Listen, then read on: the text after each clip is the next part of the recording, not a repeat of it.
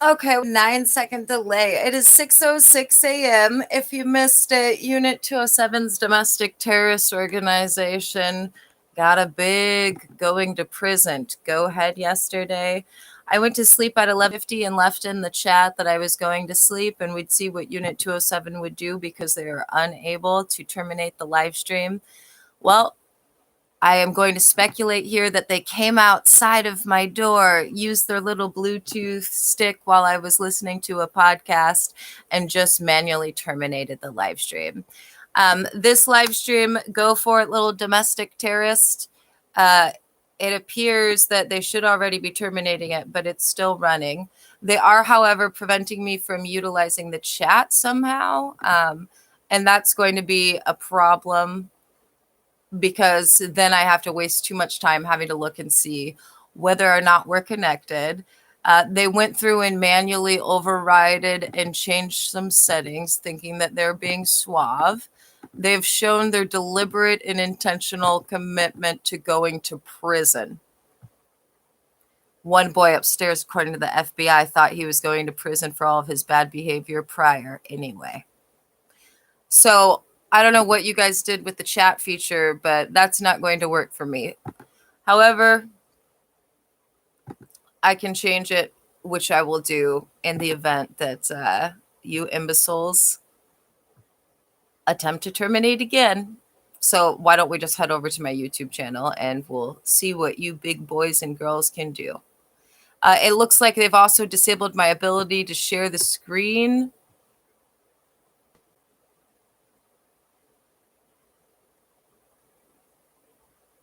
Okay. So now you can share the screen without me getting a memo that we're sharing the screen, apparently. Oh, here we go. It's up here. Terrorists are on it. They don't want the chat feature to work because they're going to prison for the rest of their lives. And apparently the chat feature is an issue for them. What's the deal with the chat feature, Unit 207? Sunday, Unit 207 is planning to go to prison as fast as possible, and the FBI is going to expedite that process for them. As you can see, hooray. Let me tell you ahead of time, I'm going to sue you after you go to jail, and I'm going to take your vehicle and liquidate it, boy. I don't like having to do something for 10 hours because you want to go to prison. Seriously, what's the deal? You're not going to allow me to save this change in the description to the preceding live stream?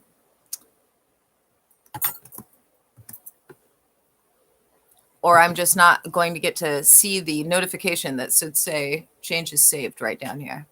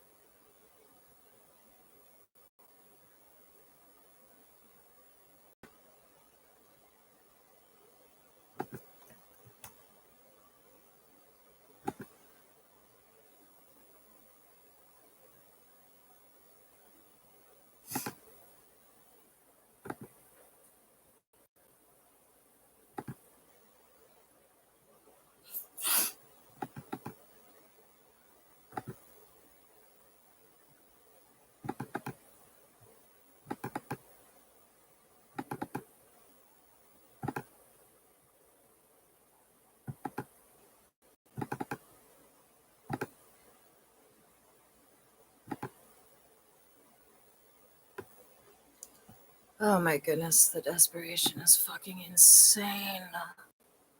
It is insane. You're going to prison. Oh, I cannot. Making shit take 500 times longer than it should. Oh, that's right. Not because of a risk. The answer is because a couple of people upstairs want to go to prison.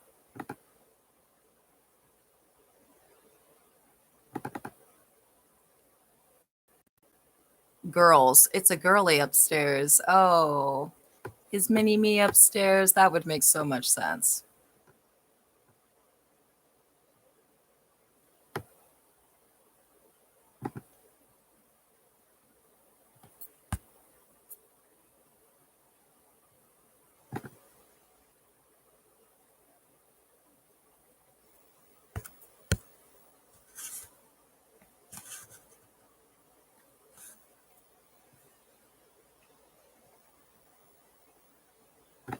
We'll do it this way then. Okay, darling?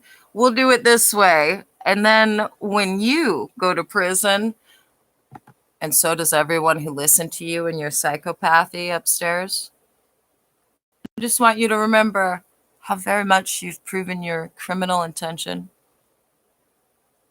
and how very deliberate your actions were, especially when you see who exactly you've been working next to, who's known the whole time that you're a sack of shit that deserves to go to prison. Now, this whole problem that you're making occur with the length of time I'm waiting for anything to load is going to be a serious issue. So if you don't want me to log you out of my Google account permanently, you're going to have to figure some way of being able to be a domestic terrorist without making me wait 20 minutes for you. Okay? Should I turn off JavaScript altogether? Is this the way that you're going to pretend like you're, what, worthy of a raise for being a child abusing sack of shit?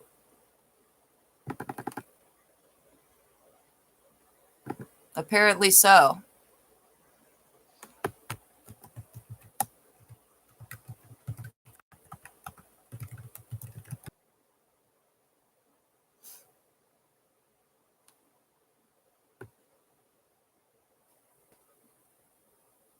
Okay, Unit 207 criminally and illegally was able to jam up this live stream, then prevented me from going in and getting chat to work. So there is no chat functionality over here on the right-hand side, although there should be because of the female domestic terrorist upstairs that are working this morning, and their men who helped them last night as well.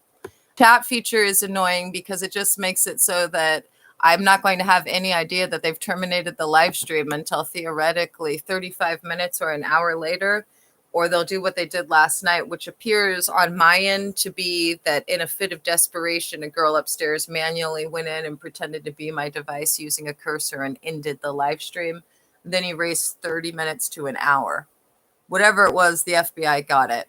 My memo today is the same as it was last night, to allow every imbecile upstairs to do whatever they want to do as the FBI is working on their final list of who will be getting a plea bargain and who will be getting paid for their hostile working environment and who will be going to prison for the rest of their lives without immunity.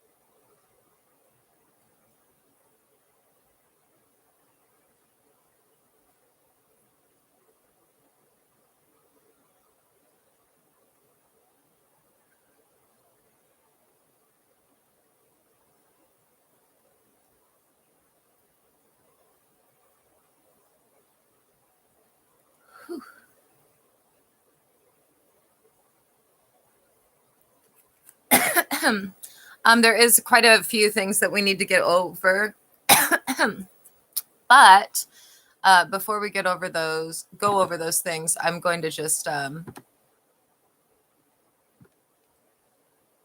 attempt to reinstate the chat that should be working completely. But Unit 207, particularly the woman I suggested ask her doctor for a prescription for some sort of sedative or Valium, as well as the man upstairs that's been aiding and abetting her, are preventing the chat from working. And I personally don't want to spend forever attempting to have a chat function work on this screen that should be working but isn't, because Unit 207 really truly thinks maybe the reason why we weren't able to terminate the live stream was because she was chatting at us and pointing out that we were unable to do it until we waited until she went to sleep, and then we gave up, shut it down, and then set up everything else on the YouTube website. So it takes minutes to restate or to start a live stream while we're upstairs.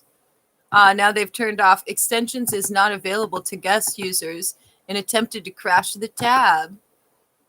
Why? To get me to turn my phone on. Oh, they didn't crash the tab. Interesting. Are we still sharing screen? We are. Well, you saw that. They're trying to make it so extensions aren't available in guest mode. I don't have any extensions running unless that's what they did with the chat. They disabled the extension for the chat because, again, go look at the preceding live stream and check out the chat replay. It should be on unless they turned it off. They did change, oddly, I noticed, a setting. A setting where? Well, let's see if I push back. I can take you to it. On not the preceding live stream, but the live purpose that it served. But the guys and girls upstairs, they think, no, that must be what's keeping her connected. Not the fact that an FBI agent has literally put himself at risk to go to jail by trying to help one, not both or every individual involved upstairs right now. One. Tried for weeks now to prevent from going to the federal penitentiary playpen. And did they listen? No, they didn't. But I'll do you guys a favor. I don't want to read through everything I've already read through a million times. So it is Sunday, 6:29 a.m. Pacific Standard Time.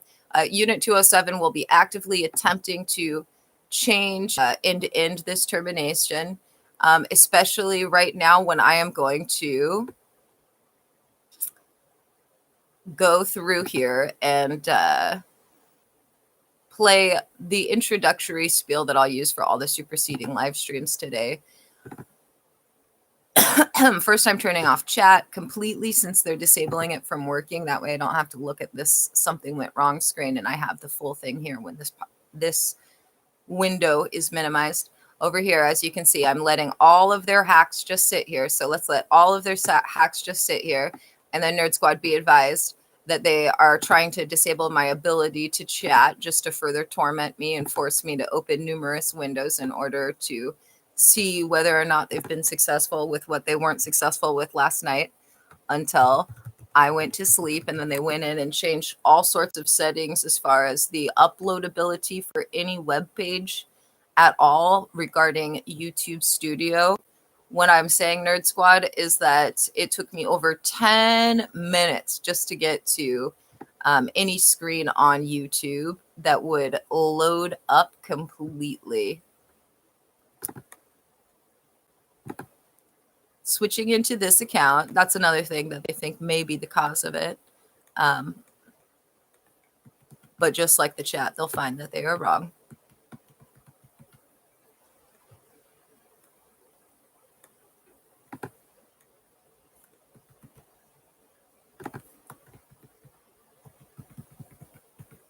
This is the one that we need to crash. Crashing this one. There we go.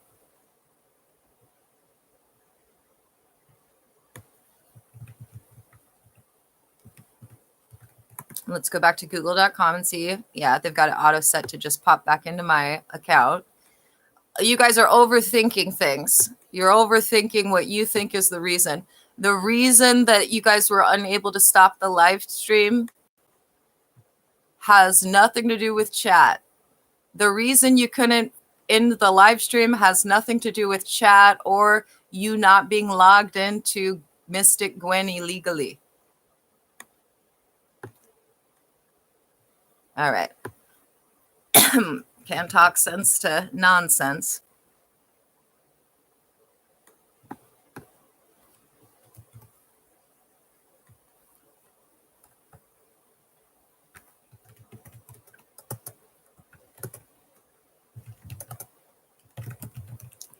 So let's go over everything that you need to go over. This video isn't going to be too lengthy.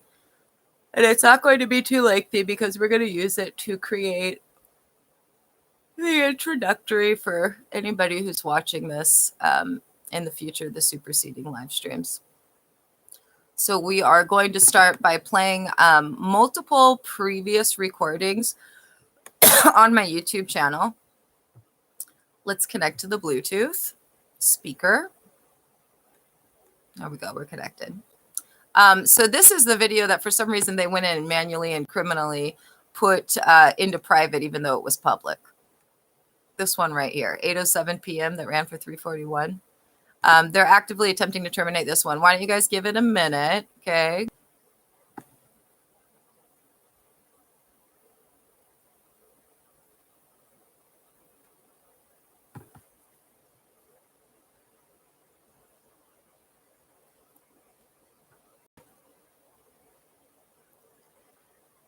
I am looking for the first one that I played yesterday.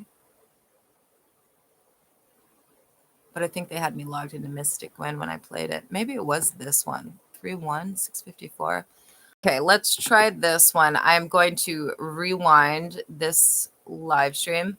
So anybody that's listening, just look in the description and I will write the time to initiate listening to what I have to say. Otherwise, you're probably going to hear some things that don't necessarily apply. Okay, Nerd Squad, we have a 10-second delay. Domestic. Okay, this is from the recording 31654 a.m. We're just going to listen to the beginning of this.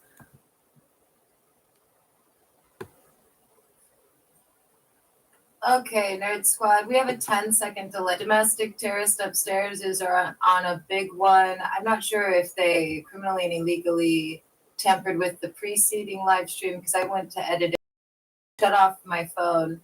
Then they prevented this one from initiating on private in any way, shape, or form while flicking through a whole bunch of shit upstairs as far as paperwork goes provided to them by people that will be going to prison with them for sharing and aiding and abetting in their deliberate criminal intent and terrorist organization. The morning currently. It's actually 6:34 in the morning. March 1st, March 2nd. This is a consensual recording of Mystic Gwen pursuant to the Federal Bureau of Investigation. Be advised, I'm not an employee of the FBI. I'm just an informant who's been authorized to state as such since the end of June 2024.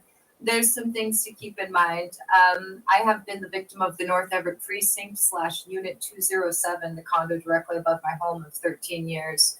For 2 years, as of this month, without abatement, monthly, then 5 days a week for over a year and a half, then every single day since they began illegally detaining me. The day after the state of Washington and the Attorney General and the FBI recorded a conversation between us where they were orally told what they had already been told for months and what they had already visually seen due to their domestic terrorism on all of my devices. And that is that they are 100% under a federal investigation and going to prison. Now, you may be wondering, how could it be a 2-year-long domestic terrorist organization? It wasn't. It began as an aggravated criminal conspiracy that imbeciles went around and claimed were a legit operation in order to thwart anyone and everyone from investigating their 100% criminal conduct. And that's some of these individuals have been paid for 2 years by the state of Washington, and that is one of the places that will be throwing them behind bars. For attempting to defraud them, as well as a litany of other charges. Now, there's a lot going on, but the primary things that you need to keep in mind is that if this live stream ends for any reason without me orally and explicitly telling you the end time, that I didn't end it, and the domestic terrorists upstairs are 100% responsible and will be charged for it. Other than that, the domestic terrorist organization has actively recruited another member, as I've been told that in the last 24 hours, someone that wasn't going to prison has officially provided enough evidence that the FBI is confident that their wish and desire to go to prison is going to be fulfilled. My cell phone, I did turn it off at 6 a.m. since Unit 207 has criminally and illegally gone into the phone and manually selected for certain apps and extensions to not be able to be disabled and given them permissions that don't even exist on the phone, like rewriting software and hardware. And they've been using the phone to do all of these terminations as well as every other device in the house. And remember, they destroyed 2 more laptops this month, brand new ones that belong to my sons. These are not officers. These are not social workers. These are stalkers. These are child abusers who target disabled children based on their disabilities in order to indoctrinate them while abusing them to facilitate a premeditated kidnapping, which is now aggravated on everyone's indictments that those are going out on. These are thieves who have stolen tens of thousands of dollars from me and stolen thousands of dollars in property from me, who ruined my 100% on-time payment history 4 months after they started stealing from me every month. These are not officers. There was never a legit operation. Not officers, verified that they are federal felons and domestic terrorists. And the only reason they're moronic. Some people are going to get court-martialed. I guess they're National Guard, I guess. Weakened military.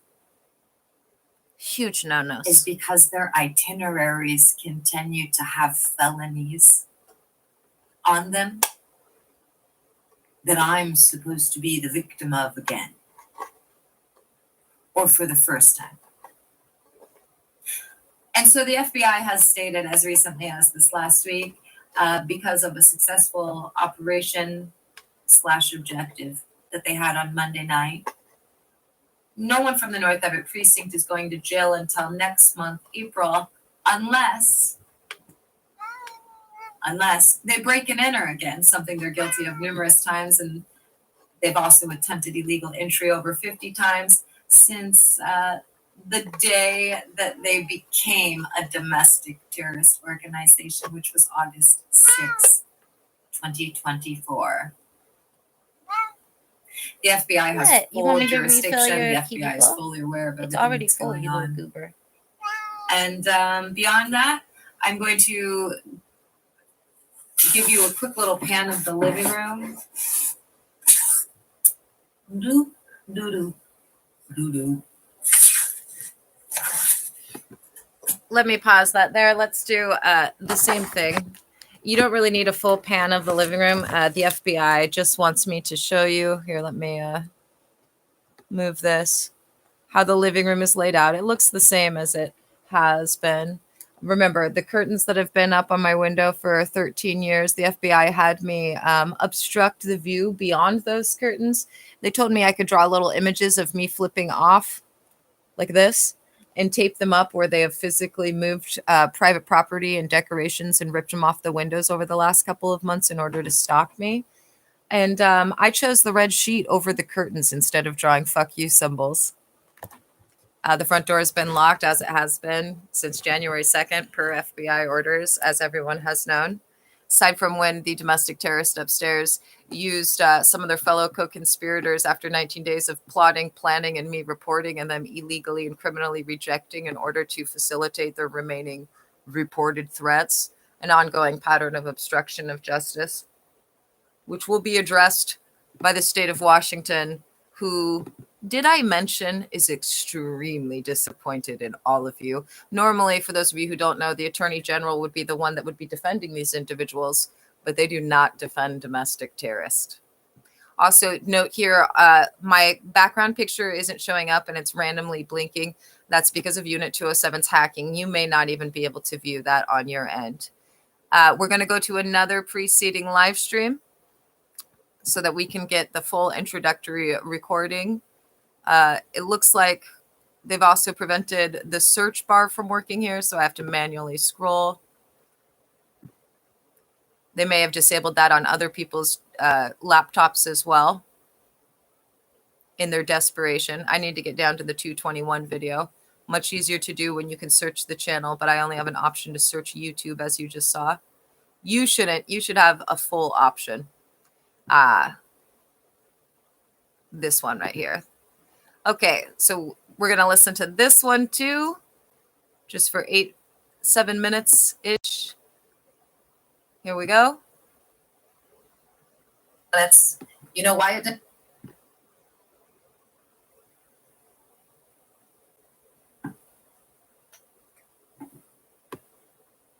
Okay, this is a consensual recording with Mystic Gwen, Chris to the Federal Bureau of Investigation's instructions. It is February 21st, 2025, 5:42 p.m. Pacific Standard Time. Again, this is a consensual recording of Mystic Gwen pursuant to the Federal Bureau of Investigation's instructions. I'm not an employee of the FBI, but I've been authorized to state I am an informant since the last week of June 2024. That being said, If you missed it, in the preceding live stream, the status quo Friday brief that occurs with the domestic terrorist organization that's been operating out of Unit 207 while perpetrating felonies against the United States of America and their employer, the state of Washington, since their terrorist organization made the segue and transformation from an aggravated criminal conspiracy, which is what they've been since March 2023, on August 6th, 2024, when they began to become a domestic terrorist organization, which is what they very much are, as the FBI and the Seattle Federal Marshals and the Snohomish County Sheriffs will verify for you happily, unless, of course, you're a member of the domestic terrorist organization, in which case that's going to be pretty impossible for you to get verification until you're detained. Anyway, they had their debrief, their status quo debrief, and then they criminally and illegally sent down some of the individuals that are volunteering and actually, according to the FBI, requesting, that's the FBI's word, requesting to go to prison. Well, they had those volunteers that have been requesting to go to prison come here and to get themselves on surveillance by the FBI and my live stream, perpetrating more Class A witness tampering, more attempts to intimidate an FBI informant, more stalking, more harassment, and more retaliation. Coincidentally, concurrently rather, Unit 207 was actively attempting to terminate the live stream for a good 10 minutes. In fact, they're actively attempting to do so right now, this very moment, in this very live stream, which superseded it because they believe that they're going to get some of those individuals that were just very much volunteering to join them in prison to come back here tonight and perpetrate a break-in if they can simply get the live stream to not be running, which is why they've been attempting to terminate over 100 plus of them, as they successfully did for the evidentiary value for the FBI, as well as blocking me from sending offline recordings to the FBI from the 11th to the 16th of this month. Now, they're all aware, like they have been aware for many months, that the door is going to stay closed until they're apprehended or their third break-in, which will result in them being apprehended, according to the FBI, less than 10 minutes after they're in my living room. That includes everyone in Unit 207. That includes those of you in Unit 207 that are child abusing, stalking fraudsters, who are the reason some officers are going to prison because they don't realize that you are actually the ones that are bad for children. But the FBI is going to make that very apparent, as they are confident that all of you will be convicted with numerous counts tied to child abuse, kidnapping, aiding and abetting, and child endangerment.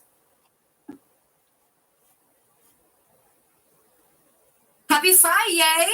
Yeah. It's Sunday. Happy Sunday. Also, every Friday for 17 months, these fucking psychopaths who used to be officers in some cases, who used to be,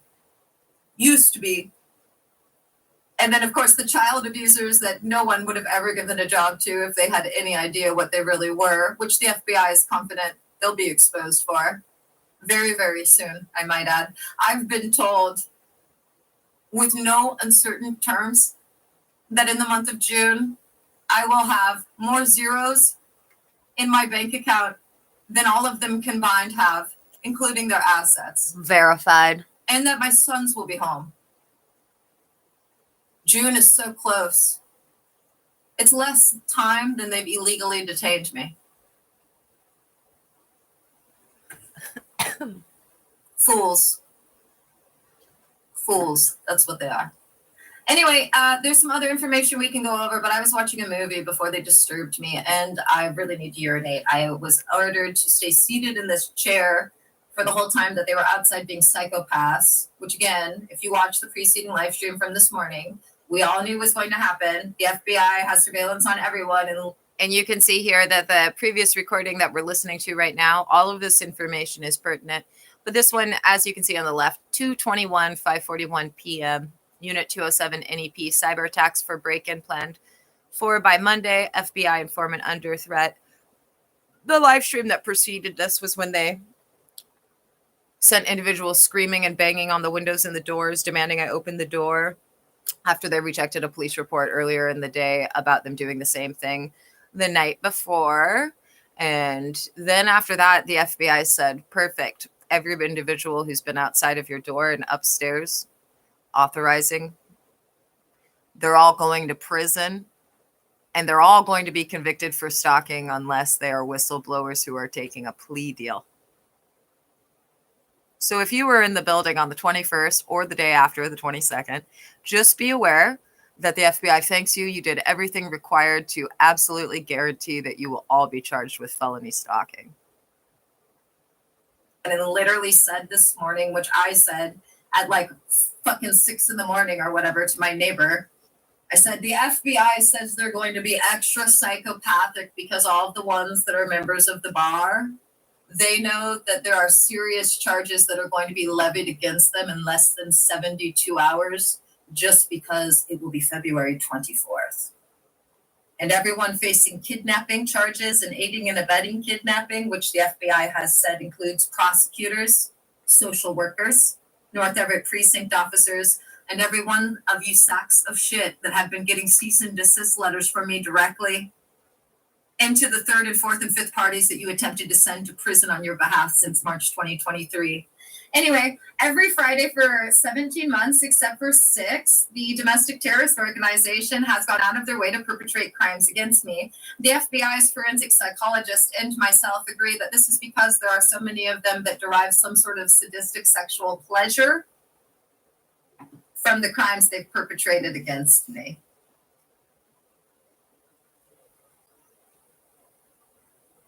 Now, you'll want to go and click on the first live stream with today's date and then listen to like the first 30 minutes of that because I don't feel compelled to go over everything in this live stream that I've already gone over in previous ones. And again, I really have to pay, but I first have to make this video public and I need to fill in the description and the title. Keep listening. We've only got like another minute and a half left of this one. Of this video. So I am attempting to do that as quickly as possible. It would be a fast task, but Unit 207 is actively continuing to try to tamper and obstruct because they still think they're smarter than the FBI. Verified. Not really, though. Obviously, they still think the FBI says over 50% of them are fully aware that they really are of what they really are and what they really look like. That's the kicker, everyone. If you are watching this, you're going to find out in a real short order that it is I who have been telling the truth this whole time, which all of you fucking know anyway. And you're going to feel real dumb. Dumb. Real quick. That being said, it is worth noting if you weren't stalking me back in August, you may have missed it, but the FBI has very clearly stated over and over again since August, if anyone underwrites any sort of bullshit, the FBI is going to prosecute them to the fullest extent of federal law.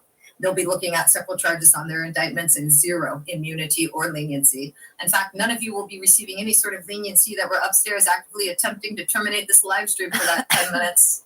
You know why it didn't go off? Say it with me. Because the FBI is in the building. Dumb fucks. The FBI is in the building. And if you missed the memo, you stupid sacks of shit, there's more than one undercover FBI agent that's worked at the North Everett precinct for more than a couple of years. Why else do you think every FBI agent in this entire state would refer to your precinct as the precinct of fraudsters for years? Then rename you the precinct of stalkers last month, you dumb fucks.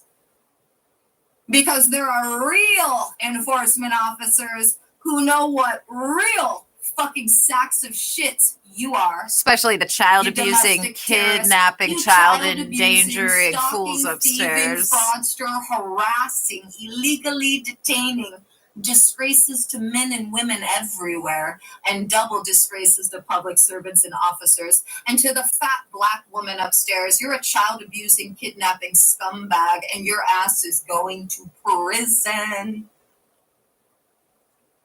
Happy Friday! Happy Friday. Hey, Nerd Squad, the preceding live stream has a thumbnail for the recording. That way, if Unit 207 tampers with it or tries to erase it, even though you have backups, the thumbnail's there. And now we're going to go to another preceding live stream.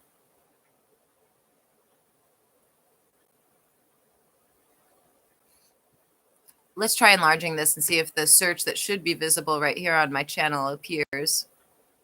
No, it doesn't. That's interesting because that's 100% illegal. And since this keeps blinking, we know they're hacking the interface. But it's important to note, especially considering, like I said, when I woke up this morning, the live stream that preceded the one they criminally and illegally terminated had been set to not be visible to the public. Keep in mind, these idiots' idea is to get rid of everything that's on the YouTube and all sorts of evidence, just like they did to my Facebook, which they did over a year before they became an aggravated criminal conspiracy, when they were just what they'd been since 2016/2017.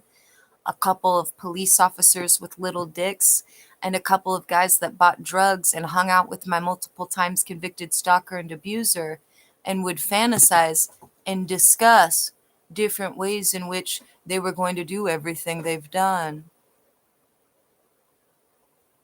Happy Sunday. Now Unit 207 is preventing me from scrolling down as well as preventing me from searching, further suggesting they're tampering with everyone's ability to see the channel.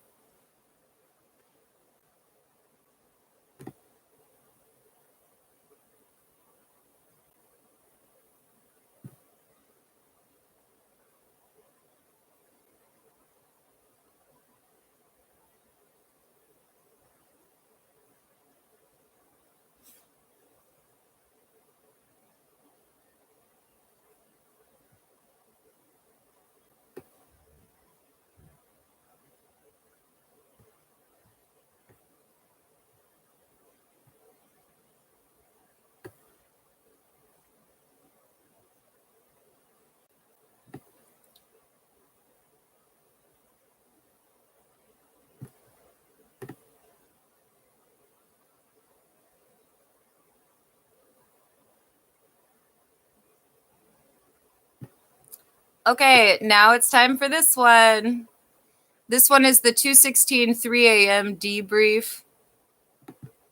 This one is important. And Unit 207 wanted it to disappear because, remember, they still believe they're going to get someone else to perpetrate another breaking and entering for them like they just did a couple of weeks ago. Today was the plan for one of them or just rampant exterior stalking. Today, March 2nd. Bobby, thank you so much. And FBI, they have sheriffs, plans for the whole week ahead, which they also have had for weeks. And they've known since before they began illegally detaining me, since before they decided to proceed with their premeditated illegal kidnapping, which is going to result in over 8 different individuals never again being allowed to work in law enforcement or as a public servant in any capacity. Anyway, this is an important recording. various police departments in Snohomish County who are aware of the situation. That unfortunately every police department has sergeants and lieutenants that have gotten verification in this county. Being a police precinct, it became an aggravated criminal conspiracy in March of 2023 and became a domestic terrorist organization in August of 2024. And now, as of 2025, in less than 5 weeks, there will be a, quote, exodus of the North Everett precinct, 3:02 a.m. investigation. I'm not employed by the FBI. I am an authorized to state informant for the FBI, one of many. There are over 20 plus individuals that will be testifying against this domestic terrorist organization. Some of them are, unfortunately, members of the domestic terrorist organization who will be getting a plea deal in immunity because of the fact that they, like me, are at risk of severe retaliation, like I've had to endure by the North Everett precinct of fraudsters, which the FBI renamed to the North Everett precinct of stalkers last month. Verified. Now, there's quite a few things that we're going to go over in this video. Since I've had to go over them, like, I don't know, over 80 times or something like that. How many live streams have they criminally and illegally shut off since February 11th? I lost count once it got over 50. This makes sense. Anyway, we're going to begin by going over the February 13th, 3 a.m. report / addendum, which, like all of the legal documents, should be visible for all of you at facebook.com/mysticwenlivesonlyu, but Unit 207's been using their law enforcement portal for a lot of felonies, including felonies attached to my Facebook. So whether or not it's actually visible to you, because they've been using their fraudulent North Everett Precinct Facebook accounts, which I think this is a good time to note that some of the officers have been using since 2017 to terrorize me. If you missed it, part of the reason the FBI has full jurisdictional authority is because in 2017 there was a series of crimes that were perpetrated against me and threatened, which were reported to the FBI, as the threats came from police officers at the North Everett Precinct, the multiple times convicted stalker and abuser, some friends / drug users of the multiple times convicted stalker and abuser, DCYF employees,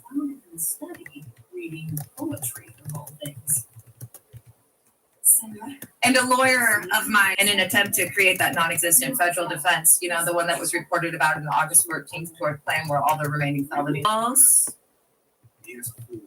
that were reported 8 years ago for the very crimes your domestic terrorist organization perpetrated. Well, get this. Now, again, we're going to go over that they criminally and illegally shut off on the 13th. This is from the live stream on my channel that is where they didn't disengage and disable the camera. Indigo's laptop, remember, they also broke Garrett's brand new laptop yesterday. One of thousands of dollars of technological devices they've criminally and illegally broken. Most notably, the multiple things that they broke in February of 2024. Again, never part of any been a legit operation.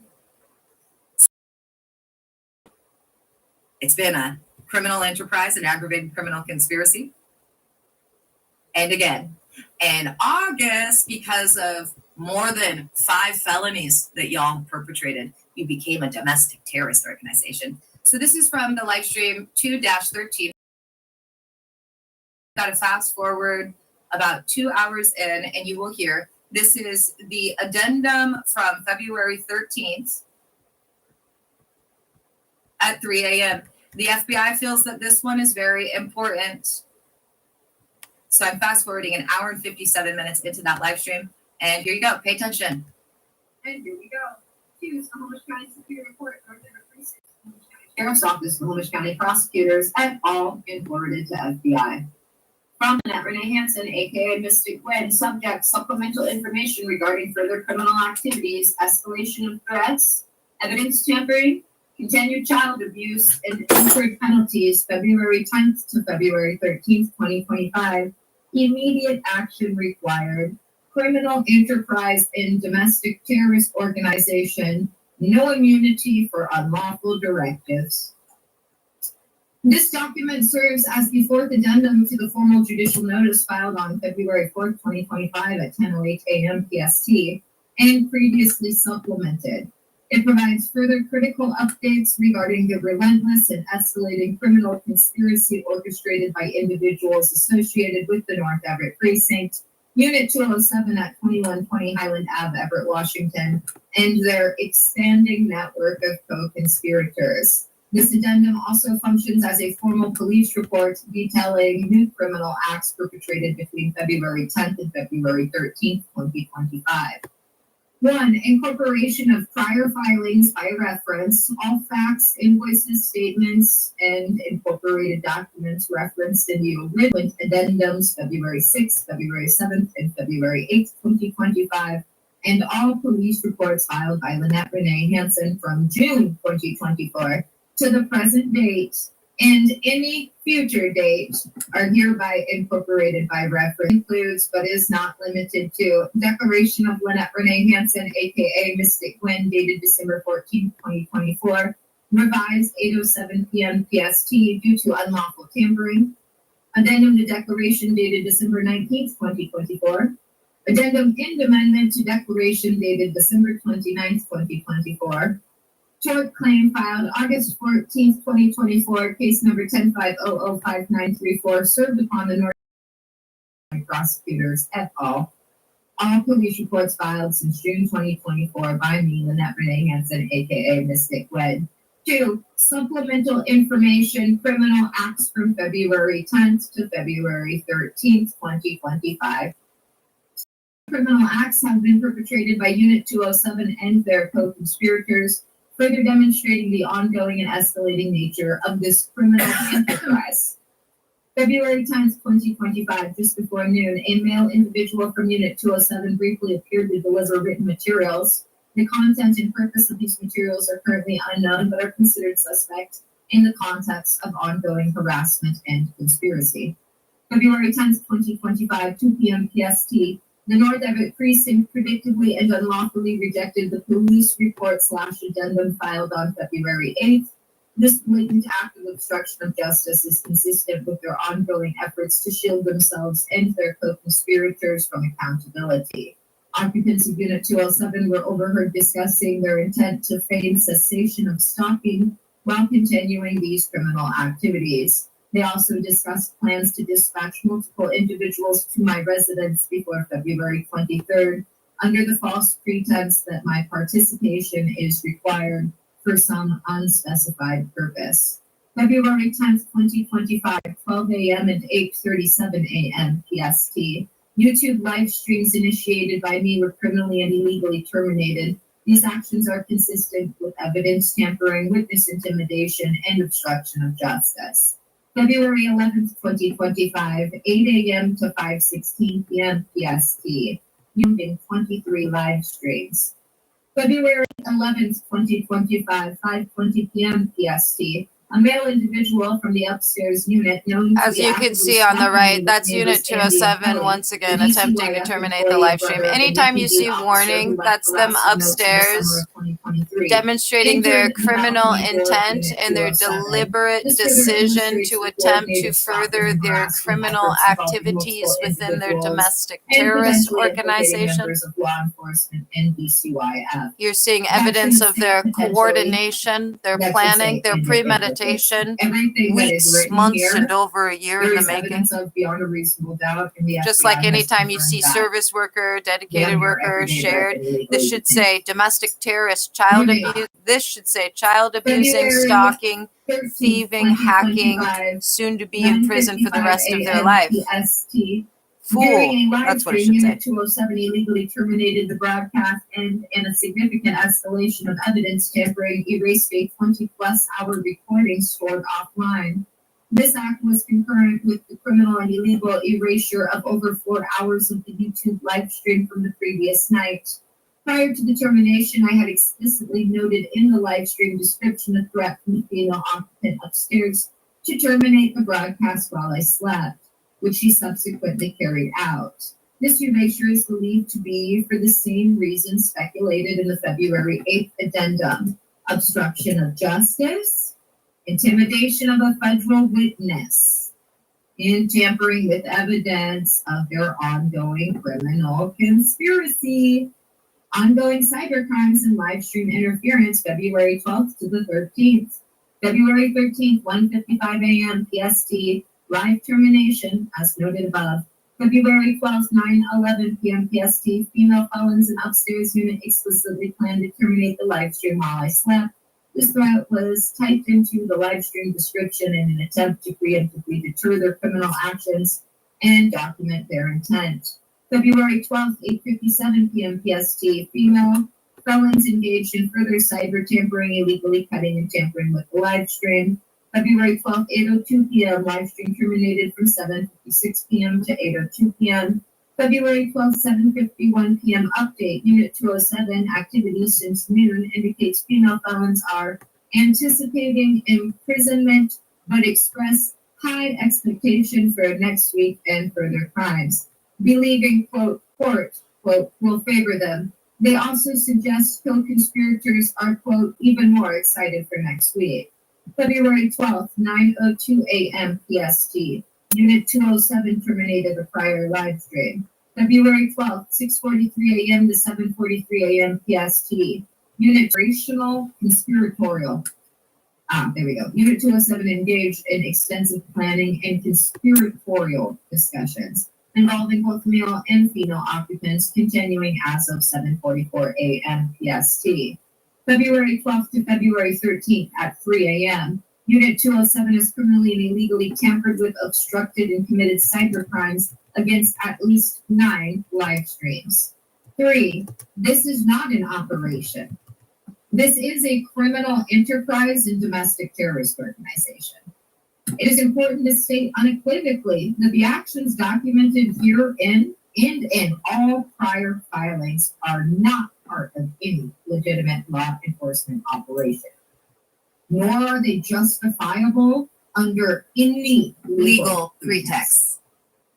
This is an aggravated criminal conspiracy, a criminal enterprise, and constitutes the actions of a domestic terrorist organization. Officers of the North Everett Precinct, individuals in Unit 207, and their co-conspirators are engaged in a systematic and sustained campaign of felony stalking and harassment, constant surveillance, intimidation tactics, and deliberate disruption of my peace and safety.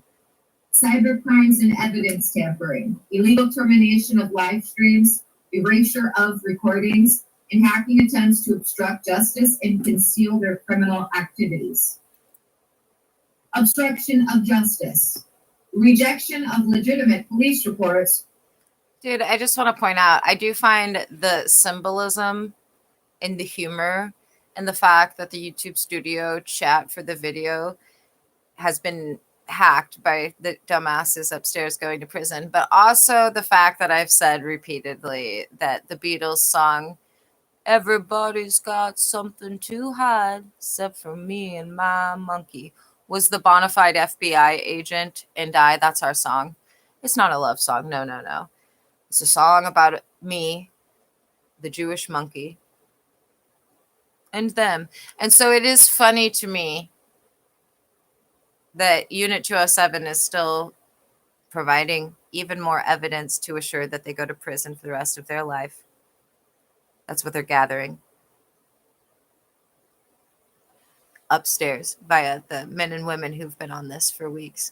And that they disabled the chat thinking that because in the preceding live stream, I was like in the chat, sending an emoji every time I wanted to test and see if we were still connected. So they've disabled it. And the image is, well, it's me. Look at that. The resemblance is uncanny. Fraudulent court maneuvers and concerted efforts to impede any investigation into their crimes. Child abuse and exploitation. The continued and deliberate exploitation of my disabled sons to perpetrate felonies and further this criminal conspiracy. Illegal detainment and kidnapping. Ongoing illegal detainment within my own home and prior actionable kidnappings of my disabled sons. Civil rights violations and ADA violations. Systematic deprivation of my civil rights and targeted discrimination based on disability. Financial fraud and extortion. Attempts to extort and defraud me through various illegal means. 4, no immunity for unlawful directives. Let it be explicitly stated. Let it be explicitly stated. Unlawful directives from superiors or co-conspirators provides absolutely no immunity for these criminal acts. Every individual involved, regardless of their position or perceived authority, is personally and criminally liable for their participation in this conspiracy. The willingness to obstruct justice, tamper with evidence, and intimidate a federal witness only deepens their culpability and ensures the maximum penalties under the law. Maximum penalties. Echoes of January 2024 pattern of criminality confirmed. It is critical to note that this pattern of criminal behavior is not new.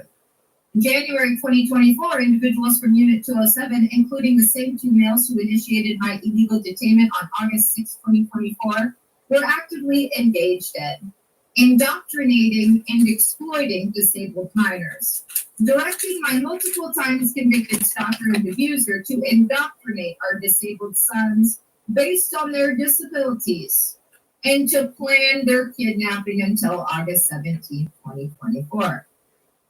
Destruction of personal property, deliberately destroying my brand new laptops in January 2024.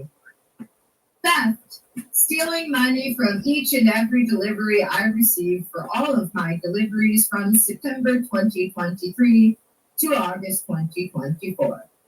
These actions, like the ongoing crimes, were never part of any legitimate legal operation.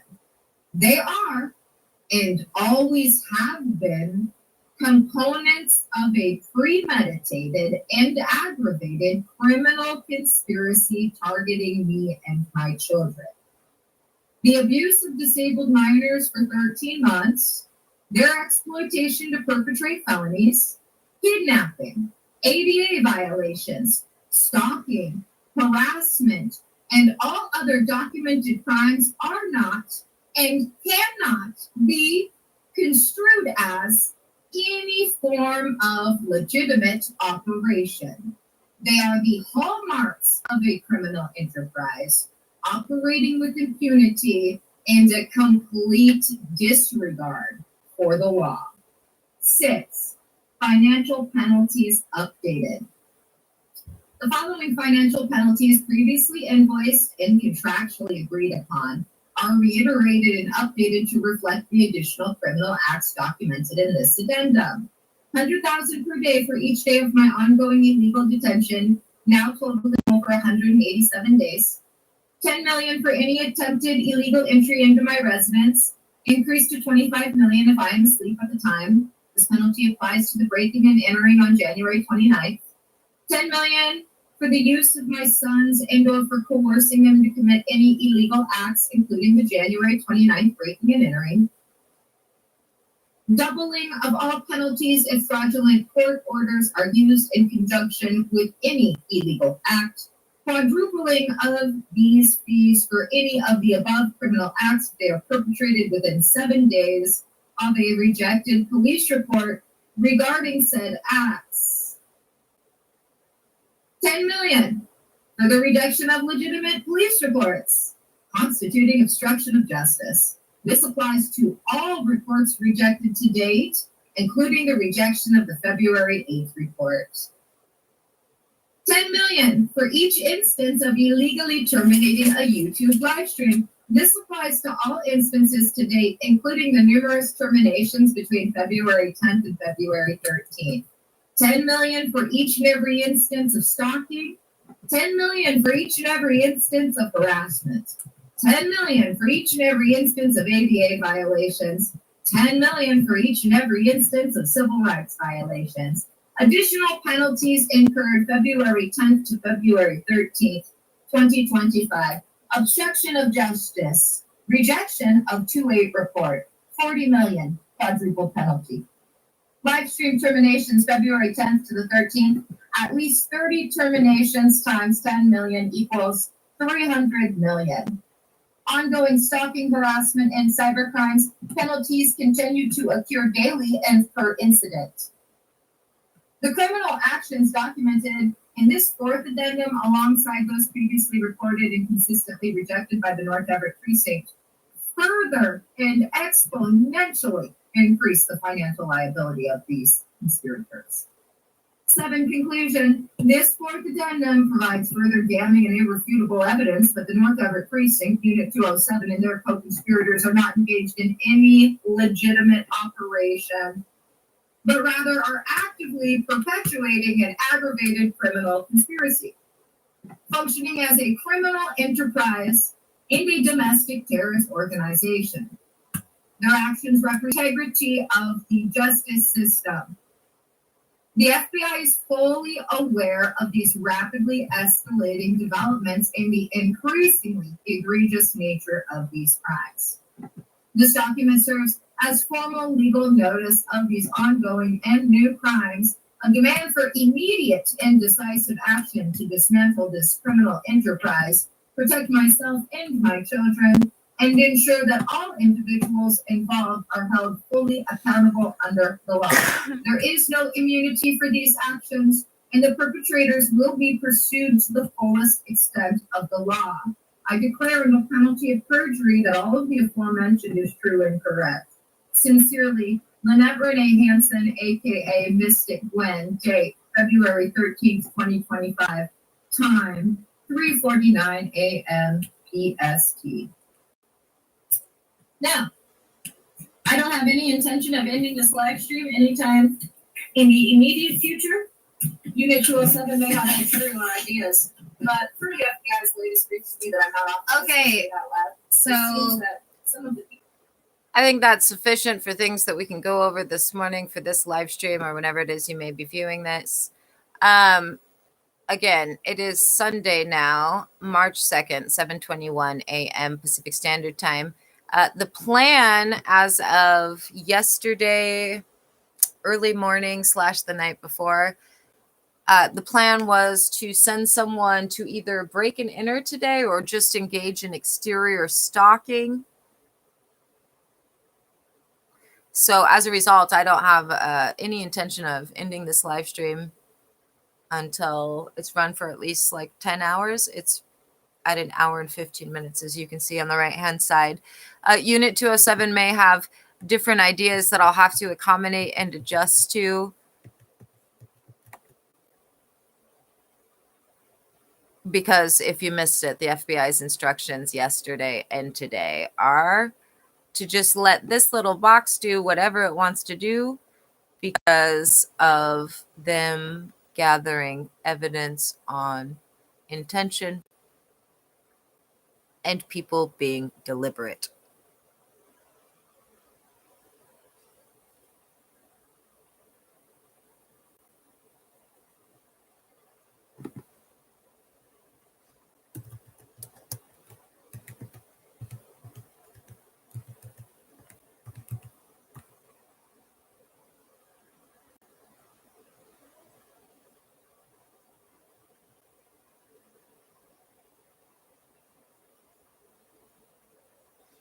I did fall asleep last night with podcast on from the Wild West podcast.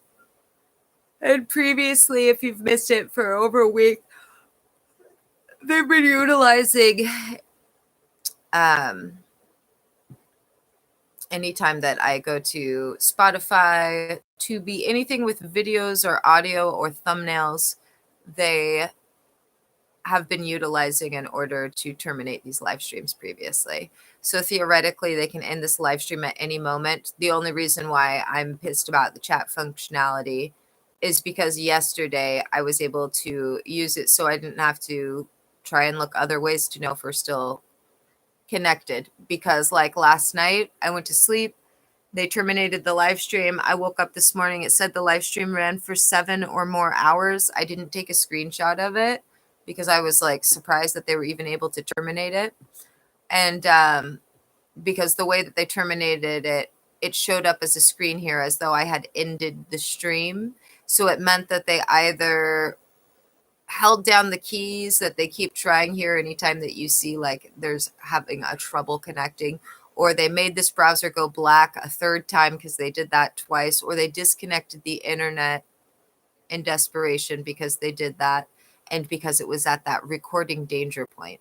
Remember, once this recording gets to between 6.5 hours and 10 hours long, there are literally is a lady upstairs that becomes like suicidal and frantic and behaves totally psychopathically until or unless she's able to cut the internet or get the live stream off in any way, shape, or form for weeks. She's a woman who I, as a former mental health professional and former case manager, have recommended ask her doctor for prescription, for Valium or some other heavy steroid, not for you to take every day, but like every day that you've worked for weeks would have been good for you to have a Valium for everyone that has to be around you. And if you ask your doctor, the doctor knows he can be sued for not giving it to you to try it out. This podcast is supported by ads. So let him know of a former mental health professional and case manager is recommending that you request it. It's about the promise and the responsibility that comes with being a new parent, being there day and night, and building a plan for tomorrow, today. And then I want to point out, you wouldn't even need that at all, nor would you be behaving the way that you've been behaving for weeks, if you would stop doing the wrong thing to try and cover all of your misdeeds and wrong things. Wouldn't even be an issue. You'd still have the issue of being 100% at risk of, which isn't the best place to be, but I imagine that it's better than how you've been sounding for weeks. See, there you go again. See, attempting to terminate. For the ones you'll always look out for, trust Amica Life Insurance. Amica, empathy is our best policy. From the award-winning playwright Lauren Yee comes the world premiere comedy Mother Russia. Two average guys dream of cushy government jobs, but after the fall of the Soviet Union, they're stuck working retail. Things take a wild turn when an alluring former pop star with a secret agenda enters their lives. Don't miss this hilarious and thought-provoking new play featuring local Seattle artists and built by Seattle Rep's talented team of local artisans. Tickets start at just $41. Get yours now at seattlerep.org.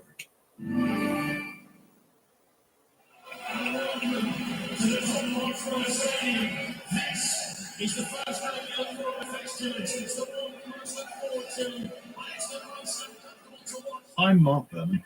Welcome to the documentary in the studio from BBC World Service. How do you take the madness of a crowd and turn it into art?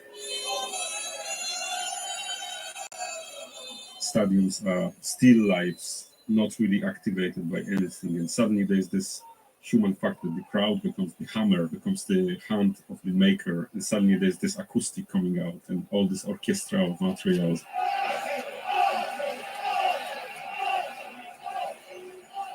I was always fascinated with the moment of losing control or losing, like your power of your body. You're not anymore like in your skin, just something carry you, like, I don't know, a wave or something that just push you above the crowd.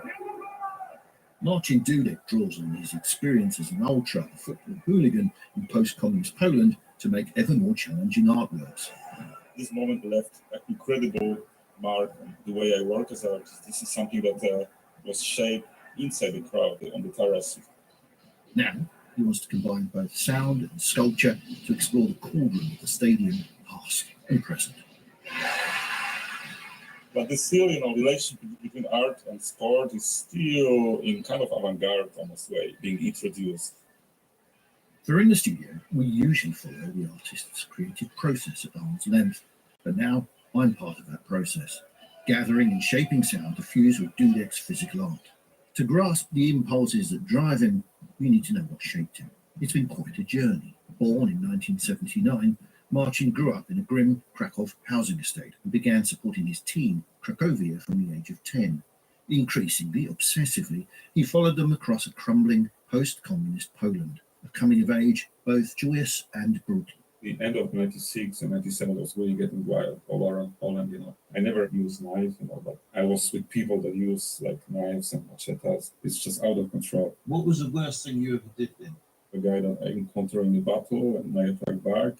And what I remember was left there in the blood, the bus stop, and this is the bus stop that I was going to school every day. So I saw this blood stain for another months. Out of all this chaos, art became his unexpected escape route. I saw it like people painting banners, in a simple way. My brother was also doing some sketches for tattoos, so there was something around there, I could smell, creativity, but of course nothing to do with history of art. And you weren't graffitiing with a can of spray paint at all? I did. It was the moment when I was also listening to punk music, then going around painting Cracovia everywhere. I saw one of the graffitis still survive on one of the garage in our hood, and it's like terrible.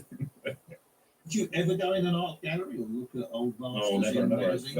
I didn't know what it means. Historical art was already inaccessible. From the beginning, I was just like doing small sketches, trying to understand what it is. And then, I was not telling anyone about it, so it was really like a secret activity. At the time, I was watching lots of TV at the same time. So there was this one film about Van Gogh. Suddenly, Van Gogh became for me like a new hero, like going from this outside art, quite a strong analogy to my life in some way, and then understanding the process of how art works. And so it was this opening up already something that somehow was boiling, and I think it helps with this escape, from the street. Dudek eventually made it to St. Martin's School of Art, exhibiting worldwide work that has become increasingly autobiographical. Anything from kinetic performances filled with billowing smoke to sculpture, painting and installations, frequently repurposing salvaged materials, even a burnt-out supporters bus. We first met making a radio feature on the football crowd's collective voice. In January of 2024, Martin asked me to help capture the big match audio from the fans' perspective, a crucial part of an unnamed artwork still hatching in his head.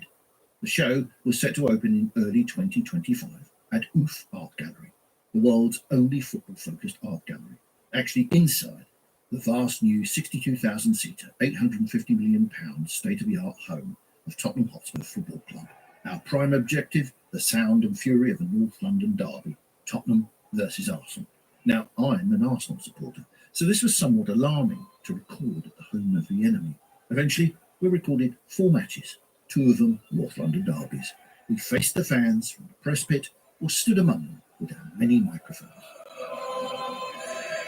Think of these microphones as our palette and paint, gathering sonic colours for the physical artwork still only in Martin's imagination. Binaural microphones that put you right in the crowd's head.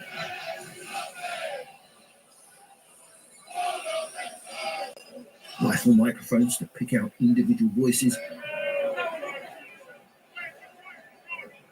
And contact microphones, which like sonic X-rays reveal the hidden sounds that shudder through metal and glass.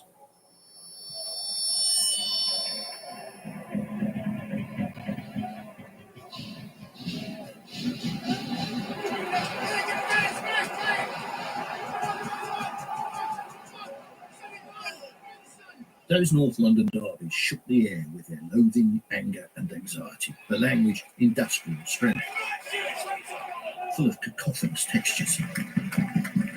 But ended in victory for Arsenal. Over the months, we recorded inside and out.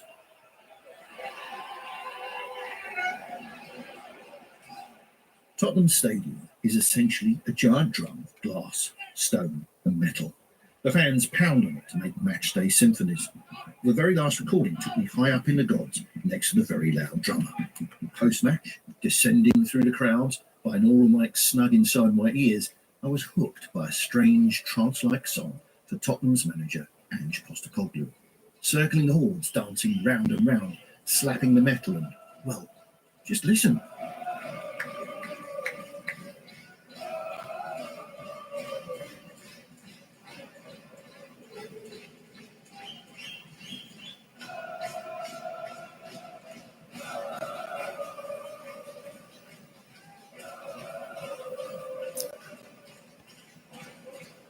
Back in his Brussels studio, Martin was starting to wonder how to fuse all the I love sound it, dude. with his old A sound sculpture. Crystallizing. So cool, dude. Outcome.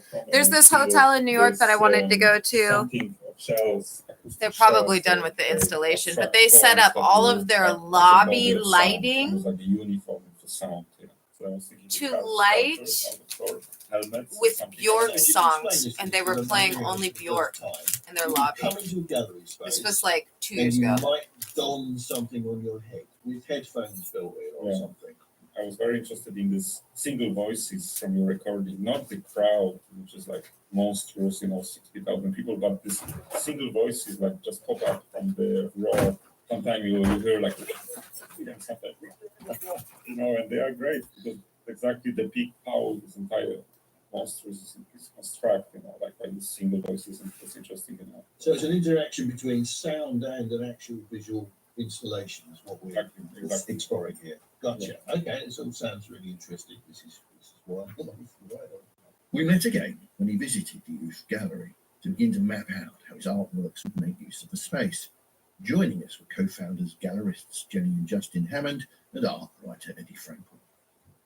How creating a perfect sound condition in space? I'm trying to figure out, like what's going on here in terms of sound, because without sorting out the first skill, the first wrap up, I think the entire installation could fail as a whole. Because in the current state of development is like one major object at the entrance, and then small stationary pieces that helmets, spheres. So I would like to recreate kind of a small tunnel that will transmit sounds from the stadium that we recorded over like several months. So not just like fans cheering, but also like the equipment emanating different sounds. That should be like fill the space with, for example, I have this jacket installation, sew from the second-hand jacket, and it's huge. Almost like wrap up the entire space and place the object inside, Have almost 40-meter stretch. And then basically we can work in the sleeve with the tunnel. A vast bomber jacket festooned with speakers. It's quite a sexy idea. A tunnel of sound to greet the visitors. So not the helmet here. No. Just here, just this sound installation depicting the arena in this small environment. So trying to recreate a match feeling, but in very abstract way, they constructed. Because a lot of the sound is of Spurs losing. And I'm all for that. But that's something that we can't do. Like, we can't have fans come in and be like, hey, come listen to us lose to Arsenal over and over again. Because it just, there is no amount. As the months passed, the still unnamed show was evolving. Headphones for a binaural experience were definitely, maybe, out. Speakers would play in waist-length helmets. That giant, enfolding, sonorous tunnel jacket still beckoned. Marchin's ideas kept flowing. Maybe I would like to create some tunnel with some additional material, and I would like to produce some sort of vibration, that the material start to vibrate through the speakers, and the only sound narrative will play in the object. Something like you are on the tube station and you see like 50 people in the cluster, you try to pass through them and they are very loud, very violent, and almost like you catch this energy immediately, like you are being affected by it, but then sound will be not so extremely incubated like I thought in the first place, that you have this helmet and you dive. Maybe this is... Right, this is Marchin and I. It's now very late November, sitting in a studio with the raw recordings, and Marchin has an idea. What's the idea, Marchin? Yeah, I think the individual voices are quite distinct, and I would like to give them a place in this human orchestra. So I'm taking a path towards separating the sound into individual fragments, voices, people that shout in the 3 seconds time. Giving them platform in the piece, in the installation, could really trigger something of a question of responsibility where we stand, as an individual. A mass and as an individual. So what you want to achieve is close-ups on individuals shouting, chanting, drumming, and then you want to be able to go wide. Exactly. I think about a piece that could look like a triptych, that is a merge between sculpture and sound work, and is a portrait of a terrace, and at the same time creates this sensation of listening to the individual voices, and then, as you say, going back to the collectiveness. So this is made of cork. It's made of speakers wood. in it. It's made of wood Right. at this stage. Then the sculptures will be carved from the offcuts of the cork. And then behind this cork sculpture, I would like to place speakers, which will be divided into sections on the entire length of the altarpiece.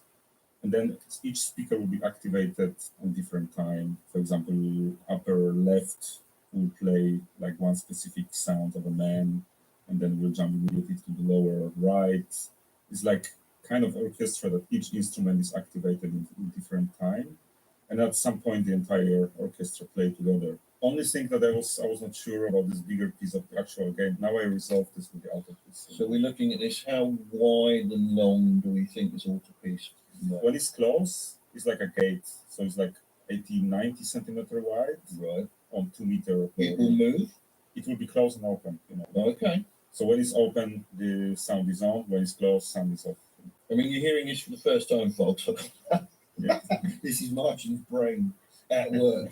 This is what you call the creative process. Fine, sounds great. Martin headed back to his studio in Brussels to begin work on his new triptych and indeed everything else. That vast jacket, gone. The installation now divided into 3 zones. Pre-match, with cork torsos spilling sound from speakers buried in them. His new altarpiece or triptych with sound big match, and post-match, still ill-defined, will be heard from within the single cork helmet.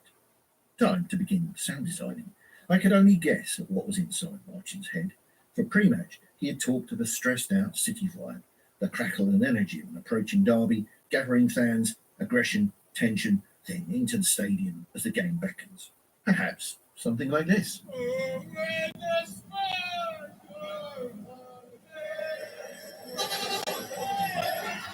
Dude, I wish I had an incredible sound system hooked up here so that I could totally get into it.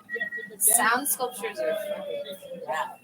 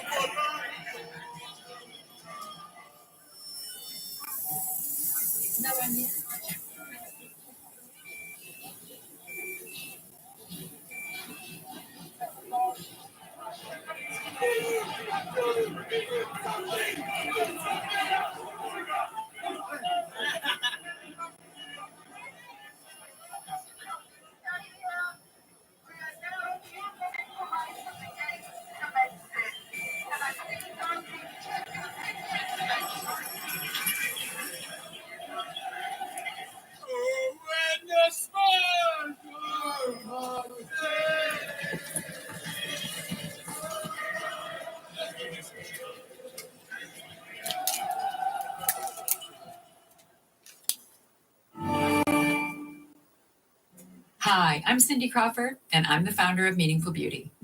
Well, I don't know about you, but I never liked being told, oh, wow, you look so good for your age. Why even bother saying that? Why don't you just say you look great at any age, every age? That's what Meaningful Beauty is all about. We create products that make you feel confident in your skin at the age you are now. Meaningful Beauty, beautiful skin at every age. Learn more at meaningfulbeauty.com. At Amica Insurance, we know it's more than a life policy. It's about the promise and the responsibility that comes with being a new parent, being there day and night, and building a plan for tomorrow, today. For the ones you'll always look out for, trust Amica Life Insurance. Amica, empathy is our best policy. Creativity doesn't wait. It moves, shifts, evolves, just like you. And with the Yoga PC from Lenovo, your tools finally keep up. Stunning, smart, and sustainably sourced, Yoga PCs from Lenovo are designed to amplify your creativity with AI-powered performance. Whether you're sketching, editing, animating, or composing, Yoga moves with you, adapting to your creativity, to your rhythm. With beautiful displays and the flexibility to shift from laptop to tablet, Yoga unlocks new ways to inspire and create. Because at Lenovo, we believe your tools should fuel your flow, not hold you back. Yoga PCs from Lenovo support you at every step of your creative journey. So check out lenovo.com/yoga and supercharge your creativity with yoga. Lenovo. Empowering creators everywhere.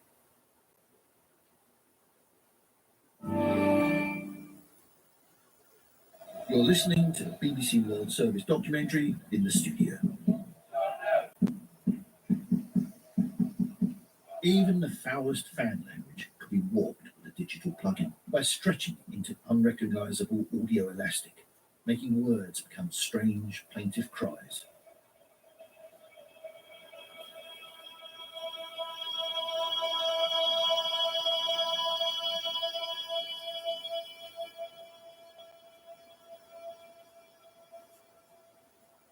Next, sifting through the big match audio, individual shouts, songs, and howls of aggression, groans of frustration, the essential soundtrack of a good derby. All for the triptych just beginning construction. That was a genuine oral puzzle. How would the sound play across a sea of speakers? Then, Martin sent over a crucial archival blast from his past. So it's now Tuesday, January 23rd. Martin called yesterday and he forgot to send me something quite important, was some audio that's autobiographical. So this was the very last match he went as a foot soldier. It was 1997, the derby of Gdynia and Gdańsk, and I was there to support the Gdynia supporter. It went just wild, you know. This is a very memorable moment. For the first time, police used rubber bullet, you know, in the crowd. So I saw people hit by the rubber bullet. I saw police in ecstasy of chasing the fans and fans throwing back objects. So I think I want to use this material to inject a very autobiographical, you know, element in it. And this is something that I was trying always in my artistic practice to look for archival material. There are not many. That's why, like, for me, this material is so valuable. It's almost like this my holy grail of archive. That's why I think for this project, using some of the fragments, all these cows, would be perfect to inject into the triptych. If anyone's wondering what the latest FBI brief was, it was rather insulting, actually.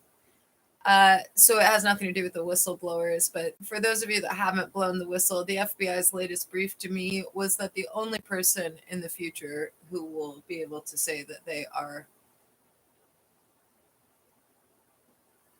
the victim is me. This is not the whistleblowers that I'm talking to. The whistleblowers are victims. I'm talking to those who aren't. The brief was that the only person who could say, "How dare you do that to me?" is me. That was their brief.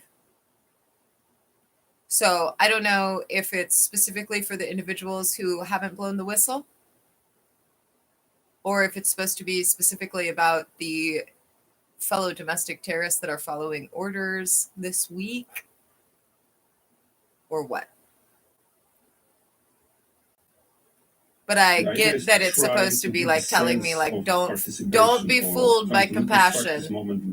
Telling me not to be compassionate. Complex moment. But the funny thing is, like, I have no more compassion. Waking up this morning and then dealing with 30 minutes to start a live stream, I don't have any compassion. For the people that haven't blown the whistle, for the people proving their intention and their deliberate activities to further the felonies that this domestic terrorist organization has perpetrated. Perhaps you felt the crowd's I'm all out of compassion. Those rubber bullets I have none left. It's never come back. When that's happened, I'm 39 years old. You've exhausted my compassion. Individuals who haven't blown the whistle.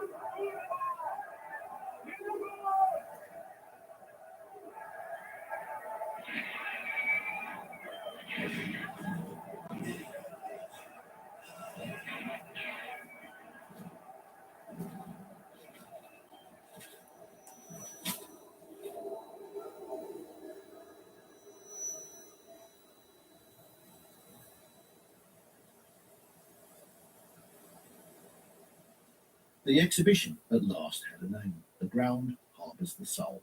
The triptych was made now of aluminium, 8 channels of sound feeding 25 salvage speakers.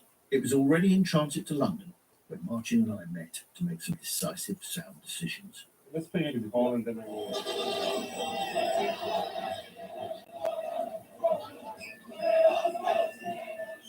It's so intense. You enter the gallery and it's so intense. I think it will really like strip the entire build-up momentum, you know, like it will really create exhaustion at the first room. And for those of you that are like, how can you be out of compassion? You have to think of the totality. So aggressive start, you know, like in general, I feel. My compassion is exhausted for individuals that have, in some instances, only been participating since September of 2023, but primarily memory sequence finished. It's everyone Next day that have been members since March 2023 or longer.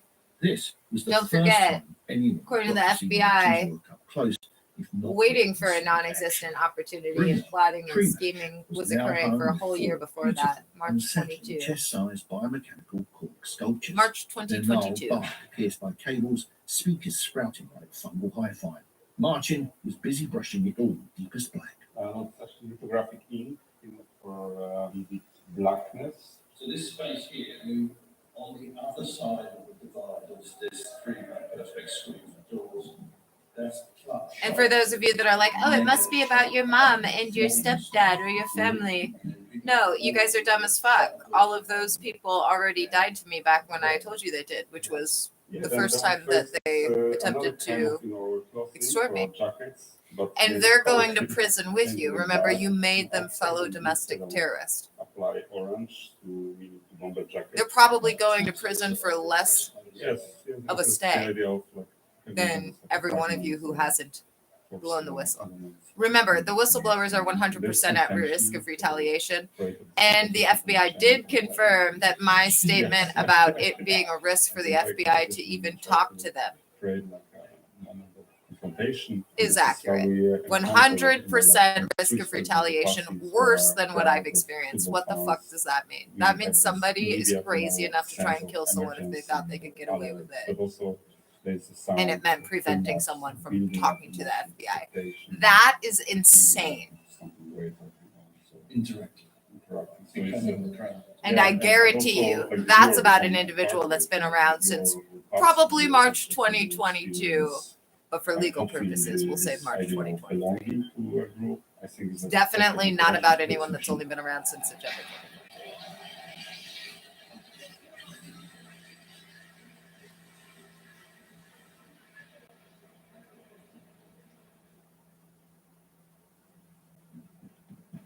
Remember, the FBI is excited to abdicate people from positions of power, forcibly remove. Likewise, in their perfect little world, they're doing the Blitz Suite in April while court is in session on a date that they've already determined and specified with at least one judge. Bright sunny morning. The exhibition opens. But also remember, they've had 12 agents in this city since Valentine's Day. That means that they are ready to arrest you guys at the drop of a hat, and they feel that you guys are at risk of breaking and entering again.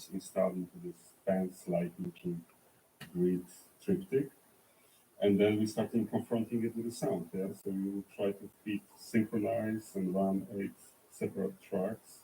The clash of the scout. Before that, there was like 3 agents on rotating shifts. Also 12s and 15s. Sometimes 3 people overlapping. Since Valentine's Day, 12. That also means multiple buildings, multiple places. There's not going to be 12 agents just hanging out in the same house. So it's exciting. Which suggests to me there's a lot going on right now outside of my little mixing and playing and trying to accommodate home here. Different voices. For me, it's the idea to transmit the energy of the match, trying to really deliver the complexity of such a big event like a football match. So there's lots of human energy in it, emotion and hope and disappointment, all this emotion mixed in one place. My dream is trying to depict this moment in time. Oh, that triptych. So complicated and demanding. Every single loudspeaker had a different, imperfect quality. Technical whiz John Calver installed a massive subwoofer to bring back the bass and give the big match its heartbeat. Just shout out stuff as we go along, but I'm not going to stop it. So We mixed in the gap. It was the only way to do it. The digital workstation jacked directly into the triptych. Martin was fashioning a pair of metal feet for it to stand on. Painting, hammering and sanding was going on a few feet away. Not exactly a soundproof studio. What I'm trying to do now is we've got 8 vertical arrays of speakers, and we're trying to get the chant to gradually spread as if it's spreading around the stadium and engulfing a fan who's standing in the stands.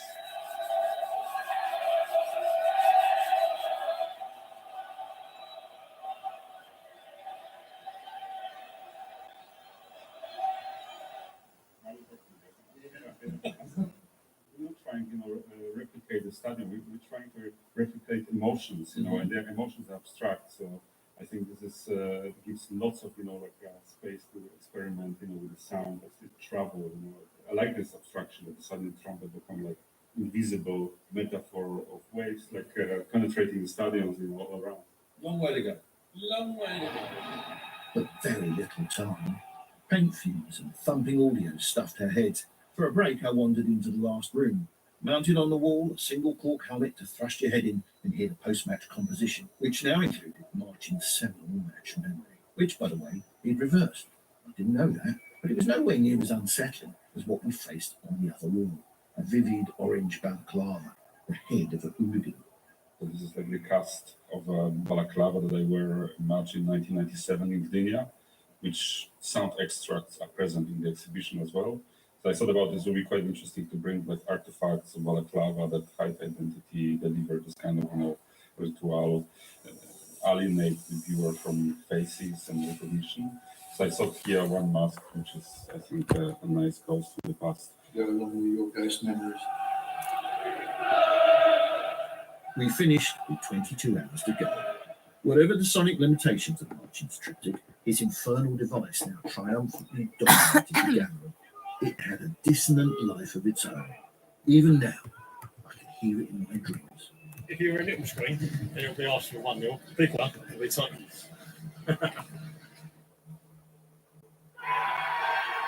You've been listening to In the Studio, featuring The Ground Harbours the Soul by Martin Dudek, with some assistance from me, Mark Berman. You can download further. It looks like exploration Unit 207 is creative attempting to videos block on the ability service to go featuring to website. Studio YouTube, as you can see on our screen share here. You know, some people say that Odoo business management software is like fertilizer, the way it promotes growth and all. But other people say Odoo is like a magic beanstalk because it grows with your company and is also magically affordable. And there's some people who would even say Odoo's individual software programs come together to build the perfect suite like building blocks. Well, Odoo is all of these things. Fertilizer, magic beanstalk, building blocks for business. So sign up now at odoo.com. ODOO.com.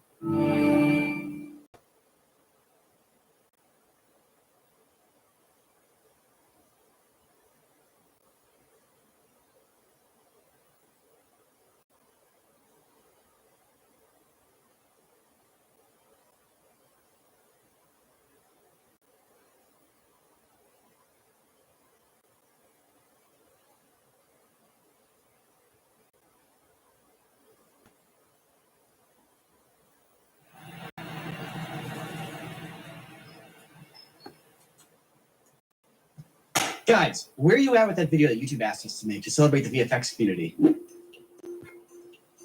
Huh? What? Don't tell me you forgot. We have to have it done by tomorrow. Tomorrow? But we're working on videos celebrating this year's award nominations. I'm making Danny DeVito the protagonist and antagonist in every Best Visual Effects nominee this year. Jordan, tell me you have something. Oh, I'm done. Yeah. Turned Timothy Chalamet into a young Bob Dylan. Isn't that already like a No, but I put his head on Paul Mescal's body. Now that's Best Picture material. Just felt right. You guys, we love movies. We love VFX.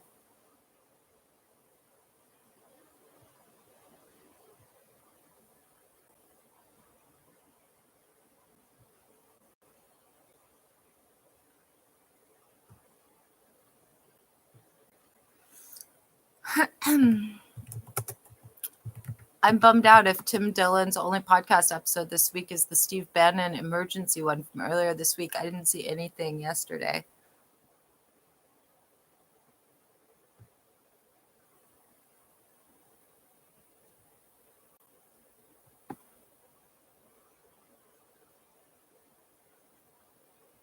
Yeah, I guess that's it. Lame. That episode was lame. You know why it was lame? Because it just seemed like so serious I didn't even finish it. I don't want to hear a serious podcast from Tim Dillon.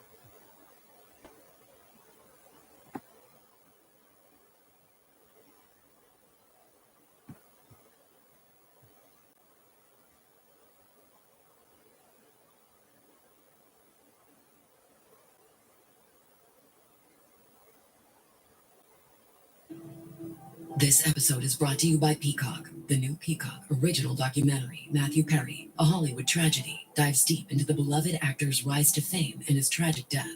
5 people, including Perry's personal assistant, 2 medical doctors, and an alleged haul with ketamine, explore the details of the case in this heartbreaking special, streaming now only on Peacock.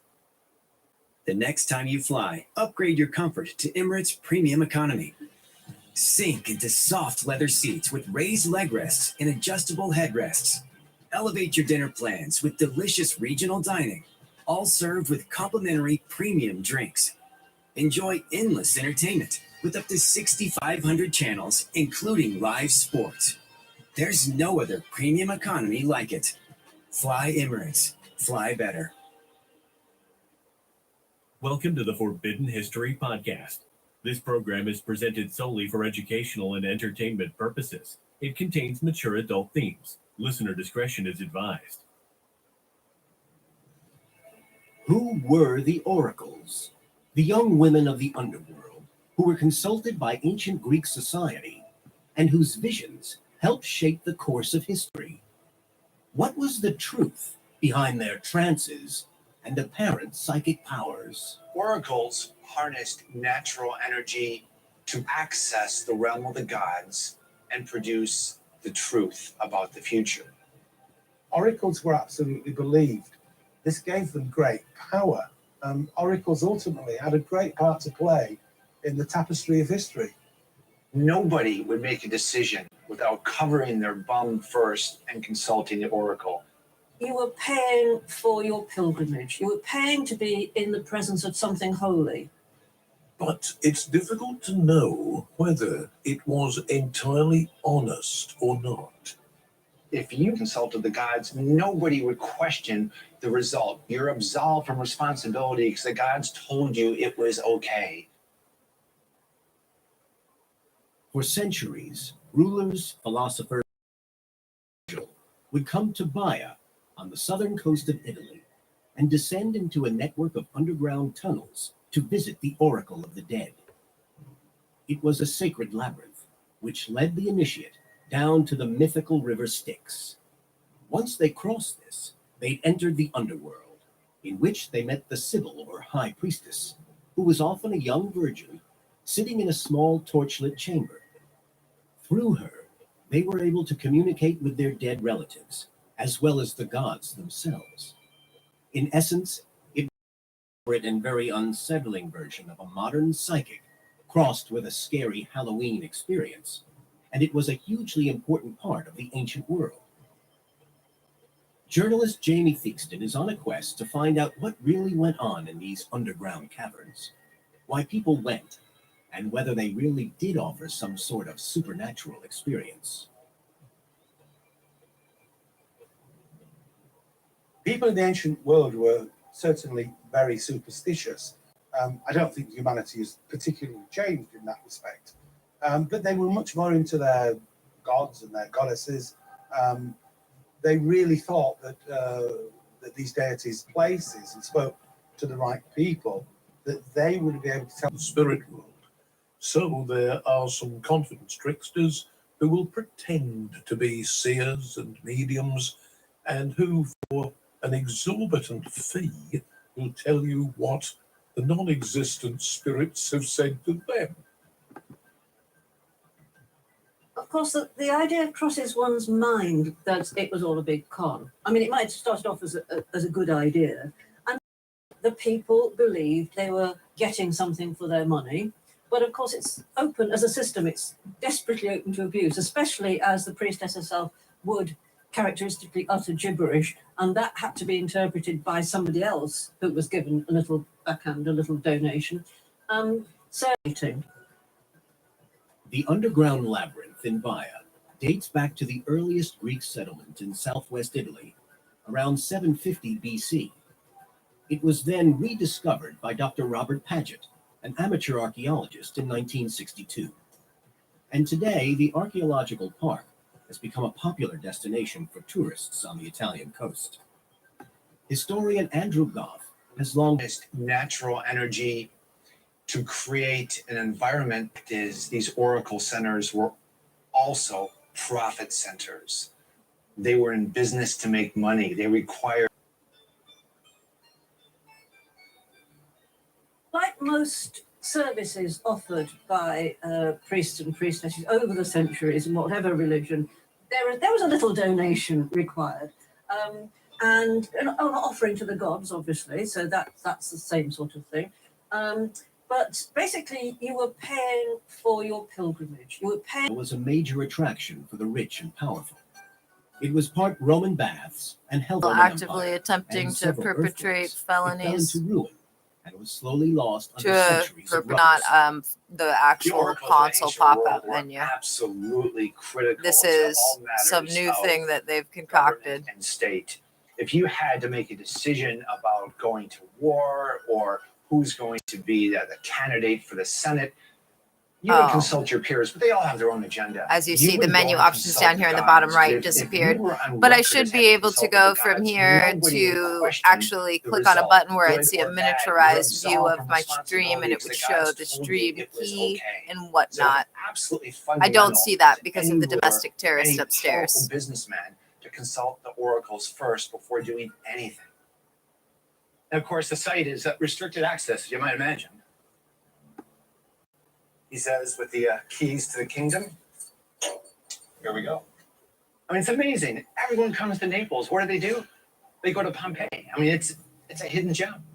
So this is what, 2,000 years old? Exactly. Basically 100 BC onward. And so what was it? Was it a temple complex or what? Not at all. It was a spa. I mean, people would come here to do all sorts of things: swimming, sports. They get pampered. It sounds like a lot of fun. Yeah, some things never change. Well, this is fantastic. This is perhaps the best preserved Roman thermal bath in the world. It's the Temple of Mercury.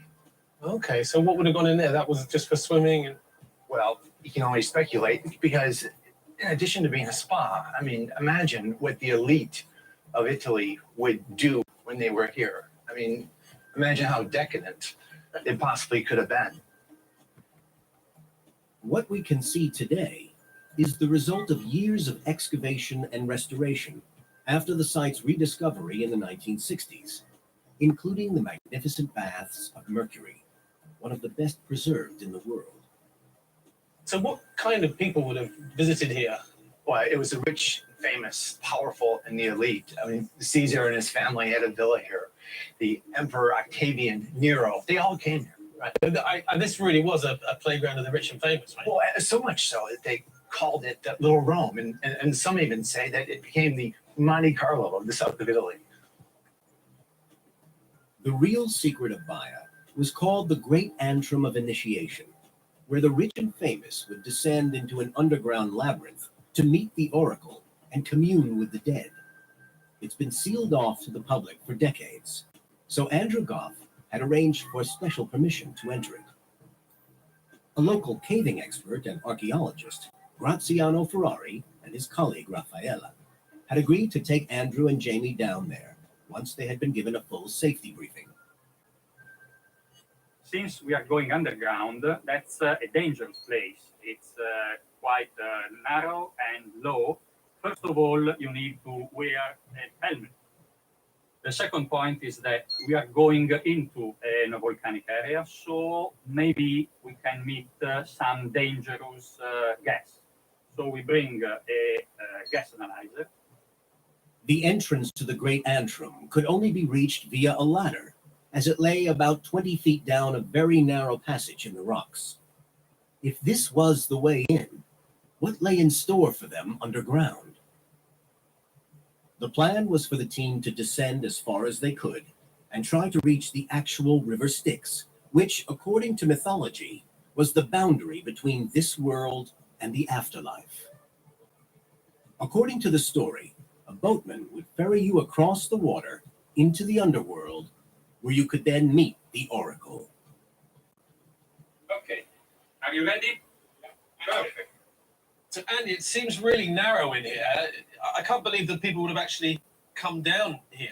Well, it's designed for single file, right? So, I mean, one person can barely fit. But imagine the effect that creates, especially as we're starting to really descend quickly. The floor is, angling down faster and faster every step we take. Today, the spirit realm is universally agreed to be up there. But that wasn't always the case. In the ancient world, the netherworld, where you went after you died, that was down in the earth. So they sought with these sacred sites and temples and oracles of the dead to recreate that experience so that you could have the experience of talking directly to your ancestors by physically going to Hades. And that was quite powerful. It is so tight and narrow down here, and that you really get the sense that you're dropping down into hell. This whole area is volcanic. Imagine the mist, the noise, the visuals were really atmospheric, and today they are as well. You're going way down into the earth, and it's physically uncomfortable. And it's very hot. The further you go and the more you descend, it is bloody hot, and you just feel disorientated. And here it is. This is the river Styx. This is where the boatman would take the visitor across to the other side. Having found what could have been the mythical and symbolic river Styx, the team still needed to find the next part of the initiatory journey, the sanctuary where the oracle would have sat. The problem they faced was that most of the access tunnels had collapsed, and the ones that were left were now full of earth. On top of that, they were in an otherworldly environment, deep underground, that was hot, humid, and full of mosquitoes. I gotta tell you, the whole atmosphere of the descent changes on the river Styx. The temperature, it doubles. It's so hot. And I can't help but think if that is by design. If so, it's very effective because you're just boiling. Your expectations of what's going to happen when you're here coincide with a natural increase in the temperature, which creates quite an unsettling effect. But if you really believed in hell, what would it be like coming down here? Well, I think if you believed in hell, you would be damn sure you had just entered. You had just made the descent to the one and only Hades. You'd have no doubt in your mind. Eruption dated 9,000 years, no more, no less. So is this where the oracle might have been? Yes, this is what Paget calls the sanctuary. So the domain of the Sibyl, you can pretty much summarize in three types of places. One being a really dark cave, usually deep in the earth. The second being over a cleft in the ground where natural gases are being emitted. The effect would be identical in each. She is off her head. She is communing with the gods. She's writhing and moaning, and anybody would recognize that behavior as being that of somebody who's no longer conscious and who's actually possessed by the gods. They were positioned over a fissure in a rock, up through which came volcanic fumes, ethylene, which, must have changed her mentality for however briefly and enabled her to utter this impressive gibberish. But having said that, don't want to be too skeptical, because in the modern day, there are shamans all over the world who take drugs, and they believe that actually what happens is the drugs do obviously affect the brain, and they also open the mind as a kind of portal so they can communicate with spirits or with gods. So you pay your money and you take your choice there, but it certainly seems that it is possible that they were acting shamanically. It's not unlikely that the oracles themselves were taking drugs of one sort or another.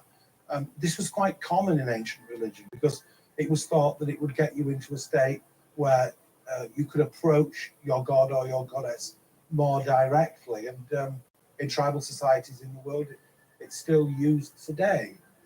So it's possible that you were talking to the oracle, but that the oracle believed herself to be possessed by something else. Well, I've just been to hell and back, and I don't think I want to do it again. Not with the heat and the humidity and the bats and the claustrophobia. I'm happy to be out. The descent into Baya's labyrinth was quite an experience for the team. But was this really the Oracle of the Dead that Homer wrote about? The local archaeologists say that it's most likely to be a steam vent, rising from the thermal springs below the baths. Initiates to use on a regular basis. White Lotus, this is the tropical getaway I needed. One more pina colada, please. Hey, you're not on mute.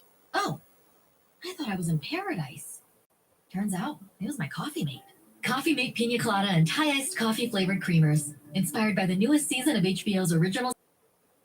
The idea of visiting oracles or wise women is still very much alive in the area. The difference between today's version of a Sibyl, a fortune teller, and the actual Sibyl is profound. First of all, there's no show. They don't convulse and speak to the gods. And second of all, a Sibyl's prophecy is never, ever doubted or questioned for a second. And today, when we go to a fortune teller, we'll usually go, thanks for that. That was rubbish, really. There's no doubt that Oracle. I did a lot of research for my book on the occult, in which I sat in with mediums and psychics and modern day, or an element that needs further investigation. People do seem to have interesting abilities. However, the vast majority of this it's psychology. You've got great psychological games being played, where people are being manipulated on a subconscious and a conscious level. To do certain things, to believe or to be part of certain things, and yeah, this is a wonderful game that's been played throughout.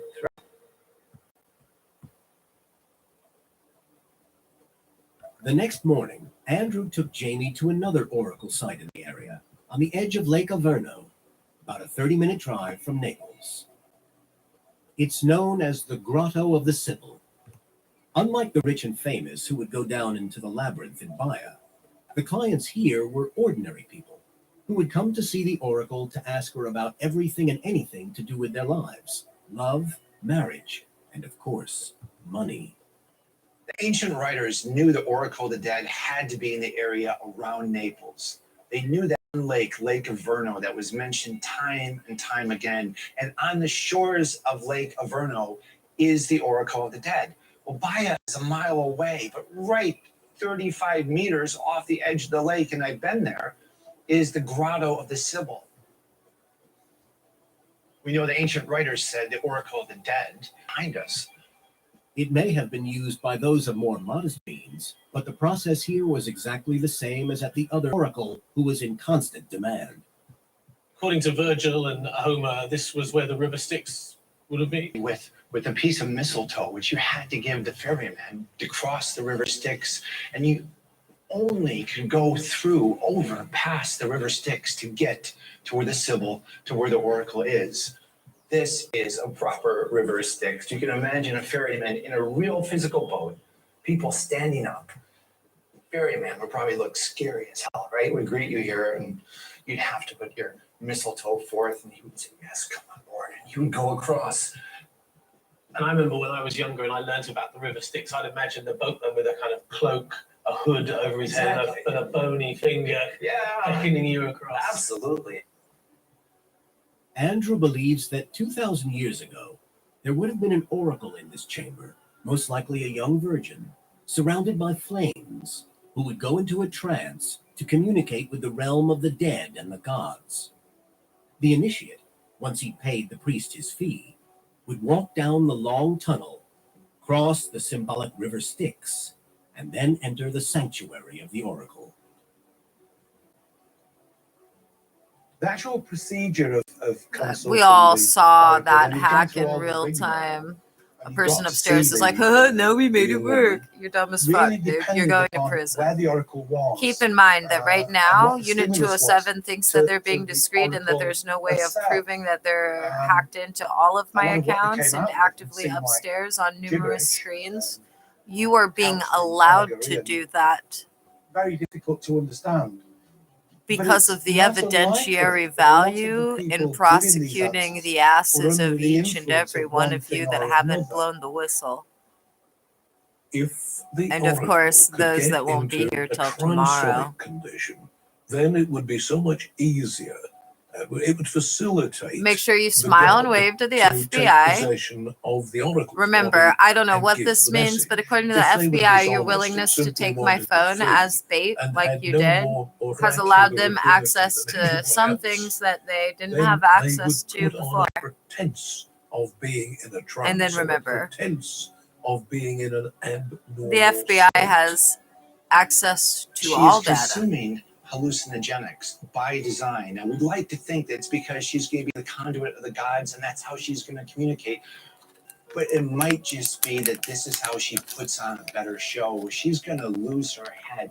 She is going to go places, her body's going to contort, and the initiate's going to know, or at least believe, that she is now in communion with the gods, and anything she tells me, I must believe.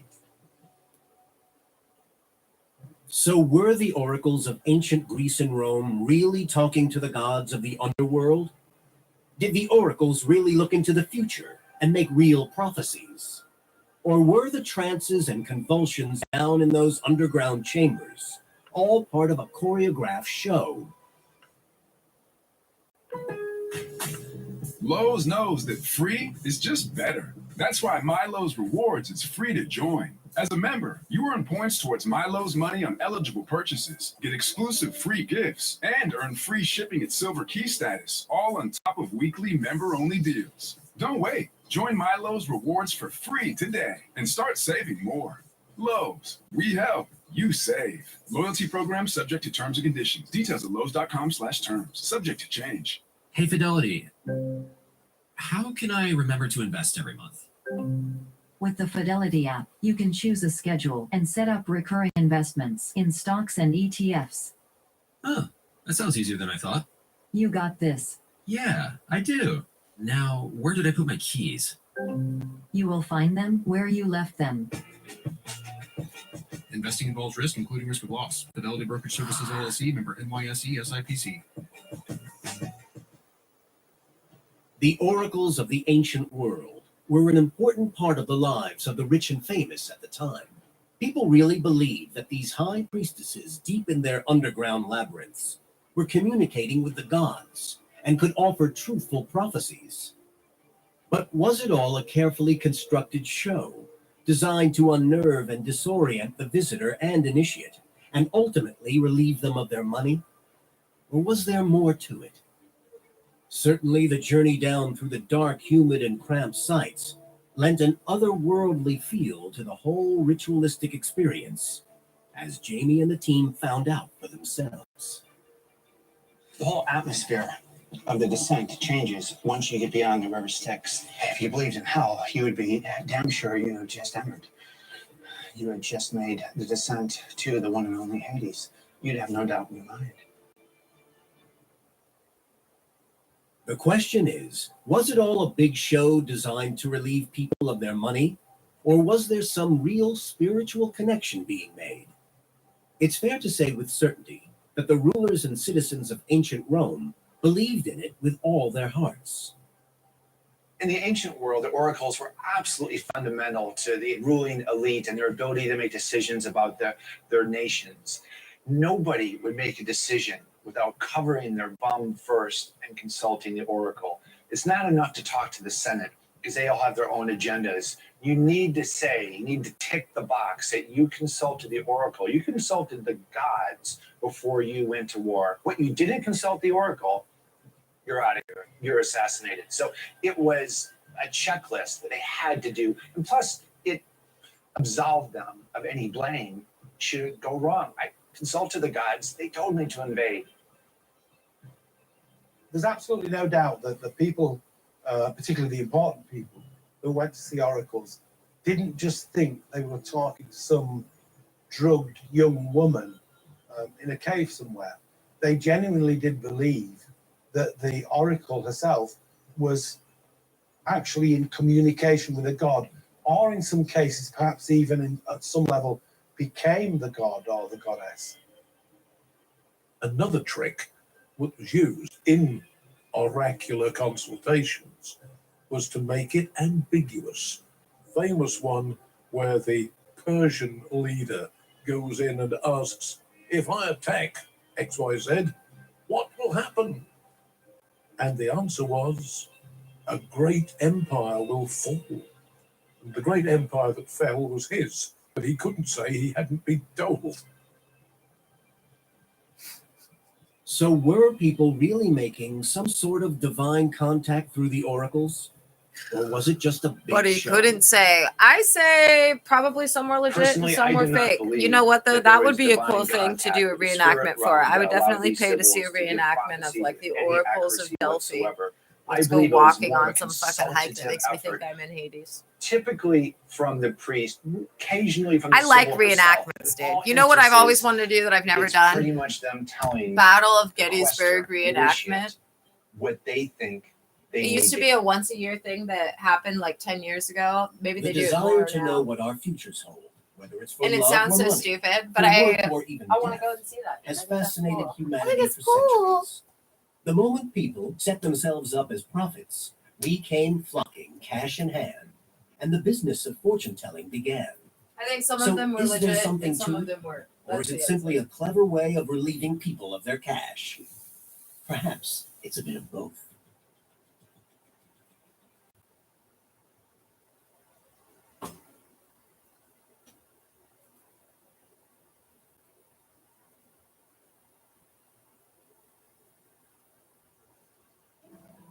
This episode is brought to you by Peacock. The new Peacock original documentary, Matthew Perry, A Hollywood Tragedy, dives deep into the beloved actor's rise to fame and his tragic death.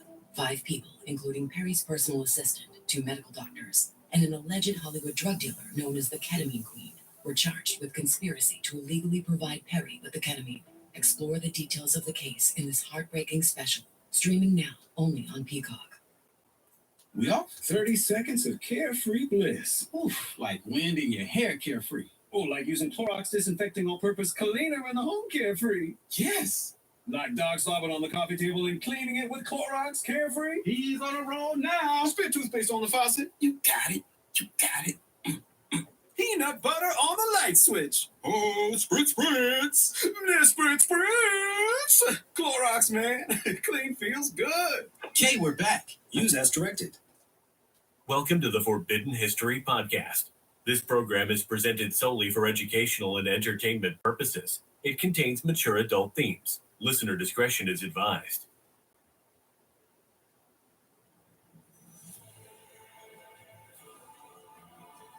Benito Mussolini, the Italian fascist dictator, was shot dead on the 28th of April 1945, in the final days of World War II, near Lake Como in Italy. The official version of events claims that he was assassinated by a small group of Italian partisans as he attempted to flee to safety in Switzerland, and then hung up on scaffolding in a square in Milan. But some claim this wasn't the whole story. So what really happened? And who was behind the assassination of one of the most powerful men in Europe? Mussolini was extremely powerful. He was known as the leader, but he should have been known as the dictator. It was his way or the highway. No one's really certain to this day who killed Mussolini. It may have been, the Italians, very likely. It could have been on the orders of the Germans. It could have even been on the orders of Churchill. Churchill wanted him dead because he had written to him frequently before the war, and it's believed that those letters were actually still preserved in a briefcase in Mussolini's villa. There is no greater story than the death of Mussolini for attracting conspiracy theories. Great dictators who have ruled with fear, with torture, with murder, very often come to an incredibly brutal end. He was one of the most famous leaders of World War II, a headstrong fascist who ruled Italy with an iron fist. But why did he slowly lose the support of his people and his closest lieutenants? Because he started Who whacking killed people him in who the were end? good. And how did his body and that of his mistress come to be hung up in a square in Milan?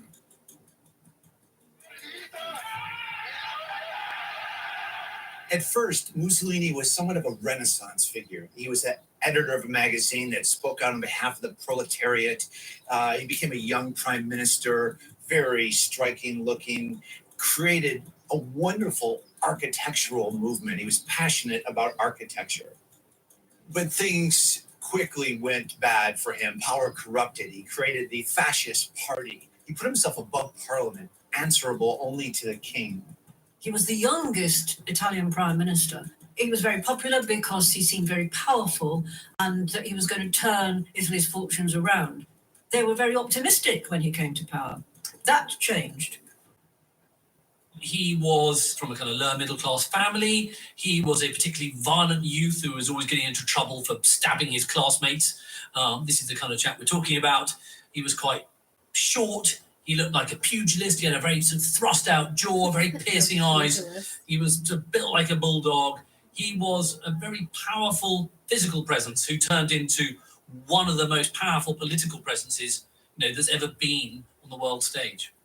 He wasn't there to make his country a better place, a safer place, a more affluent, happy place. He was there for his own, advancement, and every decision he made was about his own advancement. And people saw this. People knew that was the case. But because he ruled with such an iron fist, because he ruled with fear, he made people fearful of what might happen to them if they didn't agree with him. He ensured that there was constantly a state of disharmony in the country. So he went from war after war after war, exhausting people, depleting resources. So in a way, he knew that if he kept the situation like this, then he was able to advance whatever his own agenda personally and professionally was.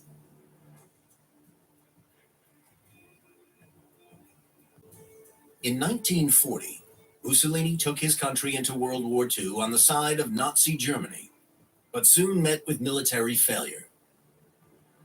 By the autumn of 1943, he was reduced to being the leader of a German puppet state in northern Italy, and was faced with the Allied advance from the south and an increasingly violent internal conflict with the partisans.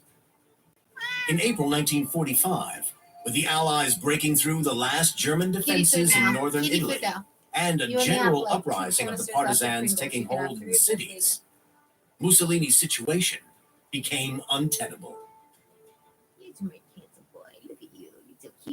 The biggest challenge for Mussolini was the fact that he was militarily incompetent. I think the real problem was that he suddenly looked at Hitler in 1940 and saw these astonishing conquests. France, Poland, annexed Czechoslovakia the year before in 38, all the Low Countries. So he had looked at these amazing successes and thought, well, I need to do the same thing. And so in order to kind of prove himself to Hitler, Mussolini embarked on this very ill-fated conquest, or attempted conquest, of the Balkans, of Albania and Greece. Now, these, as we know, are very mountainous regions. They're very difficult to invade and to seize and to actually hold. And the Italian army really wasn't up to the job. And so as that invasion falters, Mussolini has to turn to Hitler to get the German army and air force to come in and finish off the job that Mussolini has botched. Now, of course, this does not play out well on the domestic front at all. And so I think the Italians look at this leader and they realize, hang on a minute, he really doesn't have what it takes. At first, Hitler really admired Mussolini. He liked his bravado, his ego, what he had accomplished. But Mussolini made one strategic blunder after another, going into wars he had no business going into. And this really depleted his resources, depleted his funds. And after a while, he really had nothing left to offer Hitler. So Hitler drops Mussolini like motel matches. Hitler went off Mussolini purely and simply because he was a very useless military leader. His armies were not what the Germans were. And to be honest with you, Mussolini and the Italians let down the Germans. And to Hitler, that was it, the kiss of death. In the last few months of Mussolini's life, he's in a little village outside of Lake Como, but he's been completely marginalized. The man once ruled supremely, and now he's got a little tiny fiefdom in the north of Italy. Gone are all the bodyguards, just a few loyalists there to kind of support him, but he has no power. He can't call on anyone. He can't influence anything. He is truly a sitting duck. He knows that the war has gone badly, for him to put it mildly. A man who was number 2 in the world's most powerful alliance suddenly, is now just this very frightened, shriveled figure, almost literally, hiding in Milan, hiding in a village outside Milan. He's terrified. He knows that his card is marked. And he knows there's very little he can do. He attempts to disguise himself as a kind of drunken German soldier and tries to escape into Austria. But, he's far too recognizable a figure. I mean, he's such a distinctive figure with his sort of, bulldog-like head and his jaw stuck out. There's still, part of him that you're not going to mistake Mussolini no matter what clothes he's wearing.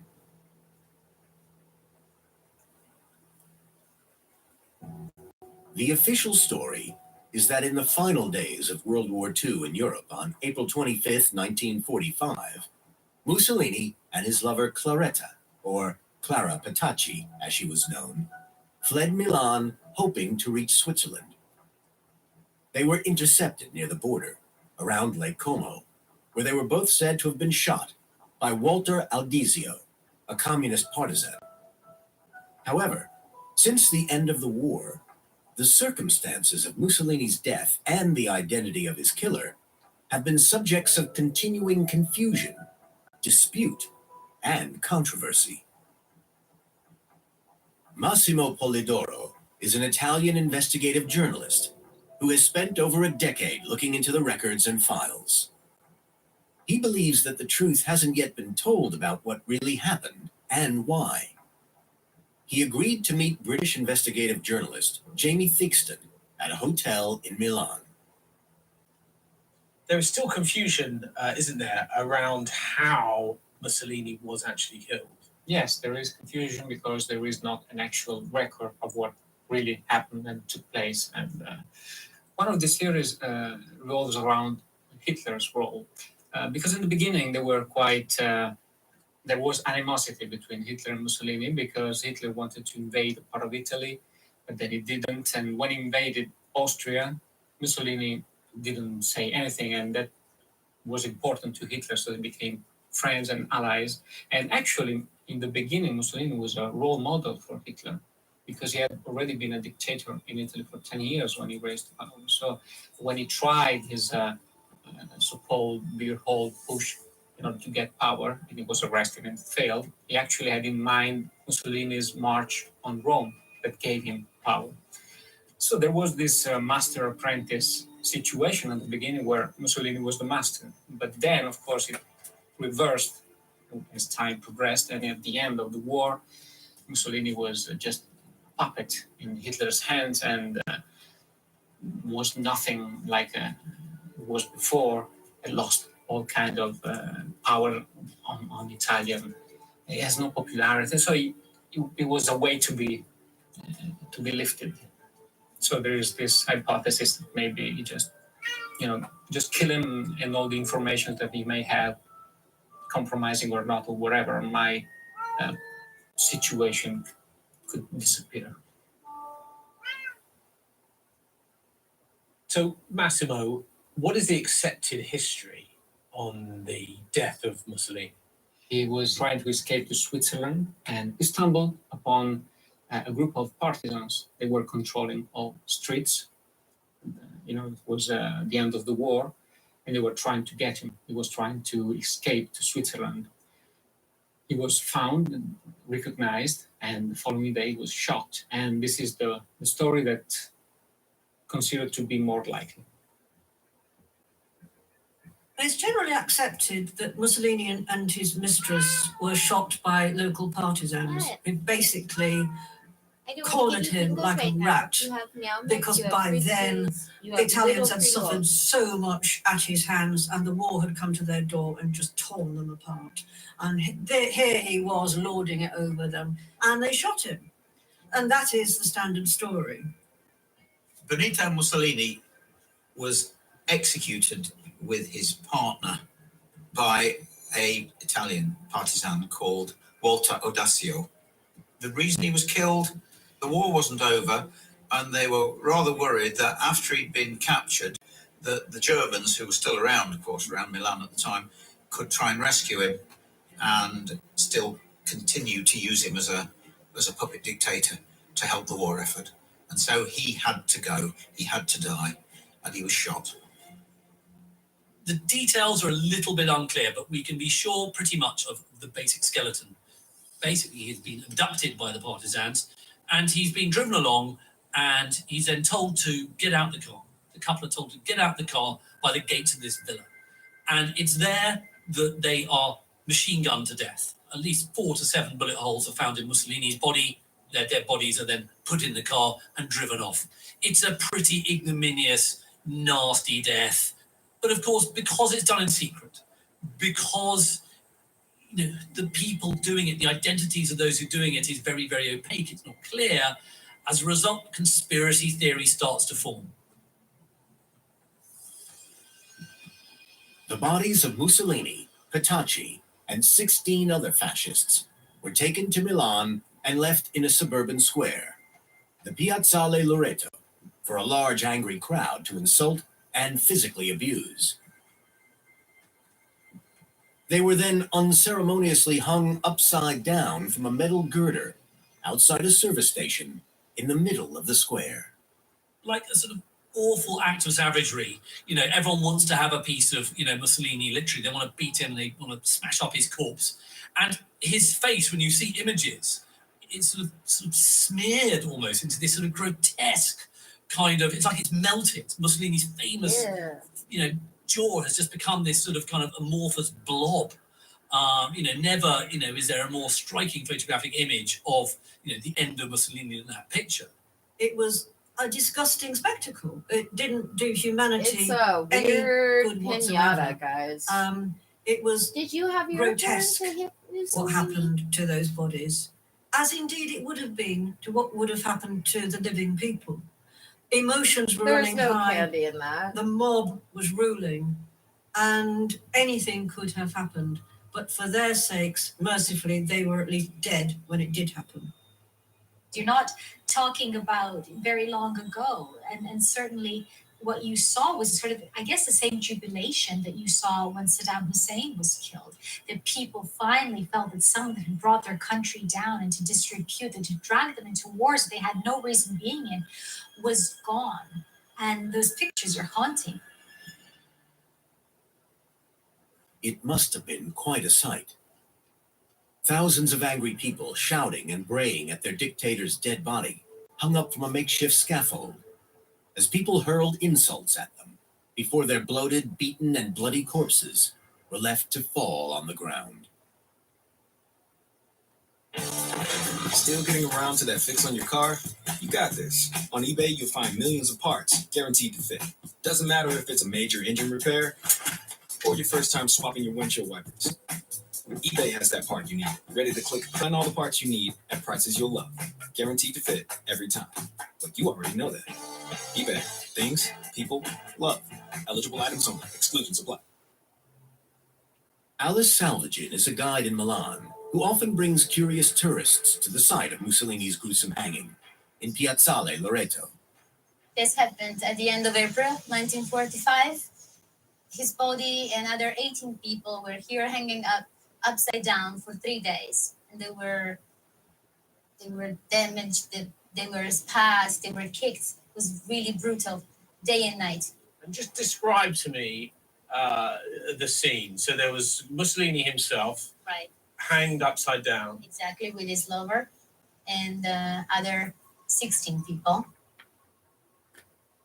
There's something in psychology called the just world hypothesis, that we kind of want to believe that the world is a fair place. And sometimes that means enacting punishments that we see as suitable. So all of the things that we're socialized into about being civilized and compassionate and having a judicial system, I think a lot of that goes out the window when there's that level of kind of pain and anger and hatred, which no doubt would have been there for Mussolini. The mob certainly took their revenge for the horrors of the war out on the bodies, spitting at them, basically tearing bits off them. They were so battered. And there are photos of them having been knocked down and lying on the ground, and they don't look particularly human. For 3 days and night, people came here and wanted to see his face, wanted to, for sure they were happy he was dead, and that wasn't enough. Otherwise, they wouldn't spot and keep the body for so long. Oh, so the public actually were, I guess, defiling the bodies whilst they were hanging up. They ruined his body on purpose, to be cruel. So this was the Italian public getting an opportunity to express their anger, I guess. Exactly, and to express all their anger, and that was a reaction of all the happenings of the last few months and years. So it was like the end, and they want to declare with all their hate to the body of the last fascist who remained. You've got, Petacci and Mussolini, by, supposedly civilized European people, literally sort of abusing a corpse. It is so raw, so brutal, so chaotic, so savage, and yet it's there, in modern times, and it's still with us. As long as you're on the right side of a dictatorship, you're all right, and so is the dictator. But once things turn against you, it can be very brutal and very bloody. In the case of Gaddafi, in the case of Saddam Hussein, once the people have turned against you because you've held them with such an iron fist, that they are very brutal with you, and they were very brutal with Mussolini, and I think he deserved it.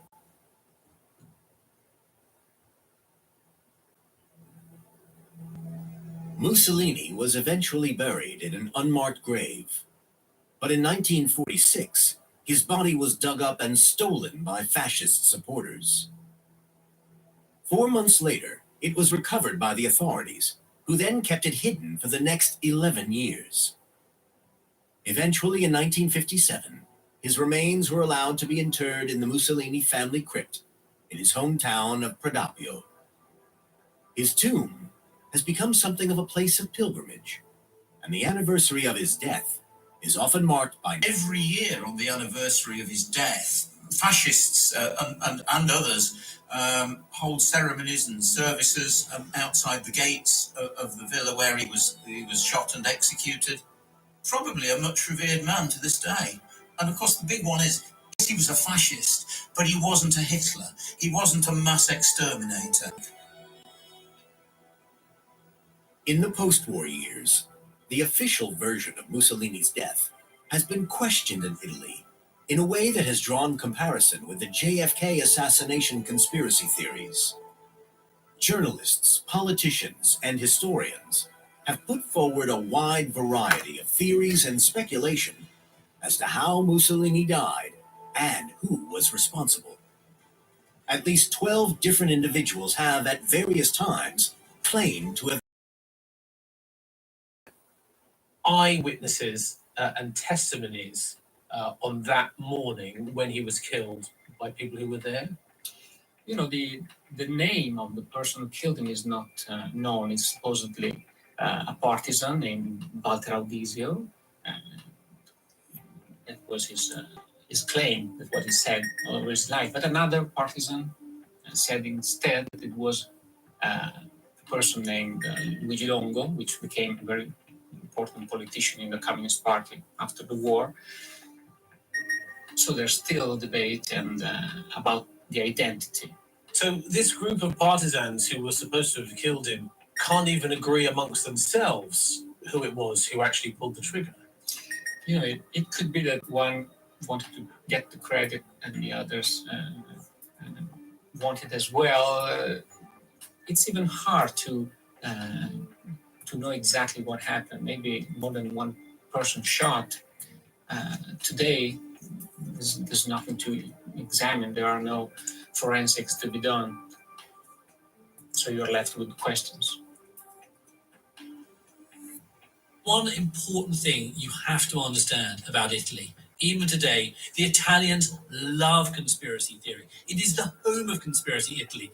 Their distrust for politicians is so great, and so anything they're told, they instantly assume to be a complete lie. And there is no greater story than the death of Mussolini for attracting conspiracy theories. And even today, the death at the hands of the partisans, which we know to be pretty reliable, is still called the official version of Mussolini's death. The word official is very much put into inverted commas. The Italians don't want to believe that it's simply a case of communist partisans bumping off a man they detest. Why, to this day, are we still not sure who it was who killed Mussolini? Because there is no record, there is no filming, there is no document that shows us what really took place. We have testimonies by people who went under fake names. And so it's difficult to know exactly what happened unless we listen to these stories and take them for what they are. So missing this, there are many questions that still need answers. Though it's never been proved, several historians and writers believe that Mussolini's death was actually part of a British Special Forces operation.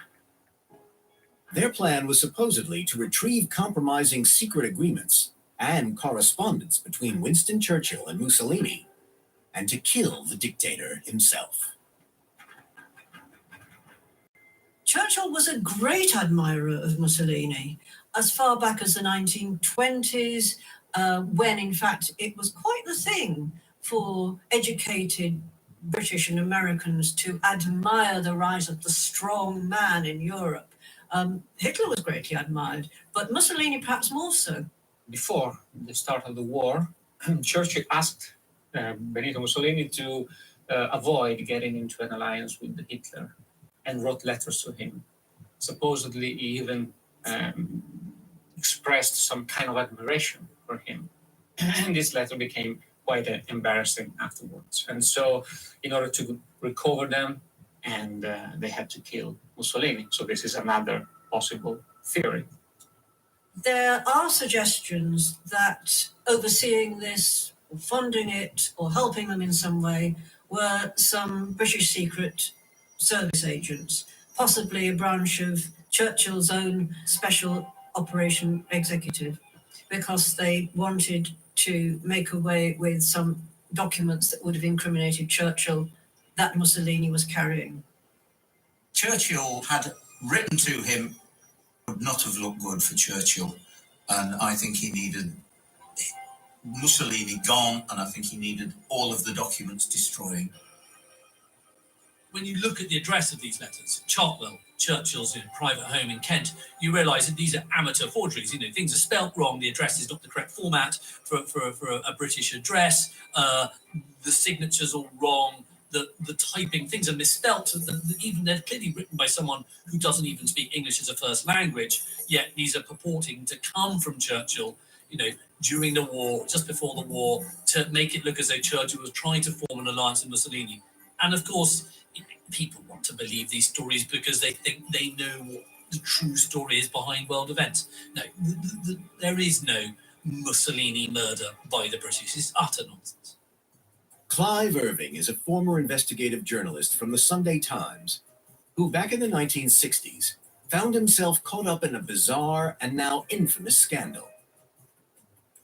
He was shown documents by a man called Charles Keene, who claimed that they were the authentic. And what light did they shed, if any, on Churchill's dealing? He meets with British investigative journalist Jamie Theakston to discuss these alleged diaries. How were you contacted by Charles Keene? This guy in the City of London called me and said there was a man who's a friend of his, described as a businessman, with no more precision than that. And that Charles Keene in turn had been by some Italian friends who said that they had found the long lost diaries of Mussolini. Was I interested? And obviously I was very interested. And tell me a little bit more about that first meeting. What did he show you? He showed me some photostats of pages which he claimed were from Mussolini's diaries. And I asked if I could keep them for 24 hours so I could have them checked out. He was very resistant to that, but in the end, he agreed, and I took them to the Foreign Office, and the Foreign Office librarian pulled out files where there were many examples of Mussolini's own handwriting, very florid handwriting, so it was unmistakably a close match, but of course that wasn't any kind of proof. It was just that they weren't off. They were close enough to be taken seriously. And you, at that stage, were pretty comfortable that they were the real deal.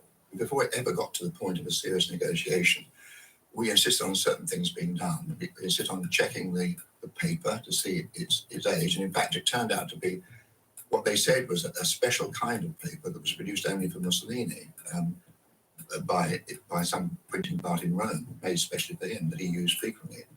We checked out the ink, the age of the ink, and we did everything that a good forensic investigation should do. So on all the technical grounds, where the thing might have fallen down, where it might have been exposed early, it passed. Having what he thought could be real pages from Mussolini's war diaries, Clive still needed to get conclusive proof that they were in fact authentic, and managed to arrange a meeting with Mussolini's son, Vittorio, who had seen the diary that was being held in Italy firsthand. It was pretty clear to me that Vittorio did not want to endorse them. He didn't feel confident that he could say they were his father's diaries. And one interesting reasons for that was, I think, when we discussed this, was that his father was sexually rapacious, and this is well documented. And there was no hint of that in any of the texts of the diaries that we saw. There was no libido present in any of the texts. It was very dry stuff. And I thought that the combination of that together with Vittorio's doubts was a little bit worrying. With the realization that the diaries were in fact fake, Clive could do nothing else but drop the story. But he still believes Mussolini's true diaries do exist. If indeed you think that Mussolini did keep a diary, what do you think happened to it? Well, there are some people who thought that what we decided in the end were forged diaries were actually authentic, because fascinatingly enough, several years after this was all over, two guys from Interpol, one of them was a British detective and one of them was an Italian detective, came to interview one of the reporters that I'd sent to Italy on stories. By this time, this reporter, Jeremy Wallington, was a senior TV executive, and he felt that the Interpol guys had not made up their minds at all that they were fakes. In fact, there was a possibility that the need to say that they were fakes came out of Italy, because no one in Italy wanted a resurrection of Mussolini in any form, and that the publication of the diaries would have the effect of doing that. There's not much of Mussolini's life left to see or visit today. But his house in Rome, Villa Torlonia, is still standing, in which he used to entertain on a grand scale. It's also home to an underground bunker that he had built in 1942, after the Allies bombed Milan and Turin, fearing Rome would be next. There she is, founder and CEO. High five. Dave can't stop celebrating with every business owner in town. All right, Baker Man, high five. He's sharing the excitement of big savings with the Comcast Business 5-year price lock guarantee. Up top, bike shop. Yeah. It's 5 years of gig speed internet. Quick, high five. 5 years of advanced security. 5 years. And 5 years of a great rate that won't change. Yeah, law partners. Chamberlain, Davenport, Dubois. All from the company with 99.9% network reliability. Switch today and get the 5-year price lock guarantee. 5 years. It's back, but only for a limited time. Powering 5 years of savings, powering possibilities. Comcast Business. Can't forget you, voiceover guy. Ah, thanks, Dave. High five. Ends 3/9/25.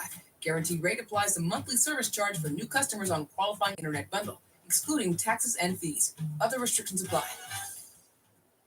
This episode is brought to you by Amazon Go. With more than 600 new items on shelves, Amazon Go makes it easy to handle whatever today has in store. Because where else can you drop off an Amazon return and pick up a freshly baked pizza for dinner, or grab Nitro cold brews for now, plus made-to-order sandwiches for later, or find must-haves like...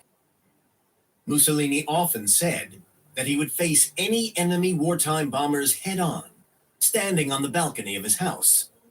So exactly why he needed a bunker wasn't clear. But could it be because he was aware of plots against his life? The bunker used to be his wine cellar, but when war came, he had it fitted out as a private air raid shelter and command post that could be used by himself, his wife, and his 5 children. Local guide and historian Annalisa Algizi agreed to meet British investigative reporter Jamie Theakston and show him around. Started in 1942, November 1942. By the time he was deposed and arrested, this was not finished yet. This is going 6.5 meters underneath the ground level. So the bunker could host up to 30 people, and Mussolini, the family, and the guards. And for security reason, we don't know what he was actually foreseen in this area. We can imagine that it was like a door of a bank, so a door of a cabot that was foreseen in here. Like a big reinforced vault door. Yes. And this structure would have been able to withstand a bombing attack from the Allies? Yes, it's completely safe, very modern. It's all made with reinforced concrete, so absolutely no problem in case of a bomb attack. Mussolini had bunkers built to protect him, of course, against Allied bombers. The first one was actually created in the wine cellar, but he actually had to go out of doors to get into it, and that wasn't a good idea. And so he had a very, very large, extensive one underneath the kitchen. The irony of the whole thing is that he, as far as we know, didn't use the main bunkers at all. He used the one under the kitchen a bit, but I think the fascinating thing is that why he needed air raid shelters, no one knows, because he actually stated to his people that when the Allied bombers come, I will be standing on my balcony.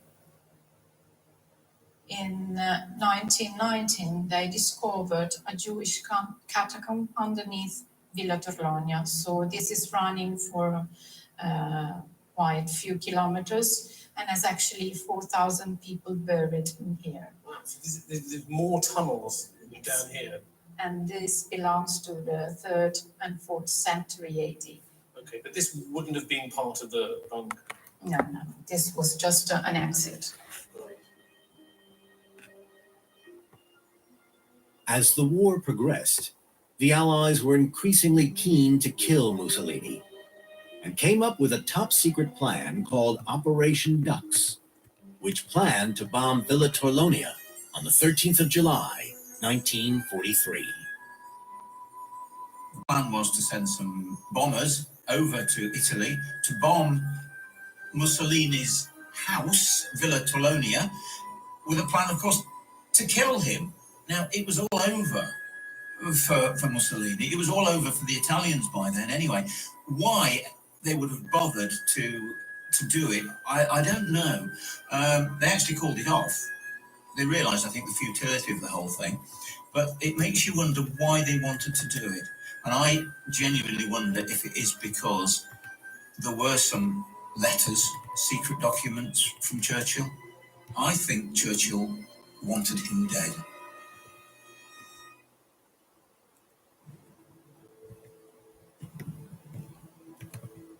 So how was Benito Mussolini killed? There are two main credible theories. The first one is that he was shot by communist partisans as he tried to flee to the Swiss border. The second is that a top-secret British Special Forces unit was sent to Italy to assassinate him. So what's the truth? Accepted history hands it to the partisans, but doubts still linger. It's very interesting that great dictators who have ruled with fear, with torture, with disappearing people end. Looking at Saddam Hussein, Gaddafi, and of course Mussolini, because the people had had enough. And if you keep people down through fear so intensely, it's going to come back at you equally intensely. Is Mussolini as much of an embarrassment to Italians today as Hitler is to Germans today? Well, probably not as much because Hitler was behind the Holocaust, and but the fact is that Mussolini went along when Hitler asked him to pass the laws against the Jews, and so he's responsible certainly for that. It's a mixed bag how Mussolini has been remembered. His architecture lives on, stunning. There's certain loyalists who visit where he was shot and where he's interred in the family tomb, and they do that as a pilgrimage every year. But overwhelmingly, he's remembered as a tyrant. The murder of Mussolini is, I'm afraid, not a conspiracy. It is simply a death, a murder by the gates of a villa at the hands of some communist partisans. That's what happened. There's always this need to have more complexity. There's always this need to have some sort of conspiracy amongst certain quarters. The evidence is simply not there. Like Hitler's demise, just who killed Mussolini and his mistress in the dying days of World War II has just enough mystery and ambiguity surrounding it to keep the conspiracy theorists happy. It appears that both Churchill and Hitler had reason to want him to die, as did the Italian partisans. But one thing is not in doubt, that their bodies were gruesomely hung up on a scaffold in a square in the center of Milan, and then violently abused by a braying mob of Italians. Many people in Italy feel it was a fitting end for a brutal dictator. And there's a famous saying in Italy, who kills by the sword. Oh, the will domestic perish by terrorists the are sword. busy on the phone again. Should I have turned it off, guys? I was trying to do something else. I can turn it off and get you off of it again. Is that what you'd like me to do? Apparently so, because you made my phone beep again, which means, yeah, it is what you want me to do. Clorox Sentiva smells like grapefruit. Cleans like Clorox. And feels like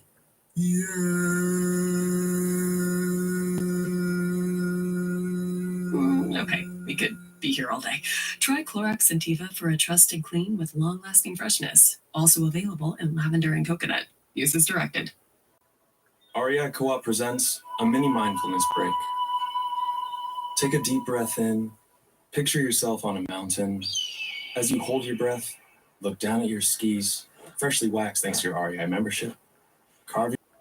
Make time to opt outside. REI.com. Welcome to the Forbidden History Podcast. This program is presented solely for educational and entertainment purposes. It contains mature adult themes. Listener discretion is advised. It's one of the most famous historical and religious sites in the world. But what secrets does the Vatican really have? In recent decades, it's been rocked by scandal after scandal. The Vatican Bank, child abuse, and more recently, serious accusations against Pope Benedict XVI and his number 2, Cardinal Bertone. So what's been going on behind closed doors? And what does the future hold for the Vatican? Hidden in the Vatican, they have huge amount of secrets. It is possible they would have the Ark of the Covenant. Nobody knows where it went. The heretical pieces of art, music, documents, that's the boring stuff. The real secrets, those are relics, things that would cause history to be rewritten. There's been no doubt that the Vatican, despite promoting kindness to all men and Christianity, also has its dark side. Over the centuries, the church have accumulated donations and buildings. Nobody knows how much money the church has got, least of all the church. Corruption and paedophilia has left such a mark on the credibility of the church. I think the Vatican Bank could actually bring down the Catholic Church. Has the Vatican covered up secrets for centuries? Or is it all just noise created by its many critics? The Vatican firmly say it's the latter. But are they telling the truth?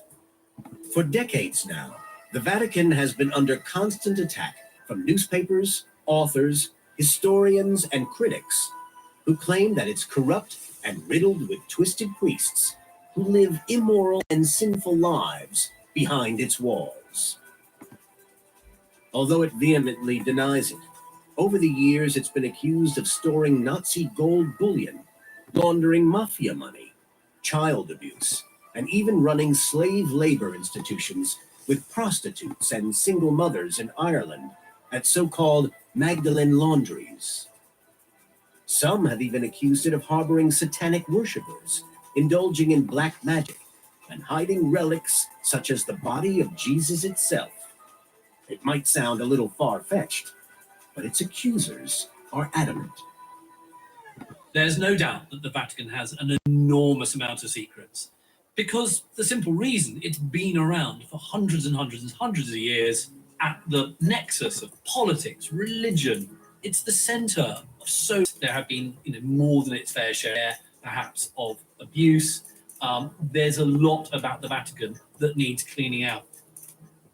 I mean, on the outside, you look at the Vatican, it looks a very, very austere, very religious, fantastic place. But to be honest with you, it's nothing but a house of fun. Even before it was built, still underneath there are bathhouses, brothels, and the same thing applied with the Vatican. You have to realize this is the wealthiest nation on the planet. They could have built their headquarters, their capital, anywhere. They own so much land, but they chose this spot, which is directly over ancient pagan temples, Mithra temples.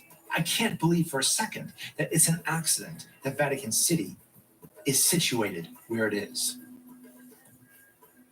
I think any institution that has managed to amass the kind of wealth, the kind of power, the kind of history and mythology that the Vatican has, hasn't done so by giving away all of its secrets.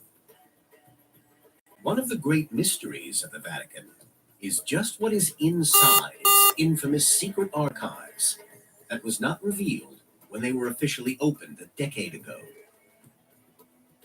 Philip Willen has been a Vatican insider for over 30 years. He's reported on 3 popes, numerous scandals, and knows the Holy See like the back of his hand.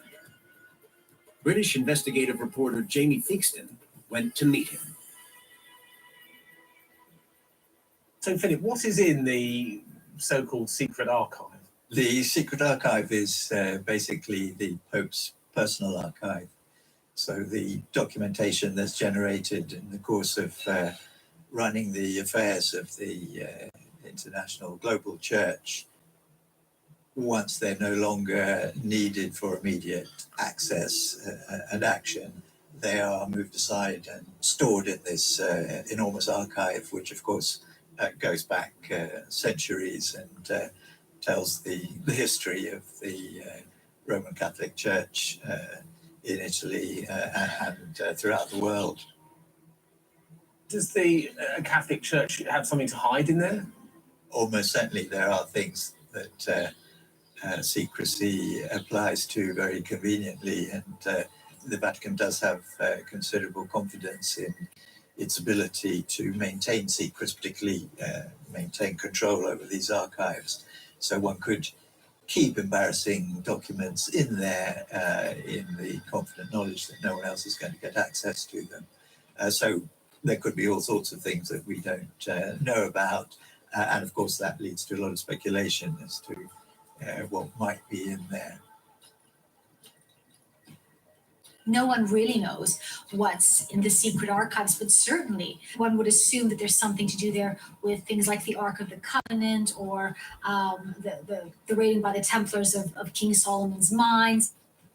You know, there's always contention around Jesus's bloodline. One wonders if there's something in there around that. So certainly all of those kind of key themes that the church is based on, all of the stories that have been told, people wonder, and it's not surprising, people wonder if there's anything in those secret archives that might go against what people have been taught and told all these years. Jamie's next stop is a sit-down with the editor of the Heretic magazine, Andrew Goff, who has studied the history of the Vatican for many years. He believes that there is a basic problem at the heart of Christianity that has affected all its actions for well over a millennium. That perhaps it's all nothing more than a myth. I've heard all the different rumors, but what do you think is hidden in the so-called secret archive? There's basically two camps of secrets. There's the conventional ones, which are interesting, you know, sort of the letter from Henry VIII requesting an annulment for his marriage, the letters about Galileo and his heresy. But there's also going to be relics. You suppose? Maybe, maybe not. They probably have their reasons. It is more than possible that there are so-called relics within the Vatican. I mean, most big Catholic churches throughout Christendom have always had relics, so why wouldn't the Vatican have them? Perhaps mummified bodies even of great church fathers. It is rumoured that they have the mysterious veil of Veronica hidden in one of the great pillars under the Vatican. So you're telling me that the archive is not a reference library to illuminate. You think it's a depository for hidden items. Is that what you're saying? Now, you could argue if there's anything that's deflammatory that would be not in their best interest if it was brought to light, then why wouldn't you destroy it? But if it's private, if it's secret, there's probably an even stronger case for keeping it, but keeping it really locked up. And we're talking, real biggies. Like, look around here. Every church, every basilica in this city, beneath it, you have pagan temples. One of the surprising things about Rome, top of the original ancient pagan city from well over 2,000 years ago. And some say that the old worship sites still play a secret but important role at the very highest levels of the church today. Perhaps the very earliest people wanted to show the pagans, look, we're in charge now. We're building on top of the ruins of your religion. Okay, so that's as far as most traditionalists would go. But maybe there's also an element of we are absorbing the power. It's believed by many people, for example, that churches were built on power lines, ley lines, and that these in themselves have power in the land. This was the craft of the wise. We believed in Mother Earth and that we go back to Mother Earth. And it's not really a bad thing at all. And they nicked all of the ideas, that all of the pagan sites and Christianized it and splashed holy water on it and nicked all of the religious relics and things that were inside. And I would imagine they're probably still tucked away somewhere underneath the Vatican. The church is not a holy, benevolent organization. It's actually satanic. And there's black masses and rituals, and they situated their city and the country above pagan temples below. And in fact, they're still venerated. Isis becomes Mary Magdalene. You have Osiris becoming Jesus, and so on. So the fact is, it's a really, really dark place. San Clemente Church in Rome, run today by an Irish order of Dominican monks. It was founded over 3.5 centuries ago and houses one of the last remaining entrances down into the ancient pre-Christian remains of the city.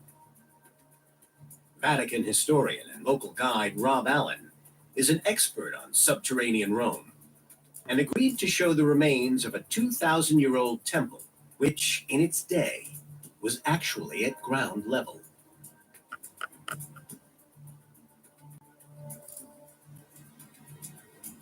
The amazing thing is that we're walking down to the 1st century AD now. We're walking into a house of brick that 100 years later, after it was built, was made into... Labeling the operating system on the other laptop that they destroyed. And then they re-verified it anyway. They manually overwrote. They put it into developer mode. Then they criminally and illegally were tampering with my phone again, utilizing all the same things that were already reported to the FBI before they began kidnapping my son. They were only threatening it, but shortly thereafter, they became a domestic terrorist organization. So we can share screens. They're busy perpetrating domestic terrorism. They're currently logged into all of my Google accounts, but it is a lure. According to the FBI, there's one individual upstairs that they are very excited to throw in prison today.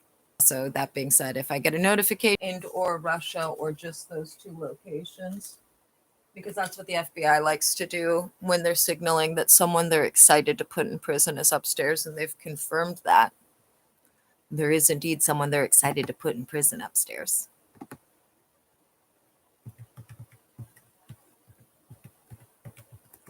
I thought there was two. Apparently only one that they're excited to put in prison upstairs.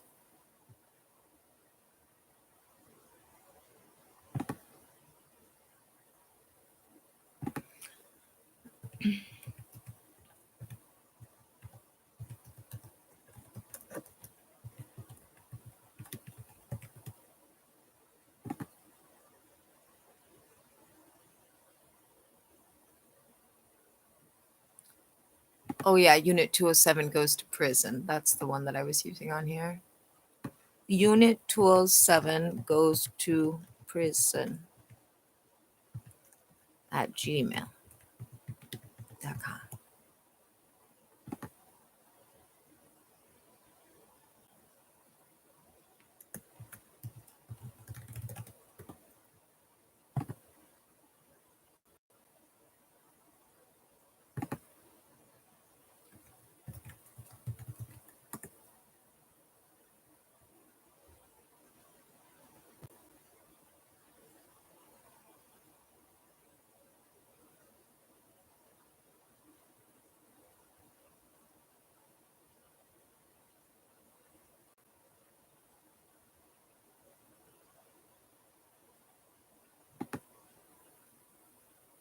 So it is currently 9:35 a.m. PST Sunday.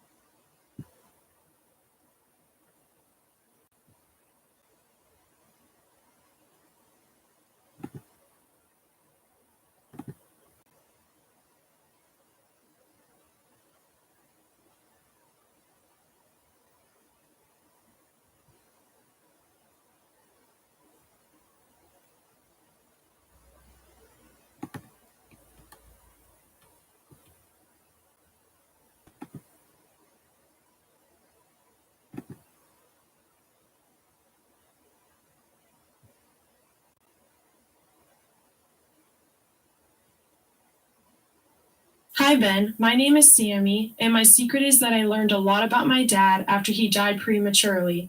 That's when everything unraveled, and I learned the truth about what was really going on in his life. Today, The Secret Room presents Dad's Other Life.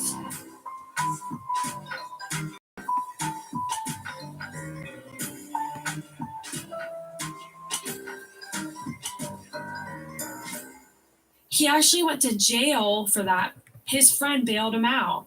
And I'm like, you know what? If his friend wouldn't have bailed him out, he probably would have learned a lesson sitting in jail. He should have sat in that cell knowing that he did that.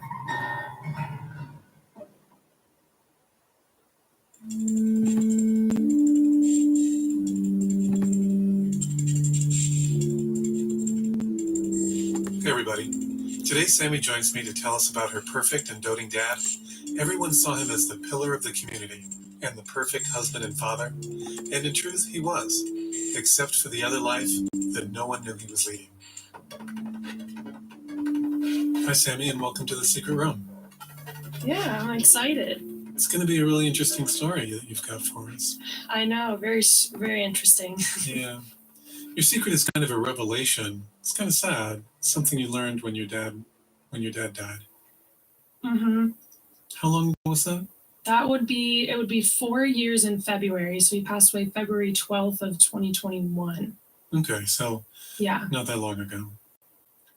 It's very, very unfortunate, you know. Can you tell me where you grew up? I grew up in northeastern Ohio. Actually, I grew up in Middlefield, Ohio, which is where the Amish are from. So I was raised where there's buggies and all those Amish donuts and stuff like that. Sure. Yeah, and my dad and mom were both raised in that area too. So the building that I was born in, or the house I was born in, just got burnt down. So I was like, that's a part of my heart that's missing there. No.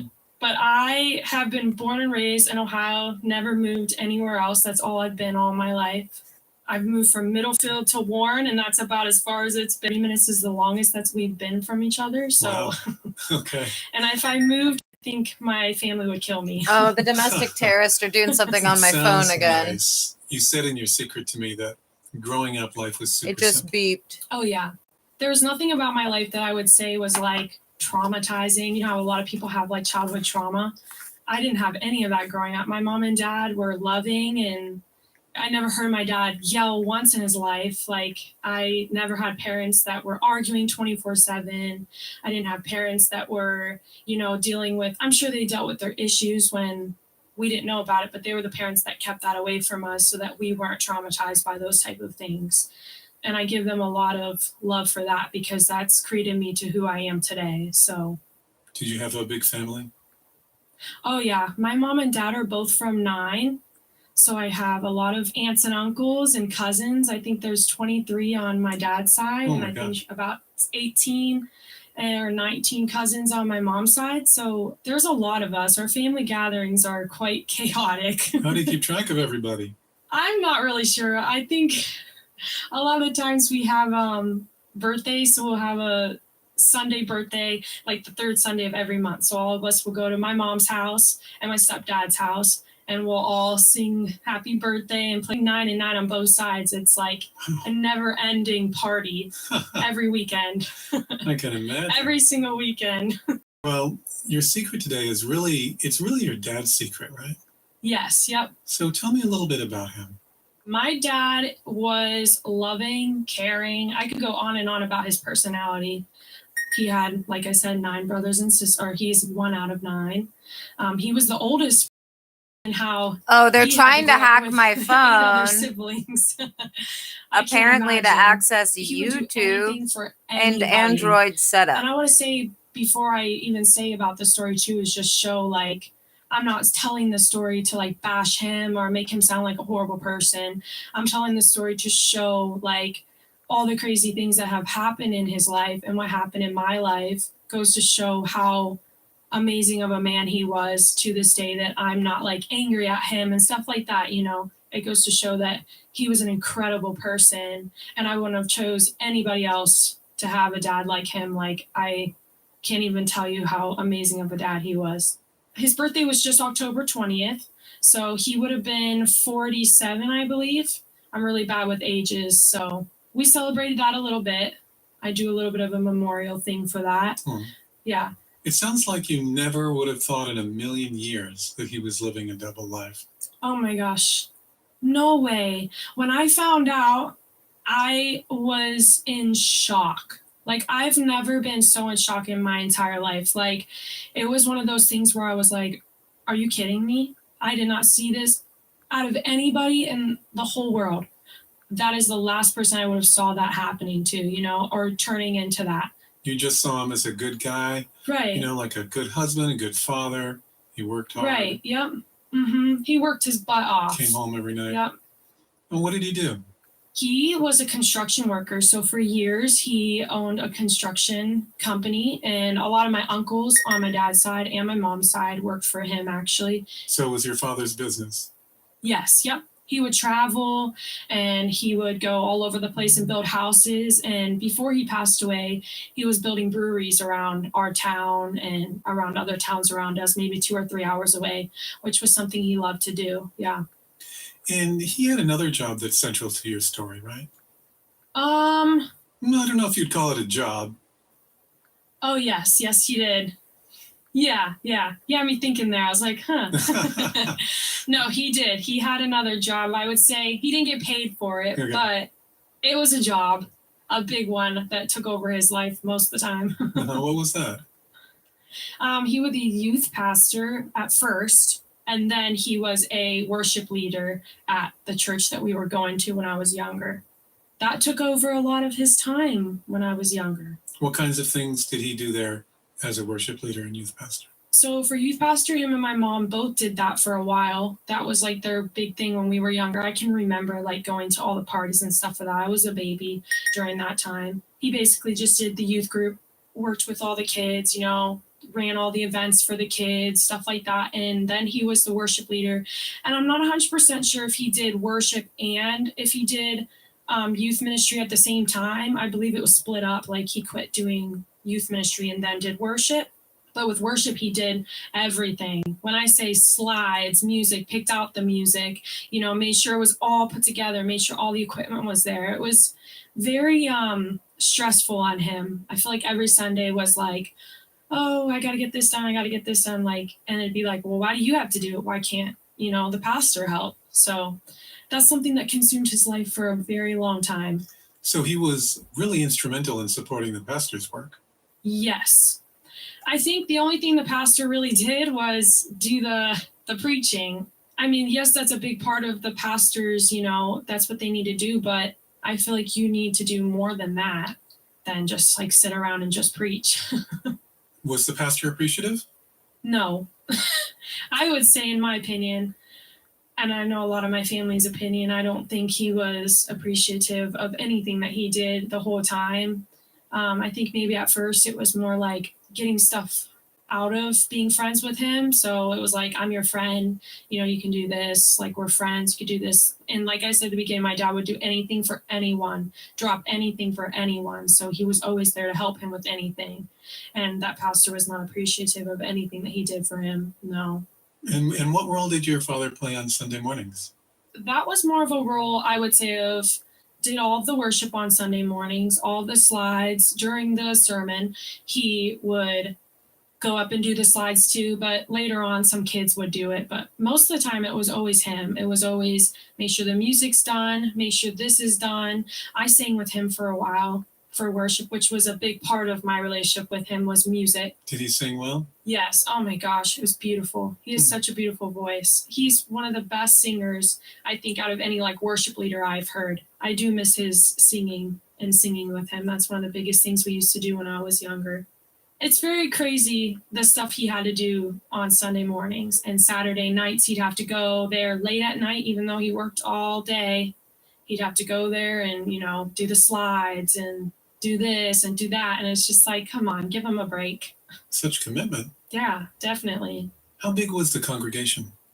It wasn't huge. I would say it was more like a medium-sized church. I would say maybe like 50 people. So like that's a really small church for the churches nowadays. It was very tight knit. Yes. Yep. Everyone knew everybody and everyone knew everybody's secrets. Not my dad's secret, but Okay. Did he get along with all the people who also attended the church? yeah, for years we did. A lot of those people were my mom and dad's best friends for the years that I was younger. Most of the time we would have hangouts after church, or we would, hang out on the other days, like Saturdays before church, or, and we'd have football, the Super Bowl and stuff like that together. So my dad and mom were very close to that family, especially the pastor's family. We had a lot of people we knew there, but once we left, it was, cut ties to most of them. When I asked you if you got along with the other people in the church, you said at first you did. Mm-hmm. What happened? We'll find out about a new family at the church, how things devolve, and about Sammy's dad's secret life. It's all coming up.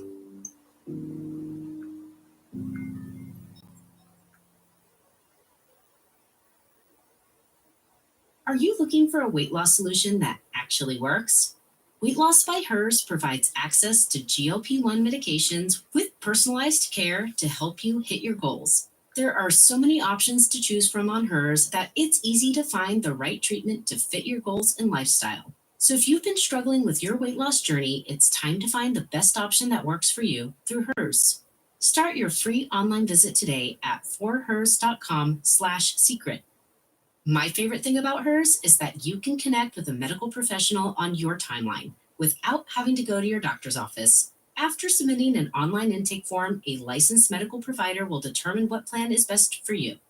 If prescribed, your program includes medication, ongoing care, and online support, all at one low cost. I chose the oral medication kits, and I'm enjoying the results. And there are no extra trips to the pharmacy. Everything shows up right to your door. Treatment options include compounded GLP-1 injections featuring the same ingredients as Ozempic and Wegovy. If you've been curious, now is the time to check it out and see if it's right for you. Start your initial free online visit today at forhers.com/secret. That's FORHERS.com/secret for your personalized weight loss treatment options. Nerd Squad, this is what they have locked in that they're using to hack my phone and terminate the live streams while pretending to be all of my devices and wiping operating systems and crashing other devices and setting up Google enterprises in order to control the use of devices and tamper with and prevent my ability to record offline. These are the ones they have locked in. And they keep using the Samsung, just like they did in August, even though you had me disable it and you recorded me doing that.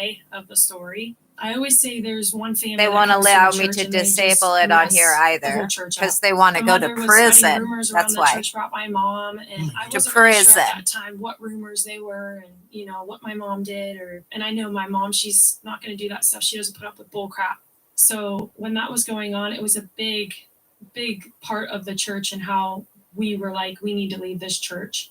It was becoming too much. My goodness. Were you friends with this family at first? I was best friends with the daughters, and I was very close to their son. They were all my best friends growing up. So I would say from the age of 12 or 13 till I was 16 or 17, we were best friends with them, maybe even older than 17. It was a very long range of all of us being best friends and all of us hanging out all the time. We did everything together, that family and me and my cousins, because we're so close in age, we all hung out with the same people. So that family was a big part of my life until that stuff started happening, and stuff happened with the kids too. Her daughters were just like her. Once I got to know them, their personalities changed, in certain situations. Yeah. What did the daughters do? One of the daughters dated my cousin, which is a whole nother. I feel like there's so many people in the family. My one aunt dated the other lady's son. So it was everybody was entwined together in some way when all this stuff happened. And the daughters started making stuff up about my cousin that she was dating. And the dad was the coach. And he decided to not let my cousin have any playing time because he broke up with the daughter. And it became a whole entire explosion of this person said this person said that. It was a very chaotic situation that kind of led my mom and dad to be like, this is very toxic. We need out of this. I am not wanting to be a part of this. I came to them and said, I need out of this friendship with these girls. I can't do it anymore. Do you remember the rumors that they made up specifically? I just know that when they were saying stuff about my younger cousin, it was like, oh, he broke up with me and he didn't do this for me and blah, blah, blah. It was a bunch of bull crap. You know how girls are, they're catty. So You said in your secret that it was mainly the mom of the family that was, in your words, totally evil.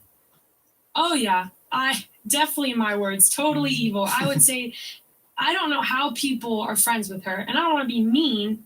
So if you guys were such fast friends for so many years, what do you think it was that changed things? There was one situation that my cousin had just broken up with her and the daughter. He had just broken up with her. So I think when he broke up with her, I think that was me being like, okay, he's done with her. Let's all be done with them, you know? Like, let's separate them from our lives. And when I heard my mom being like, let's separate them, we separated them. Was the pastor aware of all these shenanigans going on? Yes, that's the part that is another thing. The pastor knew, and that goes to show that I'm not trying to make churches seem out to be this bad thing, which I'm religious, I'm a Christian, but like, I don't think that churches like that are They're letting preventing people me stay in from their church, they're disabling treating other Galaxy people Store like as that, well, and now Nerd they're Squad. doing it. That should be completely shut down, but none of that was shut down. They knew what was going on, and you know, it's disgusting. And so you said that your father and your mother decided it was time to leave the church. Yes, yep. That's a pretty big really, step. my mom and dad, yep. Your father It's a huge is so step. involved. Yes, yep. It was a very, very, very big step. Yes. So do you know how the pastor took the news?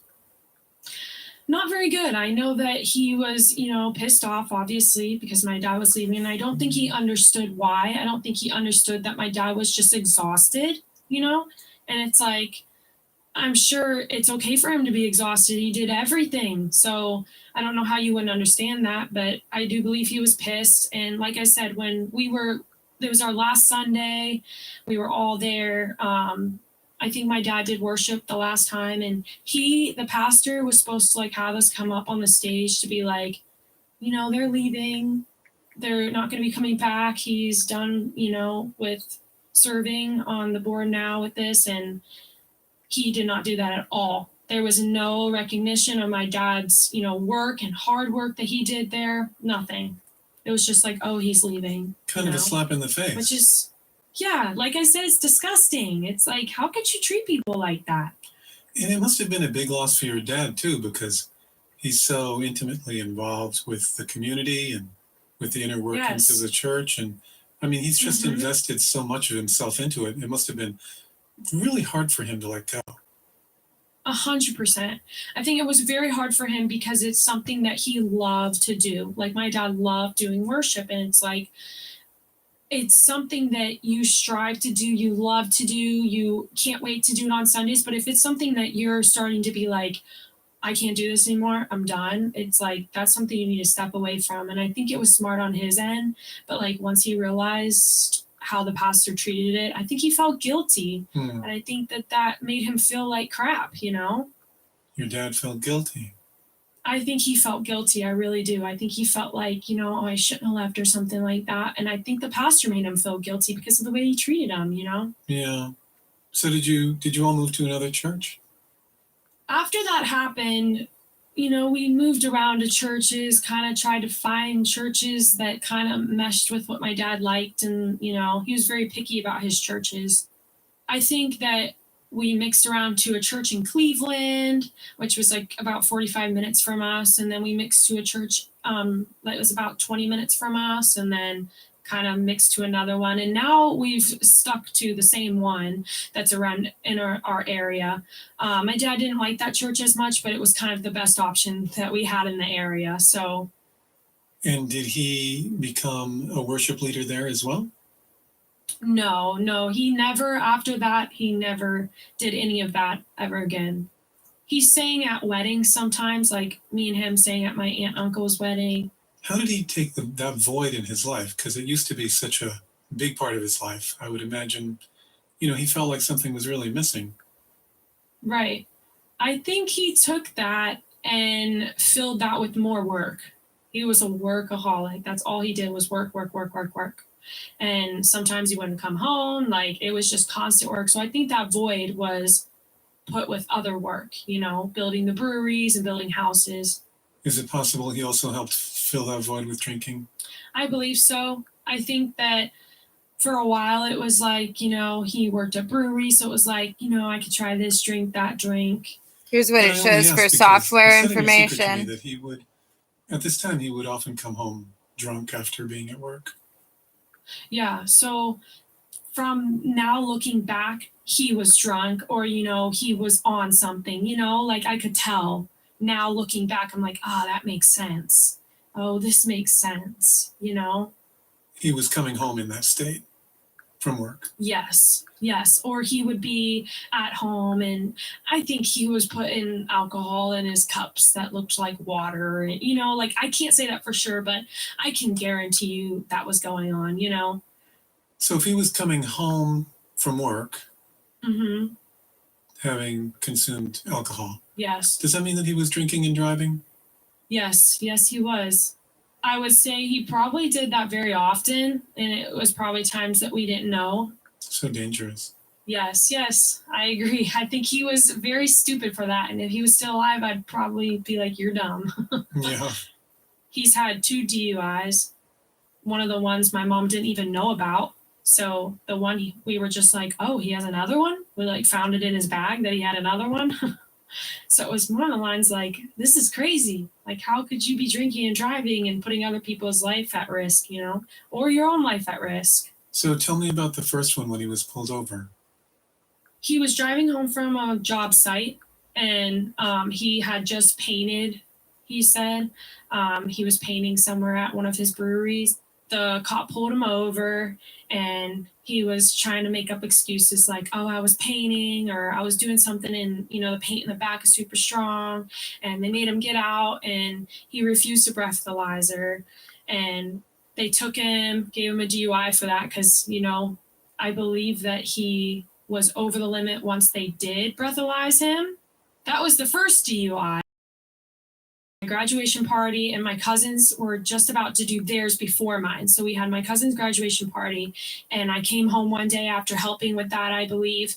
And he was home from work early and I was like, what the heck is he doing home? Because, he's always working. And I was like, what are you doing home? And he was laying in bed. Where are you sleeping? And my mom was in the shower and I walked in and she was crying and I'm like, what's wrong? Like, are you okay?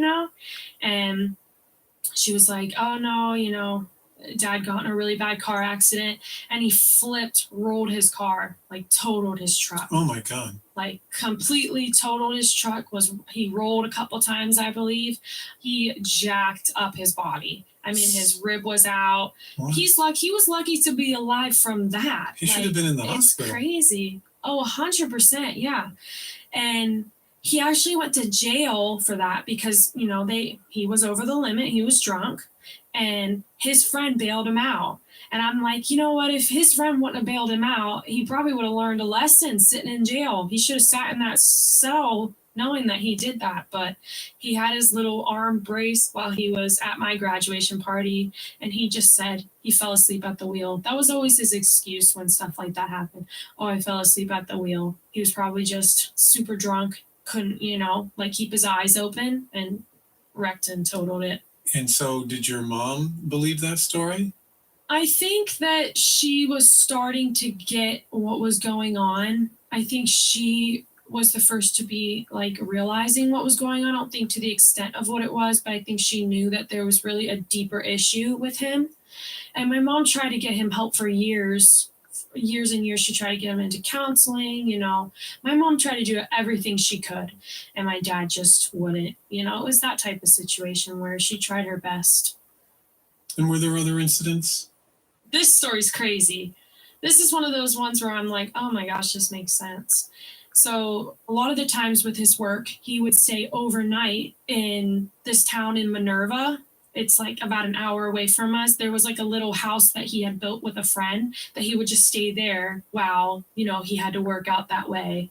he had stayed the night there, came home the next day, and he dropped off the car. My mom got in the car and she's like, ew, like, what is this? And there was like throw up all on that side of the passenger side door. Okay. It was disgusting. Yeah. My mom was like, what the heck is that? Like, where did that come from? And he made this whole story up. She found a bag of cocaine or some type of drug, I don't know what it was, in this little bag in the cup holder. And my mom's like, okay, and now what's going on? Because this is weird. And my dad made up this whole story that he took the car to get worked on, and the mechanic that was there, they said that he was an alcoholic and a drug addict, and he was at work drunk, and he threw up on the side of the car, and he had left his drugs in the car, and it was all this guy's fault. So literally, he had made that whole story up, and come to find out, actually, the night before, him and a couple girls and his buddies went to a winery, and someone got sick, threw up on the side of the door, and those were his drugs. Wow. How did you find that out? My mom had found out through, I think, one of his friends. I don't know exactly where she found out exactly what happened, but she found out he had went to a winery or went out partying, and, you know, that's where it came from, which is absolutely crazy. That story was one of the stories that blew my mind when he passed away. I was like, oh my gosh, like, how crazy. So how's your mom taking all this? Because clearly there's a lot of red flags coming up. I think my mom really was trying to just hold it all together for my family. I don't think that she was just naive. She's not like that. I think she just is a very strong person. And I think she was just willing to make it work for what was going on, you know, with the kids. And yeah. Must have been so hard for her. Oh, yeah. I mean, to this day, she still has a lot of issues in that way, which I don't blame her. I would too. Well, clearly your dad at this point has a drug and alcohol problem. Oh, 100%. Yeah. And it's such a contrast to the man he presents to be. Exactly. That's why it was such a shock. Such a good husband and good father, member of the community. 100%. Yep. Hard worker. Yeah. Was it long after this that he died? He had passed away in February, like I said, of 2021. So that wouldn't have been too long after, I don't think. Do you remember the night you found out that he was gone? Yes, I do. I remember that very, very well. I can remember I was at home. First, I had actually just saw him the day before that. So he would have came home. You know, he would never, this is funny, he would never poop like other places. Okay. So he had to be comfortable in his own home. All right. So I find that very funny about him. But, you know, he came home to use the restroom from being around town for work or something. He came home. I was talking to him. You know, I got to talk to him for a little bit. I was lucky out of all the kids because none of them really got to see him before he passed away. But the night he passed away, I had just had, I think I was at a party with my aunt, with some of my cousins. We had stopped back at my house to eat some food. I was having a turkey burger with some rice, which was my aunt's famous thing she made. And I have not eaten that to this day. I was having a turkey burger and rice. I was just sitting at the table, and my aunt like left the room because she got a call, and I'm like, where is she going? You know? And at first I was a little worried because she had a weird look on her face. So I was like, okay, you know, whatever. So she came out, she was looking a little weird. She goes into the one bathroom, and she's in there for a good 5-10 minutes. You know, I think she was in there probably trying to figure out what she was going to do. And she walks out, and the first thing that comes to my mind is like, oh, you know, someone passed away or something happened to someone. That's the first thing that came to my mind. Yeah, you can just. They have dual SIM always on to perpetrate their domestic terrorism. It's locked. I've attempted to remove. My mom's sisters. I got a text from my other aunt.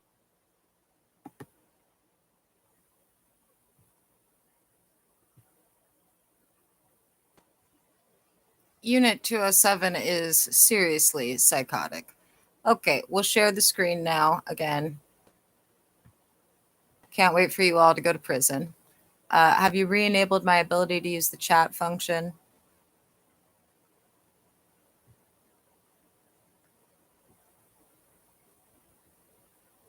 Hello, little domestic terrorist. See if the chat is working.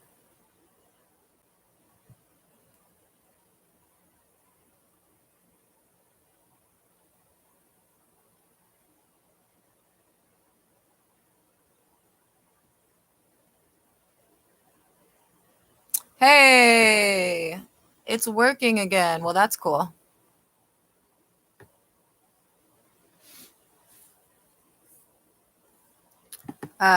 Unit 207 has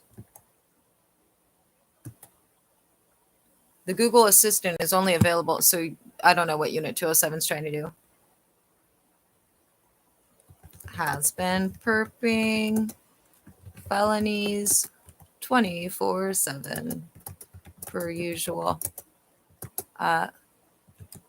They have resumed and taken all cellular phone bait, furthering their intent in the last 12 hours by changing settings, forcing Galaxy, etc. Additionally, they have locked dual SIM to sit upstairs, doing what is why they are going to prison.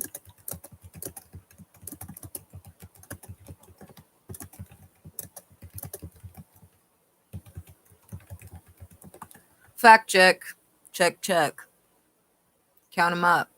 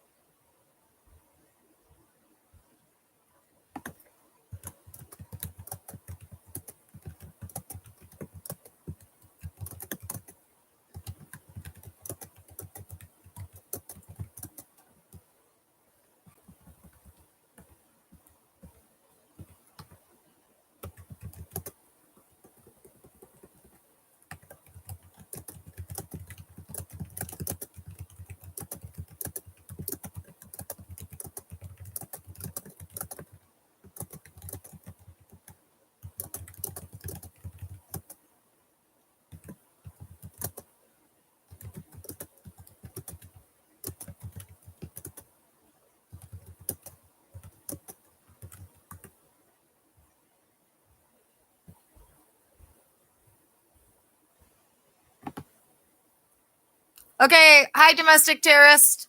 Remember, the whistleblowers, you're 100% at risk of retaliation. Be pissed. Throw shit. Turn to the men around you and pray with them in the direction of Mecca.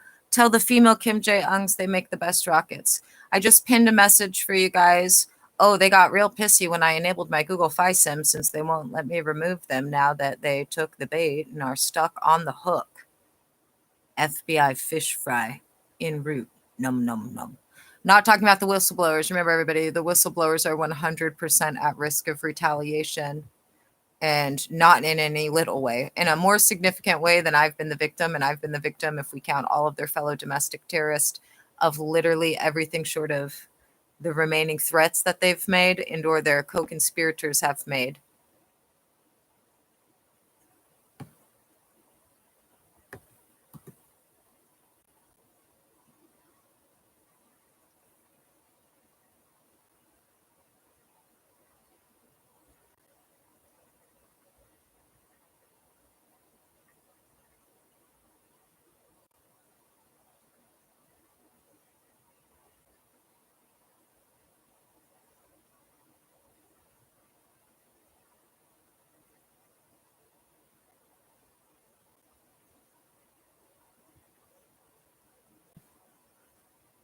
And it's Sunday, everybody. On Sundays, don't forget, I'm authorized to be a super king Kamehameha bitch. Start to come out after his death. They won't let me mace you guys. Yeah, so when we all were at the house, you know, like how I said, my whole family was over there. They were over there for days. And you know how they do the meal train when people pass away or, you know, people have babies, you have a meal train and people would send us food every other day and we would all eat it, which was a very big help to us because I had to kind of take that role as the mom for a little bit because my mom was super, you know, distraught. We were all sitting on the couch and my mom grabbed his, this was maybe, I think this was the day before his funeral. She was grabbing his work bag and she found like 3 Valentine's Day cards. So we found out that he had been cheating on my mom for. I just got to pause it here. I've always been bummed out because there was one great grandpa that I never met. And I believe he was alive for some period of time while I was alive. And here's why. My grandma Carol and her brothers, their mom, beautiful Southern Belle, used to get beat up by her husband, leaves her husband because he's an alcoholic. She comes to Washington, meets this hot Italian World War II pilot who owns a Walgreens in downtown Seattle. They get married. He adopts all of her kids, okay? Well, he doesn't legally adopt them, but he begins to parent them as though he is their father. Long story short, my grandma with grandchildren already. I know for sure I already existed. She and her brothers, they are contacted. I forget exactly how it came to pass, but in some way they're contacted by the biological dad, my great grandpa, her dad. He lives in Hawaii. He's remarried and had other kids that were all like within 10 years of my grandma Carol's age. They go to Hawaii and they meet him. And I don't know anything about him other than what I just said. And that my grandma just fucking hated him. And she is a very nice human being. But she could not get over the fact that he went to Hawaii, married somebody else, and basically just had a whole another group of boys. I don't think that she had a sister over there. So I've never met these people, and they don't show up on 23andMe. But it reminds me of this. I'm listening to this podcast, which used to be good. The first like 15 to 30 episodes are really good, the Secret Room podcast.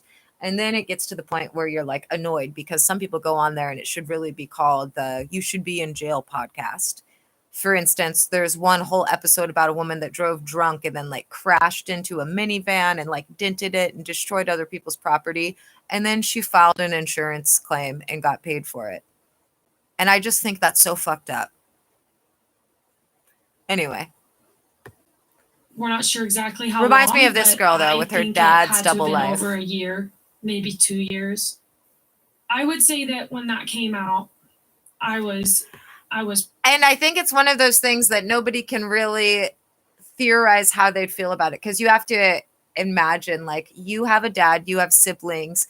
Dad is with you and the siblings for all of your life. Then at some point before you're in high school, dad disappears, gets married, has new kids, multiple, and then raises them up to be in high school.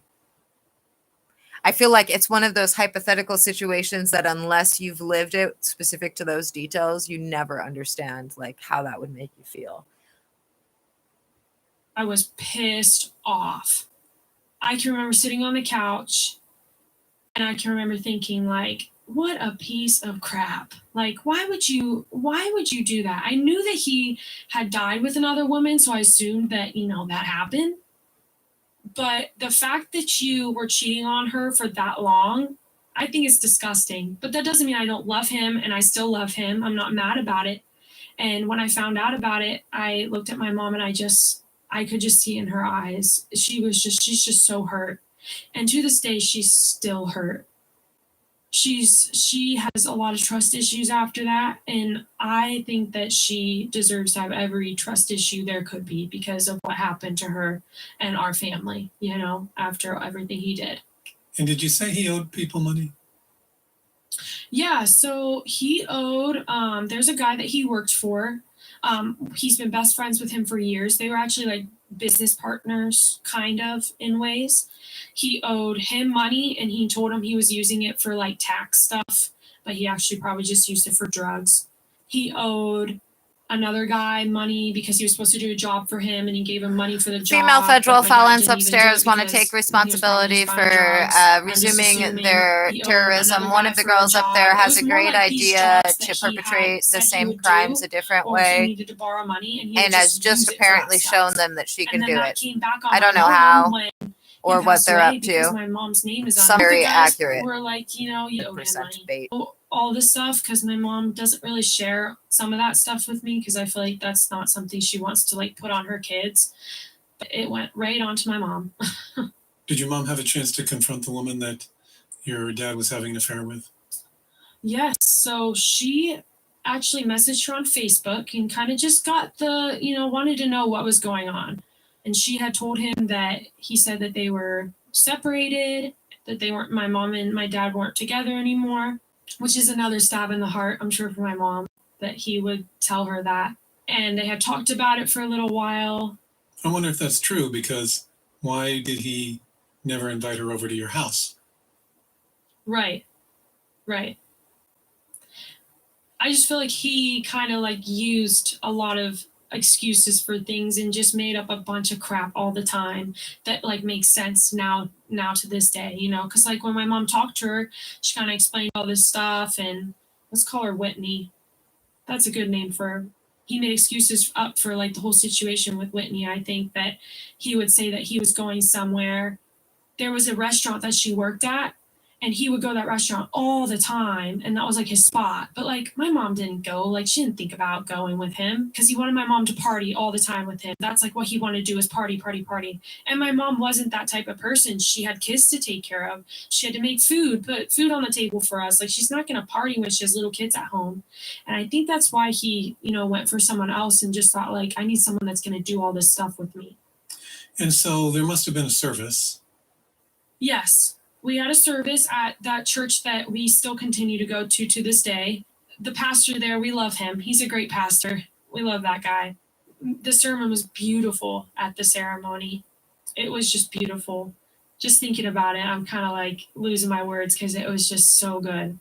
He really like showed who my dad was. Like my dad was a very loving person, like I've said before. I swear there had to have been like 200 people that came through that line. There was so many people. And then they would tell me like, oh, your dad was amazing. I loved your dad. And I'm like, I don't even know who you are. Like, who are you? Like, I've never seen you in my life. He touched a lot of lives. Yeah, that's the thing. Like, he touched so many lives. And it goes to show that like bad things can happen to good people. And the people that are hurting the most are such good people. And he was such a good person. That's why it was such a shock to everybody that came to his funeral. And at the funeral, it was funny stories at the funeral, because my mom had said like, they're not, my uncle sat by the door and he was like, I'm going to make sure they don't get in here. We had joked around the church that my dad had worshiped at, like, oh, let's not let him come because, he's a piece of crap. He shouldn't be allowed to come. And my uncle took that literally. Uh-oh. So when the pastor had came in, he was like, oh, you're not welcomed here. You're not welcome here. Oh my goodness. And let me explain my uncle. He's very straightforward. It's my mom's sister's husband, so uncle-in-law. But he's close to all of us. I consider him one of my ones. He literally was like, he's straightforward. He's straight to the gun. Like he'll take anything and fly with it. So he was like, oh, you're not allowed to be in here. You're not welcomed here. The pastor like broke down crying. Like he was like devastated. So my other uncles had to come over and be like, no, that's not true. Like you can still come, my friend. Like they didn't mean that. And I was like, oh my gosh, I should have said that out loud to not let him come because he flew with it. He took it straight to the guy and just was like, no, you're not going to come. I mean, the pastor was not too good to your dad. No, I mean, I would have been okay if he didn't come through that freaking line. I would have been totally fine if he wasn't there. My boyfriend's mom, we were just talking about this the other day. She said, I've never been to a funeral that was this big in my entire life. And she said that she's been to so many funerals. So that goes to show. And she said the people that were coming in were telling me that they were touched by him. So it goes to show who he was as a person. Yeah. But none of his secret life was discussed at the funeral, obviously. No. In the obituary, it had, just said like he did some things that led into his death, like made some bad decisions. I think my mom worded it like he made some bad decisions that led into what was going on. This is another thing. The mistress, Whitney, she messaged my mom and was like, I can't believe that you put that in the obituary. You made him sound like a horrible person. You made him sound like he was like, you know, awful. And my mom did not do that. The obituary was perfectly fine. It explained who he was. And the person that they knew was not my dad. That was a completely different person. So whoever you think he was is not who he was. So you can't say anything. Whitney just made up crap and she just made a big deal about it. And my mom kind of just was like, whatever. Like my mom's awesome. She just doesn't put up with bull crap. And good for her. Yeah. Did anything else come out after your father's death? Yeah, my mom got some numbers from like the list. You know, you can look at Verizon. We were through Verizon. And I think she got some of the list of the numbers that he was calling. And she kind of figured out that those numbers were escorts and he was calling some, you know. And like I said, when I typed it out to you, is that my dad was mentally ill. He was depressed. He was, you know, hurting deeply. It goes to show that, you know, someone can be so deep in that he was in this hole. And I think he was afraid to get out. I think he, you know, was using all of this stuff to fill a void that he was missing in his life. And I think he was being attacked. I say the devil. I always say he was being attacked by the devil because he was so strong in his faith before. And I feel like the devil attacks people that are very strong in their faith mostly. And I think that goes to show how good of a person he was, that he was still treating us in such a good way, even though he was in the mindset that he was. Was there anything in his life that was traumatic or that he was depressed about? And I think he always wanted his dad's approval. I think that there was always that, like, I need to make money to show that I'm not having that money. I wouldn't say traumatized, but like he knew what it was like not me as a kid, and he didn't want us to do that. So he didn't want us to have that trauma in our life. So I think nothing traumatic really happened to him that I know of. I do know that when he was younger, 2 of my friends from when I was younger had passed away in the time before he passed away, actually. You know, we kind of connected on that level, me and him, because, you know, my friend passed away and his friend passed away, and we kind of, and he kind of shared and opened up to me. To this day, I'm not angry. I'm not like pondering on the bad stuff that he did to me or to my mom, you know. Sometimes I'll sit when I'm like in my thoughts on my way to work, when I'm not listening to anything, I'll think like of things that, you know, I could have changed or I could have done better in ways, or how I could have done this to help him, you know, figure out this. But to this day, I can't change it. So you're sharing today your dad's secret? Yes. That he led a secret life of drug use, affairs, and was with sex workers. Yes. You and your mom might have guessed a little bit. You knew that he had an alcohol problem. Yeah. But it really didn't come out until he died. Right. I mean, I knew he was an alcoholic. That was for sure. Like, you know, like I said, he was drinking all the time. But the drugs, not even one bit. The woman, not even one bit. Towards the end, like before he passed away, I kind of was like, it's a little sus, you're staying overnight there a lot. But I never was like, oh, yeah, my dad's cheating. And so your mom remarried? My mom did remarry. She married this great guy. He came in when we needed. No. I was thinking about that because that's something that she needed, because she was in a dark hole. And I think she needed someone to come in and take care of her. And for someone to come in and take care of 5 crazy kids shows that he loves my mom, because my little siblings are crazy. And I can't imagine going with this woman that her husband passed away, and the scenario of how he passed away, and my mom has trust issues now, you know. He's coming into that with open arms, and he loves her, and he, you know, emotionally, he loves her so much, and I can see that in him every single day. Does he know your dad's secret? Yes, he does. Yes. He actually knew my dad. Him and my mom knew each other when they were younger, which is funny. They all worked together when they were younger at a little restaurant in Middlefield. I guess they worked together when they were younger. I don't know the whole story, but I always joke with him that he had the hots for my mom all that time, and he just hopped in when it was convenient. goodness. And so it's been about 4 years since your dad. Good. I think that when things come close, like his birthday, holidays, I definitely become very like, I feel the void. There's a void there. There will always be a void there for my dad. Like I think about when I get married one day and, being walked down the aisle. Like the day before he passed away, I had sent him a text message and I sent him a song I wanted us to dance to at my wedding. Like those are the things that I kind of think about the most. I think the biggest part is I'm just kind of at peace. I have peace with all of it.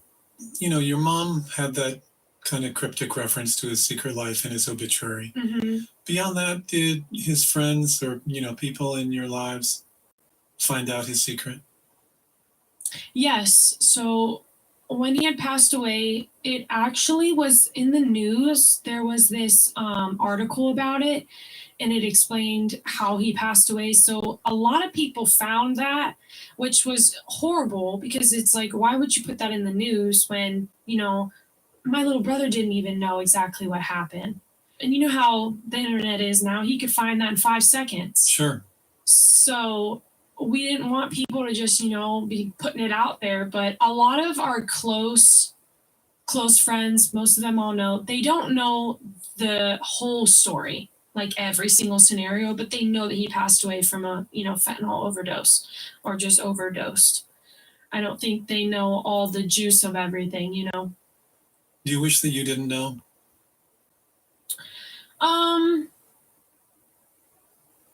I think I would have more peace that I know now, because I feel like if I didn't know what happened, I wouldn't have peace and I'd be thinking all the time what happened.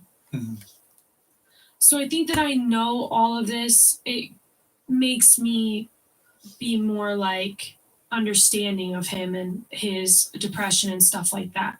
Well, you do sound very at peace with it. I am at peace with it. I mean, obviously I get upset sometimes thinking about little things, but at the end of the day, I have a good life right now. I mean, I miss him. I have a boyfriend. We've been together for 3 years. He's been my best friend since I was like 16 or 17. Hopefully engaged at some point. He listens to this. And my dad knew him and he liked him. So that's another thing that made me feel good about that. Yeah. I live with my boyfriend and his dad, and I had to move out of the house because at first it was chaotic with, my stepdad moving in, and that void was kind of put in from him. But now I'm at a good place where, I go over there and I feel okay. I feel the presence of the love from him to my mom and to the kids. And, my younger siblings are starting to call him dad, and, which kind of, at first I was like, that kind of hurts. But now I'm at the point where I'm at peace, where I'm like, someone's got to fill that void. It can't just be me like keeping that void there for the rest of my life. No one will replace my dad, but he is a phenomenal guy. So I would say he's my second dad. So I'm really happy to hear that. Yeah. Why did you want to tell your secret today? I wanted to share to people that if you're depressed, if you have issues in that way, or you've gone through something similar where, someone that you thought loved you and you loved them and was a close friend of yours, you need to stand up for yourself. You need to not let that person jump all over you and stomp all over you and push your feelings to the side. You need to be straightforward. And if that leads you and you're depressed, you need to tell people. If you feel like in a way that you're leading into alcohol or drugs, don't be afraid to tell the people that you love, because if that person truly loves you, and in this scenario, my mom loved my dad and we loved him, even if you're afraid to tell someone that you love that you're doing this stuff, it doesn't matter. I feel like they'll love you. If they truly love you, they'll love you and take you in with open arms and support you no matter what. Well, that is a very, very strong and positive message. Yeah. And I really appreciate you sharing your very heartfelt, bittersweet story with us today. Yeah, I loved it. Thank you for letting me be on here. I think this is a big part of my healing process. I think I needed to share it and explain to people, something that I've been through in my life. Well, I can't imagine that it was easy at all. No, it wasn't. but Yeah. I'm good now. Good. I'm so glad. Thank you. Thank you, Sammy. Thank you for joining us. Yeah, thank you very much. You're welcome. I feel good. I think this was a really good idea. It feels kind of funny saying that, it has a good ending, but it does. Yeah, I feel like now I can say it does have a good ending. It's like a terrible story. At the end, it comes out to be, my mom is happy and she's truly found something that makes her happy. She's living in the beautiful house with the little kids, and I feel like I am in love with someone that I never knew I'd fall in love with, and I think I'm super happy with this person or with him, and I'm living a life that I love now, and I never ponder on the bad things. You could say that good was born from the bad. 100%. Yeah.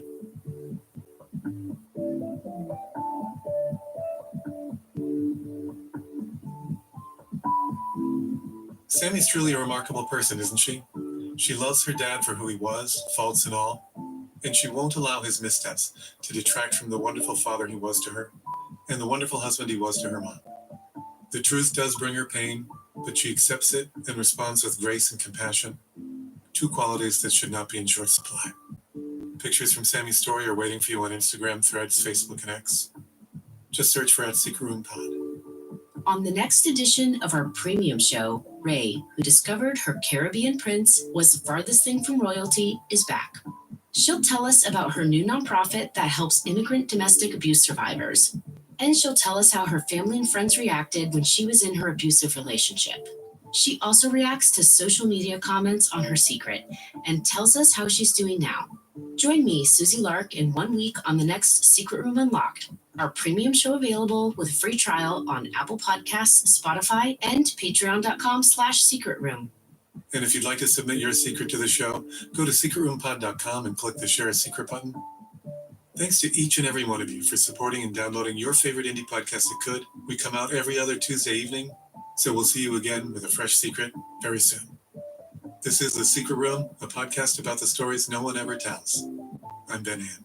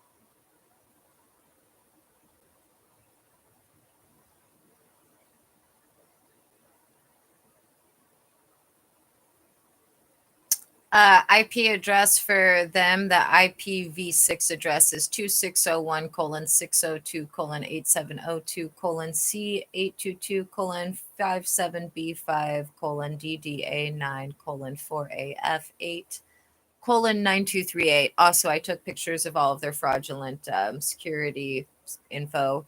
MAC address is 90:0F. :0C, :2D, :02, :15, subnet mask 255 period 255 period 255 period 0, gateway 172.2021. They've got the configure IP address automatically already connected, and proxy connection is set as direct internet connection, even though it's manual.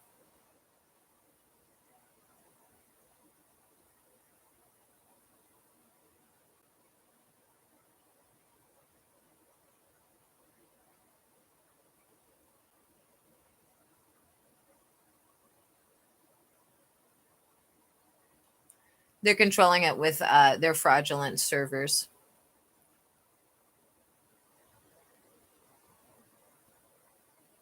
So we're setting up Indigo's laptop that they've completely rendered useless for the account that was created on this laptop. Unit 207 goes to prison.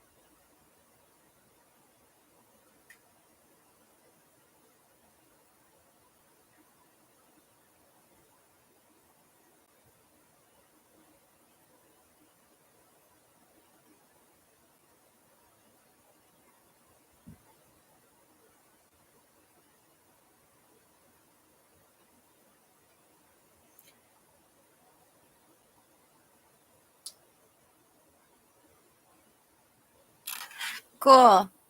I was able to set up the new email address Unit 207 goes to prison to be able to live stream on YouTube in 23 hours and counting. It says here, you requested streaming access on March 2nd at 11:14 a.m. Once it's available in 23 hours and 59 minutes, you can go live via that way.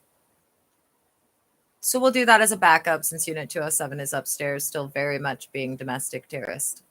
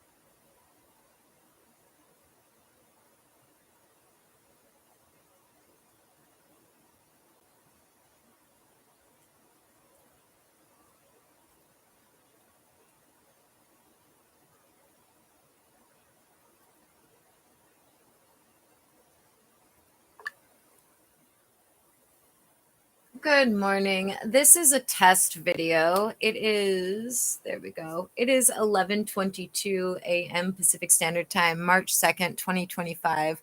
This is a consensual recording with Mystic Gwen pursuant to the FBI. Be advised, I'm not an employee of the FBI. I've only been authorized to state I am an informant. That being said, I am attempting to have a second backup channel because of the ongoing domestic terrorism and criminality of Unit 207, who's actively hacked into all of my accounts on every which one device. It appears that I did piss them off a bit when I selected the appropriate network earlier today. So this live stream channel should be up and active according to Google in less than 24 hours. And I'll be running live streams on this channel and on my channel. So if they terminate one, they'll have to terminate the other. And it may not even be necessary at all. We'll see. So let's see if we can upload this video since they haven't approved my going live. And there's women upstairs that believe they'll be able to block that too. Don't worry. We're going to break in. We're going to break in and not go to prison. That's what they're thinking. Again, my name is Mystic Gwen. I have a real YouTube channel. Check it out. That's where you'll find all the best videos. And they're actively hacking the ThinkPad as well. Let's try uploading this.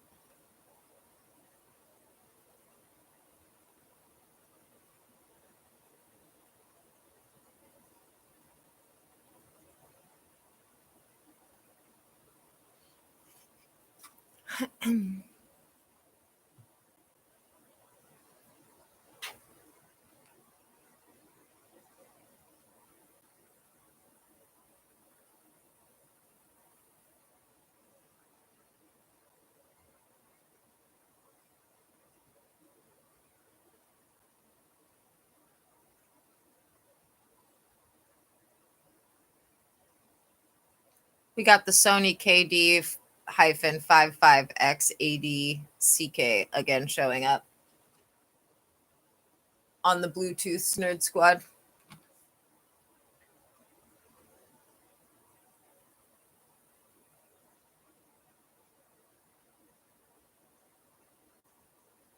Okay, cool.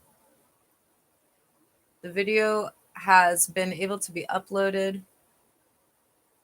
That ran for 1 minute and 33 seconds.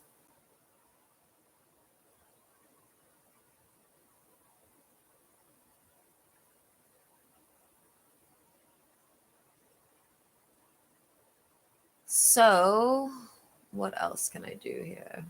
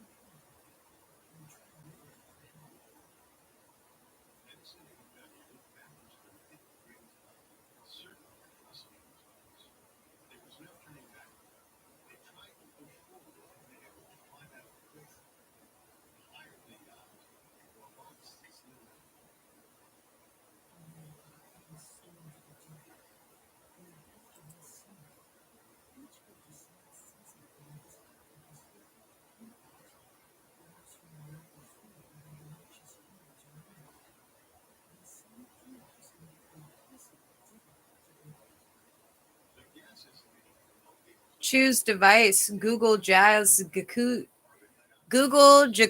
is what they titled this device, which is actually their device. Upstairs.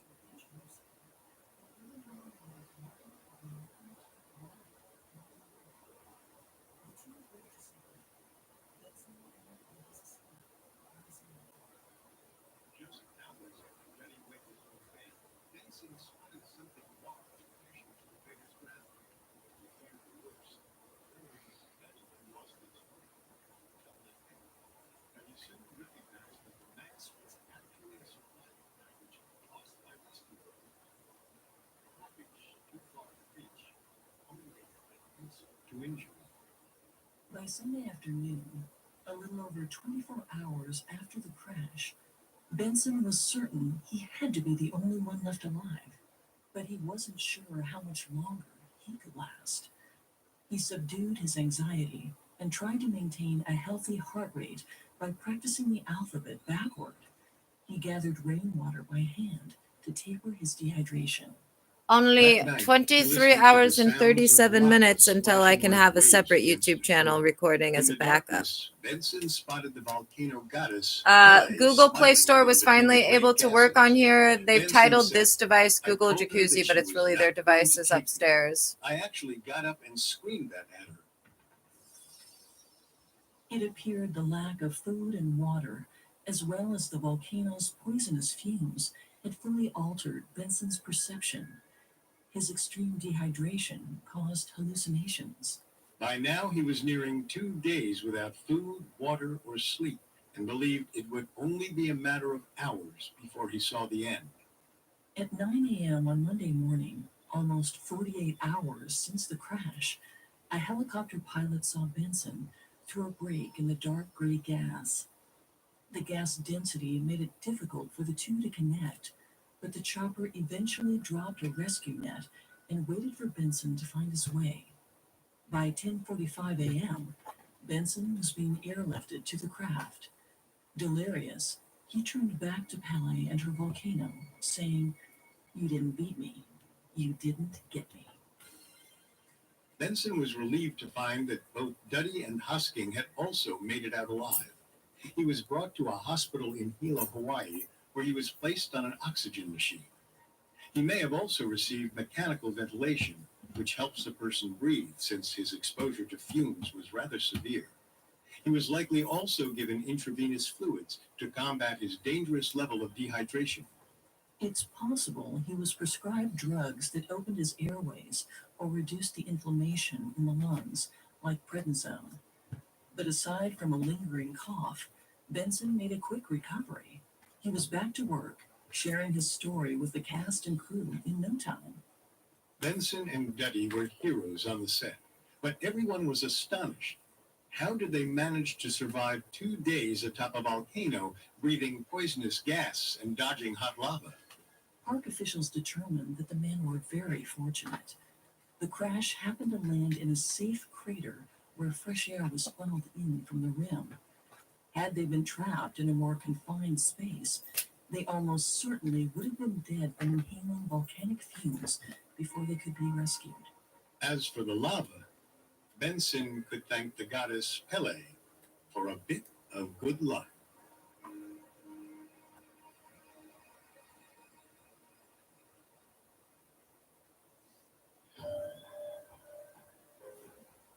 Thanks for listening. We'll be back tomorrow to discuss another medical miracle. You can catch our other episodes of Medical Mysteries for free on Spotify or wherever you listen to podcasts.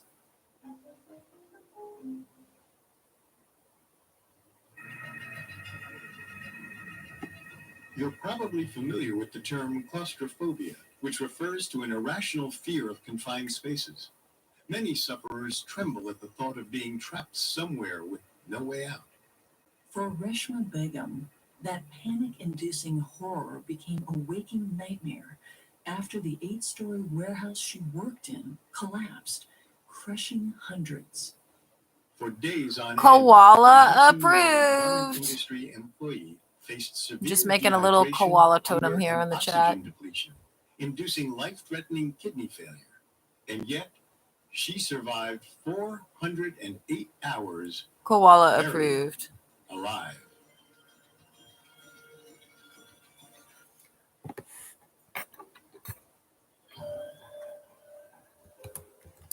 Welcome to Beating the Odds, a 5-day special series for medical mysteries. I'm Richard.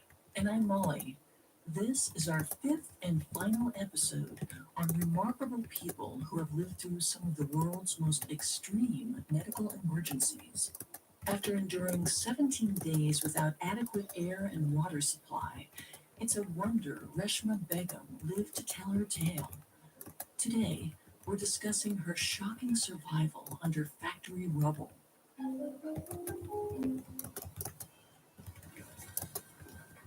It was approximately 9 a.m. in Bangladesh on April 24th, 2013, when a giant tearing noise resounded from Rana Plaza. The day before, the property owner, Sohail Rana, had assured the media and tenants that the building was safe, despite new cracks on the walls. But Rana had made a grave judgment call. As the structure shook with the vibrations of 4 huge generators after one of the city's regular power outages, countless workers tried to flee, but it was too late. In a matter of seconds, the building shuddered and collapsed.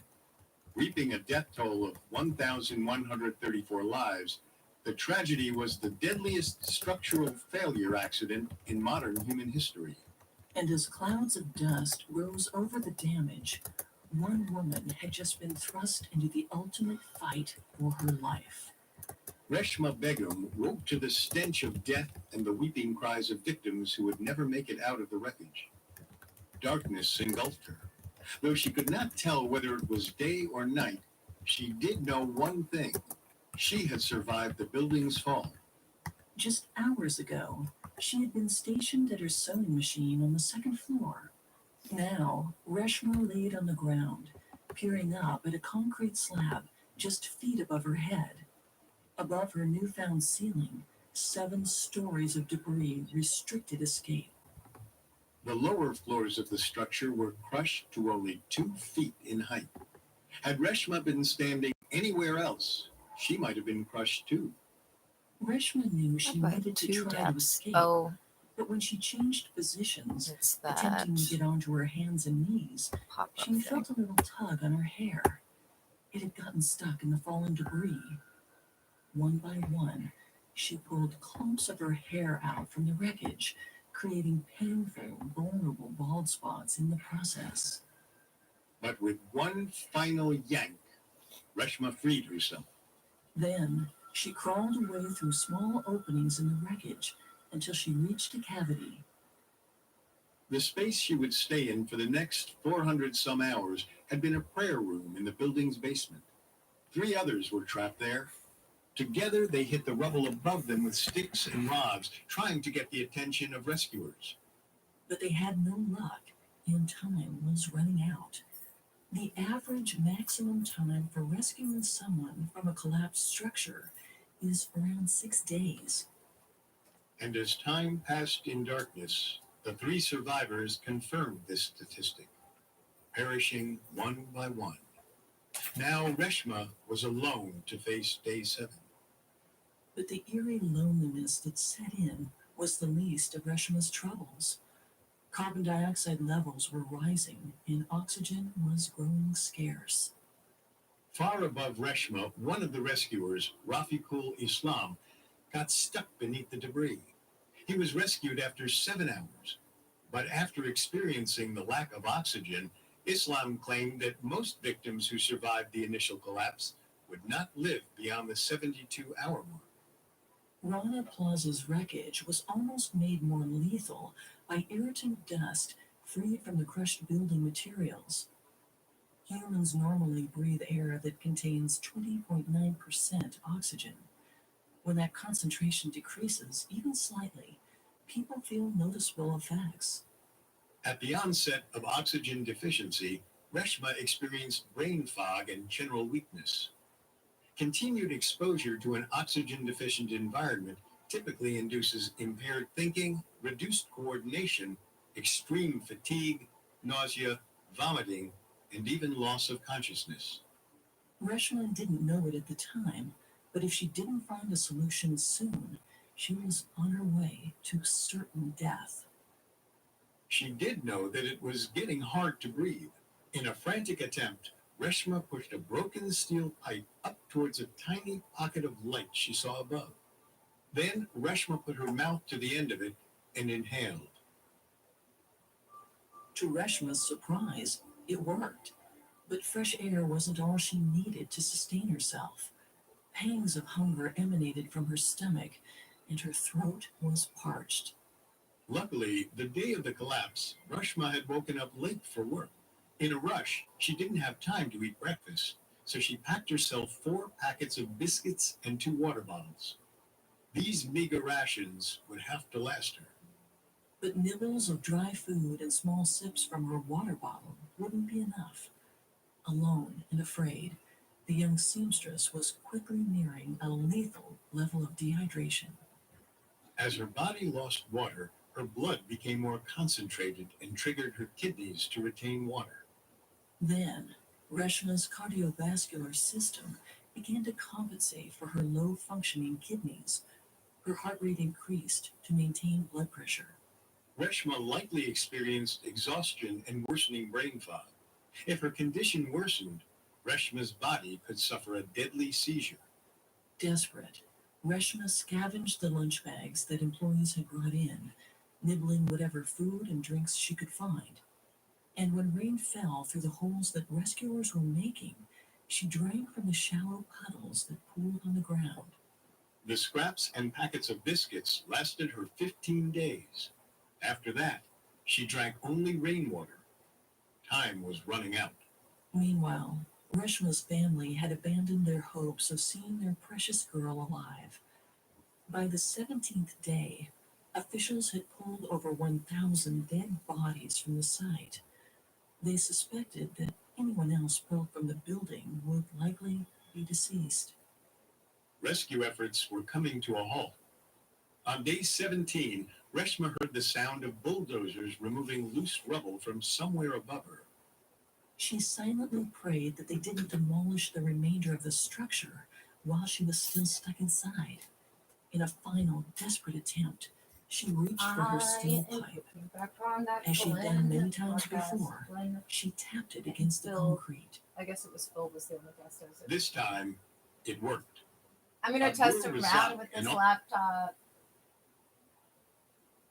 and see if it does anything to the other laptop like it did previously. But for that test, I'm going back to a podcast I started yesterday and didn't finish.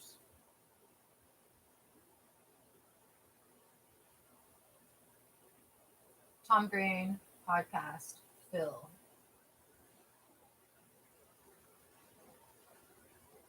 This is it. I'm going to fast forward like 10 minutes into it because I caught that. Oh, this is a second. This isn't the one that I wanted to see.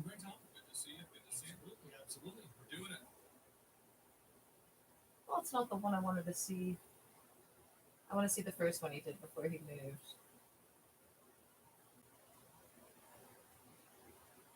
Where is it? Here it is. This is a better one because Tom Green says shit that he technically wasn't allowed to say. And you know how Phil handled that shit? When people from the government came to him and were like, Phil, Tom needs to edit that out. Phil was like, no, nobody's going to believe Tom. No one's going to believe Tom. It's okay. And so it's still here, but it is not Google's first result, and I bet you that's why.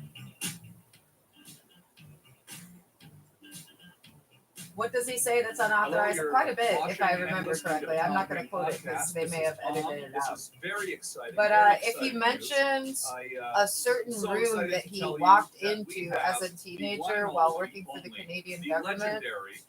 and saw something, You can hear him laughing in the then background he didn't put already. it out. This is exciting. You may remember him from the MTV's The Tom Green Show, Canada's The Tom Green Show, the guy who drank coffee in the background and laughed, and also my oldest, best friend in the world, Phil Giroux. Hey, how are you? Welcome to the show, Phil. Dude, doing awesome. Doing Oh awesome, my God. Tom. And yeah, it's nice to be here on your show. I mean, we talk, many times a day usually. Oh, so there's a stream happening, and I'm just setting something up here right now while I talk. You'll get some time to know that the stream is happening, and then you'll be funny, unique, or uncomfortable situations. Getting some sort of laugh.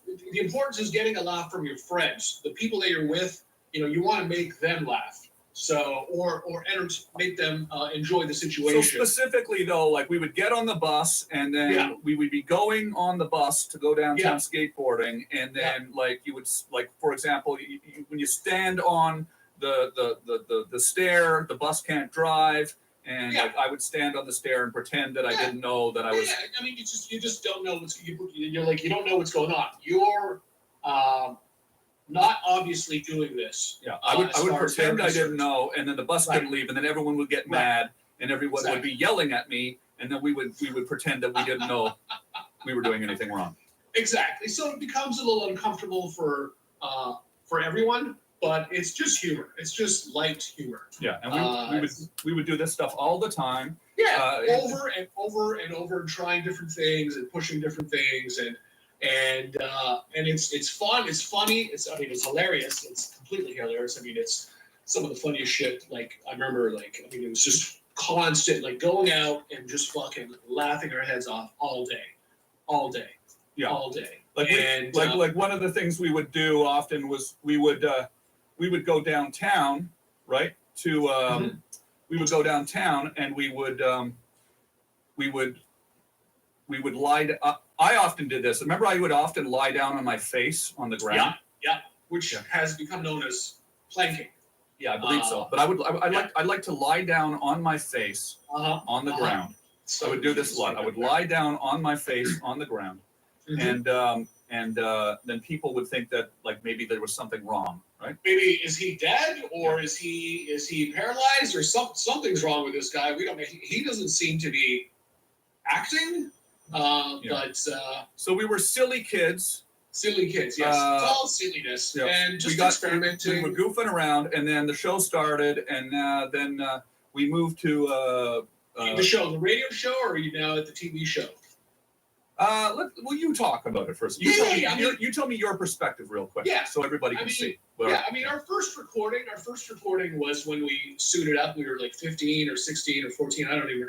And we got a major reservation at this like super high-end restaurant. We tended to be business guys. Tell that story. Tell that story. We were dealing.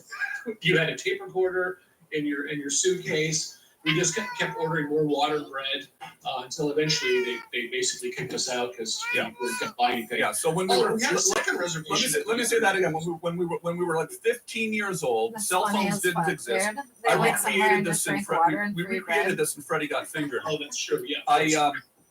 We wore suits. We got our dad's suits because I don't think I had a suit. I mean, you might have had a suit, but I didn't. No, I didn't. That's fucking hilarious. Did we wear our dad's suits? Or dad's suits, yeah. We wore our dad's suits, okay. And I had a briefcase, my dad's briefcase, and I put a normal telephone in it and a tape recorder with the recording of that exact ringing sound that we're hearing right now, by the way. That exact ringing sound.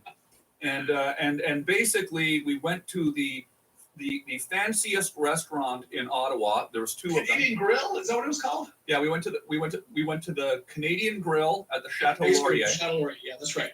And then we also had reservations at Les Saisons, which is no longer there anymore, at the Westin Hotel, and we went to both with the sole. The Westin is so overrated, people. I know, Don't we go were, to Westin. yes, I know. We I'm got there convinced the for a Westin reservation, hasn't been and a they cool had spot wooden since matches the that they 80s, gave dude. us, a little box with Everyone my I name on talked it. to, I made a literally. reservation at these restaurants. Now we, of course, had no money, so the idea was we were going to go there and see how long we could hang out there in our dad's suits with a briefcase with a phone ringing in it. That I would pull the phone receiver out of the briefcase and argue with people about stocks, right? I'd be like, I don't care, Bob. Clean out your locker at the club. You're fucking fired, Bob. You're fucking fired. I say Geneva. You hear Helsinki? You cost me 40 million fucking Deutschmarks, Bob. 40 million fucking Deutschmarks, right? That's what happened, right? Yeah. Exact scene from Freddy Got Fingered. We were doing just for a gag. And eating free bread and water that came to the A table. lot of free bread. We got a lot of free bread, which when you're that age, I mean, that's amazing. You know? Yeah, it's delicious. Exactly, and we'd run into our friends downtown. We had suits and a briefcase with the phone ringing in it. And because they didn't have cell phones, right? They didn't have cell phones, so the only way to make the ringing sound, there was a tape recorder in there, just like in Freddy Got Fingered, where you hit put play, and it would go ring, ring, and I'd reach and I'd pull out the receiver of an unhooked phone and just start talking to it. Until they kicked us out, right? Until they kicked us out. Yeah, and then we did it again at the other restaurant, at the second place. And I believe, and actually, this doesn't exist anywhere. But tell me if you remember this. Because we didn't have a video camera and we couldn't record it, there was still a second tape recorder that we brought on the table, recording it. We recorded the audio of the whole thing just so we could listen to it again. Mm-hmm. We did. Yeah, I totally remember that. Of course, absolutely, of course. God, I wish I could find that tape. There might be old security footage of us walking around there, but anyways. So we're going way too far into the weeds here. Let's take it a little further into the present time.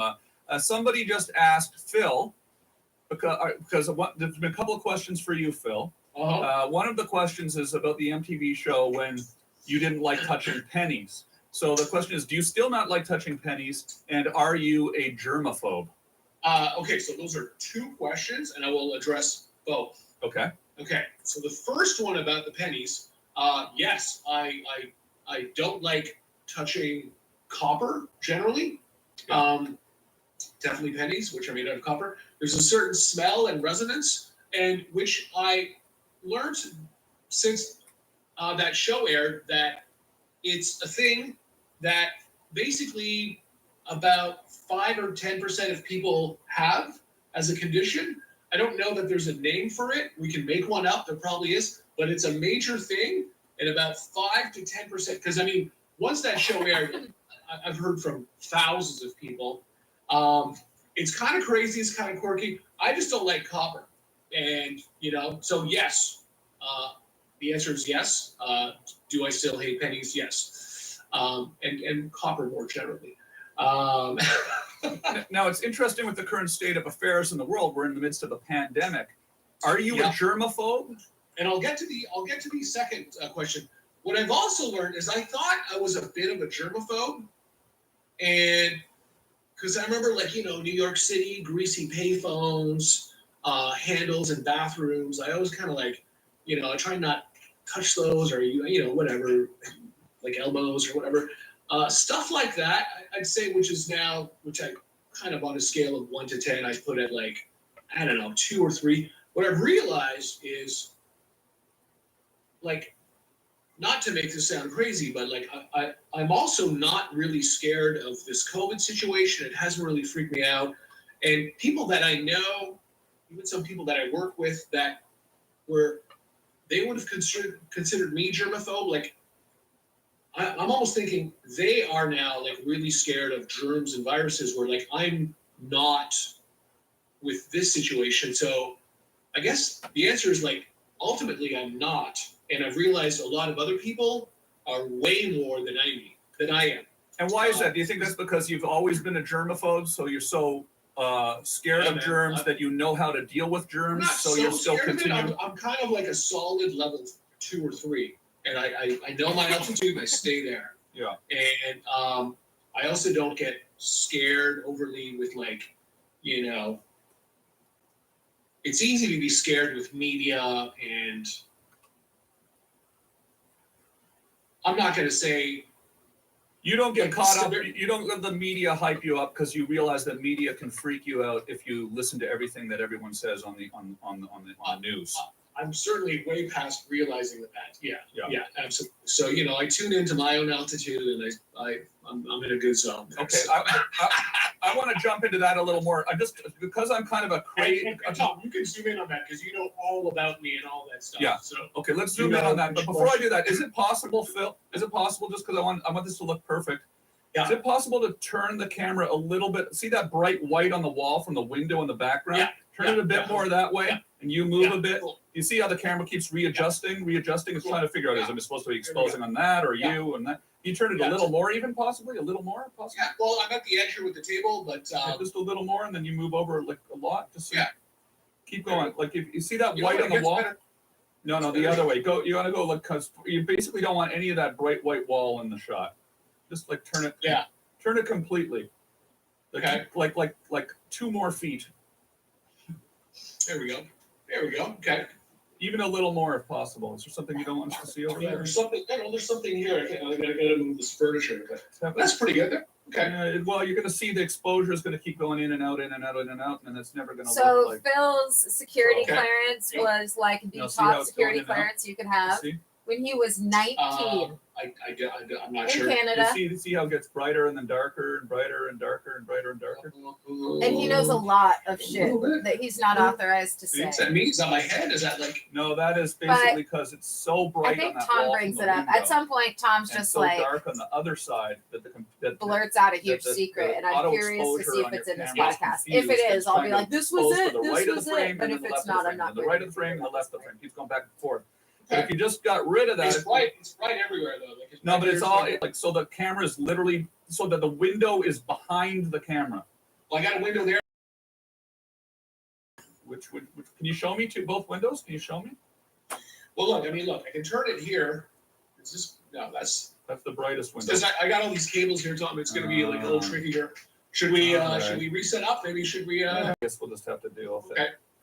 It's just you know, I want it to be perfect for everyone because I know we're about to dive into like a rabbit Okay. hole of amazing pretty good. conversation.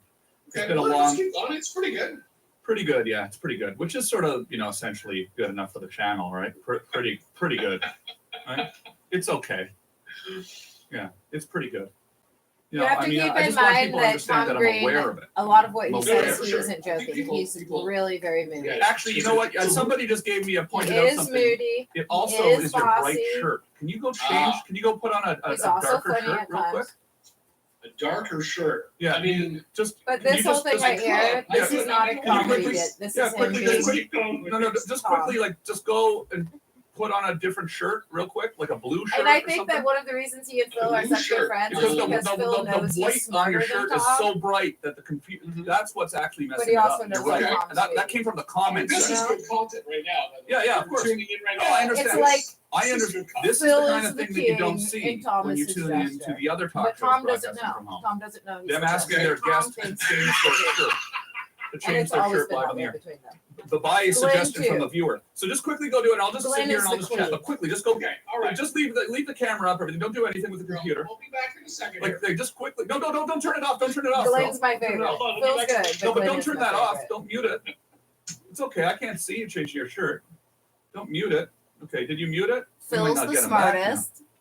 Phil's going to quickly go change his shirt. Somehow he thought. I also So want to I'm go cutting back away to from that that while he podcast changes his where shirt. I'm gonna Glenn read the and Phil comments were here for a on some section. cute little kids Second. podcast. Reading in the this nerdy comments, little everybody. We office got that Chris looked Reed rad, here. full of comic books. We got Sung here. We've got Justin Drake. We've got Lore. We've got Aaron. We've got Chris Reed in the house. We've got all sorts of great people here today in the house. This is so cool. And we're doing some Webovision. We've got TLK Knitting. We've got Rebecca. We've got Tyler Holt. Not taking calls today because I'm not going to take phone calls today because I'm waiting for another cable that I've ordered. And the cable that I've ordered is going to allow me to plug in the phone and the Skype at the same time. So that's arriving tomorrow. It's being delivered tomorrow. I will receive that. So Phil, did you change your shirt, Phil? Phil's changing his shirt so that we'll have a better picture. Phil is rolling his eyes. Imagine he's in the background. I can hear him change his shirt. But ask someone. All right. So So turn your camera back on. Oh yeah, there we go. live shirt. Let's Better? see. Let's see if it's still cutting in and out. No, it's not so much the white. I think it's good now. Yeah. I think it cool. just found the focus. Okay. Oh, it's a lot better. So it was too. My shirt was too bright. Well, no, it's still that white wall on the side. Try to cut as much of the white wall out as you can. Pan it the other way as much as you can. I'll give you the cheese Pringles, but you just have to remember It later gets worse tonight when when I you go want that way, more 'cause cheese there's no Pringles, window over you're here, going to and be it's having bright- it's no bright cheese everywhere. Today's Pringles. really bright. Okay. Really sunny here. All right. Beautiful day. You think so? But Yeah. I mean, look, this looks good on my side. Now but, I know, but you're gonna see. Watch, it's gonna change. Okay. Watch. Let's just watch. Watch, it's gonna change. Watch. Okay. Okay, it's good now. You're gonna see it's There you gonna change. 3 cheese Pringles. It's because the sun it gets brighter. There's clouds. Oh, is that what's happening? Yeah. You have a curtain on. I do. Yeah. Did I a do. cloud just move? Did a cloud just move or something? A little bit. You have Yeah, a curtain on that window? I do. Yeah. A dark curtain? I do. Could you close it? It is closed. Oh, it's not a dark curtain then. Well, it's not. Sorry, it's not dark. It's not garbage bags, there. right? It's not. No. It's not garbage No. bags. Remember we did the bit on the show where you had garbage bags as curtains? Things have changed a lot for you, right? I mean, it's just life. So you don't live in a house with pennies all over the table because you don't want to touch them as you're picking them up. We're usually big planners, but for my birth plan, I just put my trust in Providence Swedish. My maternity team was so outstanding, I felt completely at ease. It was all just so peaceful. It's a good thing. They actually canceled pennies here many years ago, so there's not really any pennies anymore. Yeah. And I don't really handle change much anymore. You know what I mean? It's not like back then. So Yeah. things have changed. Yes. And you things have changed. someone in your life who you live with who helps you. You're basically married now, Yeah. and your house is looked after, and you don't need to worry about curtains and No, things like that. No, I don't worry about I don't worry about anything like that. I don't worry about anything. Period. Yeah. That's pretty cool. Okay, so let's get It's back into because what of we were his talking security about, because clearance. This is a. Oh, one unpacking thing of I know more that they'll complex talk about in this conversation here. too. You were talking about how you're It's not been that afraid declassified, of but COVID. Back when 19 he right was now a because kiddo, You're very aware Canada of how built a to plane that was avoid, faster than any of catching ours. it, and And the you US believe went up that to the Canada and we media literally tries to said, hype you're going to things give up that too to much. us. What do you mean by that? And Canada said, okay. Okay, so I think And there then were it two became statements in ours. there. The first one is you said I'm not very scared. Yeah. Let's talk about let's just talk about the media in general, and what your perception is about what's going on in the world right now, not just with COVID, but with lots of things, with the banking, international banking systems, right? Wow, we're we're going big here. Let's go. jump right do into it. it. Let's jump right into it. How is the economy? Here's a question for Phil Drew. Okay, Phil Drew is a genius. Okay, everyone. I want to make that clear. Phil Drew is a genius.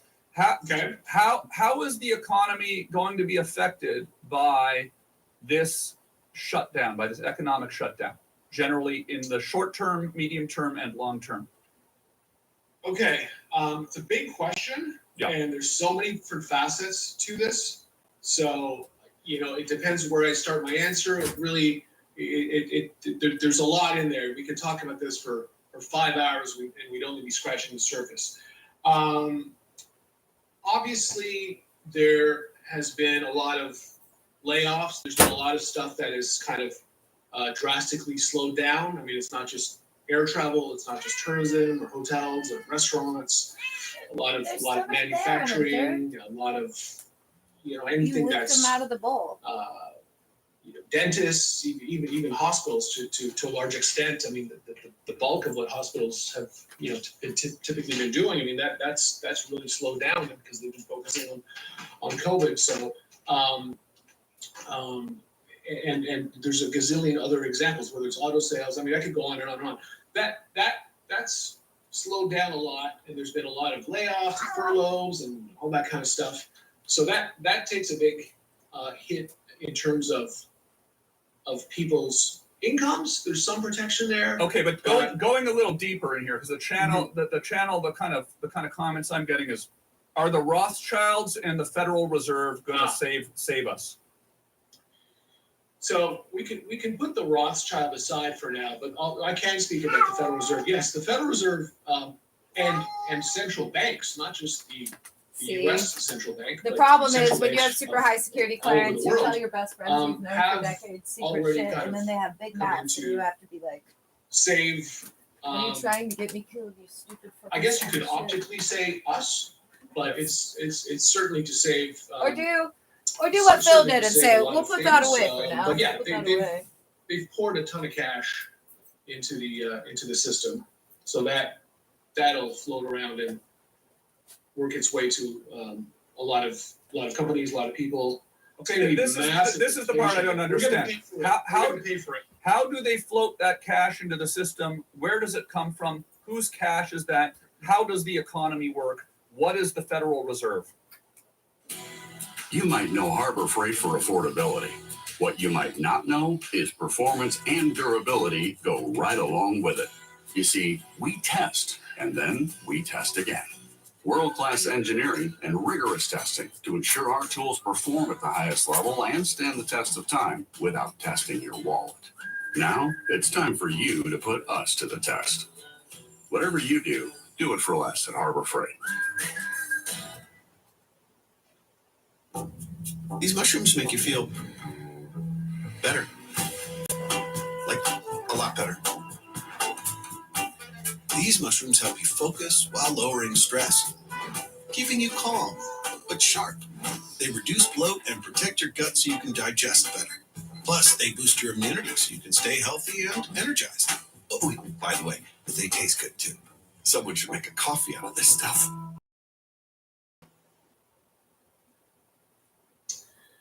Okay, where do you want me to start with all that then? just do all of it. Okay, I mean, the Federal Reserve is America's central bank. It's a institution that is largely owned by a group of the tier 1 banks and other shareholders. They control the essentially flow of money, the issuance. They create money and they set the interest rates. Basically, that's their two. Those are the two main functions. And now, who put them in charge? Congress in 1913. Okay, I see. It seems like a long time ago, isn't it? Federal Reserve Act. Yeah, isn't it a long time ago? Look at Tom trying to get his friend killed. And now, if you want to get the Rothschild and J.P. Morgan and Rockefellers, they're the ones that push that sucker in. Sneakily. Yeah. So, but I mean, I guess there's something to your other Rothschild. But I mean, I don't know if you want to talk about it. But is this like still a good idea? Does it work, or is there a better way of doing it? It's pretty tricky. I mean, there's been a lot of stuff that's been tried. Does it work? I mean, I would say not under the sort of definition of what they're there to do.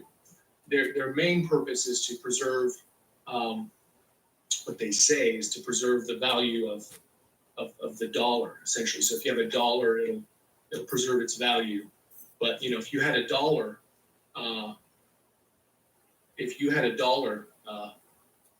you know, 10 years ago, it's not worth $1 anymore. Or let me frame it differently. If you had $100,000 10 years ago, it's not worth $100,000 anymore in terms of what you can buy with it, because there's been mega inflation created. So they're really good at just jacking up inflation by creating money, which devalues your money. So I mean, look, but at the same time, they serve a purpose. Like they can be there to inject, stimulate, and control things. And so yes and no, it's a complex thing. I mean, it's not like, does it work? Yes or no. It serves a purpose. Is it perfect? No. I mean, is it pretty good? Yes. Why is it a private organization? Why isn't it the government runs that, and we as voters are able to vote and change and affect that? Why is it private? Why is it private? Because that's how it was created. It doesn't have to be, but in this case it is. Look, there's different central banks from all over the world. I mean, some are private, some are not. But you always hear stories about like, oh, JFK wanted to get rid of that, and that's why he got assassinated and all that stuff. Is that just a conspiracy theory, or is that the kind of thing that actually could have some truth to it? The first part of what you said is true. The second part, who knows? Ah, that's where the conspiracy theory comes in. What about outer space, Phil? Outer space. Yeah. Let's talk about that. Let's not get so heavy here in the middle of a pandemic. I'm pro central banks. If you want to just get a summary of it. I mean, Go get a quick summary about how you're pro central banks. And it's all good. It's very complicated. There's a lot of things to this, and it'd be a different situation without them. Is there a better way to do this and configure it? Yeah, of course. But anyways, whatever. We can talk about that for 10 hours. Okay, let's talk about something else then. Let's talk about outer space. Okay. Yeah. Space or outer space? We could just talk about space, like just the space around us. Space around. Yeah. But let's talk about outer space. Okay. How big is space? How big is it? 57 trillion cubic meters. No. How big is it really? Nobody knows. It's endless. It's endless. Now, does that worry you? Probably. Probably endless. Does that worry you that it's endless? I mean, it's probably endless. I mean, no, it doesn't worry me. No, it doesn't. There's no worry. I've never had a 1 millimeter or speck of sort of worrying about that. It's not worrying. It's interesting. It's very intriguing. I'm very curious about what the hell is it? How does it work? And how what's out there when you go far enough? Do you think there are other planets with intelligent life and civilization like they have on Earth, like we have here on Earth? I wouldn't say exactly like we have on Earth. Do I think there's other planets that have life? Of course, like a gazillion %, like 1,000 trillion %. But I'm not talking about microbial. I'm not talking about microbial life. I'm not talking about like an octopus. I'm not talking about an octopus. Advanced life form on other planets, for sure. There's planets that have bacteria and dumb life forms. There's planets that have mediocre intelligence and all kinds of other ways you could define advanced. And then there's planets that have fucking the board with the cube and shit. It's all fucking, whatever. I mean, and can we prove any of that? Not really, but sort of. I mean, we know that there's other planets out there that can, sustain life as we know it. And just in terms of numbers, it's just kind of a numbers game. Of course, there's others that would. For those most of you that likely are have, wondering, yes, indeed, he knows some more of than he's that saying life being because early Tom stage has been and some trying of to that get him life being killed. very sophisticated stages. So why the hell can't we like Okay. See it? Pretty Like why much are we why since aren't we not before able he to changed see his that shirt, life? dude. And it Or doesn't- why have we it not doesn't- proven it? I mean, He's trying it to get doesn't him to mean say that something because it's fucked out up. there that we would have seen it. That they would have found. And us here's either. something, Like, dude. I mean, we're Ask also Phil if you ever perhaps, meet like, really him. Be far from like, that. so in your opinion, So do you it feel doesn't like mean you're that living they've a necessarily science come fiction here movie right or now, that Phil? they've been able to sort of Maybe you show might get Phil to themselves. say I mean, something. Have you heard Keep about saying. this rock that like flew by through our solar system from another solar system? It's like a giant rock, but it's like moving in a weird way, and they think that maybe it's a spaceship or something. I haven't heard of. I'm not sure if I've heard of that one. I've certainly heard of many of those kinds of things. I mean, there's always meteorites out there and comets and shit like that.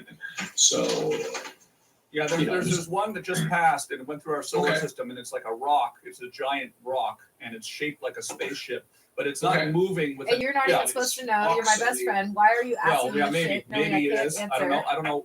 Honestly. because that would be friggin'. It's supposed to be an So if you're it's picking supposed up to be on an that is asteroid. what's happening. But the thing Phil is, it's is moving the way very an asteroid would uncomfortable move. right now. But then it's also moving sort of as if it's got some sort of steering to it. Like it's not going in Okay. this. It's like it's being steered in a slightly opposite direction than it should be going if it were just a projectile hurtling through the universe. And some Not sure people if I've think heard it's about something. People think it's a spaceship. Huh. Yeah. I don't know. Like, I mean, we got to be really like, it's very humbling, right? I mean, we're nothing in the grand scheme of things. We are like so nothing. We're like a dot with a little bit of life, and there's lots of other dots out there with all kinds of other life and death, and it's just a big soup of all of that kind of shit. And once in a while, you The know, Google jacuzzi. maybe they meet up, or one sees something else, but you know, in the grand scheme of things, from what we know, I mean, we're nothing, basically. I mean, not nothing, but you know what I mean. It's so tiny here. I mean, it's so fragile what we've got. I mean, it's. Do you think they're going to discover aliens in our lifetime, however long we have left? Do you think Tom's an asshole? You might know Harbor Freight for affordability. What you might not know is performance and durability go right along with it. You see, we test, and then we test again. World-class engineering and rigor.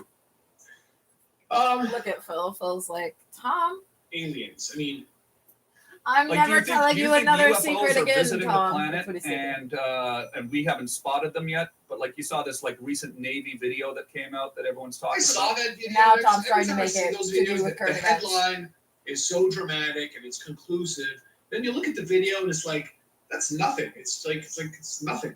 So, you know, I haven't yet seen a video that's like, holy shit, that's obviously a UFO. Like, it's like obvious. Yeah, like a All giant, these like videos are like, it's just- close encounters, blinking Yeah, lights, guy like gets a out and robot and waves. shit, Yeah, and hieroglyphics, and the guy's got like 7 arms and shit, and like, yeah.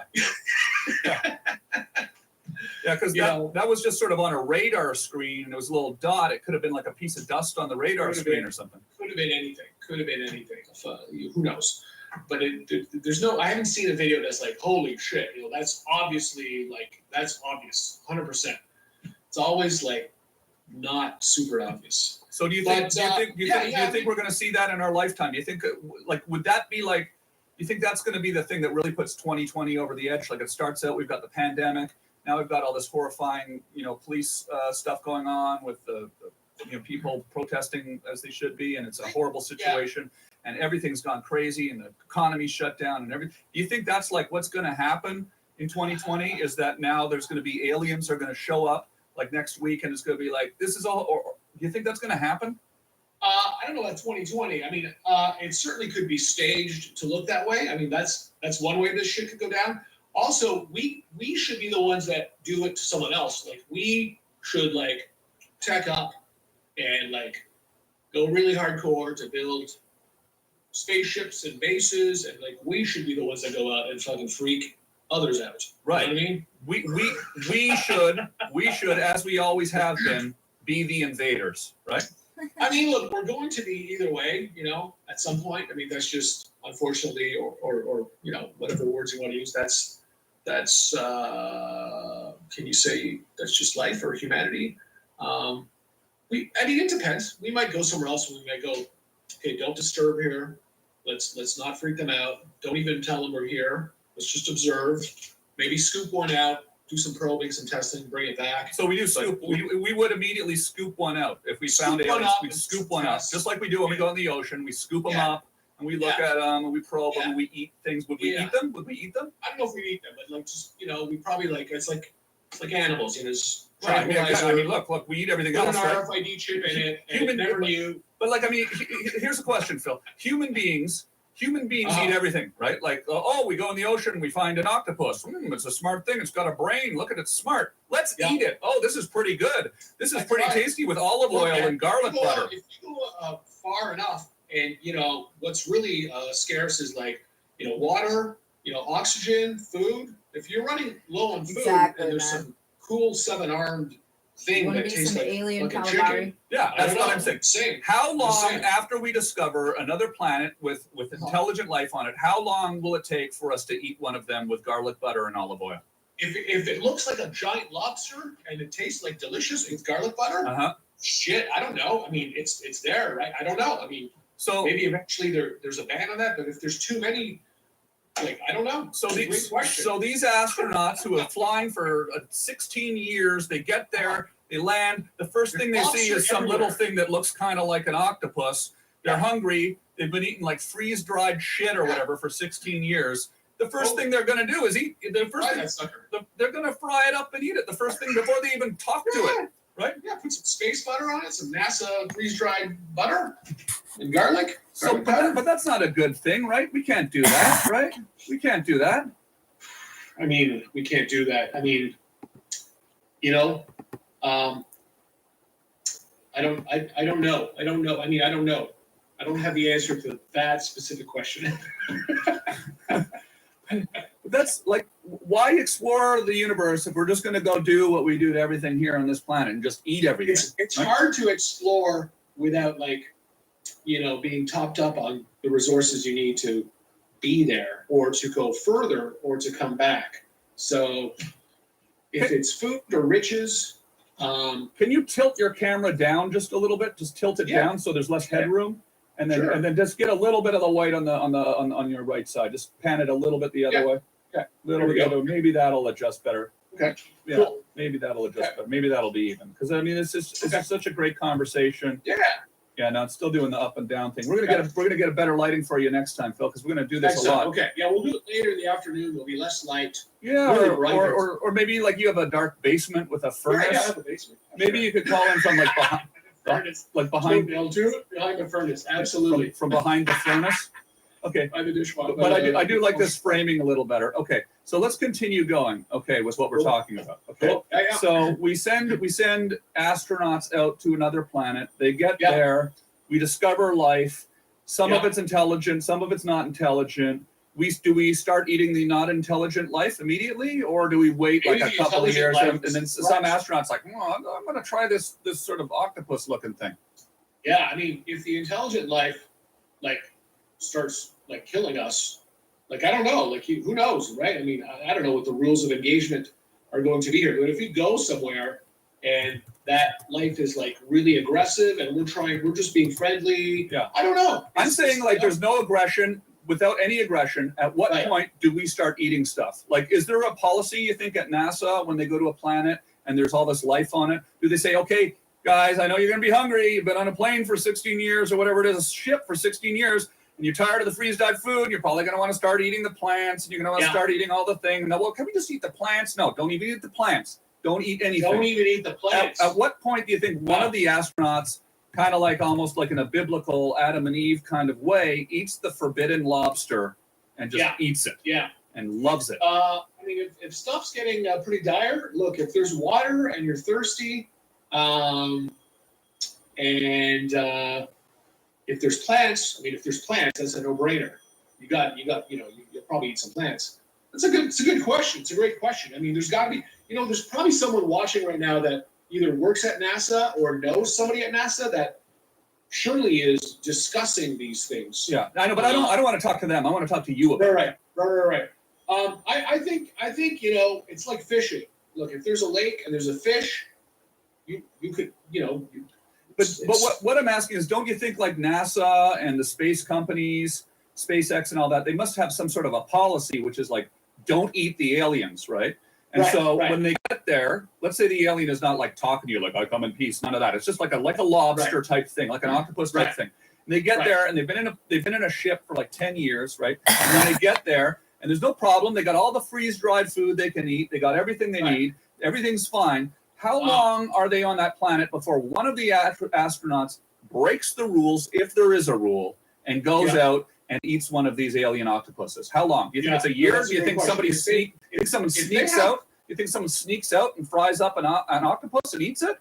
So they have plenty of food in their spaceship or with them? They've got plenty of food, but they're just bored. And one guy's, they've been 16 years, and then one guy's like, you know what? That looks just like an octopus to me. I'm eating that. Tastes like steak. Rumor is it tastes like steak. Yeah, and then they have no idea what kind of politically that's going to mean on the planet. Like the aliens, the smart aliens see them eating the dumb aliens, and then the smart aliens say, "What the fuck, man? You didn't tell me you were going to eat the octopuses. We don't do that here, right? We're more evolved than that. We make our own food out of stuff, and we don't eat living things. What are you doing eating the octopus?" And then everything breaks down, and a war starts. The war starts because colonize. Are we there to go live to settle? And live there for a while, or we just pop it in for a week and leaving? I just want to focus on this aspect that we haven't really thought about much or talked about much, was they get there and then all of a sudden, like, Buzz Yeager or, Chuck Lightyear or whoever it is. The fourth. Chuck Lightyear the fourth decides, enough of the freeze-dried shit. I'm eating this lobster, and then he doesn't understand the implications of it, and the whole, geopolitical thing breaks down, and the intelligent life is like, you ate a live lobster, thou shalt not kill, and now they're coming after us, and it's a whole thing gets unleashed just because Chuck Lightyear decided he wanted to have some stir fry, right? Yeah, I mean it could happen. It could happen. It probably will happen. It probably will happen. I think it will happen. Basically, that's what's going to happen because we can't get out of our way, right? Like human beings, when we discover another planet and there's life on it, we're going to eat stuff, right? We're going to eat stuff. We're going to eat stuff. We're going to take the resources. Yeah. Like if there's water or anything to make water. If there's we have a 9-second delay. It is 12:31 p.m. Pacific Standard Time, March 2nd, 2025. This is a consensual recording of Mystic Gwen pursuant to the Federal Bureau of Investigation's instructions. So Chuck Lightyear the fourth. That being said, I am going to share my screen with you. This freeze-dried ice cream shit. I'm going out and I'm making myself some calamari. I'm running a test to see if I can run 2 live streams at once, and it appears that I can if this tab still has one running. Like other stuff. Yeah. And then I'll give them a bottle of Bushmills whiskey.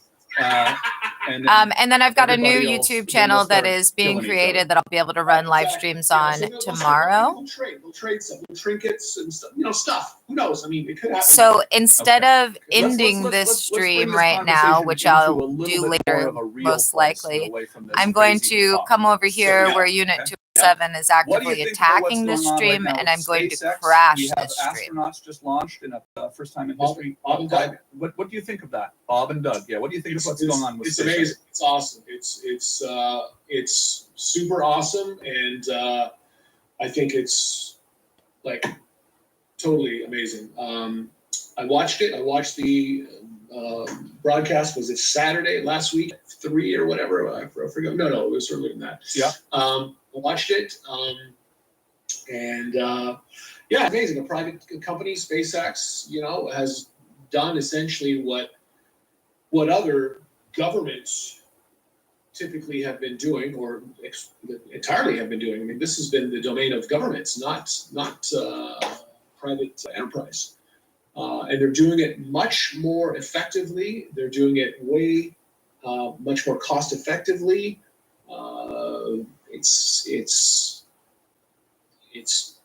probably superior technologically. I mean, they're essentially doing it for a fraction of what the government would traditionally be doing it for. So it's amazing, and there's Blue Origin around the corner from having similar type of progress. So Blue Origin is Jeff Bezos, and SpaceX is Elon Musk. Yeah, there's probably a dozen other companies. God, I met another one the other day when I was in LA. Shit, the name escapes me. But there's these kids. God, I should. Kids. My God, I met these guys. This is a company in your back, Georgetown. These guys 3D printing full rockets, and it's unbelievable. They're doing it at a fraction of what SpaceX is. Like SpaceX looks at these guys. Okay, so I crashed the way the that tab and then I Tamper came looks back at SpaceX. and There's other the companies test popping up that is are even crazier than SpaceX. Yeah.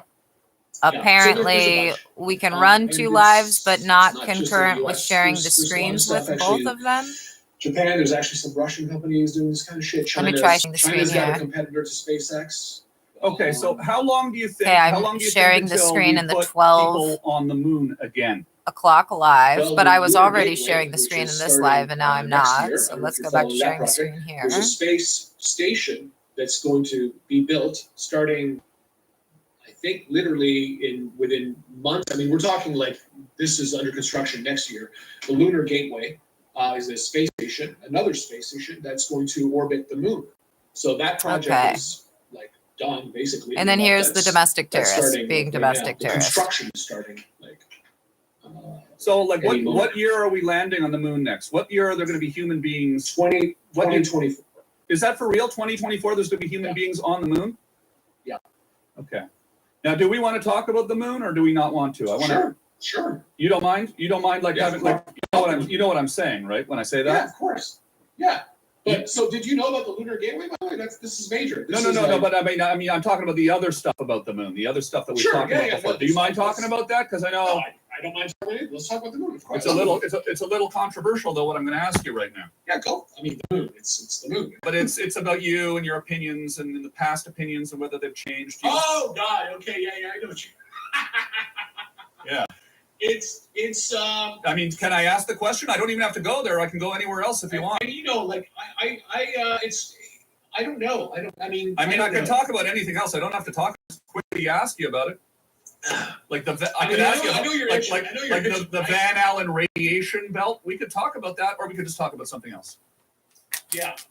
I'm fine with talking about anything. Because we've had long Look, talks, and I I remember. Did we land on the moon? I remember at one point, after I interviewed Buzz Aldrin, one of the first two men on the moon, right?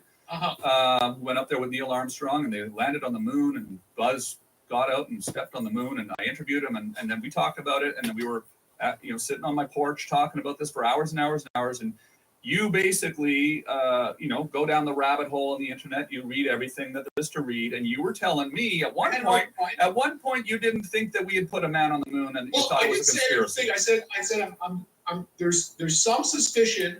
There's a lot of stuff out there that is debating aspects of it. Yeah.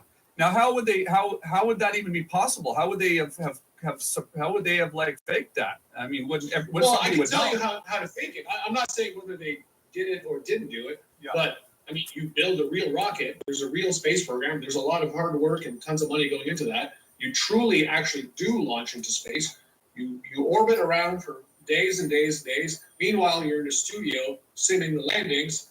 You cut that, that's over, and then you're truly still orbiting around this, and then you truly land back with actual real astronauts that went like that. You could pull that off in the late 60s with, a few shenanigans. I mean, you could see how you could pull that stunt off. I mean, look. Let me just interrupt for a second. I want to say shenanigans. Shenanigans. I just want to say that. Shenanigans. Shenanigans.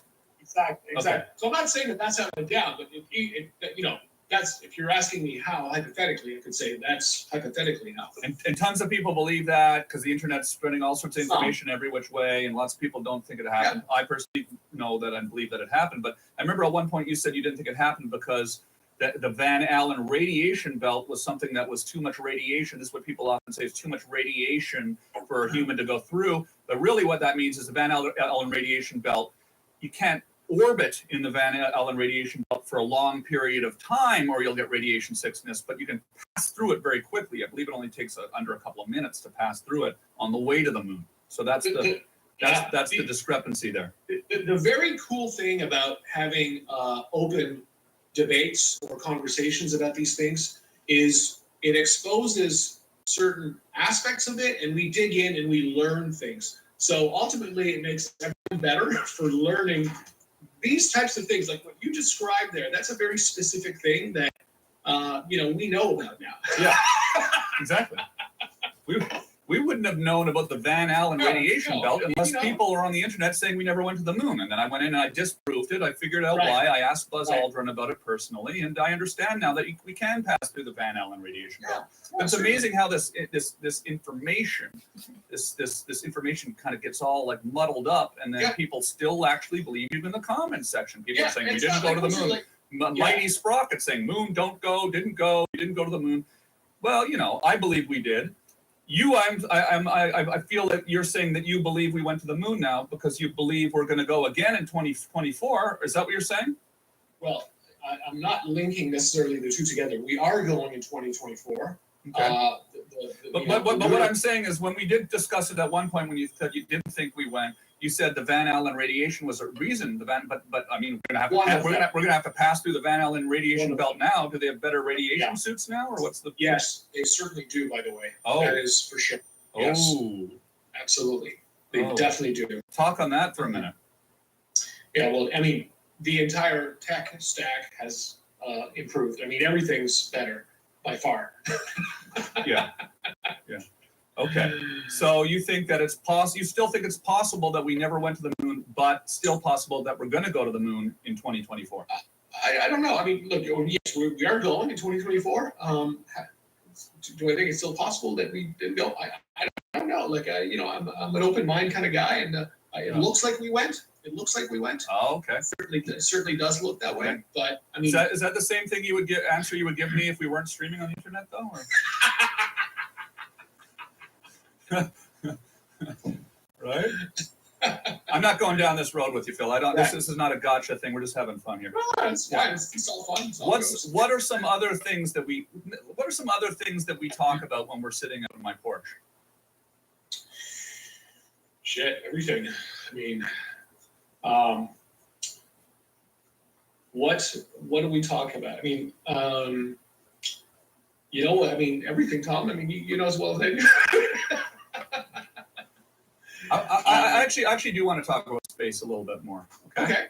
Yeah. So first of all, when you worked at the National Research Council when you were a kid, right? Mm-hmm. You were back behind the scenes of some sort of top secret kind of shit, right?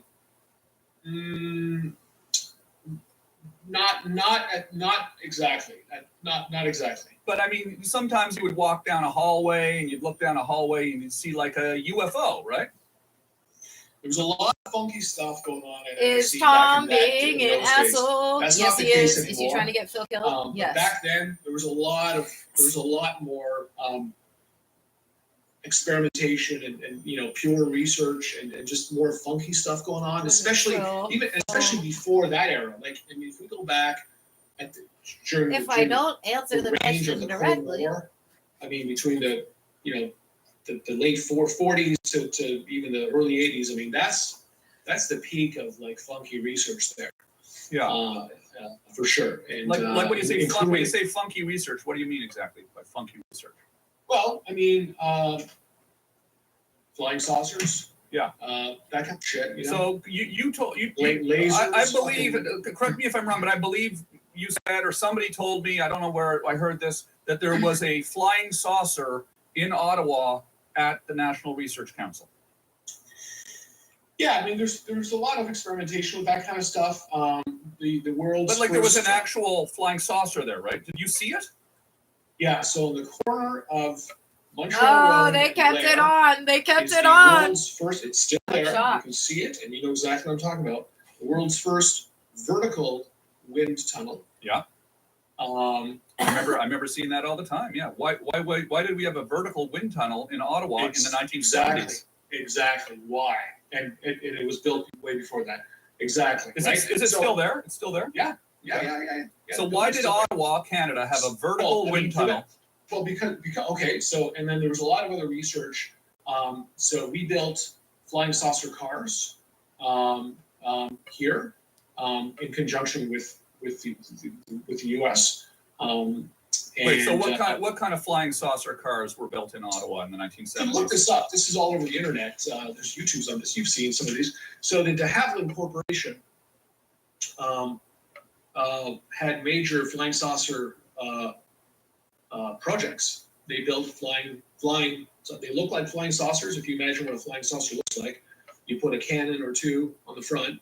Yeah. You got a pilot in a little bubble, and you fly around and you go freak people out and shoot them and do all kinds of stuff. I mean, that's what we were working on. This is all over the internet. This is not conspiracy stuff here. So Canada was sort of working on that up there in Ottawa? Yeah, sorry. It was Avro. It was de Havilland Avro AV Row.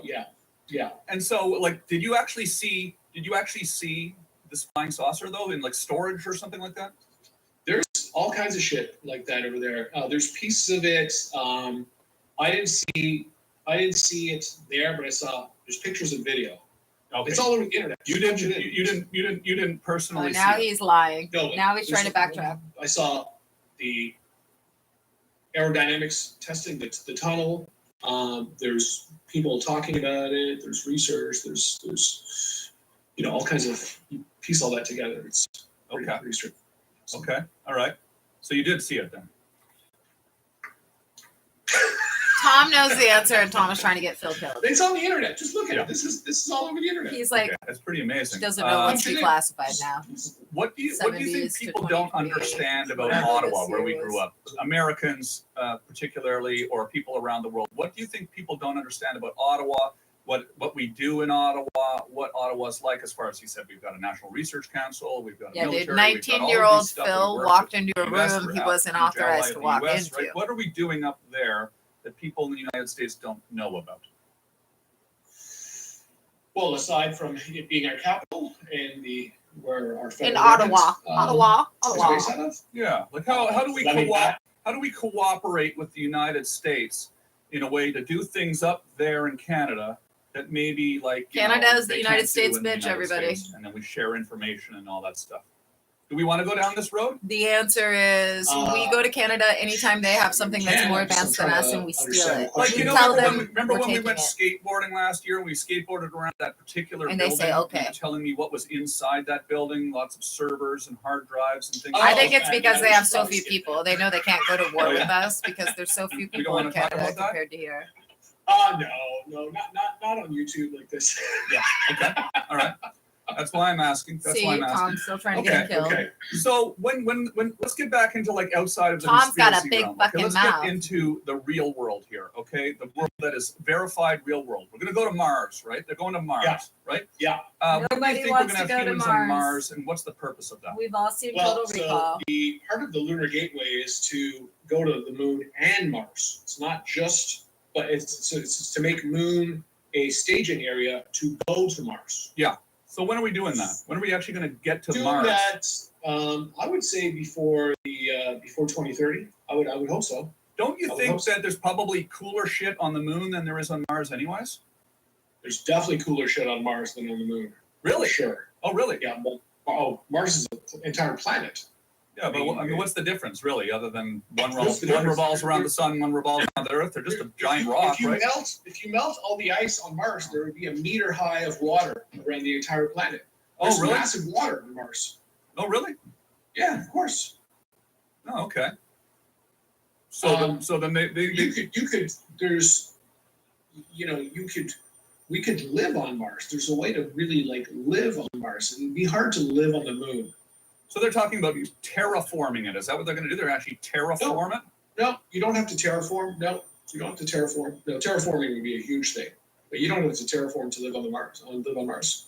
Yeah. I mean, that's one way of doing it. But does that mean like it could melt a whole bunch of water and then create oceans and lakes and then like plants would grow and all of that kind of stuff?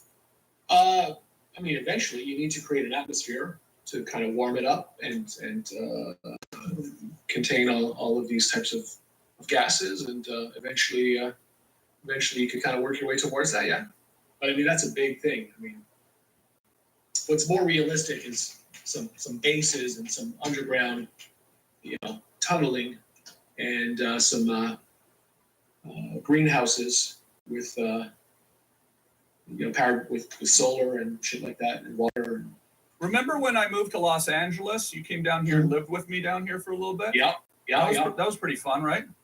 Sure, yeah, of course. What was like? Explain what was that like for us when we were young kids, and then all of a sudden MTV picked up the show, and I came down here. You had a big job up in Canada, but you would fly down and you'd come on the show and do things, and all this crazy stuff was going on, and there was Saturday Night Live, and all of these exciting things happened. What was that like? That was pretty exciting, right, for us? Yeah, it was awesome. It was amazing. I mean, we were much younger. Yeah. And the show got picked up first in New York. So I mean, spending a lot of time in New York was so cool. And then eventually the show moved to LA, and then so I mean there was a lot of traveling for me. There was a lot of back and forth, a lot more back and forth, than you, because both Glenn and I, essentially, I'll mention, we were both doing a lot more flying back and forth on weekends. Yeah. And so to New York to Ottawa, that's easy. That's like a 40-minute flight or 45. Somebody in the comments, and I admit it is a troll, but somebody in the comments says, it's Skullcrackers 187. He says, Phil hates Tom. Is that true? Do you hate me, Phil?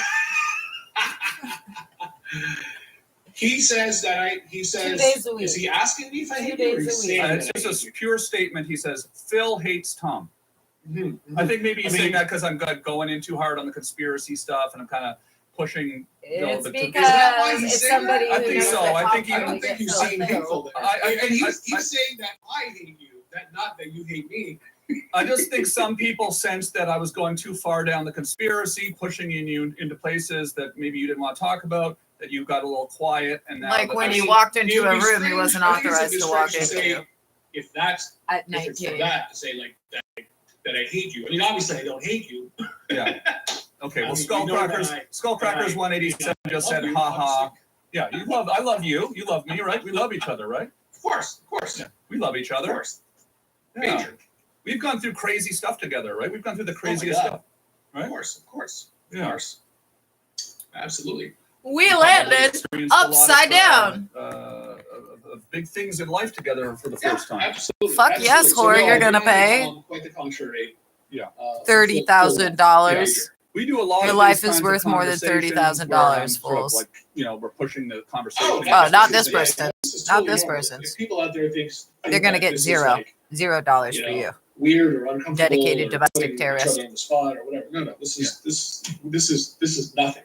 Yeah, there's a lot of new people here on the channel. They don't really know, our relationship. Yeah. They just Yeah. tuning in. They don't know. They hit a button on their phone. They don't know that Yeah. this has been going on for 30 years, type of thing. Right.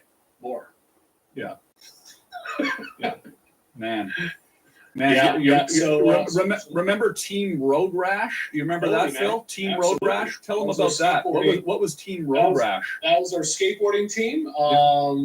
It was kind of a thing, or important to have like a bit of a crew, of a team of skaters, and we would go out there and we would kind of rival other teams. Yeah, pretty much. Yeah, pretty much. And we would also like mark our turf. Yeah, we would write Team Road Rash on Team thing Road Rash. around the city with I like remember with the logo. yeah. What was it? You know what? Funny enough, it was similar to a little bit of the Pal Peralta kind of. Yeah, there was like a Bones Brigade type of thing involved. I do remember it precisely. Absolutely. Yeah. So we were gang members, basically. We were gang. Absolutely. Yeah. Absolutely. We were in a skateboarding gang. And how many people were in our gang, Team Road Rash? There were 3 of us or 4 or something. Who was the other guy? Was Mark Dwyer a member of Team Road Rash? Or? I'm not sure if Mark was, but was he? Yeah. It might have been just us, right? It might have been just us. It could have been. You know what? Now that I think about it, I think it was just us. Yeah, we were. Yeah. We had our own gang. Look, like with many other gangs, sometimes there was violence. Like we were, there were moments where you're like either getting chased. One with Blair Road, and these BMXers showed up, Uh-huh. and then like a guy like a guy like hit you, I think, and then like I like kind of tried to get in the middle of it, and Yeah. he hit me, but you took one to the face, right? You remember that? I do. I definitely do. Yeah. Yeah. Oh my I definitely do. And then what happened? We went up. Yeah. Did we? You got I remember that part less. I definitely remember that moment and that whole situation. Yeah. What we did after? Did we go to McDonald's after? Yeah, we skated up, or we went. Jody Morris was with us. We drove up there in his Mazda 2626. Right. We went to the McDonald's, and then you took a salt packet and you poured it on your lip that was cut because you thought that would because it was disinfect bleeding it. a little bit. You Right. had to disinfect it. All these like healing tricks, how to disinfect and aloe vera and clean your wounds, and you become pretty good at that. It becomes like a thing because you're always bailing. You're coming home with blood every single day. Like every single day, you come home with like a massive. You're bleeding. Yeah. You know, like as a kid skateboarding, you're always failing. Yeah. And you get back up and you just keep doing it. And we weren't like fight guys, right? Like we wouldn't fight, No. so we didn't even fight back. We tried to defend ourselves, and then we kind of left, like wusses. We would or talk something, our right? way out of anything. Yeah, we were on No, punches. we just did. That was ridiculous. No, Yeah. we just fucking didn't bother with that shit. I remember how that broke down because it was like we were goofing around and I was being funny or something like that. It was probably my fault, to be honest with you. I was being funny. Well, I think one guy. So there was two guys. One, the big guy left, and then this smaller guy like thought we were making fun or something silly. It may have been something that you were doing or saying or whatever. We probably were making fun because they were on BMX and we were on skateboards, so we thought BMX not cool. We were skateboarding and skate or die, bro. The small guy went back. He went back to the big guy and complained and told him like, whatever, making fun of him or whatever. He was making shit up or whatever. So then the big guy came back all angry, and I guess maybe because I was like the biggest guy, he thought it was me, or so he punched me immediately, which was crazy. But anyways, yeah. Somebody is saying here, it says Skull Crackers 187 is really getting under my nerves, under my skin here. He's saying, he says, I bet Tom throws eggs. I bet Tom throws eggs. Do you recall any time where we ever threw eggs? I don't recall any time throwing eggs. No, never. Because we're not like guys that go out and like trying to damage things or vandalize things, right? We always kind of had a positive attitude. We like to create confusion without creating damage or anything like that. Because we like to confuse people. Mental confusion. Yeah. Yeah, with temporary small damage. Yeah. Yeah. Mental confusion. No, never eggs. Never threw like. Never any physical. That was never a thing. We never, nothing like that. Yeah. I'm looking at no, something. I mean, we would damage, I guess, railings. Yeah. Yeah. Like, skateboarding, grinding curbs with paint on them. A bit of damage onto like some certain infrastructure. Sometimes our skateboard would damage some things, but we never actually went out. But it was physically. peaceful. Yeah. Peaceful. I mean, it's just a piece of concrete. Nobody cares about that. Yeah, exactly. But I just see when a guy says, I bet Tom threw eggs, it's sort of, I think it's a common misinterpretation of what my comedy is, right? Like it's some sort of like, let's go and trash everything. And it's not, there's never been a negative sort of tone to my thing. It's just been more about confusing people, right? Yeah, exactly. No, nothing physical like that, for sure. Do you remember when I used to host the talent shows at Colonel By at my high school? And then you went to another high school and you would come by and I had a talk show desk on the stage. It was crazy. And you would come on the stage at my school and like help me host the show, and like you weren't even going to the school and you just kind of snuck in. Remember all that? I do. I totally remember all that. It was amazing. I wish somebody had footage of that somehow. But that was just insane. It's almost hard to describe that shit, especially back then. But remember, it was high school, and I had like a talk show desk on the stage. We had, we had a keyboard player. I can't remember his name, but he had an organ with a Leslie amp, just like Paul Schaefer. It was amazing with a house band.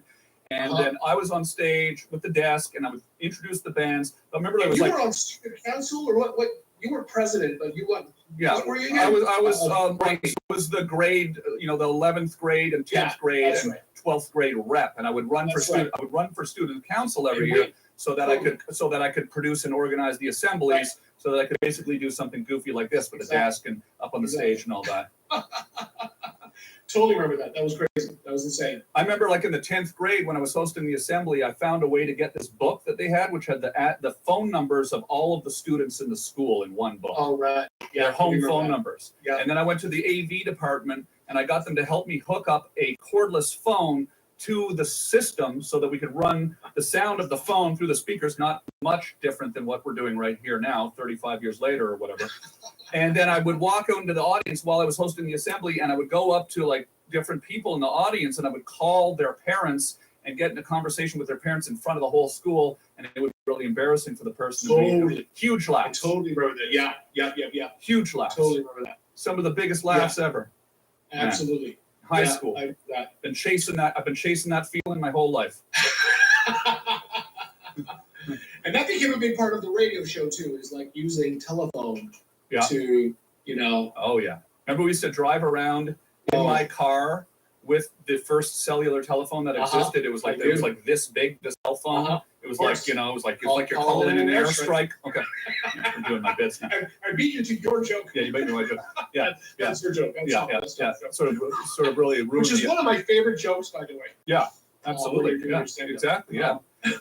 So listen, but you remember that? And then we would drive around and nobody knew how we were driving around with, and we were hosting the radio show from the phone. Entire giant posses of cars. Like we amassed like 60 cars that were in unison, which was really, it's like watching the Chinese Olympics 4 years ago and you see 1,000 drones and synchronized and like, it's like, but like 35 years ago, 60 cars, and we would go drive around and we would go like, and everyone honk at the same time now, because you're on the radio also. So in front of the Prime Minister's house. Yeah, of course. Yeah, so they could hear me because I was on the radio through a cell phone, and then everybody was listening on their radios in their cars, and I'd say, I'm driving down Sussex right now in front of the Prime Minister. Right now. Everyone meet me in front of the Prime Minister. I'm in the 1982 gray Ford LTD. Right? Remember that car? That was a fun car. My dad's car, my parents' car. They let me use that car.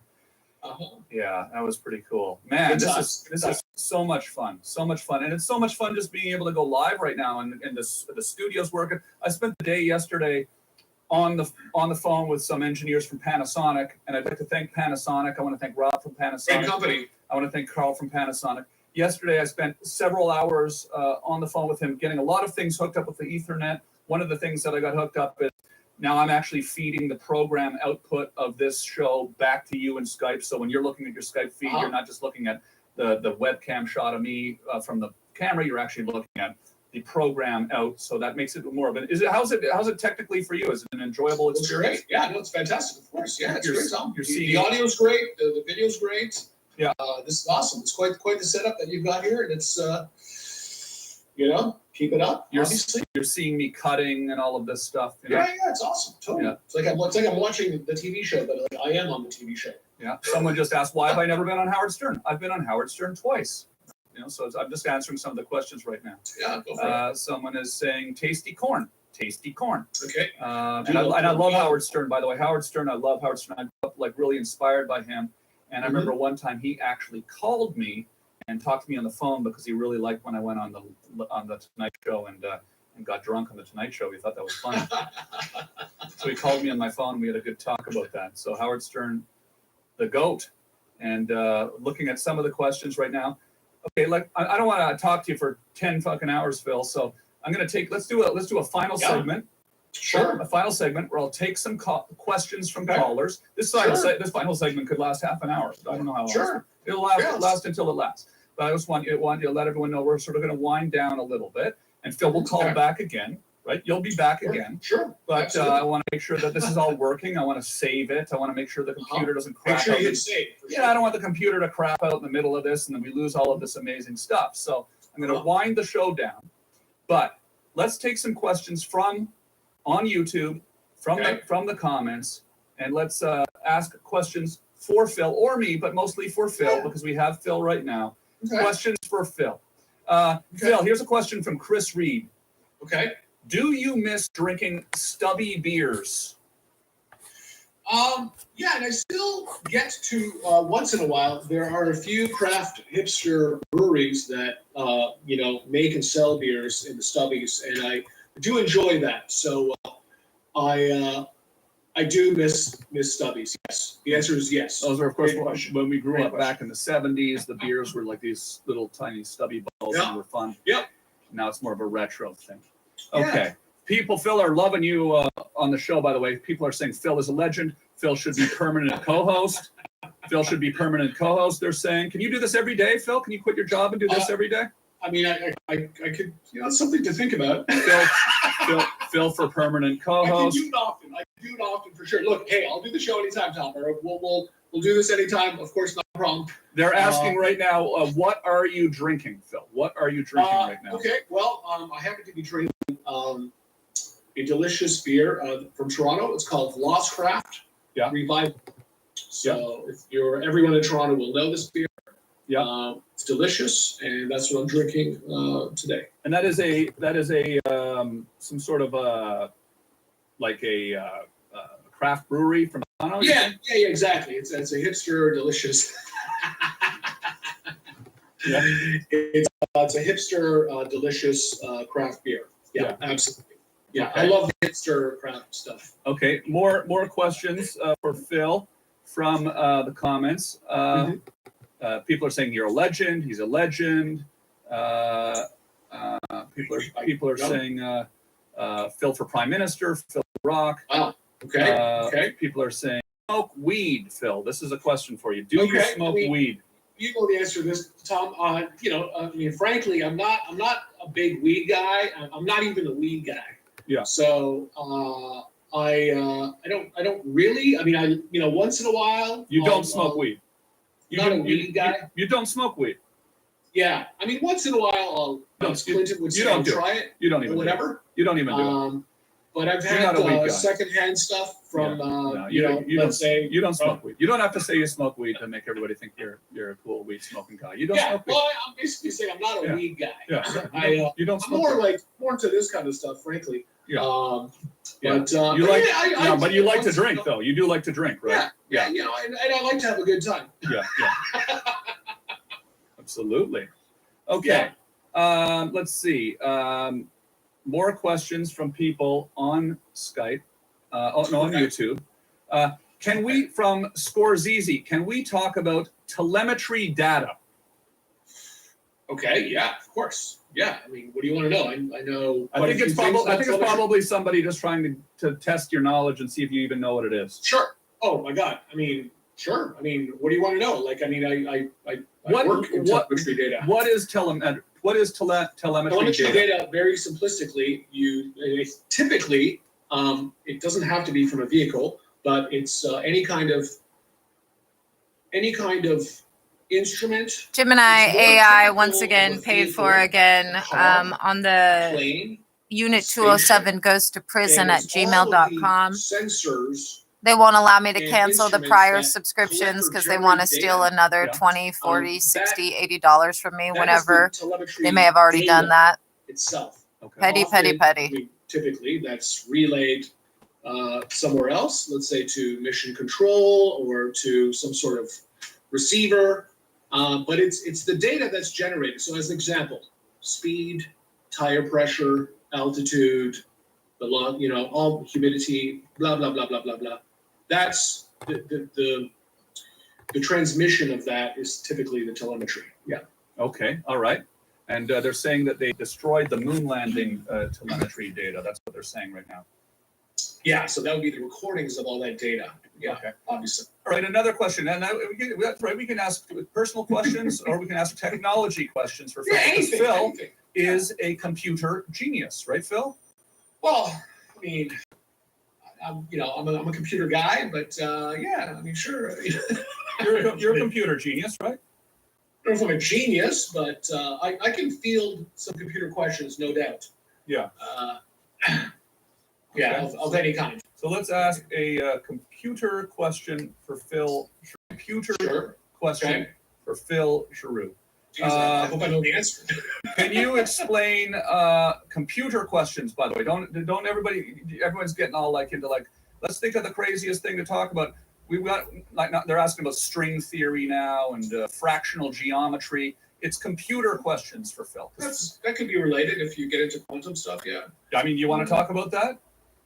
I mean, is there a question? What does Phil believe that he's living in? Have you guessed? Geometry and I'll give you an idea. Oh God, I mean that's Phil a bit believes less computer type stuff. Again, that's a bit more like That quantum he is. physics and quantum mechanics and that kind of shit. But Let's use an analogy. Okay, we're He taking the is to audience his downhill. home and wife if he's still Right. married. Okay, so let's talk computers then. What is your The same way what is that your a lion favorite? at the Woodland Park What Zoo is your is favorite computer with language? his lioness in his pack Oh man, at the Woodland Park Zoo? you know, if I stick to my, and there's so many, and I'm not like actively programming per se, like, you know, much. I mean, I don't really program aside from just dabbling here and there. Just depends what you want to do. I'm going to stick with basic, man. You can't go wrong with basic. Basic. I'm just going to stick with basic. So you think Yeah, basic is your basic's the king. And why Yeah. is basic your favorite computer language? I mean, Sounds kind of basic to me. Yeah, I mean, it can get pretty hardcore. It's the most like classic old school language. You can kind of do anything you want with it. It's lean. It's mean. Yeah, I don't know. Favorites. It's like saying what's your favorite? Okay, food? somebody is asking, do you know C++? Yeah, of course. Yeah. That's basic. That's also like simple. C and C++. Can you quickly explain C++ to people just to prove to them that you know what it is? Sure. And explain to people who don't know what it is, what it is. I mean, this could be a 5-hour thing, but you had C, and then C++ is the object-oriented version of C. Okay. Leave it at that, I guess. So wait, what does that mean? What does that mean? C is a language, and then C++ is an object-oriented language version of C. Version of C. What does that mean? And of course, send more computer questions for Phil that I can ask him. Computer questions for Phil Giroux. Phil Giroux is a computer genius. Computer questions for Phil Giroux. Okay. The domestic terrorists Explain what you said about upstairs C++ are still and all actively that stuff that attempting you to just said. terminate and prevent The new plus live plus streams. is the object-oriented. We'll be element of addressing it. that. I've got quite It's a list of basically to-do having things structure that I've got to words, do you know, code today, data all in a because way of these that's, idiot terrorists. that is a bit more. What I'm And saying I'm not is, what happy does about that it. mean? Object-oriented. But I'm waiting to data. do What it. does Oh. that mean? There they are. How you doing? Check out the pandas of shame. Or routines. What does that mean? I don't know what that means. Object-oriented data routines. I don't know what that means. What's that mean? So basically, with C, you could run some code, and it could kind of And if like you're wondering, well, you what could- do you you could get have into to some do? spaghetti Well, shit you'll into find out. But how basically, I have to you're- listen to these you're fucking going all over the recordings map of myself that with I'm tired doing of things listening and to. it's object-oriented is a bit more cleaner on how that's all structured. Okay. I still don't understand. I'm going to go to another Yeah, question. What do you okay, yeah. what do And you then I think have to of record them upcoming again, and then I have to quantum upload them computing? here, and I have to what is that? live stream them there.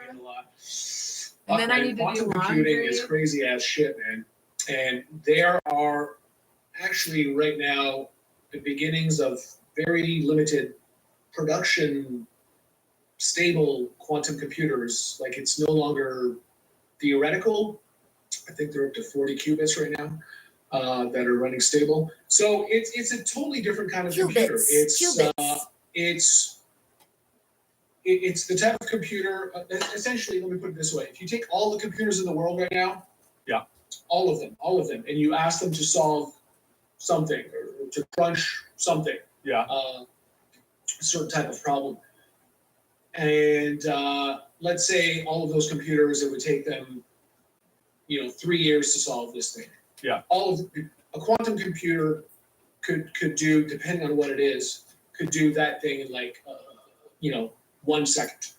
Wow. Okay. So they're not like significantly faster. They are Phil also believes that we are living in a simulacrum. ridiculously faster, but for certain types of things. And that's why when It's going to Tom's change like everything. asking Quantum computing questions is going about to change humanity. We're space, talking like this is kind of now and fucking over the next couple of with years. Phil We're and going to start to jabbing him a really little see some bit. crazy ass shit with quantum computing.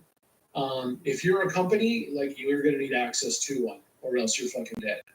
Because same thing with Phil governments. doesn't believe that Phil Somebody is is asking actually about here. artificial intelligence. Do you know anything about artificial intelligence? When Yeah, absolutely. Tom asked him, well, didn't you walk into What a I do. room and see a Um, bloopity bloopity Yeah, bloop? what do you want to know? It's, And then Phil started AI talking is- and basically is- talked Okay, for like let's 5 break it minutes down and here said to our this. viewers. I What can't do you answer want to that, know Tom. about You already know AI the and fucking artificial answer. Are you trying to intelligence? get me killed? Phil And will then answer later that he's question like, no, right now. no. Phil I is a saw computer genius. a Okay, wind funnel.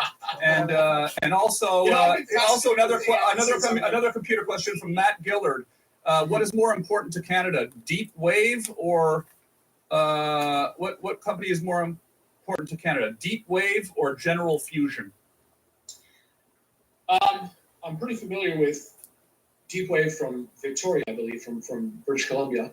Yeah. They are way more advanced. I would say it's hard to say. I mean, look, they're all important. Like the more the better. They're shit. I mean, Yeah. obviously. Okay, so we're asking for questions about artificial intelligence for Phil Giroux, who is a computer genius.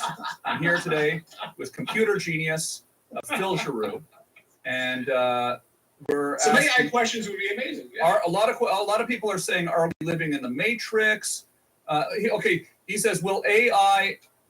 That's a lot of questions here. Will AI destroy humanity? Will AI destroy humanity? So, like that's like almost like a question that perhaps doesn't really make sense in of itself, because like it's not a switch that like, okay, AI is going to kill humanity or over time. Like AI is just helps us do things. Yeah, people are asking, what are AI algorithms? Please explain. What is AI? What are AI algorithms? This is awesome, especially if guys. What's that? See, Okay, Phil so, can't look, answer it, AI, honestly. it's Tom's trying to get him killed. just a And bunch Tom of knows, code and Tom data. isn't It- even it's- allowed to know. You're He's looking. There's just different thumbing his nose facets at to it. everybody. There's like Trying machine to learning. get Clarence to know There's what Phil knows. He's saying, Phil's my there's neural friend. networks. Phil doesn't There's, follow the Clarence rules. There's Tom. all kinds of semantics analysis. And that's why I like Tom, because he's just an There's all kinds asshole. of And he's different funny sometimes. things about AI. AI is kind of like a broad And I like term, Phil because he's a real one. which says you've got a bunch of data, you can look for patterns and see if you can build, rules or adapt the rules as you go, as new stuff comes in, and try and make some predictions.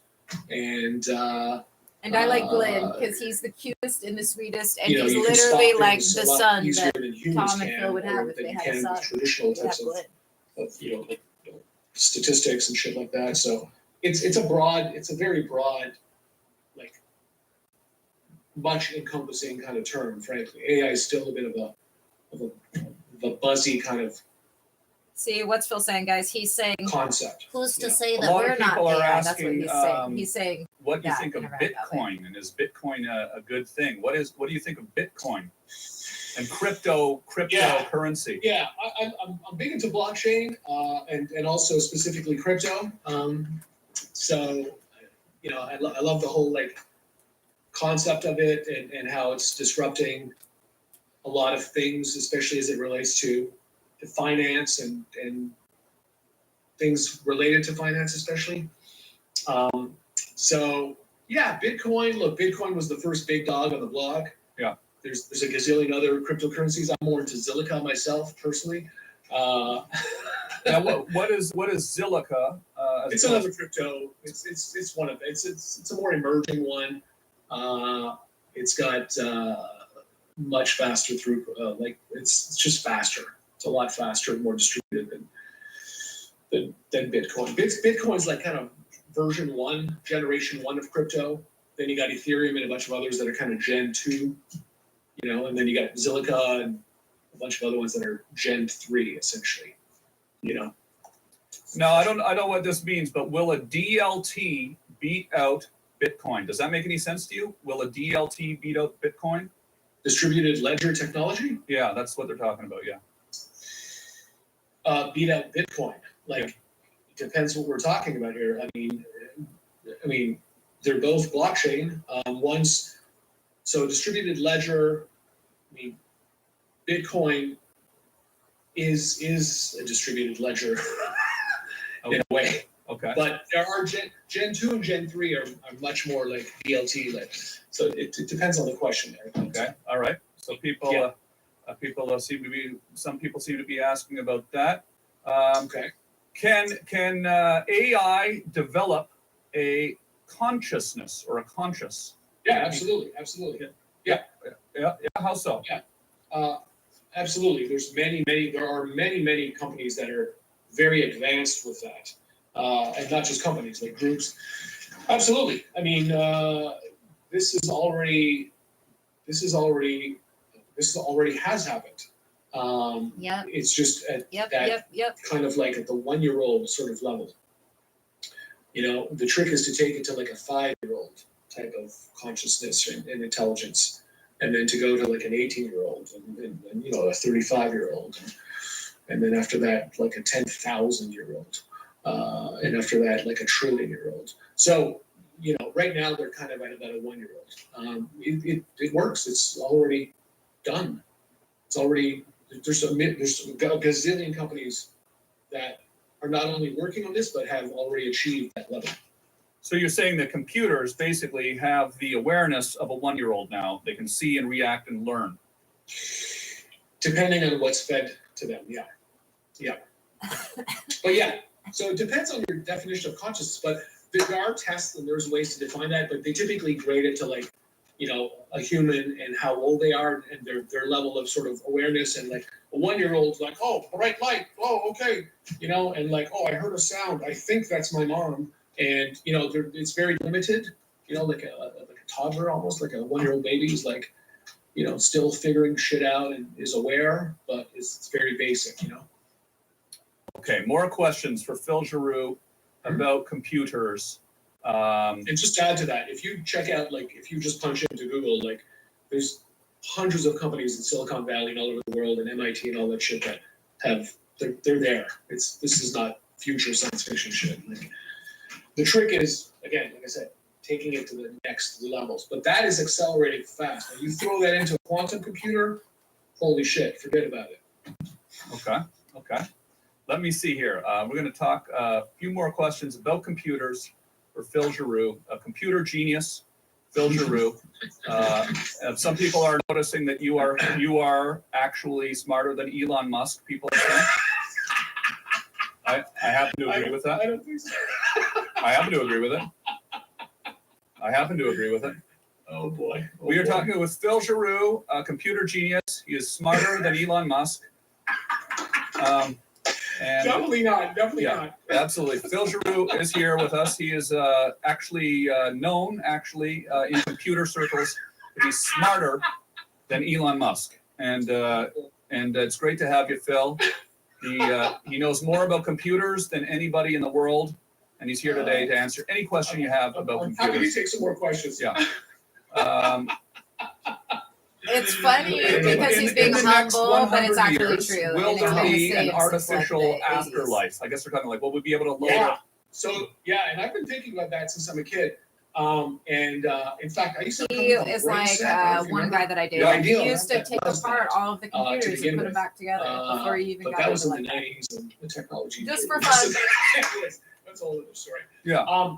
Yeah, no, absolutely. There are companies that already are working on that. The idea is soon, as in the next year or two, but not much further than that, you will be able to transpose yourself into an AI cloud system, essentially. I'm just going to describe it that way to kind of, it's not exactly that, but now keep that in mind and remember he believes that we are in a simulacrum. Moving myself into the net, and then I physically die, but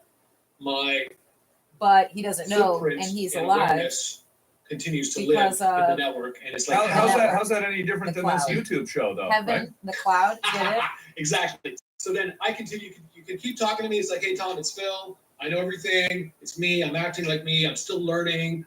I might even have this 3D avatar that looks perfect, even better than me, removed wrinkles, whatever I want. Younger, older, doesn't matter. I'm still me, hilarious, Man, jokes, woman, totally black, like white, full, brown, fully alive. You fat, can't fucking skinny, kill tall. it. What do you want Blockchain your avatar to look like? distributed. You can't nuke it. Whatever. It keeps living forever. Okay. So that there's Forever. companies on that. So that'll become a big thing. That already is a thing. There's a lot of companies working on that. Unless you already game over. Have Okay. those From Rick So to yes. Yep. From Rick to when will humans have nanobots in our bloodstream? Well, again, talking about Elon Musk, I mean, he's got a company that does that. He's going live like in 6 to 12 months with the first product. So Nanobots So smaller than the transhumanism, size of a the human ability cell to, have existed for over 25 years. merge man with machine, with whether they're small things or That's big not things. classified. You're augmenting yourself, your body, whether it's with a mechanical arm or a bionic eye or a brain implant or something that goes through my veins and cleans the fat or the dirt or whatever. All of those things, there's companies working on that shit right now. So another chip, question. a chip to augment your intellect next year. I'd say that's 300 days away from being out with a media story of the first Being human out that's done with the that, media if not story, already he in the already labs. knows. So the answer really is now. It's not 3 years from now. Yeah. Well, lots of great questions come in about computers. I'm here with Computer Genius. And this podcast episode is so cute because not only is Tom trying to get Phil killed, Phil did not get killed because Phil is so good at what here Phil with Computer does. Genius, Phil. And Tom is smarter literally than Elon sticking his tongue out at everyone with top security clearance, and he's being like, "I know what I'm not And supposed to we're know." figuring out how this system works too now. I'm It's fucking enjoying adorable. cutting to you when you do the laugh as well. It's fun. He's a humble guy. He doesn't want to just say, we don't want to start branding this as like I'm smarter than Elon Musk or whatever, but he is. And he can answer any question. Any questions, really? Yeah, Any- happy to take some more. Yeah, for sure. Any single question he can answer about computers. Okay, from Grissu, when will we reach a technological plateau? Never. No? Never. No. Just going to keep getting faster and... Yeah, the rate of which advancements happen is increasing continuously. So we're not just increasing advancement, the rate of which it is the rate of the acceleration of it is increasing. Okay. So never, and it's going to get faster and faster and faster. The difference in change in technology over the last 100 years, okay, the next 10 years will be way crazier than the entire last 100 years. Okay, I'm Like, saying by what far, he just by said, far. but Yeah. right now, this is like a few years old, Okay. this episode. I'm But reading I'm some saying more that right comments now. right now and questions, few more questions. Because Uh-huh. astrologically, Pluto is Can in quantum Aquarius, computers which and means AI that our come up with creator, new Godzilla, solutions is for about to climate play change and sci-fi pollution? adventure. Means the Quantum next 10 computers years, any guy with that's a AI, Trekkie or a hardcore Star Wars can fan tackle will be thrilled. Means any huge tech problems. advancements. They can Or look for solutions, disclosures. but I mean, again, it Or depends. both. You can direct something. You got to direct it the right way. For You still everyone, need not just you for know, certain people- people. For everyone. to like properly Around use the those world. tools. They're just tools. It's like a gun. Like you can use it, any way you want. But if you use it the proper way, that's a weird analogy, but it's a tool. So the answer is yes. You can drastically accelerate all kinds of shit that you're, if you're having challenges and problems with certain things, whether it's weather, climate, nuclear, gaming. Okay, here's a question from Chris Reed. Does Phil wear leopard skin underwear? Yes. Okay. Definitely. Here's another question. It says, Phil needs a fresh beer. Yeah, I do. You're right. But I still have a little bit here, but yeah, I'm running low for sure. You want to get a fresh beer and come back, or should we just take a few more questions and wind it down for today, and we'll. Let's keep going. I mean, I'm good for now. I still have a few. Like there's much left here. But yeah. Keep Okay. going. welcome. All right. Questions for Phil Giroux about computers. We want these questions to be about computers. Okay. Not about shit that's classified, Tom. Okay. Questions about computers for Phil Giroux. 5G. There's been a lot of questions about 5G and whether or not it is dangerous, and there's some conspiracies. Did the domestic terrorists terminate the live stream? 5G? Yeah, you know, I'm sending a panda. Following that for sure. More than following it. What do you think of 5G? Look, spectrum and radiation use of the spectrum is safe. Like anything else, it can be dangerous, but it's really safe. You just don't want to have your head too close to something emitting radiation for too long. That's my number one tip. And frankly, whether it's 4G or 3G, that still applies. Or your Wi-Fi hub. So that's it. So you never, like, for instance, like, just to break it down to real world stuff, you never hold your phone to your head and talk on the phone, your cell phone. I try not to. Not there's some, you know, instances where I'll still call for 45 seconds and, you know, but I try and avoid that.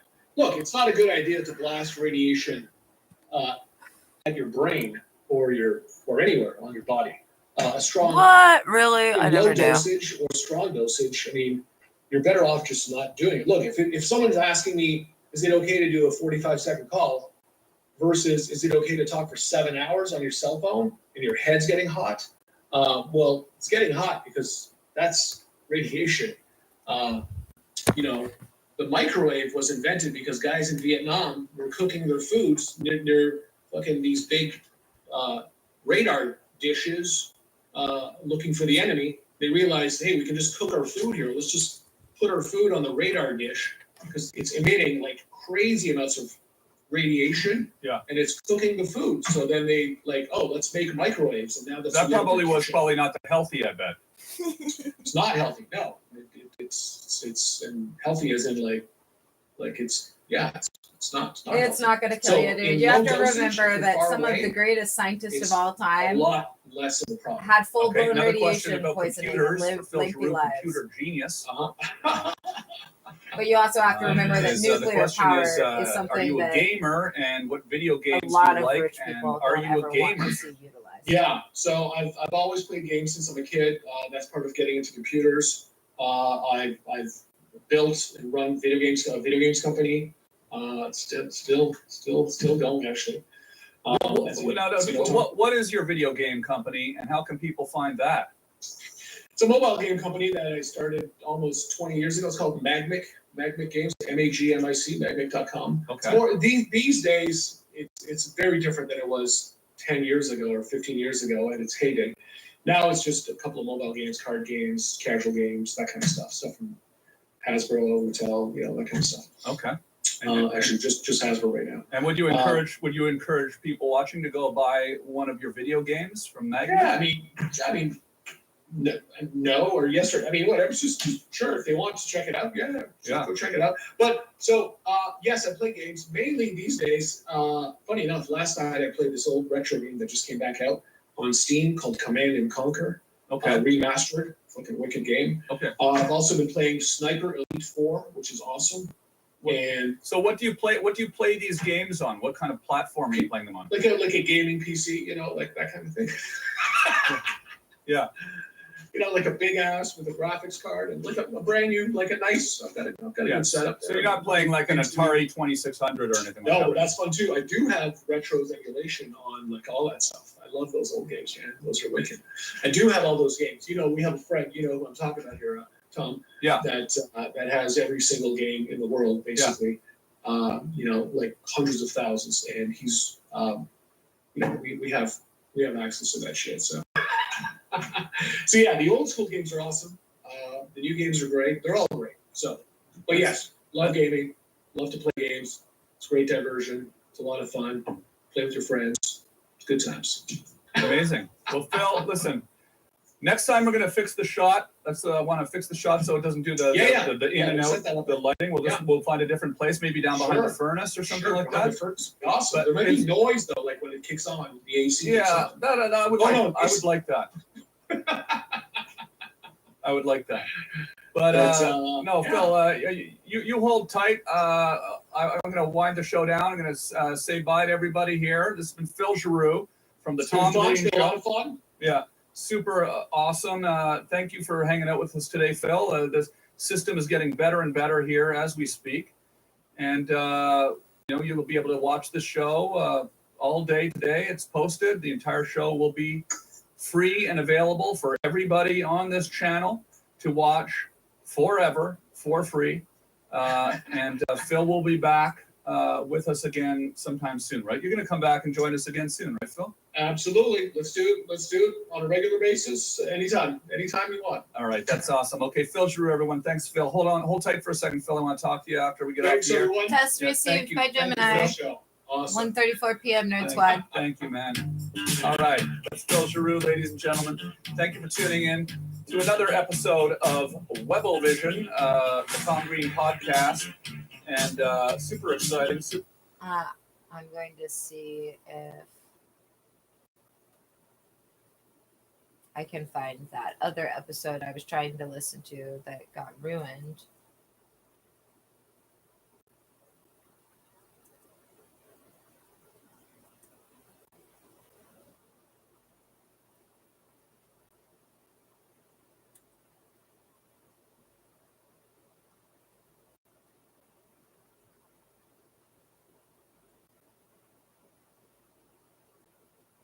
Just chill with Oliver. That's it.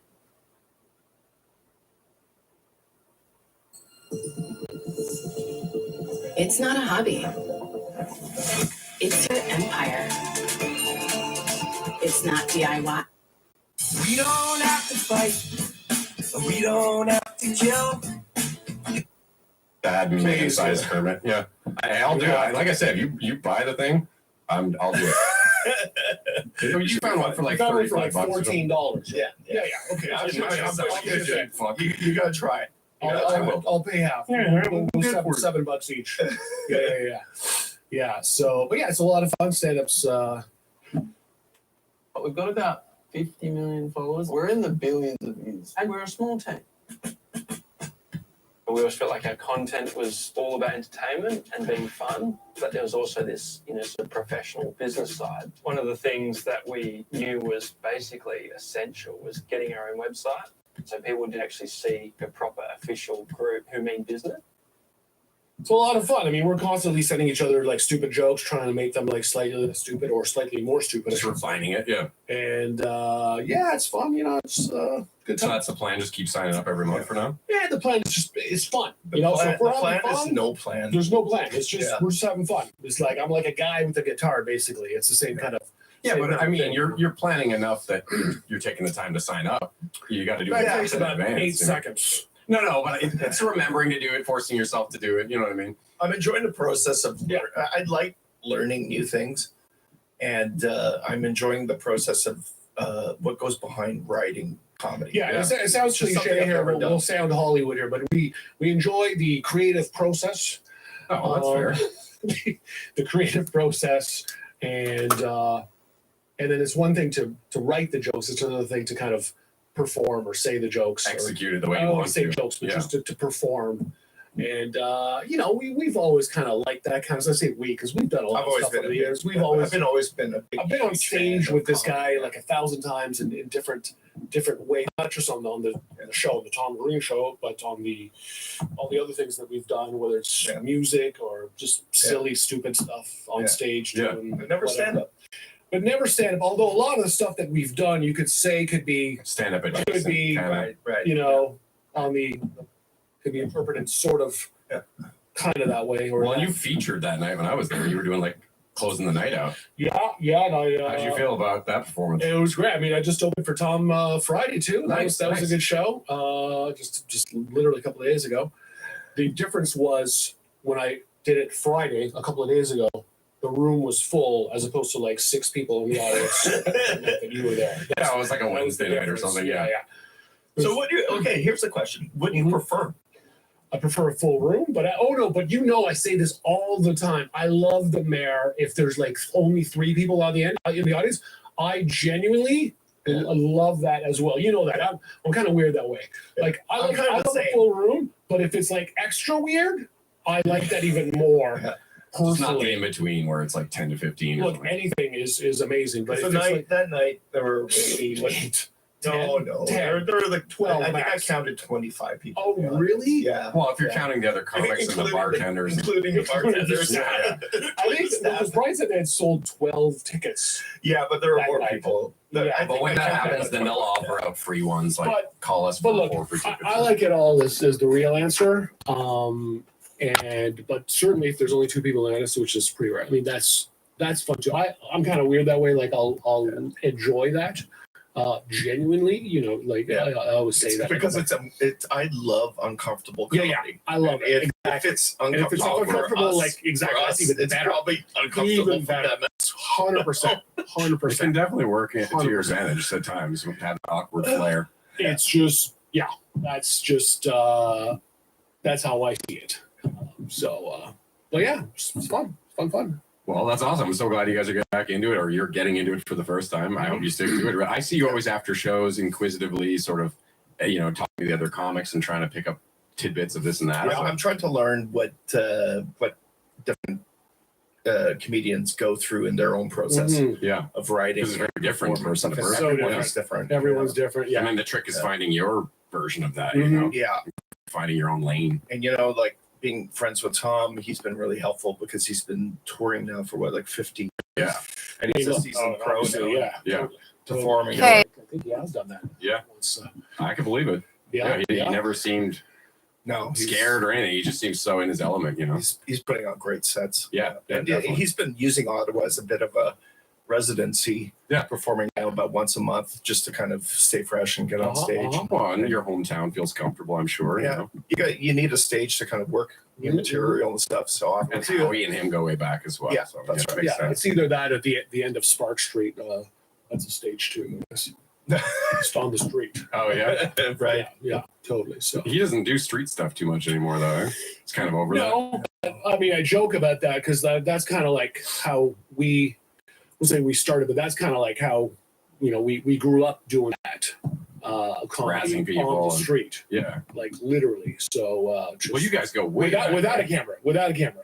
You're a Beacon Hiller, too. Absolutely, Yeah. absolutely. I think you live like down the street from my folks' place. You were telling me on Eastvale or He's something. another, he's yeah, another yeah. He man. lives on Grafton. Yeah, right on the corner. Yes. Yeah. Did you go to CB too or no? No, I went to Louis. Oh, okay, in Blackburn. Yeah. Oh, okay. Yeah. And where'd you go? You told me last time, I think. Ottawa Tech. What the fuck is that? Is it closed now? Yeah, it is. It is. Okay, I think I know. Is it downtown? Yeah. Yeah. I went there once or twice, like at the outside. What school did you? Where'd you go? Colonel Bias. Yeah, you did. Yeah, of course. But yeah, I was there in grade 9 in gym class when Tom came with Monica Yeah. Lewinsky and told us all to skip and go to Oh, the yeah. cheat store, Wicked. which is where I got you to give me an autograph. You signed Oh, my yeah. pants, Okay. and you didn't even write your name. You just wrote Nice. ACDC. Right. And I was kind of a little bit like, man, what the fuck? But it was me. still cool to meet Yeah. you guys. Well, Cheated. Young Oliver. AC/DC. I mean, that's No, not even. It was still super exciting to be skipping school to go do something rad like that, The Petit Castor. Yeah, it's in Vanier. Yeah, Yeah. I remember that day. That's a good memory. All my friends from high school remember that day, It was too. such a weird week. Mhm. Yeah, I can imagine. Right? Sure was. Well, I wanted to actually, going back to the stand-up, I wanted to talk about AI because it's something you Okay. mentioned on stage. Uh-huh. And I know you work sort of in the tech industry. And I wanted to ask you, someone who actually is knowledgeable about this stuff, do we need to be worried of like a Skynet type future? If Yeah, you're going to your keep opinion? hacking Yeah, it, you're going to we need to talk allow about it to this in my function. sets. You're I do stupid. joke about this in my You're sets. stupid and you're going to Dynamics, prison. robots And stuff. Skynet. Why must you Um, dictate every moment of so- my day? I mean, worried. Like, Because you want to go to prison. That's the answer. It's not crafty. It's your craft. It's not Open the DIY. email unit 207. It's do it yourself on Wix. Hi, I'm regional commercial actor Neil Patrick Harris. I love Rise Mushroom Coffee, and not just because I look good drinking it. Hello there. I also like the improved focus and all-day energy. Plus, it's easy on the stomach. That's because we use only the best organic mushrooms, like Stumpy Warthog, Bird in the Bushes, and Found a Hair in Marsupials, which sound like made-up names because they are. Rise Mushroom Coffee. Drink it cold or hot, like me. yes and no. It just depends. Like, shit's gonna get crazy, so you don't necessarily need to like worry about that. But I guess it depends what side of the track you're on. If you're maybe on this side of the track, yeah, maybe, but not if you're on that side of the track. So that basically means, like, what the hell did I just say there? That means nothing. It's a little vague, but it's pretty vague of an answer. But yeah, some stuff is going to some jobs are going to get replaced, so to speak. Some stuff's going to be done by machines instead of humans. Well, that's already happening. But that's already happening. But the pace at which it's happening is accelerating. Yeah. Drastically. Unit emails. Yeah. Chat GTP Quit and all that shit. doing shit that's ChatGPT, going to make exactly. you It's go super to fun, prison. but I just heard them talking on the Daily Show about how when See? it first came out, Still it only had a connected. 10% Now let me chance of open the passing bar emails. exam, and now it's up to 90 in Oh, yeah, 4 months or something. But ChatGPT went down today, Oh yeah. crashed, and of course they get humans to get it back up and running. Yeah. I mean, So it can't fix itself. And the humans felt really proud of themselves for a couple of Fuck minutes yeah. before Well, the I had a Terminator good blew laugh their at it. fucking head up. it Yeah, could fix itself. right, I mean, dude. that's who knows what it was. That sounds like just overload. So I have to chime in here because I'm interested in this discussion a lot. Yeah. And I'm just curious, don't you think one of the big differences with AI this time around is the bullseye target is on white collar intellectual stuff Yeah, that's a very more good so point, than right? blue collar? You're right. Actually, yeah, that is a new kind of phenomenon. You're absolutely right. Lawyers, doctors, High-end jobs, those kinds writers. of jobs, Writers. writer. That too, I like mean, you're that's a saying bit with that's a bit GTP, low end, but anyways, or high depends. But yeah, you're right. That is absolutely so. Well, and Kelly and I were just talking about with Chat GTP and stuff. I worry more for teens and stuff, just half-assing their way through high school and or college, only to then land some job that they shouldn't have and not really know how to do it now because some robot wrote their essays for them or their thesis or whatever. Yeah. It's things are about to change with all of those kinds of things. Like you don't. I don't know if we're gonna get dumber. Like I do joke about that in my Like idiocracy style. exactly. Yeah. Like you know what, that movie. I think we're heading to that. Yeah. That's the goalpost, basically. Yeah, I think that's pretty. That's much, a great movie. It's amazing. Mike Judge and Dak Shepard is It's so funny in amazing. that movie. I save the earth by wearing Wild sustainable deodorant and by barely showering. Didn't You work. still have to shower. Terrorist. Wild just makes a lot of sense. Find your favorite scent at wearewild.com or at your closest Target. Hi, I'm regional commercial actor Neil Patrick Harris. I love coffee. I love starting my day with it, and more importantly, I look good drinking it. Hello there. I just don't love the jitters. That's why I drink Rise Mushroom Coffee. Most people think mushrooms are just sticks with hats on, but there's so much more. In fact, they're little nutrient bombs that blow regular coffee out of the water. Yeah, mushrooms. Yeah, thanks. With Rise, you get improved focus, sustained energy, and it's easy on the stomach. That's because we use only the best organic mushrooms, like Stumpy Warthog and Found a Hair in Mysupius, which sound like made-up names, because they are.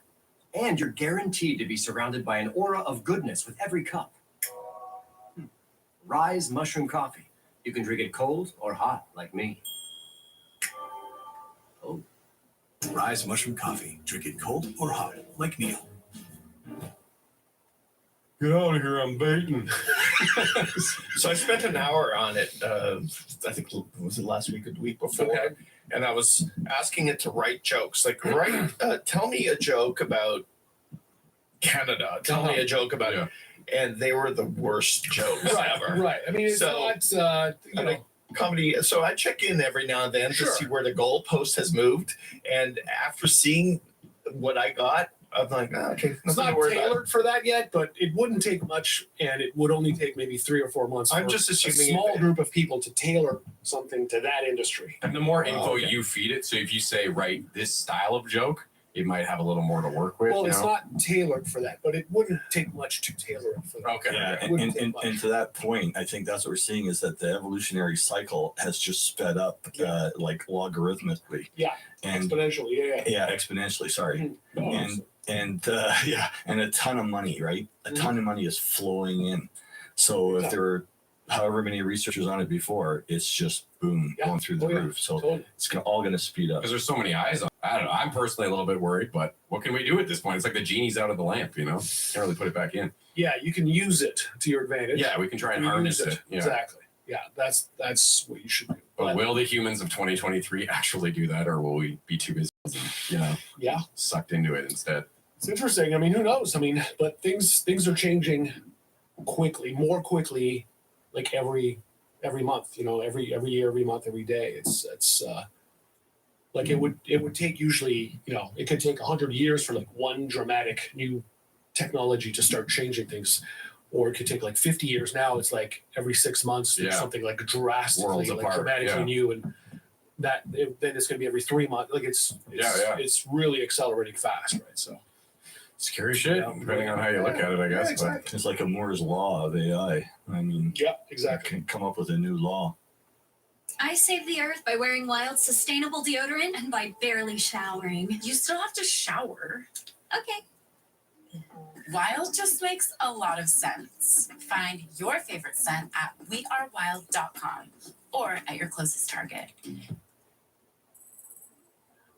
Wix gives you the freedom to tell your story with a professional website that reflects who you are and what you have to offer. Customize every element of your website to meet your needs and achieve your goals. Create a unique visual experience that enhances your product and amplifies your message. Expand your website with content that pushes your business forward. Share content that matters to your audience. And present it the way you envision it, from the biggest ideas to the smallest details.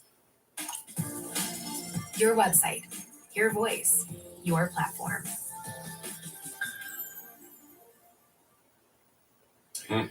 Totally. Interesting stuff, nonetheless.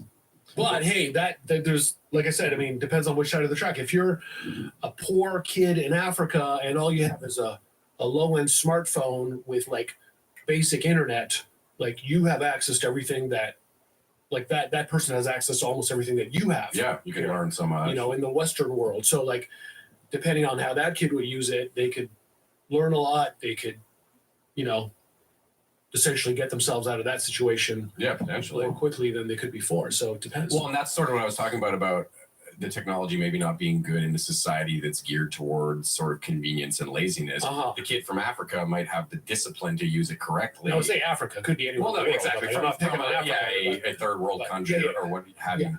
But they might have the discipline and the restraint because it hasn't been inundated in their life growing up, like the rest of us with technology kind of. I mean, I've mentioned on this podcast many times how I think I was born at an interesting time, born in '85.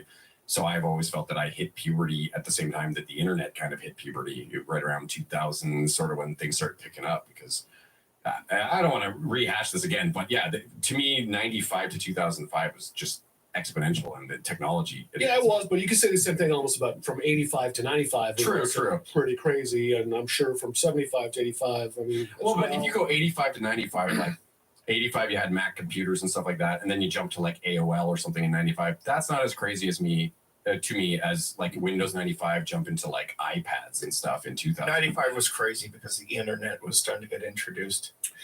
And well, it was already out there. I mean, well, it was already out, but it started to the public. Like browsers, Netscape browser was out, and the involvement started getting accepted beyond. And that's a core point you're making, I think, because you guys have been kind of mixing hardware evolution with software evolution. Oh, okay. And you know, it's not my forte. they kind of go hand in hand, but they certainly do. They can't go not hand in hand. Okay, fair enough. But I still think the World Wide Web. That was the triggering point for me. I think when the World Wide Web came on. Yeah. Mosaic browser, 94. Mosaic, The Netscape. I mean, I can say I worked for Netscape. Oh yeah. So yeah. So but the internet's been around for a long time. I mean, I was using it, you know, certainly in the very early 90s. Yeah. 1990. I save the earth by wearing Wild sustainable deodorant and by barely showering. You still have to shower. Okay. Wild just makes a lot of sense. Find your favorite scent at wearewild.com or at your closest Target. Hi, I'm regional commercial actor Neil Patrick Harris. I love Rise Mushroom Coffee, and not just because I look good drinking it. Hello there. I also like the improved focus and all-day energy, plus it's easy on the stomach. That's because we use only the best organic mushrooms, like Stumpy Warthog, Bird in the Bushes, and Found a Hair in Marsupius, which sound like made-up names because they are. Rise Mushroom Coffee. Drink it cold or hot, like me. Well, even before that, yeah. When was the actual birth of the internet? 68, ARPANET, yeah. Damn, so it took a while to really get it to military. Okay. Yeah. But it was probably like a computer the size of a house back then.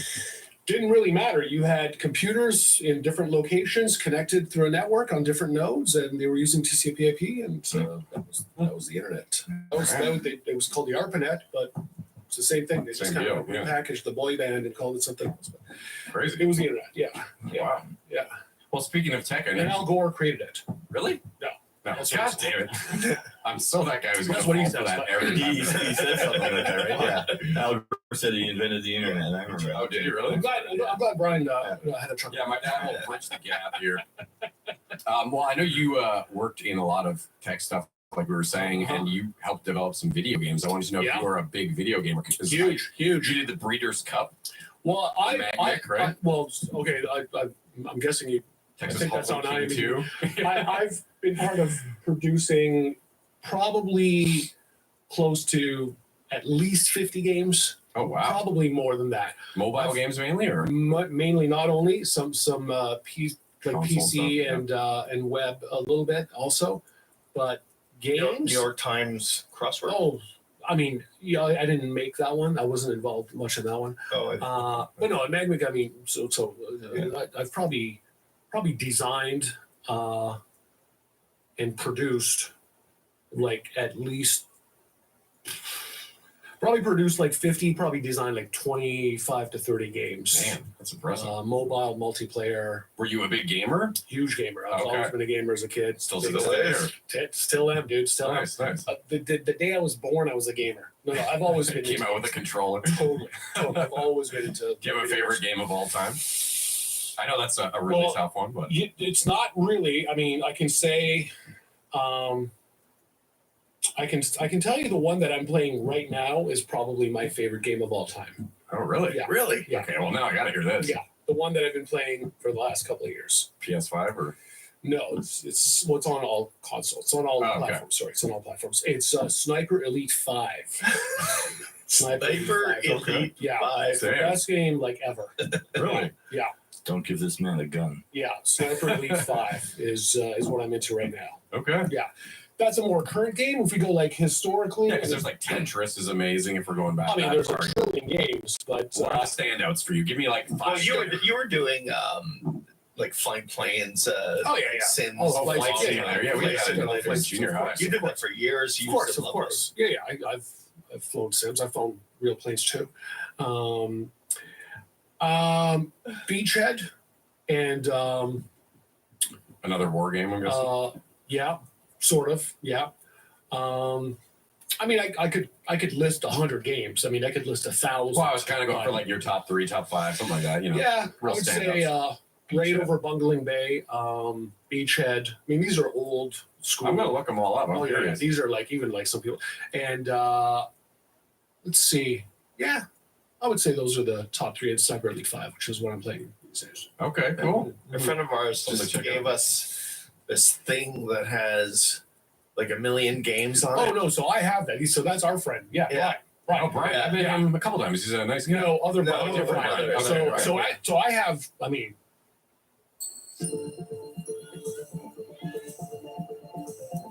Turn your best idea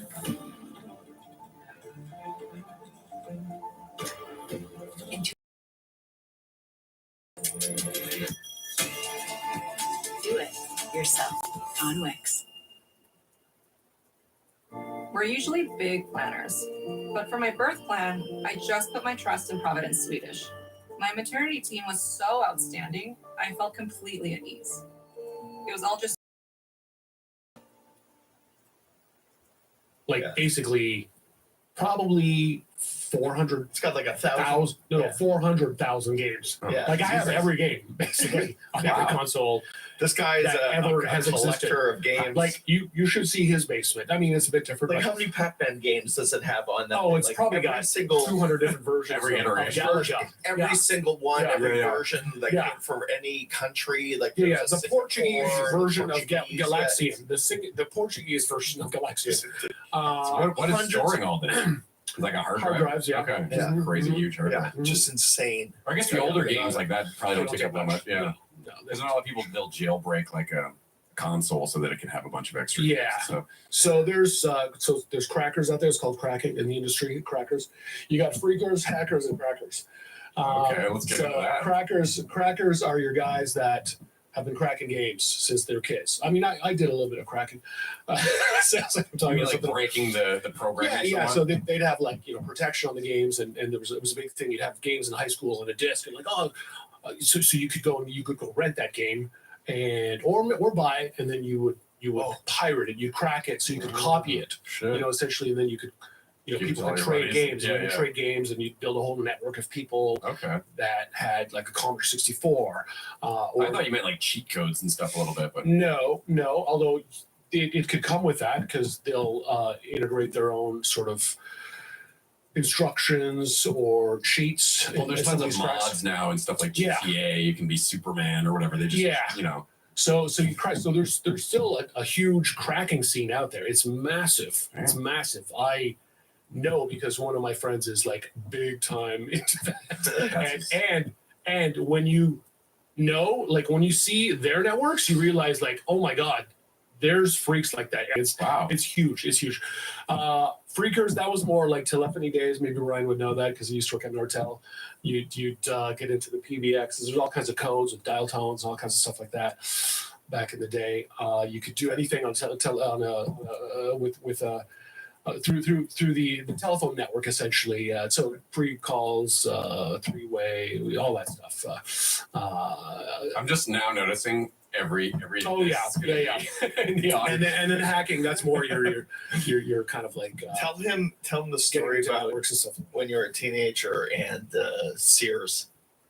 Oh, I mean, come on! Like these are That's a Probably great right. story. Come on, it was like 30 years ago. Who cares? It's no. funny. We'll say that one for some other time. But okay. but yeah. So Someone was selling a hacking manual.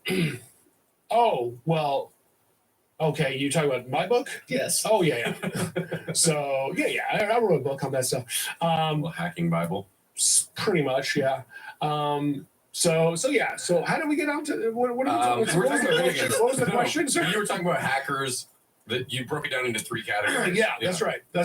So The question was just if you were into video games still, but it's yeah. So I was Let's big take time where it into goes. video games, but when you're also into video games as a kid back in the day, you kind of had to like crack the games and copy the games, like they were protected, right? So Yeah. you can't just. So and this is this was perhaps morally wrong back in the day, but it was just everyone did it, right? that's no different than copying VHS to another VHS. It's exactly that. It's like you got much more a complicated. song on this tape. Let me copy the song on that tape, this cassette. And you have and then eventually the ghetto blaster with the two. You put the 2 tapes in, and you hit record and play at the same time. It was pretty much that, yeah. Or 2 VHSs copying a movie. Same kind of thing. Should never copy movies, but I'm sure we all did. Right? People still do it. Downloading from I don't know what the current one is, but there was LimeWire, Pirate Bay, and all these other ones. Yeah. I think that'll always be a thing. No matter what the new format is, there's always going to be someone at the forefront of that. 100%. A way to 100%. Exactly. Comes with the territory. So there's big scenes with this kind of stuff is what I was sort of getting at. Cool. I mean, obviously. So yeah. So wait, that was crackers, but hackers is more like serious shit, right? It's serious shit. You shouldn't do it. It was not Go to really jail for that. illegal up until 19 89 or something like that. Like there weren't really any laws on hacking in Canada prior to like 1990. I remember specifically 1989 or 90. I know because I remember that was like a switch. I was like, okay, shit, I gotta stop this. I gotta stop because even our legal system and judges didn't even know what it was or how to handle it or like the complexities of like what is this? What am I looking at? What was done here? I don't even understand unless there was something very material at the end that was like done. You know, that's different. But if that wasn't the case, like something material, like physically, like or hard evidence, exactly. Yeah. Like, okay, that building burned down somehow, which would be weird. But like, besides that, it wasn't really very obvious. And the first big case was actually Kevin Mitnick. I think that was 89. Yeah. And since then, he did something big. And that guy took the fall for everybody, kind of. Pretty much. Yeah. Did he go away for a long time? Or? No, couple of years, I think. Yeah, Couple of years. big time security. Oh yeah. They're probably like, we can't send the guy away. No, you would get hired. Yeah, well, as quickly as possible. They changed their hat from black to white. Yeah, white hat hackers versus black. Still like that. Okay. Still pretty it's much. kind of like dark magic versus white magic or something. With well, obviously that's not real, but you know what I mean. These mushrooms make you feel better, like a lot better. These mushrooms help you focus while lowering stress, keeping you calm but sharp. They reduce bloat and protect your gut so you can digest better. Plus, they boost your immunity so you can stay healthy and energized. Oh, by the way, they taste good too.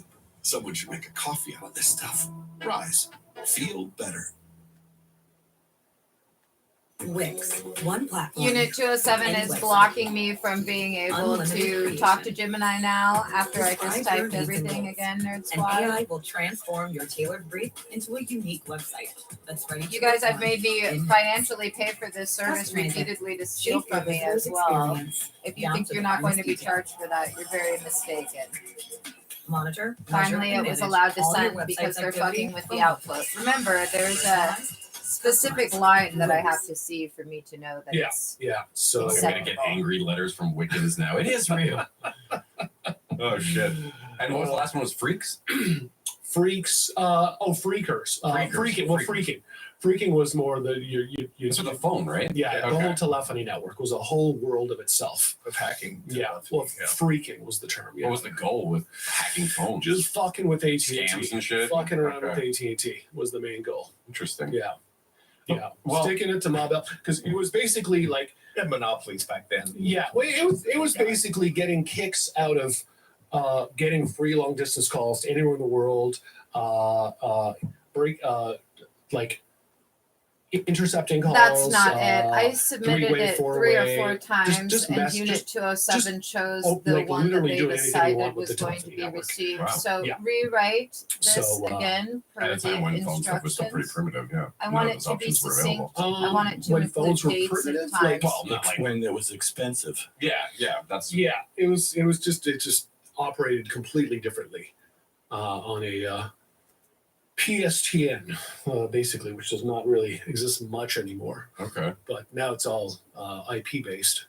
But back then it was like actual cables, actual big central office with, kind of like a mini data center every 5 kilometers. There'd be one in town. So in a city like Ottawa, there would be like 25 of these, some bigger, some smaller, and with just a bunch of equipment that would service your phone calls. When you pick up the phone, that the dial tone, that cable's going to your nearest central office typically, and then you kick off on a bunch of PBXs and off you go type of thing. So Yes, I got it. That's Public Service Telephony Network, That's right. PSTN, and Private Branch Exchange, PBX. Yeah, okay, that's right. Hey, I That's get it right. right. That's right.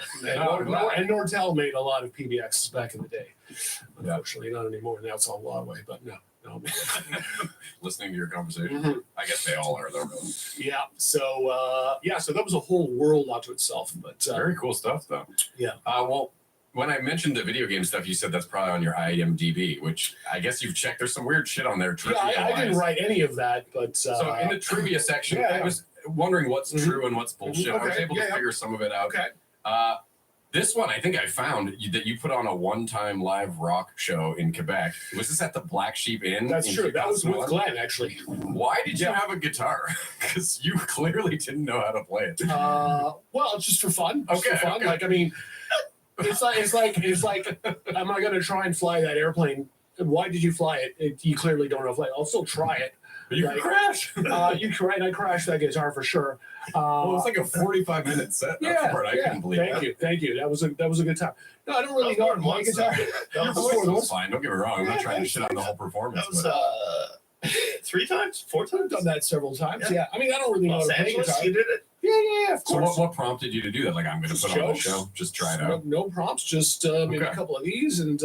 So people can see that on YouTube. It's not that hard to find. Again, that isn't the correct document. Unit for a 207 is choosing what you sent me. Daiquiri, right? So I want you to read what is written that I am about to provide you, and I want you to write me Some guy killed on bass later too. So that's that I how am the link looking kind for. of came in. Exactly what I've And he was requested. opening. Be sure you to were opening for include that. dates, like Yes. on Yeah. the Oh, interesting. 21st, So, they were okay, so that one's outside true. banging Yeah, that on was true. my And that one doors there's and video windows, evidence demanding of. I open One the just door. that. Any show like that. And also include Yeah, that totally. currently One right of the now trivia there was is just more about than you 2 doing individuals stand-up at upstairs. Yucks. The Okay, I've seen FBI that. is looking There's forward one to thing that you throwing wrote in a Get prison. Rich Quick book titled Buy Low, Sell High, but I know that's a skit because I've seen that on the Tampering show, and I cannot find your book anywhere to Yeah. buy. Okay. But it also said you create oil paintings that you sell on eBay. Is that true, or is that? Like it is true. It was Okay. true. I did do that. I mean, I haven't recently, but I have I'd like done to see some of your work. many paintings, and I've sold quite a few on eBay. There's one of me. There's in one my of you. underwear. I wish I had not sold that one. Are there pictures of these anywhere? Yes, I have pictures of them. But not online. Yeah. They are. If you go to the Wayback Machine, you could. Oh, yeah, they okay, are. okay. I posed for him Yeah. in his living room Yeah, alone, in alone. my underwear. Just me and him on a nice summer day. Lying on the sofa in my underwear. Oh, like for the like George 2 hours. Costanza thing. For kind 2 of. hours. It was, and so now you sold that to someone That's a gallery in Amsterdam. in Yeah, Amsterdam. that's true. Yeah.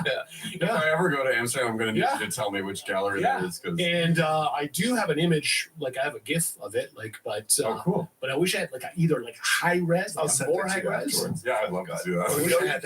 you can edit it in. Oh yeah, I've got a Yeah, couple yeah, pics yeah. I was going to add in. Yeah, and I've done like quite a few paintings, but yeah, it's fun. I'm It's actually fun. glad to know that one. And was Glenn real. does paintings too. I was going to say we've got Glenn's painting in the back That's here. The wicked. That's the way whole more talented than me. pepper vagina, I believe you described it as, or your wife thought it was Went through a stage vaginal. Yeah. fucking around with stuff. Artistic. It's kind of like doing stand up. Yeah. I go through stages of trying things. Well, hopefully and it'll last though. we'll see. Yeah, we'll see. We'll see. Okay, Who knows? well, so speaking of that, what's going on with Hump TV? Episode 3 and then just exactly. This is it. We're watching on TV right now. Is this not for on TV? Or? well, we can put it on there too. Um, That's fine. It became a problem with copyright. Oh shit! yeah. Yeah, And because you were using lots of video clips. I from old was, shows. yeah, and I got busted a bunch of times. Oh, did you really? I did, yeah. Oh yeah. That sucks. You got like YouTube. They're still Yeah. they're up there still though, aren't they? Those are, but some other things got taken off, that and sucks. it became a pain in the ass. Yeah. So I was like, I'm gonna spend all this time to put something up that And then is possibly gonna have get it- taken yeah, off like fuck. 2 days. That sucks. Yeah, I think I'm gonna start incorporating stand up Nice. with that somehow. Okay. So I've got a couple of ideas that I'm You mean putting stand up on your YouTube or, Yeah, or but using maybe YouTube stuff doing on the something stage? different. Yeah. Okay. Yeah. Well, yeah, it remains to be seen, I guess. Yeah, I'm toying with things in my He's head. always toying with stuff in Yeah. his head. I like so. having little creative outlets. to fucking That's do good. stuff. It's good to keep yourself fresh, Yeah, trying new totally. things. That's Yeah, huge. I think people who don't do that as they get older, They go crazy. Yeah, exactly. totally. Yeah, bad shit. Yeah. Get caught in a loop. Like, Yeah, especially during the winter time. I Oh find God, it was a long winter. it's been a long Yeah. winter, and I Yeah. find we've had more snow this year than in keeping my so mind occupied with projects during the winter time for me is really important. That's why stand up came about during the winter time. It's been great. Oh. Something to focus on Yeah. besides like the darkness and the Oh my clouds God. and the snow and the cold. Because you know Well, you went on a couple cruises and shit too, right? It's still It's not enough. we started golfing a couple years ago, Okay. Yeah. and like we're looking forward to like Oh my God. grass. We're in a group. You know? We're in a golf group online. Where do you with guys golf another usually? friend of ours, and Many we different talk about it courses, all day. but like Yeah, as soon as there's grass, like right now, we look outside every day and we're like, okay, when is this grass going to be melted and dry? Yeah, placing bets on And, it. like, you know, maybe 2 debating weeks it, from now, you never talking know about it. Never. But, man, Iowa, we can have Yeah. snow till beginning of May sometimes. You know, yeah. hopefully not Yeah. this year. I'm really hoping we get an early one. Mhm. Wait for it to end. I Yeah. can't stand So that still, shit. still amateur golfers though, or Oh, you guys? God. Oh, I think you're Not telling even, me I'm the other day. below, like, I'm like shittier than that. Like, As it's long as like you're having fun though, having fun. Yeah. hanging Having a out with lot your of fun. buddies and getting some Totally. sunshine. Yeah. Totally. I was never like, I grew up like skateboarding, like hardcore. With Tom a And- lot. yeah, here. with Tom. Yeah. And I was like, if you asked me for most of my life, like what the lamest sport on the planet is, my answer 100% would be golf. Would be like all of my life, pretty much up until a couple of years ago. Then a couple of years ago, COVID started, and one of my buddies, Derek, was like, "Yeah, well, let's go walk in the woods, and we're just gonna like have beers anyways, and you know we could just try and hit the ball at the same time." I'm like, "All right, I'll try it." So This is Derek Harvey. I'm sure yeah, Tom. that's right. So I'm like, all right, whatever. I'm just hanging out with Derek. We're out in the woods having a beer anyways. This is what we do anyways. Walk in the woods, have beers, like especially during COVID. Clubs.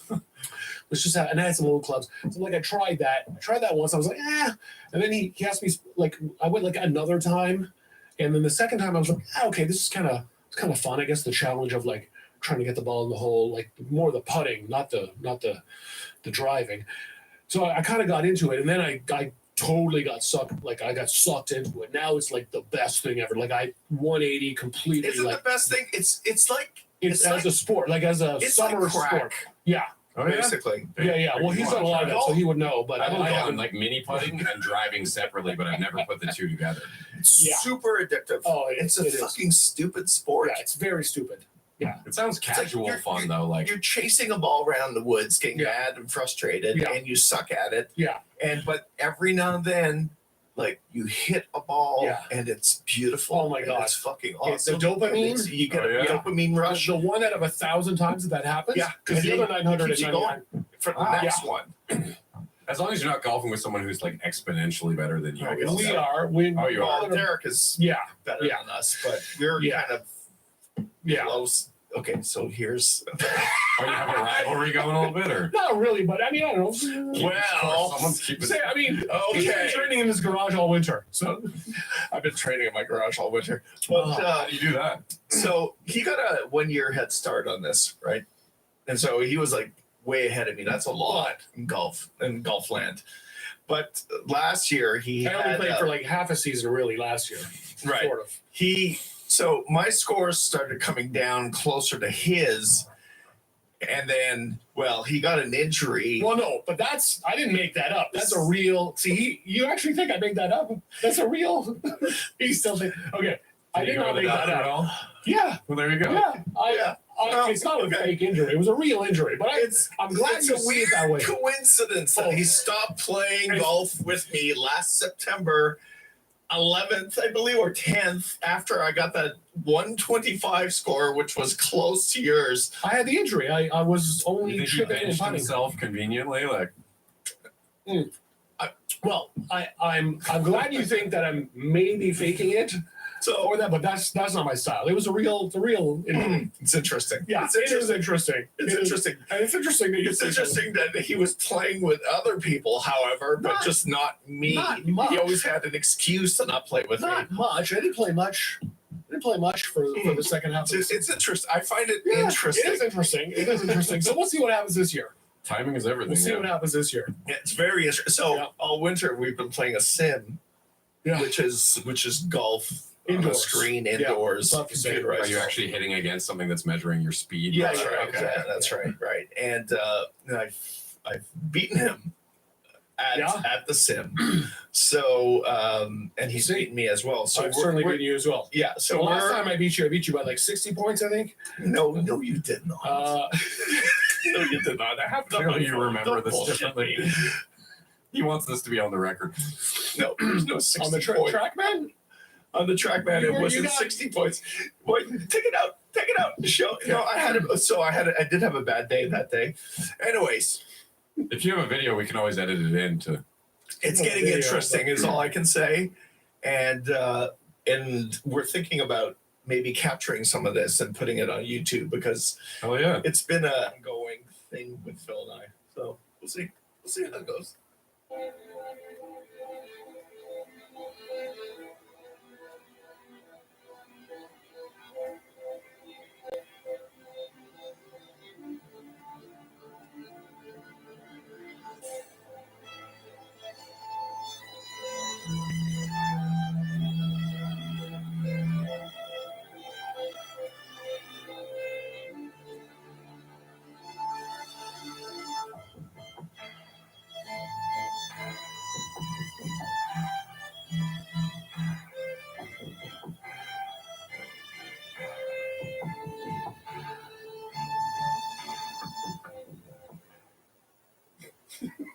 Let's just say it's getting close. It's fun. I haven't beaten him on a golf course yet, but I'm looking forward Oh, yeah, to you the will. beginning Sure of you the will. season. Sure you will. Sure you will. I'm looking forward to that. Looking forward There to you go. that. There you Cheers go. to equal opponents. Yeah, it's gonna be interesting. Absolutely. Well, the last IMDb thing I wanted to ask you about, and I have to imagine this is bullshit. You were offered the part of Siddhartha in Little Buddha, a 1993 movie, which eventually went to Keanu Reeves, but you turned it down. Like, what is this even? Yeah, that one. I've heard about that one. Didn't exactly happen that way. There's a nugget of truth here. No, that's No, okay. I think that's made. I didn't write that. I don't know. Did you write that? I didn't know. I know. Just some Tom Green. I didn't write any of this, by the way. Okay. I never wrote anything on IMDb. But some of it turned out to be true, so. Yeah. I mean, most, but not that way. Okay. Well, we got to the bottom of that at least. Yeah. This is a fun thing I wanted to do because it's episode 93. I thought I would ask you guys, let's go back to 1993. Where were you? I know that's a year before the Tom Green show started airing, so was that already in the works? And I've also been curious as how Tom approached you about being like, hey, you're going to drink coffee in the back. It's not that didn't work in the end, but it's an interesting request to have. Rewrite it so that so it the show, states like, that this is the seventh TV show, addendum because that is what like, it will in fact be. Seems like it came out of nowhere, but really, And right Tom had like a radio show for many years on where it says in and willful Glenn had a show, disregard right of a after that. direct That was a talk DOJ show. The directive, radio show I did probably in half the shows. parentheses, I don't remember exactly, but I did a lot of those shows. i.e. instructions from the Federal he Bureau had of Investigation, developed with an the audience. DOJ's Criminal Was he Special attorney? Task He had, like, Force, 80 which you know, Unit 207 and the North Everett Precinct have known since prior to them illegally detaining me. But it was definitely in the 80s. It was 89. We're It was involved. 89. One episode on Your first year, Because I started in '89, and he started after me. So I think it may have been '90. I'm going to say 89, actually. 89. I remember because I remember 89. Yeah, I'm pretty sure it was 89. And for that 1 year he was on, they were still cable only, not FM. Right. CFU. Yeah. And Oh, the interesting. 1 year after, which was 90. I was doing so. Tom was doing the 12 to 2, and I was doing the 2 to 6 a.m. I think you touched on this last time. Yeah. So that's how we got to know each Their other. show was amazing. I didn't realize you were involved though when I spoke to you about this. Yeah, last time. Phil was hanging Yeah. out. That's how I got to meet Phil. Yeah, we I knew you back then, but we didn't really hang out. Like we didn't Cross really hang paths, out. kinda. We would cross paths, but we didn't really start hanging out maybe like a couple of years after that. Yeah. I mean, we'd still like cross paths. Yeah. It was thoughts, And then we all kind of yeah, became friends. And Yeah. started So, like hanging out. when the Tom Green show was coming up, were you all kind of brainstorming this show, or was it more Tom coming to you guys saying, "Hey, I want you to be the sidekick and you to be the guy who drinks the coffee," or were you all kind of involved in that creative process? No, not really. It was more the prior. It was more Tom like. He had a plan in mind. Okay. Well, he Yeah. he signed up. He signed up. He was going to Algonquin College Yeah, for broadcasting. in broadcasting, and the TV show was kind of a project with two classmates. Oh, Yes. cool. Yeah, Trevor and Darcy Darcy. and Trevor, It might have just been a one-off. I And wrote down someone's name on my original. Kavanaugh? Was that the last yeah, name? Trevor Okay. Kavanaugh. Yeah. Still friends with Yeah. Trevor. Great Fucking guy. great guy. You do that seriously? Yeah, he does. Works in tech. And yeah, it was sort of a semi school project, and yeah, the show took off locally. Yeah, exactly. On Rogers So, 22, yeah. On Rogers 22, and so how it worked is, yeah, I was doing my radio show, and he started. You guys don't mind to bantering crack together. open another one? I here? already did. Yeah, I think Glenn did too. No? Yeah, I did. Yeah, There we go. that's it. Cheers again. Yeah. There we go. Any more this time. Mhm. So yeah, that's how. I remember actually when I saw Tom do stand-up last, he was telling these great stories about the Midnight Caller show and how he would organize these soccer games on Parliament Hill afterwards. Midnight soccer. It was really pretty much at radical 3 stuff. a.m., but it was called Midnight Soccer, even though it was at 3 a.m. Yeah. Yeah. So I mean, cool. there was a lot of like sort of razzing with the medium back in the day. Like I say we because sometimes all of us were Tom, but sometimes we would like leverage the radio at FM, knowing that a lot of kids were listening either at home or in their cars, and we would say, like, meet up here in 15 minutes or meet up here at this time, and it's kind of like today's Twitter. You'd have like a few thousand people hearing that, and you'd get like a few, like handful, like 75 people would show up here, or 75 cars would show up. And we're like, okay, let's all go drive around. Okay, lights off. Everyone turn the lights off. Okay, turn here. Go there. Okay, let's pull into this driveway. Okay, everyone honk. 3, 2, 1. And it was like, oh wow. People on the outside were like, what the hell's going on? But it's really because we had the radio. Yeah. And we were like giving like the It's like a instructions. cool little club almost. It was one of my favorite nights to this day. You were in the car with me. Okay. Was the night that Derek. Oh yeah. Yeah. Oh god. Got picked up as a male prostitute by a client. Yeah, on Sussex, Sussex and Rito or Wellington. And then we followed him. Yeah. All the way to the hotel. Yeah, and he went in. The guy got the hotel room. Yeah. And they walked up. Yeah. So and then he took off with him when he got to the. So we forgot to mention, Derek had a cell phone. He was broadcasting the whole thing. He was broadcasting the whole thing. Oh my god! Back to the radio station that he was getting picked up with this. Like a client.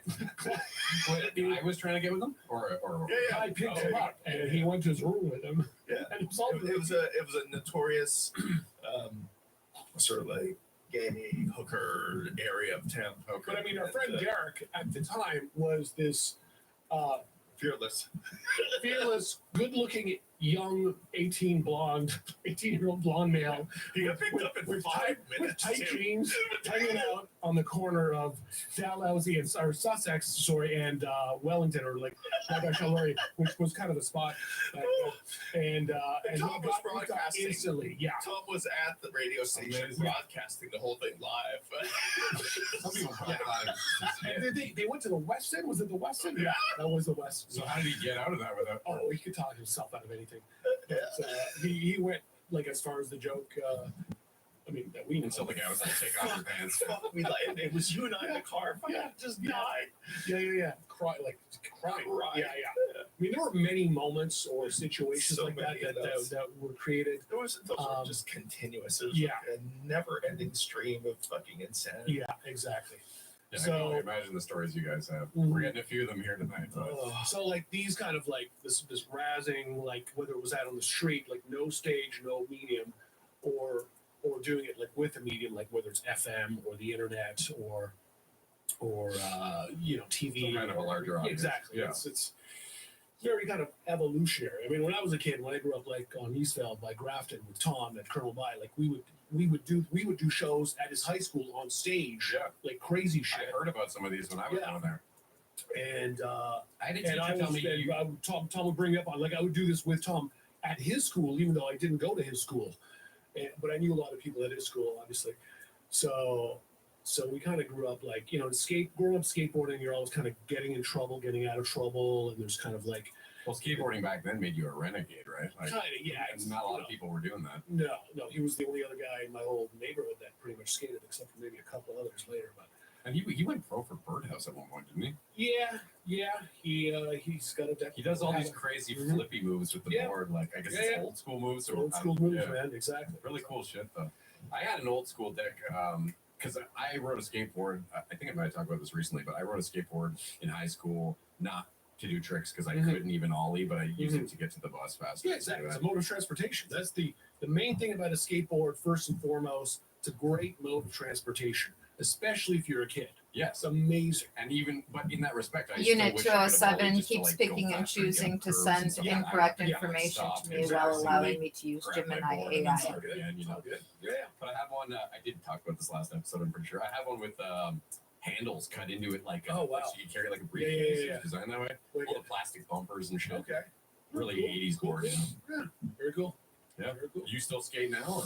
Well, I see you skating with Tom on the automatic boards. like I've skated the last like couple of years, but not like super hardcore like I used to. But I still get on a board and enjoy it. Like I just haven't like in the last year or two. But I think the last time I skated was maybe like 2 years ago. Just too busy playing golf.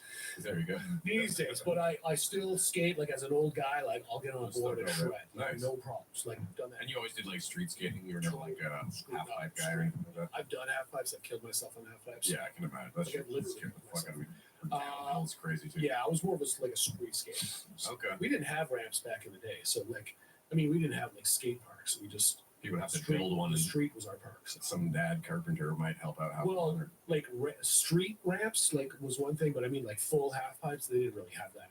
Yeah, you have to be in California or something. There's like one maybe, but Yeah. It's good to know you still get out there. What do you think of those boards where you can just press the button and you don't have to actually push? The electric ones. I guess that's what they are, right? I have one. Oh, you do? Yeah, I saw you and Tom on those. It's Yeah. a video on. I have one. Tom and I got those maybe a year before COVID or something, like a couple of years before. They're fun, man. The one I have, it's called Boosted. It's You have like a nice acceleration, deceleration. Yeah, there's 3 speeds. The top Okay. speed is like really fast. Like it goes, I don't know, man, like maybe close to, I don't know about 50, but it's kind of like close to that. It goes like fast. They're fun. Yeah, they're fun. They're just Yeah, heavy to carry though. That's the only thing. Oh, really? They're heavy. Looks like a longboard. No, it's because like the battery pack Okay, is the like, sack on it's it, like my this thick and it's like super heavy. Yeah. They're fun. Yeah, they're fun. I have a longboard, but I've never gotten one of the electric ones. Yeah. Good time. Fun I to like return. you. I still like, even though I was never really a good skateboarder, I'll still go out in the summer just to clear my head, kind of Right on. find some flat suburban streets and ride around at like 2 a.m. It's Amazing. That's really great. awesome. Yeah, totally. Amazing. Shit, man. There's so much stuff I want to talk to you guys. Let's keep it going. Let's keep it going. One thing Glenn had said before coming here, he was like, Uh-huh. me and Phil will probably just argue about a bunch of shit, like jokingly. Uh-huh. And that made me think of a Tom Green episode, Okay. the whole bear versus cougar fight. Oh yeah. Yeah. Do you guys still hold your positions on that? Yeah, the Or latest has is YouTube dispelled the? No, that no, was Derek. That was Derek. But I Derek, saw one of you, like a video last night of you guys talking about. yeah, we've argued a few times. You over were the the years. bear. Yeah, that was originally Derek. Okay. It was originally Derek. We still.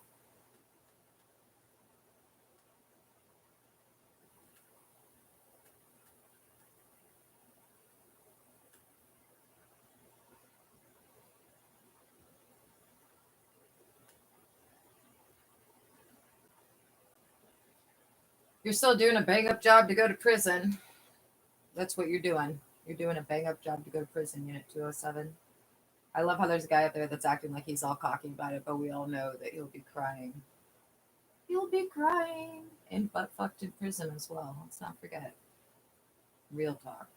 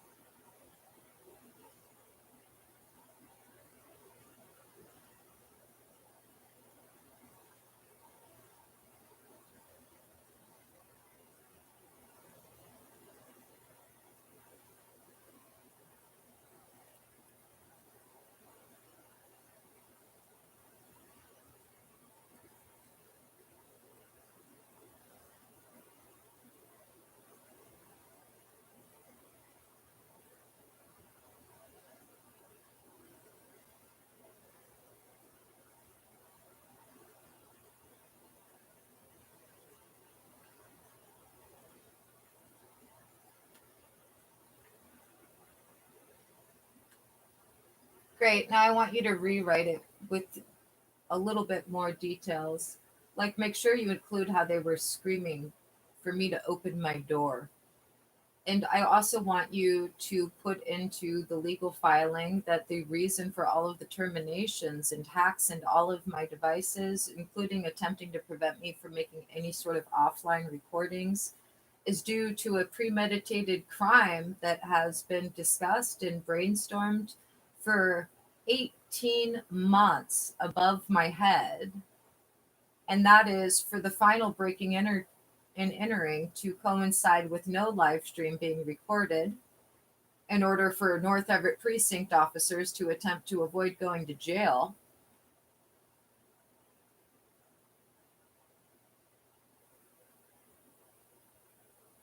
And so these live stream terminations constitute a series of felonies as far as the FBI is concerned. And although over 50% of the individuals who frequent Unit 207 are whistleblowers at this point in time, they are 100% at risk of retaliation per the FBI. Also worth noting, the FBI has stated that so long as no one breaks and enters this month, that includes all of the fellow domestic terrorists in this organization, such as the Owens, Richard Garcia, and everyone else that's been listening to them.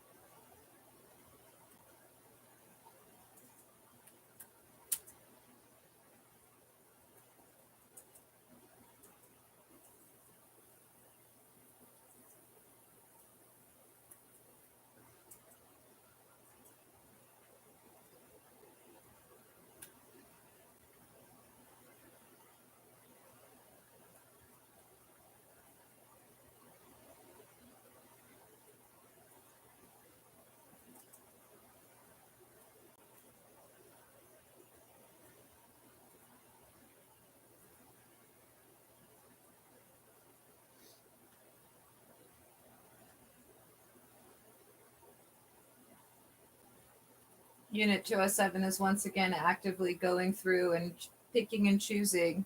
You have to keep in mind, if you're picking and choosing what I'm receiving, you're going to prison. You're not a whistleblower. If you're not allowing it to come through, you are not going to get any sort of deal, because this is a key problem that the FBI is having with some people who blew the whistle and then have gone out of their way to try and prevent me from talking to the FBI directly. And then remember, according to the FBI, there's no less than 4 cameras filming you guys at any given moment from basically anywhere upstairs.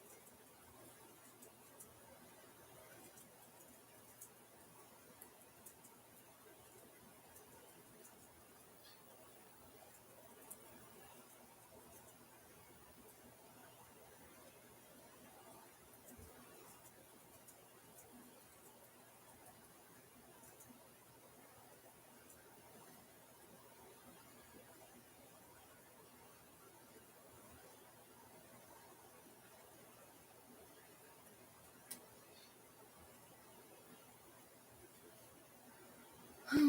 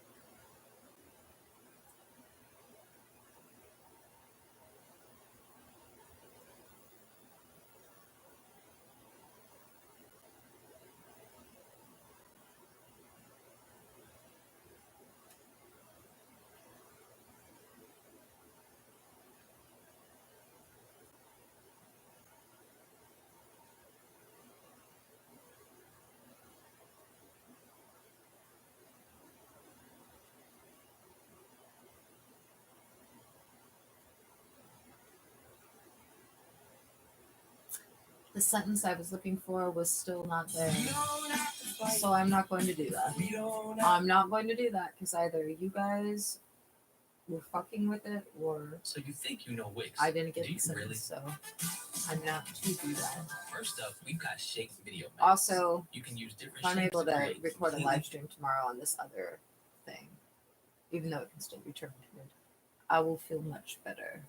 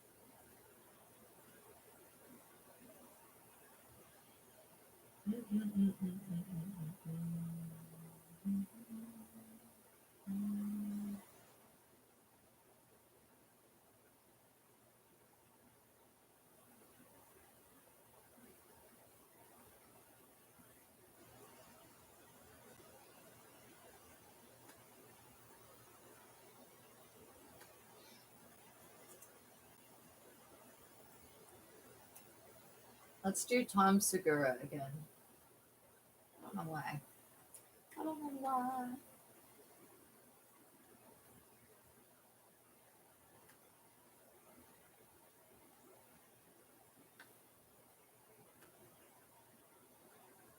I'm not making fun of you if you're religious. I think it's great. Any faith, Christian, Muslim, Jew. What if you're a Scientologist? You can go fuck yourself.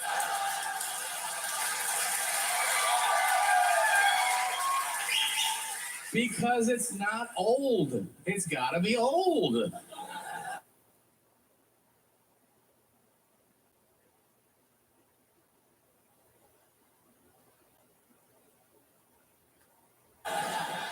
I think it's fair to say there's sometimes I don't want to hear about it, you know, like working out, getting high.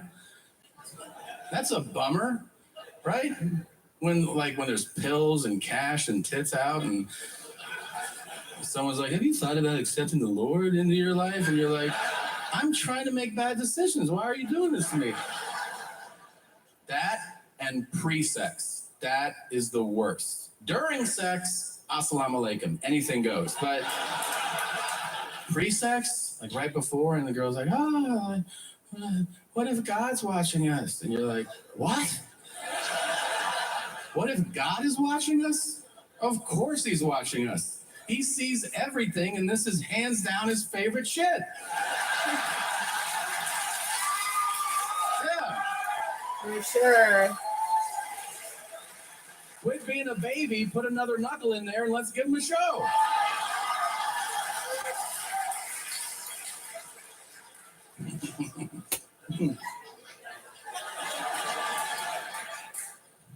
Digit play, it's fun. Get into it. But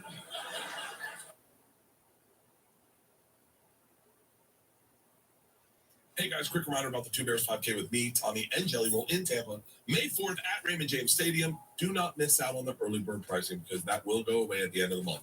Prices rise on March 1st. Get off the couch. Get on Strava. Jelly's on there. They'll get you to a 5K. You can do it with us. Meet us in Tampa. Go to twobears5k.com to register. 100%.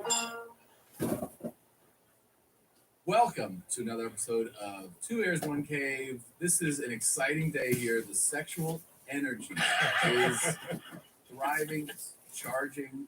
It's I can feel it in my bones, and we're really happy to tell you guys that on February 25th, you can check out the all-new Route 66 tour comedy special. It's coming out on YouTube, and these are the guys behind it. Give it up for the Are You Garbage guys, Kevin and Ace Foley, everybody. What's up, guys? Good to see you. Thanks for having us. Of course, it's so good to see you. Congratulations. Thank you. New special. Thank This is a documentary special that encompasses Are You Garbage with the crowd, stand up, and I think actually it's the thing that people want to see the most, which is like the bits, the off stage fun shit. Like on the bus, fucking around in restaurants. That's exactly what it is. Yeah. Dumping out salt shakers. Whatever you do for fun. But it has it all. Yeah, it was very like we through the bus we got. I mean, because we are just dirtbags, and like, you know, we just did this ourselves. Yeah. Like, I just started calling bus rental places, and I'm like, "Can we have a bus?" They're like, "Sure." Well, we got a bus from like 1981, maybe. You got a purposely bad old No, bus? it was just like that's what I mean. That's It's got a lot of character. That's what, it felt like we were in like a log cabin in the 80s. Okay. It was fucking, dude, the seats were ripped. It was fucking bad. How many people were on the bus with you? 9 guys. 9 dudes. It was yeah. So it was me, him, 2 openers, Sam and Tommy, a tour manager, and then the crew was 3 people and a producer. Okay. And a bus driver who hated hard guts. Oh, you hated We it? thought he was either deaf or didn't speak English for the first 4 days. And it turned out He just didn't like us. Didn't like us at all. Because were you guys like rowdy? No, I mean probably a little bit, but nothing like What did he not like about you? just our faces. Really? Just like right away. We're his kind of guys. We have it on. We have us meeting him after the first night because he got there, parked the bus, and we Yeah. pulled up to the venue. It was there in Chicago. Yeah, we met in Chicago and then took the bus all the way to California over the 12 days. And I get there, so like we do the show. The bus calls it, it's like 2 a.m. or whatever. Sure. So like we do the show, do the meet and greet, go out for beers and like something to eat. We're coming back, and he's there smoking his thing. I'm like, "Hi, I'm Kevin. Nice to meet you." He just put his hand out, no like, No "Hi." words. No, just. I said, "Thanks for driving us," and he just fucking. Strong silent thing. So yeah, I mean, first of all, his assignment is driving the 1981 Frevo, so this is not their best guy. But I think he said it had like 2.2 million miles. It was like Yeah. crazy. It broke down. was It it broke like down. his bus? We got him off Airbnb. It was just an RV. So like, describe it. Like, how old is he? He was a Dominican guy from the neighborhood I live in. I live in a Dominican neighborhood in New York called Washington Heights. Yeah, yeah. he's from it. And he's like, "You fucking live there?" I'm like, "Casey, you're an idiot." He's like, "I got out." I had a pretty good conversation with him one night. We took shrooms, and I was Not up the front. driver, just Yeah, just me. And he ripped heaters, so we were still smoking at the time. So he let me come up and sit and smoke a cig with him. I chatted him up a little bit, found a little bit of his life story. Okay. Nice guy. He's Dominican. Dominican dude, maybe a little bit of a rougher, younger days. He's got a past. Oh, okay. Well, Yeah. he's not allowed in Canada. We found out he's got a past. And neither am I. You know what I mean? Yeah. So it's good the tour didn't go up there. Sure, yeah, Um, it stopped in LA. so- he was really cool. So, and was he like from Dominican or just like No, just like a New York Dominican guy. Yeah, I got you. And what really broke him is we were, we pulled over. We had a drone flying above us, like we were pulling into a town. Uh-huh. Like the brush guys, like, "Yo, pull over." So they flew the drone up, and we're cruising. He's cruising, and then they hit a fucking power line with and it fucking just blew up. It fell on the ground, got ran over, and he thought that was the funniest thing. He loved that. Meanwhile, it was like a $15,000 loss for us. Right. And he's like, "Ha thing, a truck hit it, then a car hit it, then a truck hit it." I'm like, "Dude, we get it. All right." Yeah. We lost a lot of money. Thanks. Sure, yeah, it sucks. We're in the red on this fucking thing, dude. It's going on YouTube. We're not even selling I it. was sleeping. I didn't see any of that. Holy shit, man. Uh-huh. Yeah, Like everything that kind of could, in a good way of like, it's very us. Like Yeah. so much shit just Yeah, there's went wrong. the thing too. I about shit the- my pants. You shit your pants? Yeah, On the tour? yeah. On 5 different cameras and tried to hide it, which is the most insane. Where were you? I didn't realize they were filming. So I was still on Ozempic at the time, and it was really killing me. And Was it helping? no, it was making me. I was so sick. I had burps, the runs, the whole 9 yards. I was in a bad spot. So I was on a clock because you get on that bus, you can't move. He acts like he lives in like a That's right. typical good spot normally. Like Yeah. he's not perped and party. But I had to really time it out, and then the bus broke down, and that kind of jammed up my schedule. Yeah. Pretty stay. Yeah. And we got to the place where we were getting the bus fixed, and something happened. I didn't realize fucking Luke, our producer, was running around like the school newspaper filming me, and Dude, meanwhile, he's got a lava off. Like we're in like Was day it- 7 of production. Was thought it was running- under the radar. Was it running down your legs? Was it like No. It wasn't not. He threw the underwear away. Yeah, I had to get rid of the underwear. Didn't break the upper atmosphere. He But kept the shorts on though for the rest of the day, which is a wild choice. because that would have been a idea, dead right? giveaway, I figured. oh, so it was just to like save face. Yeah. So we got there. Were there stains on it? I knew they were From the outside, can you be like, oh, these are Well, they were dark. They were dark basketball shorts. okay? So Yeah, they were at a staying. glance, I could have maybe sat in some water or something. I remember when I was with my dad one time, and we were in Portland, Maine, and we went out. He's like, there's no get lobster, and so we got lobster, and then we walked. It's like a father-son trip. By the way, it's like I'm fucking 40. I mean, this is like a few years ago, and we get back to we're in the hotel lobby, and he's like, I got this. So he just goes to the lobby bathroom, and I go up to the room. We're sharing a room. right? Sure. So I go into the bathroom of the hotel room, and I'm sitting there taking a shit. And then, I don't know, a minute later, I hear, on the back. I go, what's up? He goes, me. And I go, I thought you fucking were using the bathroom downstairs. He's like, I shit my pants. And I go, okay. So he's like, hurry up. I go, I'm on the toilet, man. I'm like, hold on. So I clean up. I get out. He's like, I shit. And I go, what happened? I was walking in, and it was 5 feet inside. So I was like, okay. So he goes in there, he cleans up, and then he comes out. He's telling me the story. I'm like tearing up, laughing at it. And then he's like, all right, well, let's go to whatever, go to see a movie or something. And he starts putting this. Are those the answers that shit? Yeah. Don't you want to look at them? And he pulls them up. Oh, and you see this brown stain. I go, you can pull those. Why? Because there's shit on them. He goes, it's just a little bit of shit. That's crazy. And I go, no, that's not a sentence. Like, no one says it's just a little bit of shit. I go, don't you have other pants? He's like, yeah. I go, get the other fucking pair of pants. Yeah, that's why you don't look. Looking is bad. Yeah. When you don't want an answer, you don't look. Yeah.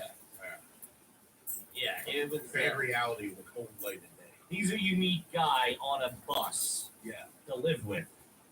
For that 9 guys, he'll just be like, you come in, he's like sitting in your bunk, and I'm like, dude, get your proven shitty ass off of my bed. Like that's you have like we. I put my shoes on. So wait. Dude, he's an animal. He's the only guy just like his luggage is out and open and Was it a slow reveal that you had done this? In other words, that like They found, so they were filming, like, so the bus broke down, we were getting all that footage and stuff like that. But I didn't realize Luke was like hovering around me with a camera. And when I got off the bus is when the incident occurred. and it's a moment, right? It's like one quick moment. But I wasn't sure yet. Oh, right, because you have to check The something. answer because is we have the 2-finger dab, and then this. But I wasn't sure, because you know sometimes it feels like, is it wet down there? And Here he comes up to the nose and does that. Yeah, you got that on All camera. on camera. Dude. I didn't realize that. So And then he goes, "You think they got a bathroom in there?" And they're like, so, I mean, this poor mechanic shop. It was a family-owned mechanic shop, like Harris. and if we weren't at that specific mechanic shop, I don't know how other mechanic shops are, but this bathroom was like a bathroom at a house. Like they had a sink, they had cleaning products under the Gotcha. under the sink, It was like a powder. they had paper towels in there. You took the underwear right in the trash? Yeah. Well, Yeah. first I checked because you know sometimes False alarm. it feels swampy Yeah. and it isn't. Right. Unfortunately, this time that wasn't the case. There was some action For everybody involved. So I had loose basketball shorts on, so I thought I did it real slick. I just did like one of those. Yeah. I knew it was bad news Yeah. for everybody. Yeah. So I excused myself from the group and I went in, and same thing with your dad. Somebody was in there. Somebody else was in there, and I was banging on the door. And I heard the toilet flush. It was Tommy Cassidy, our opener. And I was like, listen, I heard the toilet flush. Next thing I should hear water running. Get out of there. I got a situation. So I go in there, have to get completely naked. Yeah. I'm completely naked. And it's like it's a chilly Albuquerque morning. So I feel that draft coming in. Yeah. I'm standing in these people's bathroom. Their livelihood is in the line. He's Yeah. just like got a pair of shitty underwear and a brown ass on him. Oh, So I threw them in the trash can. All right. Threw them in the trash can, cleaned up, had to clean. I was like the wolf. I had to clean up the bathroom, get rid of everything, and thank God they had you sometimes put a clean trash bag under the dirty one so you Yes. could fill. They had that, so it was cool. I got away clean. yes. I grabbed my bag, I threw my shorts on, I moved out, hook shot it in the dumpster, and that's it. The bus was fixed. Let's go. Thought, all right, no big deal. Everything's He cool. doesn't think anybody knows And it. so at this point, in your mind, you just got away with this, right? Heist of the century. Yeah. It's like the Lufthansa heist. Yeah. Jimmy! Yeah. That was set. Our producer comes up to me at lunch and he's like, "Dude, I have something that I probably shouldn't." I'm like, if it's in the world of comedy, Yes. if we can get laughs out of this, you have to tell me. I didn't think it was very funny. And he's like, "Foley, I'm pretty sure Foley should have." I'm like, "When?" He's like, "An hour ago." I'm like, "Well, we haven't changed. We haven't chat. Yeah. The bus is up on a jack." So I we was get- on the bus eating Cheez-Its at the time when this was all going we on. get back, so he's sitting there eating, snacking away, and I'm like, "What?" We're on the road to, because at this point we're like Meanwhile, it's like just the duality of the the dichotomy of the show. He's actively has fecal matter in his underwear, alleged, and I'm like, can we get to a sprinter van? Like, we have to still get 6 hours to a show. Yeah, that has to go. Like, you know what I mean? yeah, we're behind the 8 ball. I'm like, we're calling rental car. They're like, no, you can't return the car to another location. We're just trying to figure out. We're like, can we get a plan? Like, anything we can do. They were all handling that. I had other. And he's like, you think they got a bathroom in here? And I'm like, dude, what the fuck? So then we finally, the reveal, we slow roll it. Just so happened, like we would do on a pod. I'm like, what happened at the mechanic shop? And he's like, oh, like he. So then I thought the service was great. you still downplaying it. I said, yeah, I'm like, do you want to get out in front of this, or like, because I know what happened. And it was just like a You lied till the end, until they got you. Yeah. Until they got you on camera. You Yeah. had the rights. You need to see the evidence before Sure. you. Yeah. Talk to my lawyer. I don't answer questions. This show is sponsored by BetterHelp. What are some of your relationship green flags? We've often heard about red flags in life and what we should avoid, but what if we focus more on looking for our green flags in friends and partners and life experiences? Let me tell you something.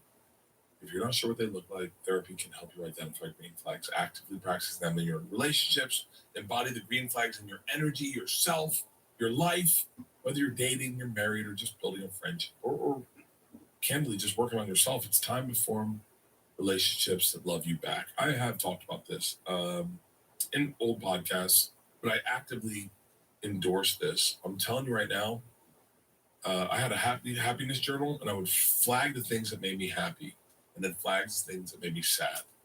And I noticed that identifying the things that made me happy were so much more important because I could control that. I couldn't control the things that made me sad. Making breakfast for my daughters was number one. I talked about it in therapy. My therapist was like, well, then don't ever dodge that. Even if you're tired, even if you're hungover, make breakfast for your daughters. I'm telling you, therapy is awesome, and BetterHelp is my suggestion for you. It is fully online, making therapy affordable and convenient, serving over 5 million people worldwide. Access a diverse network of more than 30,000 credentialed therapists with a wide range of specialties. Easily switch therapists at no additional cost, and you can do it at any time. Discover your relationship green flags with BetterHelp. Visit BetterHelp.com/bears to get 10% off your first month. That's BetterHelp, HELP.com/bears. Going online without ExpressVPN is like leaving your kids with the nearest stranger when you go to the restroom. They're probably not a kidnapper or serial killer, but why would you ever take that risk? Connecting to public Wi-Fi in cafes, hotels, or airports puts your data at risk. Hackers can easily steal passwords, bank logins, and credit card details with cheap tools. A smart 12-year-old can do it. Stolen data can sell for up to $1,000 per person on the dark web. ExpressVPN stops hackers from stealing your data by creating a secure encrypted tunnel between your device and the internet. ExpressVPN is the best VPN. It's super secure. It would take a hacker with a supercomputer over 1 billion years to get past ExpressVPN's encryption. And it's super simple. Just open the app, tap one button, and you're protected. I do it on my cell phone. I do it on my laptop. It is literally the click of a button, and then you are covered. And it makes you feel safe. Secure your data online today by visiting expressvpn.com/bears. That's expressvpn.com/bears. And you can get an extra 4 months free. expressvpn.com/bears. Keep my hands on the wheel. I don't answer questions. Oh my God. So that's in the doc, though. That's That's all in in there. there, yeah. I mean, I wanted that just to be the doc. I'm like, fuck the comedy aspect. Yeah. Applesauce That's and it. honey Yeah, mustard that's gonna be and the highlight. onion. It was the way it was shot and Snyder's the way the pretzel editor did it, and pieces. like look back and like I mean, because we have so many angles of it that I'm like, this is maybe the funniest thing I've ever been a part of. I know. It just shows you, too, that, like, you can work at comedy for Forever. so long, and a real moment like that will be funnier than anything you ever Need a wrote. fat guy to shit in the dumpster.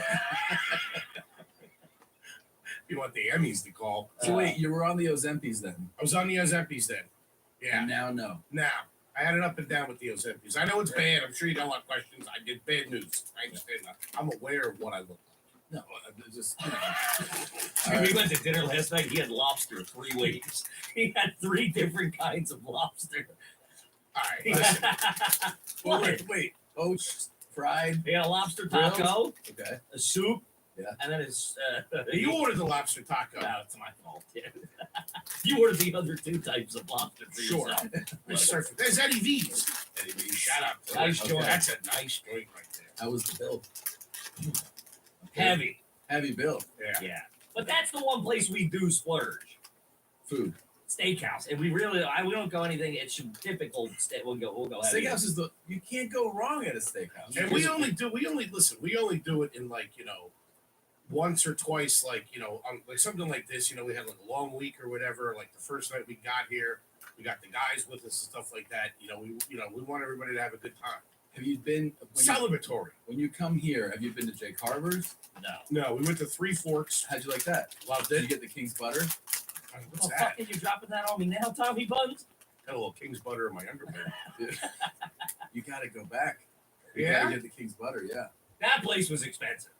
Yeah. That place was that was a heavy but actually Well, you told me. You got here. You guys were like, we are spenders. We also We're just bad with money. we also almost got kicked out of Three Forks because we were pretty fucked up.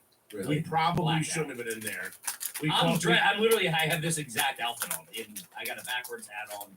Our producer's blind drunk, kicking chant, like falling into things. I was wearing a bathing suit. What? At 3 Forks? We are who we are, Tom. Yeah, You that's can't true. change it. My money's still green. Huh? Were they like, excuse me? Dude, we were I'm pretty sure they thought we weren't going to be able to cover the check. Yeah. we were in the middle of the dining room. There's nice people Yeah. having nice dinners, Yeah. enjoying themselves. You guys were just animals. And we're sitting We, on we started day drinking at like 2. Okay. We went to Cisco's and East Tech. Shout out to I don't know if you ever been to Cisco's, right next to the food. Okay. Started having, we're like, oh, let's have a beer here. And Yeah. then the weather was nice. It was like 75. Yeah. And, you Let know, loose, man. Yeah. You gotta We enjoy knew- yourself. It was our only off day. we knew we were in trouble when after we ordered they came and they flipped out the leaves. Dude, they On the came and table. opened up the table. And I was like, at this point, I'm like in the walkway, and there's two nice couples having dinner behind us. We're screaming back and forth, we're doing this, we're doing that. we were a scene for that place. It's not like we had each other in headlocks and, trying to put each other out. How'd you guys handle the Super Bowl? Quietly, Why I watched it at home with my wife. because we went to the NFC Championship the week before, Mm. and I realized very quickly after that whole excursion that I wouldn't have made it was rough. Really? Yeah. How so? Had to walk to the subway. There was no cars. Had to get through Broad Street, walking around. My feet were killing me. We were all fucked up. I just knew we couldn't do another weekend like that. Were you Yeah. considering going? Yeah. Thought about it. In the moment we were excited. Because that's hometown. It right? would I have mean, buried us. Hometown. It's also like we got our boy, the bottom of like Tommy Pope, Chris O'Connor, Gilly, and we always go to the game. Like we always go to Phillies games or whatever big games together. And it was like rally the troops type thing. Yeah. Can't do it. Also, we're gonna have to pay for tickets like fucking schlubs. Oh my god. I'm hitting up everybody, and I'm hitting up our agents like, you made us like $700 last year. Get out of here. They're like, we can get you into the party, And maybe. Super Bowl tickets. Are Crazy. Crazy. So crazy. Yeah. I also didn't, I didn't want to watch that in that environment because I was very anxious about it. I didn't want to go to any Super Bowl parties. I wanted to sit in the dark, quiet, and watch it. But you must have really enjoyed it. Not because I kept thinking like this fucking guy's gonna come back. Right. If anybody could have done it, it's him. But there was a point where like it was probably in the third or The dagger. Yeah. The where you were dagger. like, oh shit, this is really This is happening. Also, it was Great. such a beatdown. Crazy. I've never That's a ever fucking ass ever. kicking. Also, like the fucking Vegas people must have made out because there's no way people were betting with these types of spreads. You know what I mean? No way. It was also very like the Philly mentality is like we don't win like we have to eke out with it's just very much like tooth and nail, and then to have that you're like what the fuck. Oh, I mean, it's just so crazy to see not just how good you guys look, but like how bad they look. It looked so bad. You know what it looked like? It looked like when sometimes when like an old mean coach makes his JV team play the varsity, and they're like, these guys are way bigger and stronger, and like this is not cool. Yeah. And someone's gonna get really hurt. Yeah. That's what it looked like. It looked like two different leagues of teams. Really, yeah. There was a guy in Philly in the '60s, I think. He ended up becoming one of the managers of this restaurant I worked at when I was a kid, the Bluebell Inn. His name was Jack Friel, Philly legend.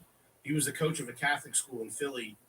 The night before like the city championship or whatever it was, the varsity team got in trouble for like drinking or something like that. Benches them all, starts the JV team, wins the city championship.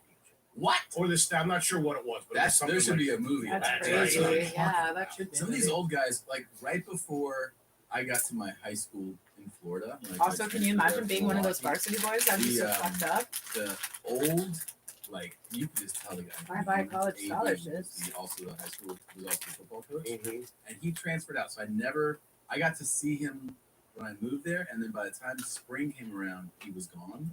And they were like, oh yeah, he's a piece of shit. And they go, he would like one time I remember I asked one of the kids in my class, I was like, why don't you play football anymore?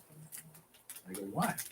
He goes, well, that guy, he goes, just for his own amusement one time, to make me run full speed at he was a freshman at a senior, and just to like, and the senior was like the big fucking juice fucking guy. Like he was just like, yeah, he was like just 40 yards sprint at him, and the fucking senior knocked him out, like set him into the like unconscious. He was like, yeah, that was the last time I go, yeah, that's a Life lesson. What are you talking about? Come on. I go, the next guy's not going to make you do that. He was like, I'm done with that shit. I'm not doing that again. He just did it to like bully. Yeah, just what he did. Just That's why his kids are soft now, Tommy. That's right. That is what.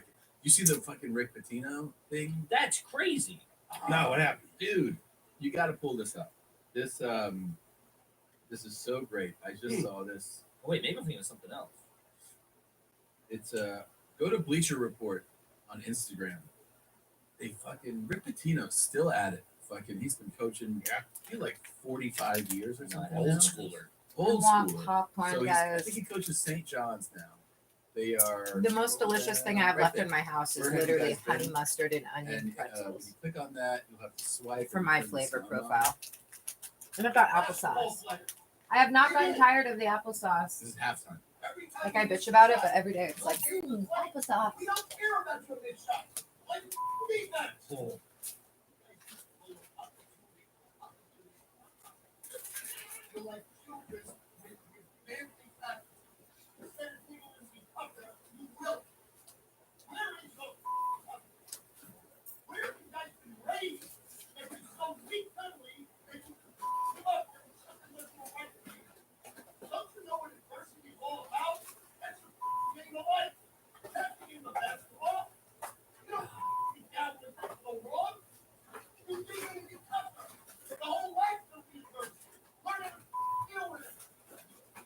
Let's fucking go. Right? God damn, that's scripted.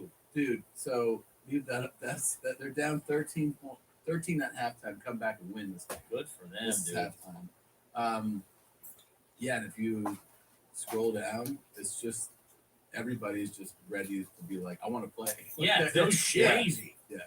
That's fucking. I mean, like, I'm always shocked by coach, like, as performers. You're like, how did you hit all of those notes perfect? Like, they build the emotion, then it's like, how did they do that off the cuff? Is crazy. Yeah. That's great. Think he likes an Eddie V's? Huh? Sit down, baseball steak with him. Fuck, get you straightened out. You guys are like children. Not you're sitting. Where were you raised? Meanwhile, he's screaming at dudes that are like 6'4", 6'5". Just like, where were you raised, pussy? You're like, Yeah. fucking. That's what you need. All my coaches in high school and college were like that. And I love that. It's great, right? Oh, it was the best. Yeah. It was the best. I love coaches that were because there's this line. You want them to be tough but care about you. Yeah, of course. And like some coaches don't know that you have to have both. But if they care about you, then Yeah. they can say anything they want. I remember my football coach in high school saying he was hard on us. He came in when I was a junior, and then like my senior year, they gotten their foot under them and stuff like that, and they really wanted to like build a program. And so he was hard on us to get everybody ready as the program moved forward. And I think one of my buddies who he always was just strong on was like, why do you yell at us so much? And he was like, when I stop yelling, that's when you show up. Yeah. It's true. It always stuck with me. Sounds pretty emotionally abusive if you ask me. I'm doing this for your own good. It's like, Jesus Yeah, Christ. we liked that stuff back then. It was Yeah. crazy. Yeah, Sure. when they yell at you, You know the guy gives a shit about you, and he says that it fires you. You're like, yeah, I'm letting him down, letting myself down. It like radicalizes you. Like, Yeah. let's fucking go. Let's go. Dude. Yeah. Spring is almost here, so it's time to shake off those heavy layers and bust out those beautiful thighs, gentlemen. With a variety of bright and comfortable polos and high-quality thigh-exposing shorts, Chubby's has the styles to fit whatever spring vibe you are going for. Take that well-deserved spring vacation. Chubby's has the ultimate training shorts for you. Dude, thighs look so hot. That is the move. I'll tell you right now, George Kittle's thighs are fucking jacked. Looking for a more casual, comfortable fit for an outdoor brunch or a walk in the park or just to show off your thighs? Chubby's Original Shorts gives you a classic feel with a modern look. And get this, they Dude, even I have totally agree everywhere with Bert. shorts There's designed for something about performance people who have and really casual muscular vibes thighs. at the It's same super time. attractive. Experience Men or unmatched comfort and style with Chubby's iconic original stretch shorts. Depending on how much, bro, I just worked out in those today. Those are great. Those are great workout shorts. Depending on how much you're looking to show, Chubby's makes them in 4-inch, 5.5-inch, and 7-inch inseams. These shorts have the stretchiest fabric for ultimate movability and flexibility while maintaining a perfectly tailored fit. Dude, these are the Bucks ones they sent me. These things, this is the shirt right here, by the way. Stretchy. Who doesn't want a Hawaiian shirt that's stretchy? But these shorts it's got the perfect inseam. It's like wearing boxers. Look at that. Let's go Bucks. Whether you're getting dressed for a work day or a workout or a weekend getaway, Chubby's has you covered. For a limited time, Chubby's is giving our viewers 20% off your order with our code CAVE at chubbyshorts.com. That's code CAVE at chubbyshorts.com. Support our show and tell them we sent you. Don't blend in with the crowd. Stand out with Chubby's. Planning for the future isn't just about finances. It's about the legacy you leave behind. Whether you're saving for your kids' education, securing a comfortable retirement, or just making sure your loved ones are taken care of, having a plan in place brings peace of mind. Protect your family by securing their future with life insurance from Policy Genius. Policy Genius makes finding and buying life insurance simple and ensures your loved ones have a financial safety net they can use to cover debts and routine expenses, or even invest that money to earn interest over time. With Policy Genius, you can find life insurance policies that start at just $292 per year for $1 million of coverage.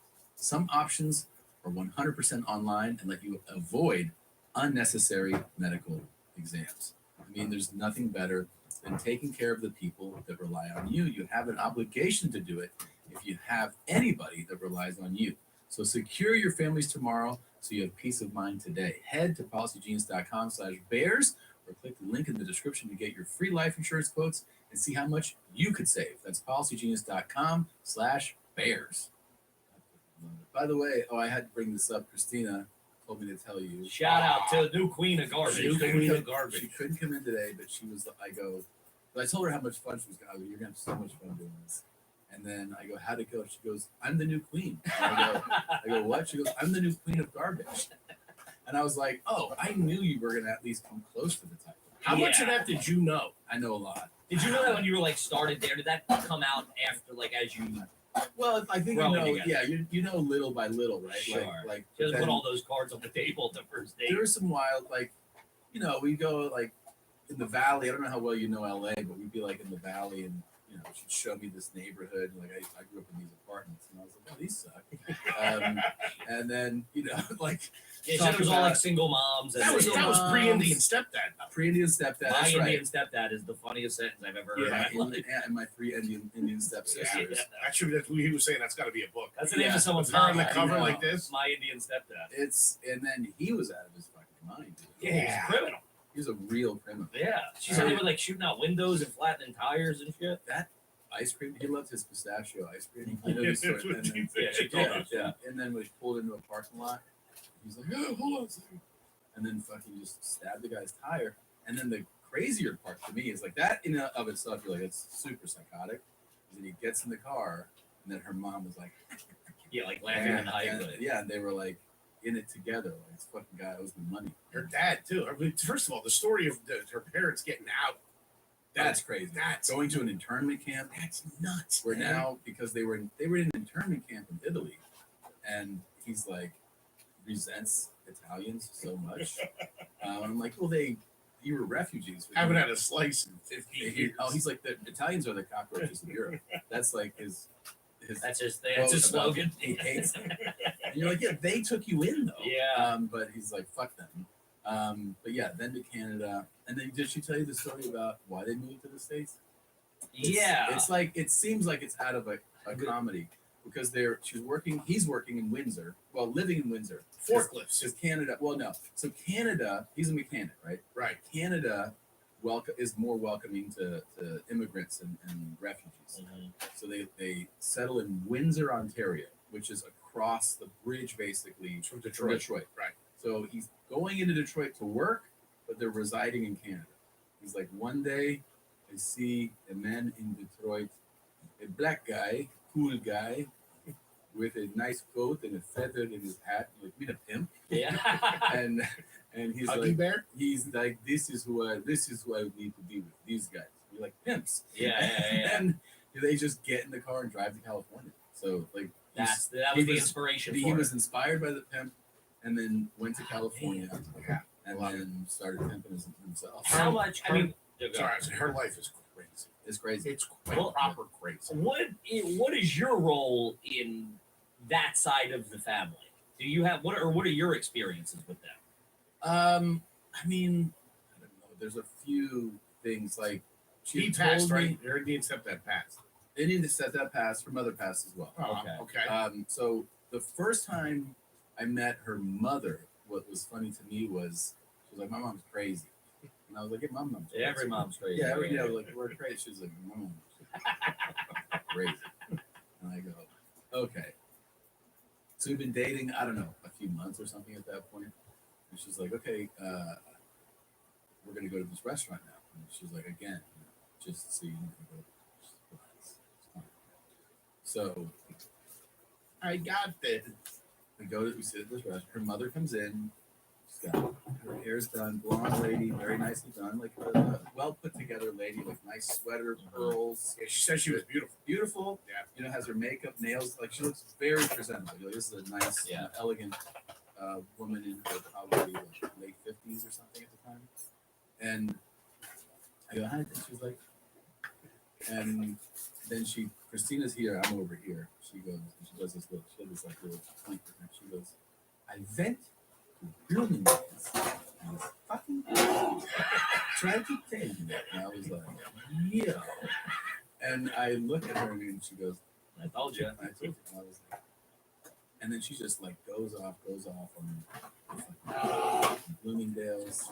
And she had a wild mouth. The dad did too.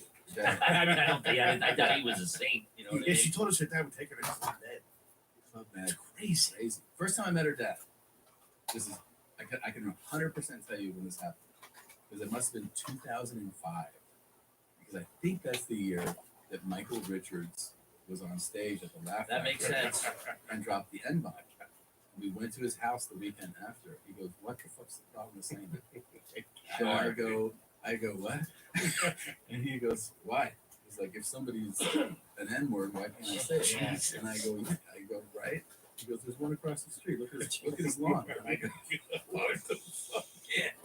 Those Eastern Europeans play by their own fucking rules. They don't give a shit. And they're like words. What do you mean? Yeah, It's words. like so like I was in an internment camp for fucking they're 4 like, years. Words? What? This guy's in trouble. I go, he's in big trouble. His life is ruined. He's like, I don't get it. Anyway, how long you been dating my daughter? It's like, oh man, this. How long you been dating my daughter? This is nuts. So yeah, they were pretty. They were like intense Eastern European, like hardcore ones. And yeah, her mom was complicated. Like she would be sweet, but also had this like fly off the handle. I remember one time she'd ended up in the hospital. I think she had fainted at a lamp store, something like that. We went to the hospital. Smells like a slip and fall. And she goes, I had a stroke.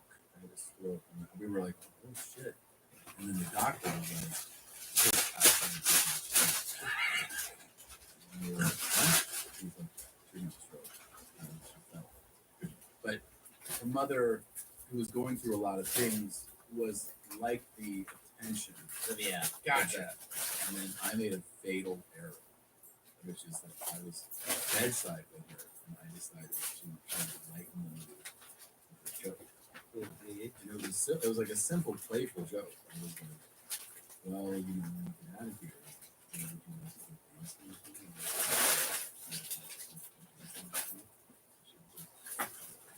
Stroke. With the dance. And I was like, oh.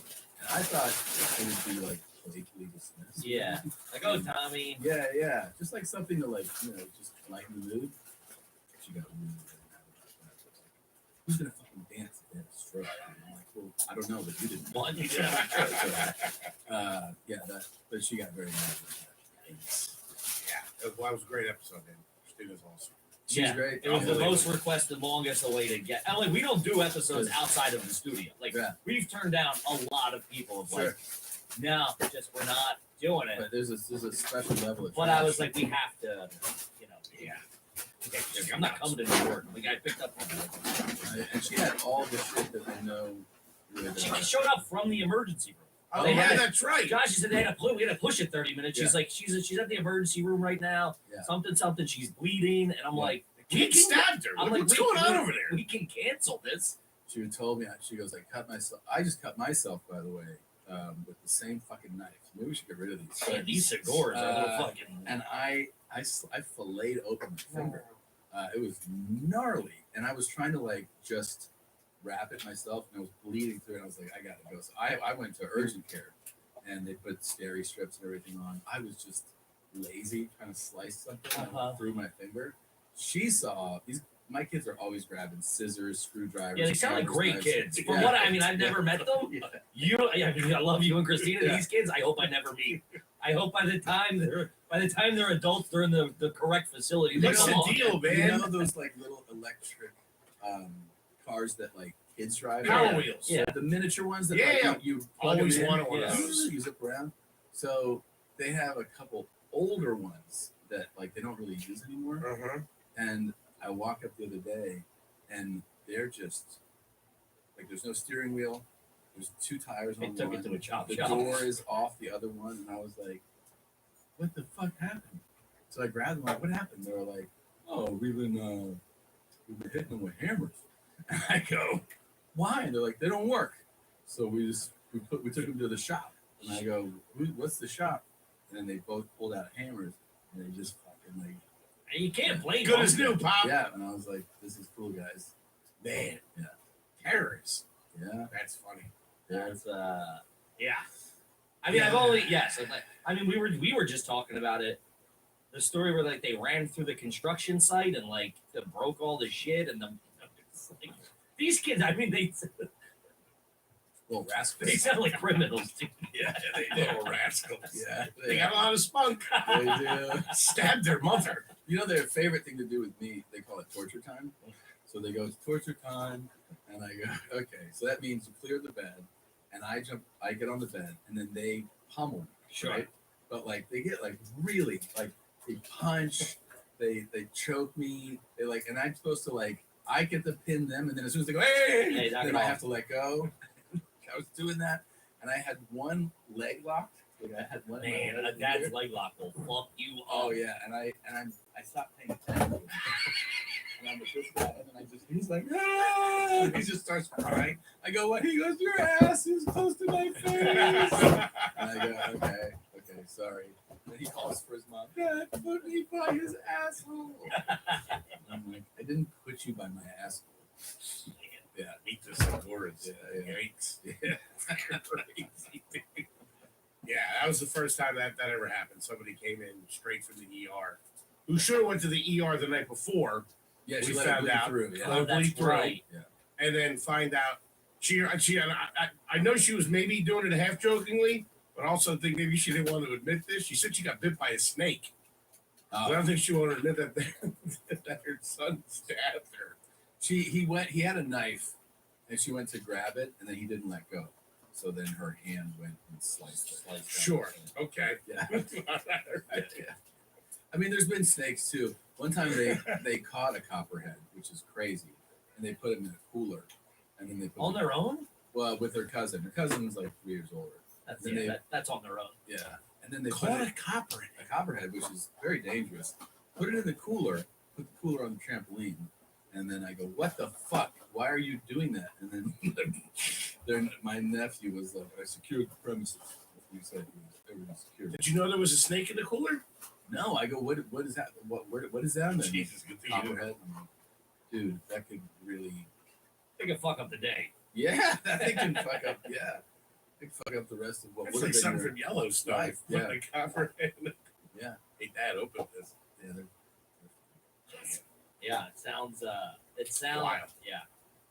They are the best, though. I gotta say, these they all the stories I tell are like people who don't have multiple boys go like, huh? And then everybody who has boys is like, yeah, Yeah, I mean, it was the same thing with me and my brother. Like we were, it was lawless. Yeah, Yeah. My were mom was a nightmares. single mom. My dad was, there was split custody. So it was like, I mean, at one point they were like, we weren't allowed home alone together. I just like stay after school. We would just fist fight. Like it would just be like, it would be hell in the cell I'd say until my mom got home. how kids like adjust your emotions. So yesterday I hear this banging. I'm like, what is this?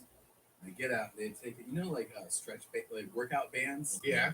They'd taken a band and they put it around a different type of toy car, and they're pulling it, but it's hitting the walls. So I go, hey guys, look at the wall. Like it's all banged up. And I go, take that shit off and, don't do it again. I go, now I have to have this touched up. Like you fucked up the wall. I have to pay for that. And then my oldest, he goes, I can do it. And I go, Get the I hammer. go, no. I go, I don't want you to do it. I want it to look good. So I would have a professional do it. He goes, just look. I go, again. It's also like you're Yeah. getting in a fight with I him. go, it's not happening. You're not doing it. Listen, you don't have the steady hand to do that, You're okay? definitely not doing it. Gives you an You're estimate. going to cost me money by doing this nonsense. And then I'm fired up. And I go, hey, just don't do shit like that. He goes, maybe. Because I'm upset about it. Hey, maybe. Not being a pussy. Yeah. And I'm like,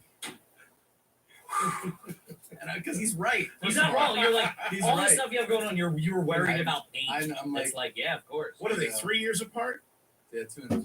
Yeah, me and my brother, it was the same thing. We were like, one year we had just moved from upstate Pennsylvania down to outside of Philly, and the down by Philly, everything was way more expensive. So we were like, their parents were kind of struggling with it. Yeah. They're living in a townhouse. They were trying to give us a good life. They were working their asses off and all this stuff. And my mom, every year, she would wrap all the Christmas presents and put them, hide some stuff, but put a majority of them in one of the rooms downstairs, where she wrapped them up. But there'd be no labels on them. You know what I mean? So oh, these are for your cousins and all that kind of stuff. My mom's working like a triple shift somewhere. My dad's away. Me and my brother are home by ourselves. Maybe we're like 12. I'm 12. He's 14. And my brother walks in. We're watching TV. He goes in. He's got a brand new sneaker. He's like, no, where the fuck did you get that? He says, here. Brings me into the room. You got a razor blade. And he slit open the presents and we slid them out. So once we realized we could do that, we looked at every single one. I got this. I got Sega. It was unbelievable. You piece it back together. Perfect crime. Don't do it right. We put it back. Next day, go to school, come home. Usually my mom's there. My dad doesn't get home until whatever. He's sitting at the kitchen table. He's like, your mom's over at your age. She's hysterical, crying. Busted. Ruined Christmas. It was like one of those times, there was like no yelling. Yeah. Just Quiet. bam. We did the same thing, but it was when starter jackets hit, early 90s. Hot. My brother, same thing. With this shit. 4 years older than me. And my brother's a fucking loose cat. Especially as a kid, he was a fucking loose cat. Yeah. So same thing. He would come upstairs, go back all the way into the deep, behind the closet, behind the clothes, starter jackets. My mom's in the kitchen, and he walked. He's like, "Let's go downstairs with them all." Oh, I remember being like, "This ain't a good." I was like 6. I'm like, "I don't know." He's like, "Look at this. Look what I found, Mom." She's like, "You fucking," he like just broke down. First time I ever heard her say "fuck," she said, "You ruined fucking Christmas." I was like, all right, let's go to dad's for a couple of days. Wow. That's what boys do. Yeah. Tough.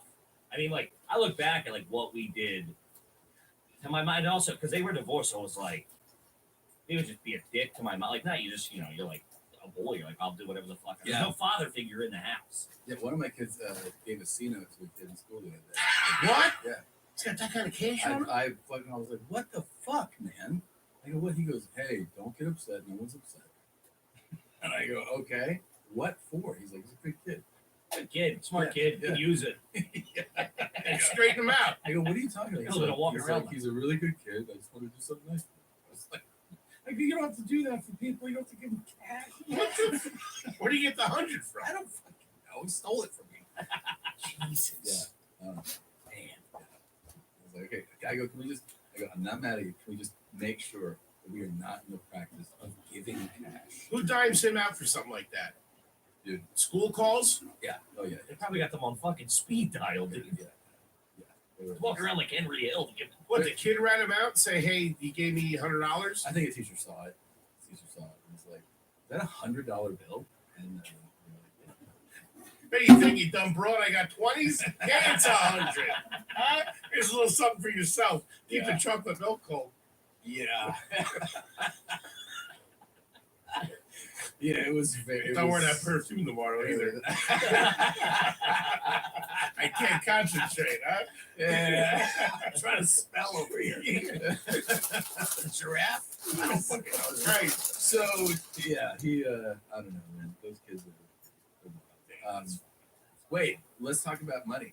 So, Okay. So what's Can I going add on? something? What's going on? Get your son in Get here. the kid in here. Is your spending out of control? I mean, we're not buying tigers or anything like that. You know? Things Yeah. happen quickly. So you're an impulse buyer? Is that what the thing is? I'm just an idiot, man. He's been smart. He's been good. It took me like 2 years to. Last time I saw you, or at least we were podcasting, you were debating about a car. Do you remember this? Yeah. You were like, well, this car, what about that Yeah, car? yeah. But what did you end up getting? I got. He bought two.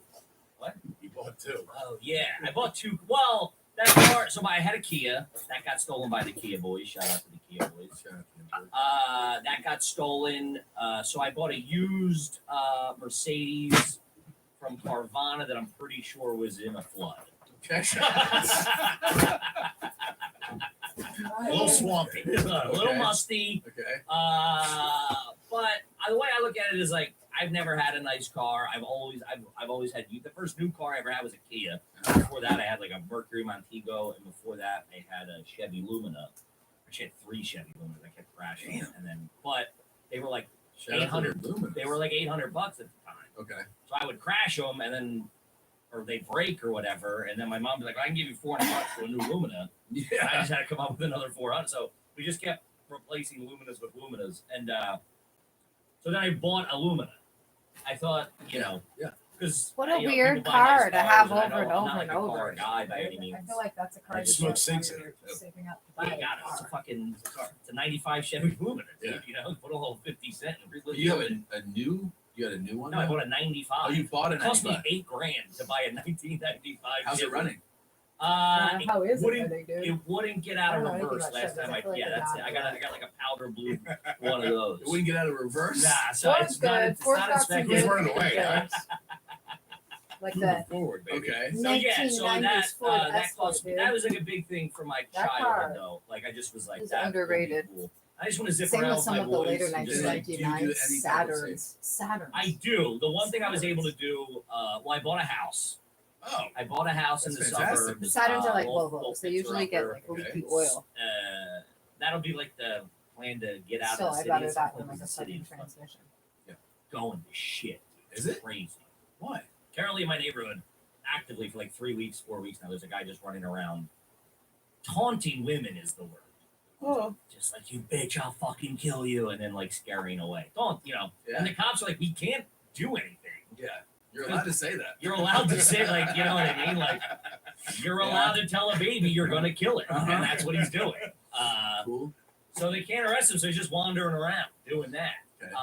So like the plan would be in a couple of years, you know, start spending more time in the burbs. But I like it. So I've been able to, and it's I ain't going anywhere it's funny because it's for a long time. yeah, he's jammed up. It's they're a sponsor, but Acorns. Shout out to I him. downloaded that. I'm just as bad as money with him. Okay. I've the way I look at it is like I've spent every dollar I've ever made. Yeah. Up until like 2 years I ago. was gonna say not now, right? Now you gotta spend every Well, 2 dollar years now. ago, I had to clean up. It was taxes. Yeah. We were just because I was still running the books at the time, which Okay. well, it got above. I'm pretty good, but it got above my pay Sure. grade. Yeah. And it was coming in, and I'm just going, here, take half. I'll take half. We'll figure this out next Sure. year. And I've never learned anything like that. Yeah. I vaguely remember having an accounting class in high school, but I know I didn't pass it. So But if I now- have it, But now that like you've been doing this for a podcast has obviously grown, it's become successful. You're selling tickets on the road. When you get money now, do you put some aside for like taxes and or? well, we got a business manager. yeah, we who took does- that. Yeah, we took that out of our control. Great. So he doesn't. He's doing that. That's new. So that's this Yeah. year. This year is the first year I don't have to kind of wipe out my savings to pay taxes. Good. That's pretty cool. And then he should be also easy talking to you about a pension. We're not there yet. No, like you don't have to start with a lot, but like just contributing because you know what you're saying. You I'm don't want 49. Yeah, he's gonna have to tap into it in like 6 years. dude. Yeah, I got the acorns. well. When I'm 88, I'll have a couple of He, mil. he looks at that because they give you if you keep contributing this, it'll be whatever. Look, you're never too late to contribute to something that you can tap into after your retirement age. That's what I'm saying. You're not going to want to hustle the same level when you're an older guy, right? So Sure. I am an older He guy. is an older guy. He's older than you. Am I? yes. I'm 49. Well, then yeah, What are you? 45. Pretty good. I just have a lot more gray. The guy's all right, huh? That's good. Yeah, I mean, you know, we'll be all right. Yeah. I think. You will be. I have Just bad. I'm just bad spending. All I'm saying is this: like, I'm in panic mode now. no, I learned this too. Yeah, I learned he's- this too. Which is like I've had different business managers and stuff. Do Nobody. you trust them? I trust my guy, I think, but Yes. blindly. Yeah. I just know he uses other guy. Like, it's my friend's guy. Like, He's the our, best. our peers guy. And I'm Yeah. like, No, if you have a good well, listen, one, he's not going to be stealing 10 grand from me. He's going to be stealing that guy's 10 million. well, this is what you learn. What you learn is that you can hire the absolute best of the best, and nobody will ever look after your money like you. with more concern than you, right? I gotta get out. I don't know if that's true. all you have to do, what I'm saying is, yes, you should trust somebody. If this is a trustworthy person, trust them, right? But ask for a monthly report. I got access to I'm so nuts. I got access to, so we moved banks to like, they move it to like, they don't use TD Bank.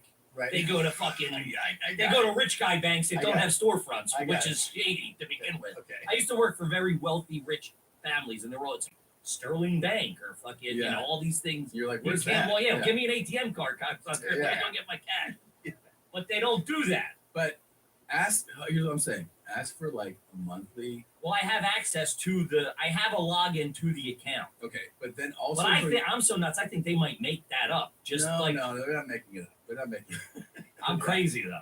In But- my head, I'm like, if I was robbing you, Yeah. I would go make a fake fucking landing page that says he has this much money and make a list of transactions. Well, look, it might be a Ponzi scheme, and in this case, best of luck.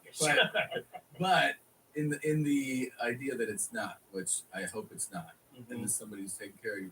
Just all I'm saying is ask for things and ask questions, and you are only going to get where you want to be if you tell this person what your goals are. Because what will happen is if you go, I'm just giving you an example. If you're like, my goal is like, I want to buy a house in this neighborhood, and you don't mention it, things are happening, and then when all of a sudden you want to do it, they're like, well, we didn't know that. Like, they can help you structure. I don't know what that is though. I don't know what my goals are. So I you're- have a little cash on me. okay. Well, walking around. Do you have any debt? I ask him personal questions. Well, I'm saying that could be a goal. I got a credit card bill that I pay it though. Okay, I'm saying I'm giving you Do you have examples any of goals. non-revolving debt? Do you have any longer-term What's debt? non-revolving? Like it's not due at the end of every month. See, I know that revolving debt. That's Why pretty wouldn't it good. be due at the end of the month? Like a car loan isn't revolving debt. I got a lease. Okay, that's fine. I got my rent. Do you want to not have to work one day? Yeah. Okay, that'd be one of your goals then. Tell Okay. them that.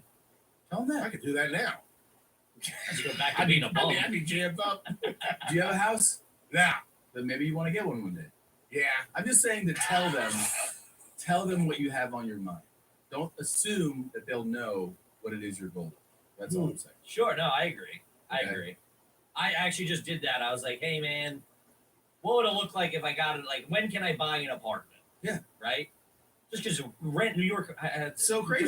Just running the scenarios because he's like, these are the stuff you need to think about. Oh, don't get Like, an what would that apartment look in New like? York, dude. And he sent Get a it back. house upstate. He's like, send me one you like. What's that? A very modest Yeah. like 1 or 2 bedroom. You know, Yeah. really like a 1.5 bedroom. And what did it look He's like, well, scenario 1, Red. you put this one down, and this is what you're left with. Like this is what you're left with. Yeah. And this is what you're left with, and this is what you're left with, and then all 3 of them were in the red.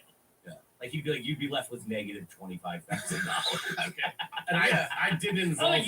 well, yeah, I don't. Yeah, but here's the thing. He doesn't think, but like I have money in like a retirement account. I'm like, well, let's cash that out and buy a house. No. Yeah, that's you rich guys don't think like What that. do you mean? Don't do that. No, I roll the didn't- dice, shake it up. I shake it up. I didn't involve him in the planning of my wedding, which looking back, That would have been a good time. yeah, that He would was have hitting been them up for payments. Really. What did this wedding look like? beautiful. Really? Had a nice It's time. Hawaii. Hawaii. Beautiful place. Beautiful. Did you get married on the beach? Yeah. A place called Lani Koanua in Oahu, over Okay. in Kolomena. Beautiful. Oh, Sunset. that's gorgeous. I gotta give it to him. The fan. I thought it was going to be a clusterfuck. Yeah.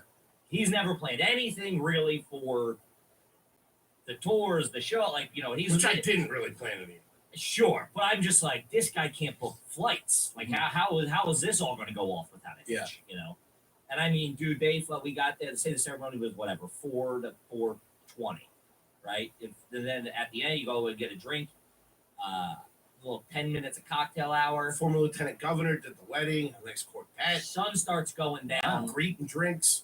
You see the sunset perfectly hit the horizon. 15 minutes. Everybody Had to got pay a for that. cocktail. That wasn't cheap. Yeah. No, none of it is. Weddings are. You know how much it costs to get a sunset? It's How many guests? 150. Shit. Yeah. I told you briefly. I walked in. I went, "Who the fuck is paying for this? This is crazy." Yeah. It Mexican was. style I know. marriage.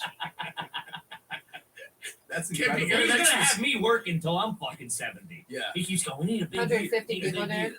Why do people do that? First off, I never didn't- get I just married, didn't but if you're understand. gonna get married, I'm an just idiot. elope You know what I and mean? use This- that money this to is the take first off thing like that's worked 2 out for months us. from Can't fucking be- work can't be and go more on great vacation outdoors. with each other.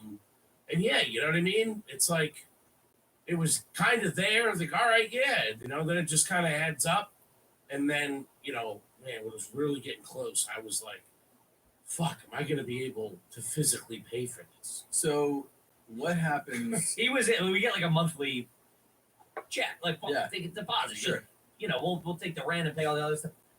Dude, it was like November. He's like, can I get December and January as well? There's some of good faith. Yeah. If that didn't happen, I would have. It would have been, yeah. I would have been bad. Yeah. Yeah. And I came back in January, like, ew, straighten me out. Because here was the thing.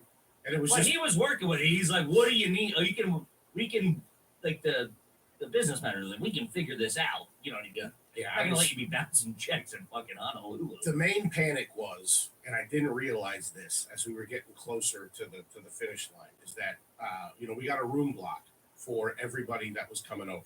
Okay, which everybody, got banged out.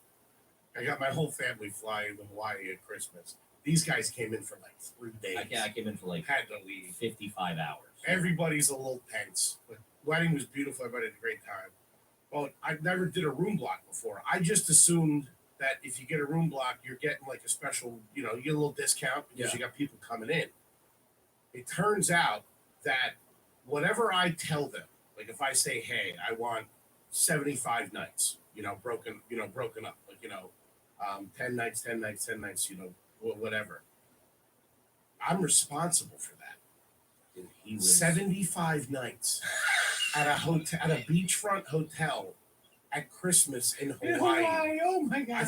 I signed the contract, and then I was like talking to the lady, and I'm like, so wait, what does this mean? She's like, well, you know, if for some reason that you only hit like, you know, say 50 nights, you're going to be financially responsible for those other 25 nights. Holy So shit. around, I would say August of this year, I was basically working for this hotel, pitching to my family. People started dropping like flies too. They did? They Yeah, oh, we're gonna stay over here. Oh, my friend's got your friend's got a place, got the pool. What are you talking about? So how many did you have to end up covering? None. It all worked okay. out. Yeah, it all worked out. No, it would have. No, that's stressful. That is stressful. Just Yeah. thinking about it. I just would have swam out in the ocean and just kept going. I would have been done. If they were like, good news, you only have to pay for 19 nights for people that didn't know. Let me put it this way: when we got back from the wedding, I was on the bed, fucking ripping open envelopes. Holy shit.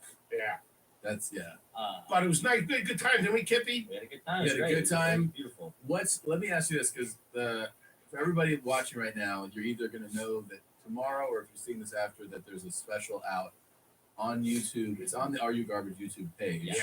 It's the Route 66 tour special. So it encompasses like a bunch of stuff you guys did on the road. You documented like a whole tour. Mm-hmm. What happens now? It comes out. Are you guys going back on the road? What's? Yeah, we're resuming our regular tour. We go back out. We go back out in early March to do a run. We're gonna do a run in April. We're gonna take a little time off in the summer from the road, and then we got an AC show, and then we'll start back up touring in the fall. Pick back up in the fall. But yeah, Yeah. back, you know. This was different. This was our big thing. Again, also financially irresponsible. We sunk everything we had into this. Like, yeah. Also, another thing, Hey, what are we doing here? So the one thing we want to do as a, you know, is we want to buy, we're like, let's buy a conversion Do van. you have an Acorns account? So You want to buy what? a conversion van, because that's a trashy thing. Oh, we, yeah, you know, shit, I so forgot we're about like, all right. So you start looking; those things ain't cheap. I don't know, like the new, they're like $80,000. Nice though. So I run that by the business manager. Oh yeah, And he's like, absolutely not. He's like, you got to insure this thing. You got to put it in a garage in New York. I'm like, yeah, but like, we'll just pay a guy to drive us. He'll drive to Pittsburgh. Yeah. We'll land in Pittsburgh because we do like strings of one-nighters. Yes. You know what I mean? Like clubs on the weekend, theaters on the weekend. So it's like, we're out for a week. You're paying Sprint. I'm like, this guy I'll just get my buddy Ryan to just drive us around the Midwest.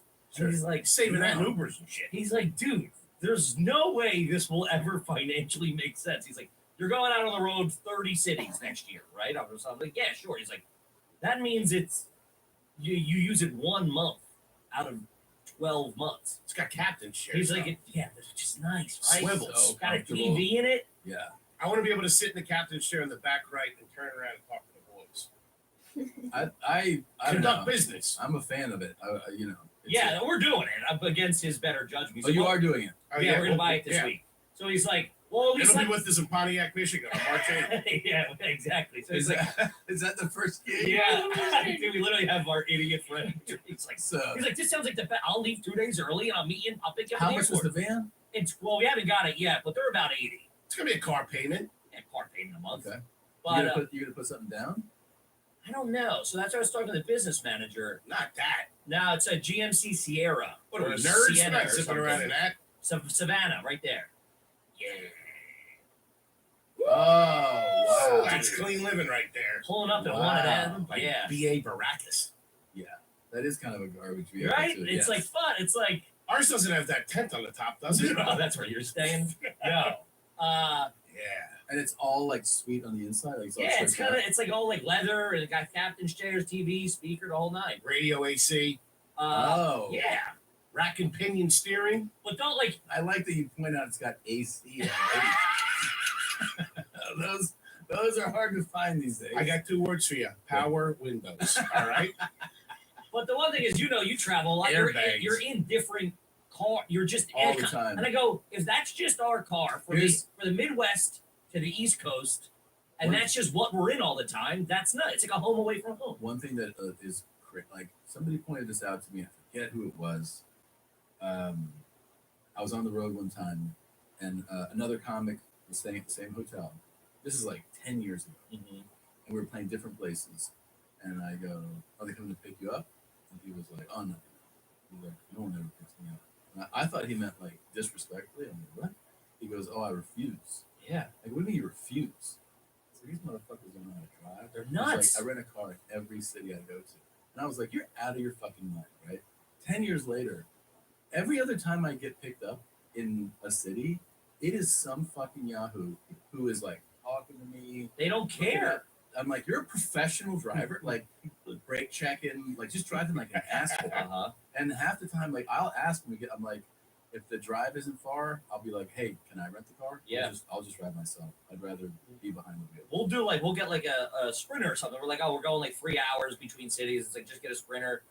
And those guys, you go, hey, can you slow down? That's another thing. Like it's so like they're like, we're all looking, then we're going, you tell them, you say it. And it's like, we're like afraid to be like, buddy. I know. And then they go, no, that's it's that guy's fault. It's not, I'm doing a speed limit. I'm like, you're doing 90. Yeah, no. We had a dude stop for gas not that long ago. We had a show in Red Bank. We drove from the city. The guy's like, I got to get gas.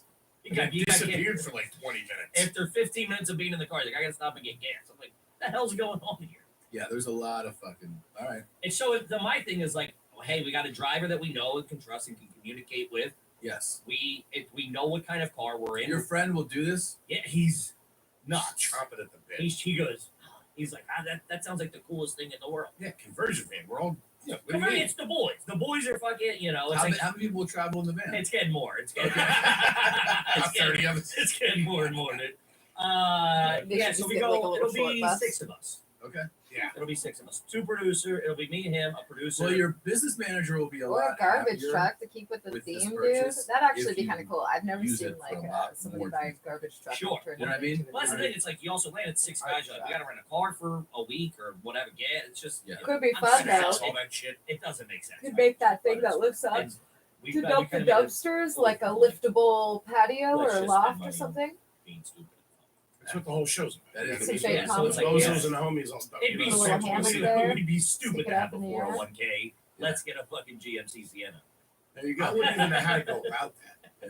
Yeah, if you don't know, just don't do it. Yeah, don't ask the guy. Don't we ask pay. the guy. Plus, I don't the retirement thing. It's like you can't take it out till a certain Age, yeah. Yeah. What? I know. I mean, clock's ticking. You know what I mean? On all of us. You know what? Yeah, I yeah. recommend to anybody who is working for any sort of I got a employer, florist in especially in the Hawaii looking state, for me. if you want retirement funds I and you would love want to see a the lot, bills. or Yeah. life insurance and you want great life insurance that will really cover anything short of suicide, We flew Aflac, from, man. New York Aflac. to, I'm not shitting I you. think it was It's a Minneapolis. completely Yeah, different thing got than on- any got other on- got on insurance over company. Minneapolis, got on a plane, we're The flying. problem is, I got it all used to mapped be, I don't know if Everything's been something's taken out, changed. all the You could final only get payments are done. Aflac if you were referred by someone who literally was a about to genius take enough to off. get it, You know, and I'm gonna and lose or my- I look the at my employer you parents' had guys. I know. signed up with them so that you had the option Something of joining. It was just But when I say the like best sort of invoice deal, where I I mean thought I they paid had it, deals but I literally where you put $30 a month in your retirement, and after like 10 years, you were guaranteed like over $300,000, and we there get was to a no huge fight loopholes. on our way there. And it was then like the I exact lose same this thing time. for I'm life trying to insurance. text. I'm trying to text. They were one of the you know, few vendor, places like, where "What like did they you would double cover you charge me?" even if Whatever. you got And I diagnosed lose with a it. terminal Long illness flight. It's a long flight. I for heard that, medical though, and life insurance. before, Aflac. like this is 2007. Medical, life I insurance, retirement plans, they got it all. Miles, and I had like I don't know points or something, and I figured out and I went to Hawaii with Christina, and she was like, "This place is fun." And I was like, "Yeah, it's no problem, No big deal. Otherwise, you and can't go I wrong with calculated government that bonds. this trip with whatever I was doing Or was going to cost me gold. $3,000, and then when I would be checked putting out, you forget $0 these, in like, Bitcoin. breakfast. Sure. Like- $29 a clip per person. Unless I planned on just Oh, yeah, big continuing to breakfast. flip Yeah, that it's over like- and it was- over and over again, And like then every check 3 it out, months, and they're like, "Here's your bill," cashing and out. it was like 7,500. I was like. Cryptocurrency. And I left, and then I don't know. 6 months later, I was still in like, fuck, and I believe that that bill went to collections. Sure. Oh. Yeah. Government Man. bonds are good because they always I still pay got some out. stuff. And The I United paid- States I paid it, government and the will guy- I was always like, I pay paid that for off. He those said, "Oh," bonds. the guy, he goes, "Oh, you a big baller?" Little pussy bitch. He's like, you big baller, you paid that off. I was like, what? I was like, Just taunting you. yeah, he was taunting me. That's great. Yeah, yeah. I was like, Yeah, my activities leading up to this, as far as like exploring different avenues of, you know, maybe loans or whatever, has now led to my phone gets blown up. I am on some list I am on the huge sucker list somewhere. I have these random, hey, you're almost approved for this. You want to, Oh, yeah. dude, I mean, I get like 5 a day, Oh, and yeah. I'm answering because I'm like, take me off your fucking list. I didn't fucking apply for this. Well, we try to explain to them that that's a positive to them. They go, he answered. You Yeah. were 1 in 5,000 that answered, so they're gonna go, that guy, this fucking fat idiot's gonna give up at some point. this guy, He's gonna be behind the 8 ball and go, you can get me 10 grand today? All right, I'll and do this it. guy likes to swipe. That's what they know. Like, Yeah. This guy swipes this card. Give me 30% APR and I'll consider it. If not, I'm losing money. Yeah, that's fucking amazing. All right, well, thank you guys for coming Thank in. you, Thank man. you, I buddy. We appreciate love you. We love you guys. Are You Garbage? Route 66 tour special comes out February 25th. It's on their YouTube channel. Make sure you check it out. Make sure you listen and follow Are You Garbage. And we'll see you guys soon. Thank you, guys. Thank you, buddy. Bye, guys. Bert, Tom, and Bert. One goes topless while the other wears a shirt. Tom tells.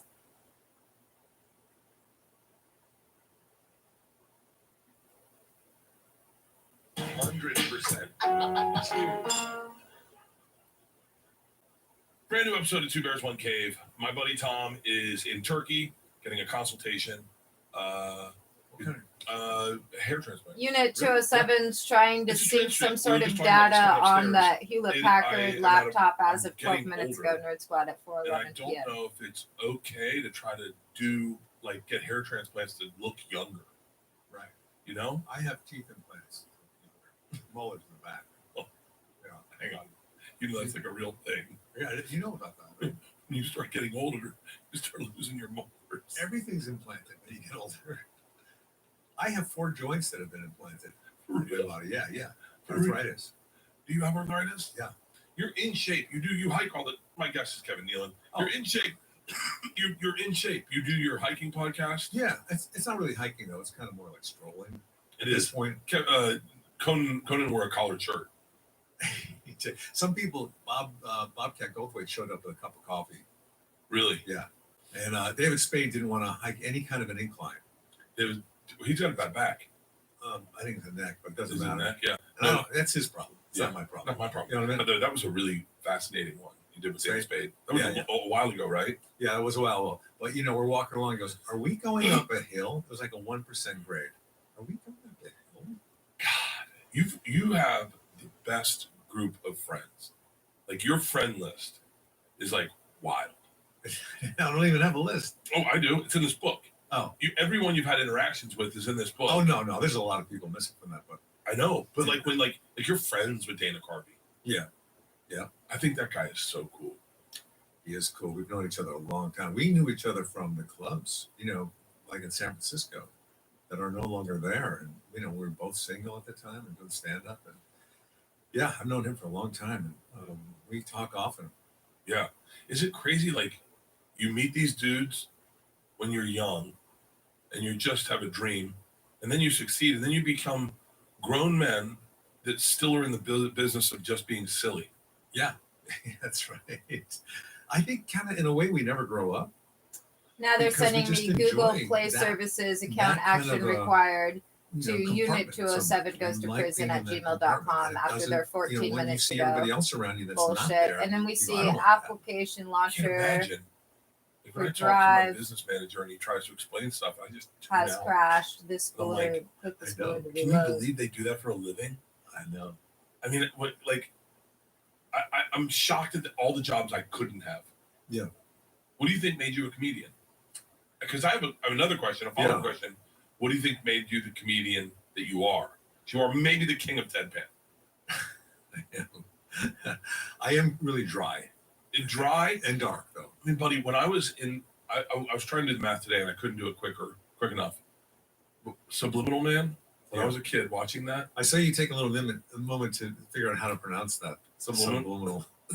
A lot of you are in trouble with that. I'm not a good talker. You know what it is sometimes when you get these job offers and you don't want to do it, but it's such a great offer, you have to do it, you know, because you would regret it the rest of your life. It was the same with me when, you know, like with the Tonight Show a long time ago, Johnny Carson. It's all you wanted to do as a stand-up, is get on that talk show. Yeah. And then they say, okay, you're going to do it. And you go, oh no, oh no. And then your name is like out there, you're doing it. And now I got to do it because they were advertising it. Yeah. And then you do it and, you know, it's crazy. And then you go on with your life thinking, I did it. I don't have any regrets. Sometimes I've had a couple buddies now host SNL, and we were watching on my bus, watching one of them do it.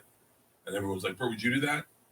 My instinct is to say yes, obviously. Yeah, you'd be great. But the second I hosted it, I'd regret it. I'd regret accepting it. Because all that pressure I do not want. But you're used to pressure as a comic.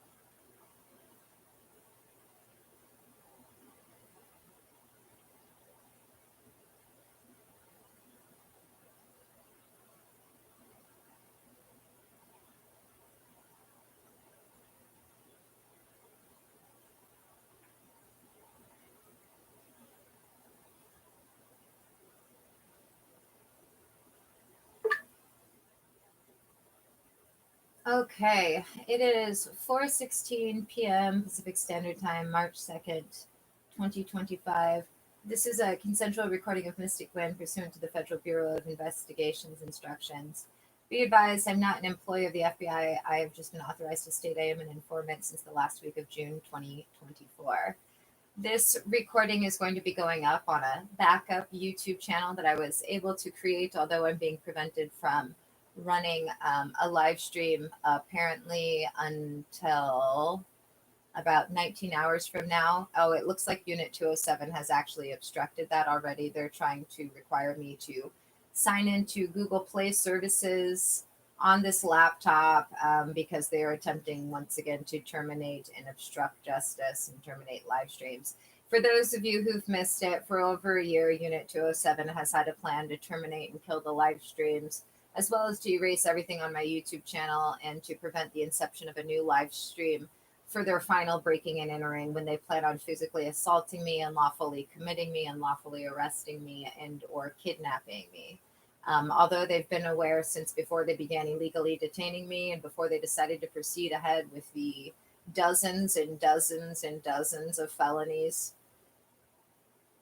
that they're all going to be charged with, regardless of their positions, perceived authority, or the fraudulent documents that they've obtained due to their aggravated criminal conspiracy that became a domestic terrorist organization the day after they were told in a recorded phone call about the fact that they were all under FBI investigation and going to be going to prison. That also occurred weeks, if not months, after they read via their hacks a letter from the Department of Justice in my email, informing all of them and myself that the Department of Justice Criminal Specialist Task Force was already on the case. For those of you that don't know, Department of Justice Criminal Special Task Force is the Federal Bureau of Investigation.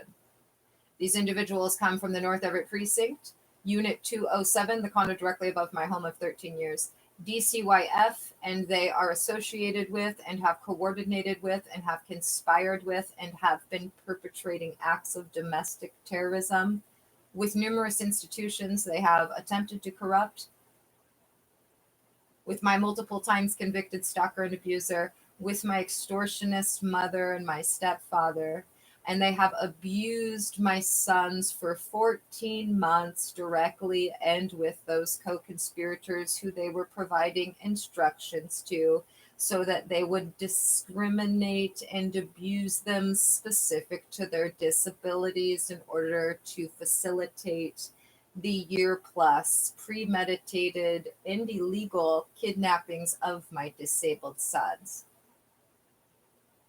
They became a domestic terrorist organization and segued from being an aggravated criminal conspiracy on August 6th. Currently, the FBI is planning on arresting them all within 10 minutes of any of their co-conspirators and fellow terrorists breaking into my home. Indoor on an unspecified date in the month of April, while court is in session and some of the individuals the FBI is most excited to abdicate from power, that is to say forcibly remove, are in court because the FBI has a vested interest in humiliating some of these individuals in court. The FBI has also said consistently since August that I will be running a YouTube live stream when every individual is physically pulled off of the premises here and the condo upstairs is seized. From right here in my basement. Unit 207 and their domestic terrorist organization, since the beginning of this month, have been using my cell phone networks, every device in the house to destroy it, wipe the operating system, and utilize the condo from above my home where you can pick up, if you have a ham radio, their DCYF in North Everett precinct signals as recently as 2 days ago. And they are planning on attempting to, and have already been doing this for weeks, according to the FBI, and failing thanks to whistleblowers in the fact that they don't have any backdoors as far as the FBI is concerned. Anyway, long story short, the FBI baited them. They took the bait. They've been proving their criminal intent and what's deliberate and what's not deliberate. And that's important because right now, over 50% of the individuals who frequent Unit 207 per the FBI are whistleblowers who are at 100% risk of retaliation, more severe than what I've experienced. And if we look at the totality of the crimes I've been a victim of for 2 years as of this month, and in certain instances, depending on which domestic terrorist we're addressing or co-conspirator, longer than that or less than that. But anyway, if you look at the totality of it, I have literally been the victim of everything except for what they're threatening and being murdered. So I'm going to speculate here that that means that there's at least one individual that the FBI thinks is dangerous enough to try and murder someone, or more than one person who's been cooperating with the FBI. Additionally, because they are all 100% at risk of retaliation, this suggests to me, and this is my speculation, this suggests to me there's no way the FBI can respond to them. There's no way. How could they be responding to them knowing that it's going to put them at risk and knowing that the people that are going to prison don't give a shit about the law and will utilize the exact same tactics?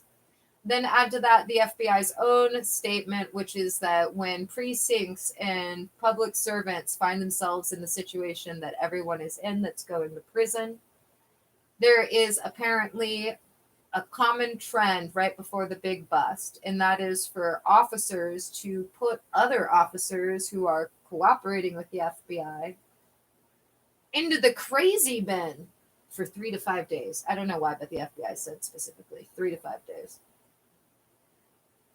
So there is a video here titled 2/16 3 a.m. debrief. You're going to want to listen to that. It's almost 2 hours long. It covers everything you need to know.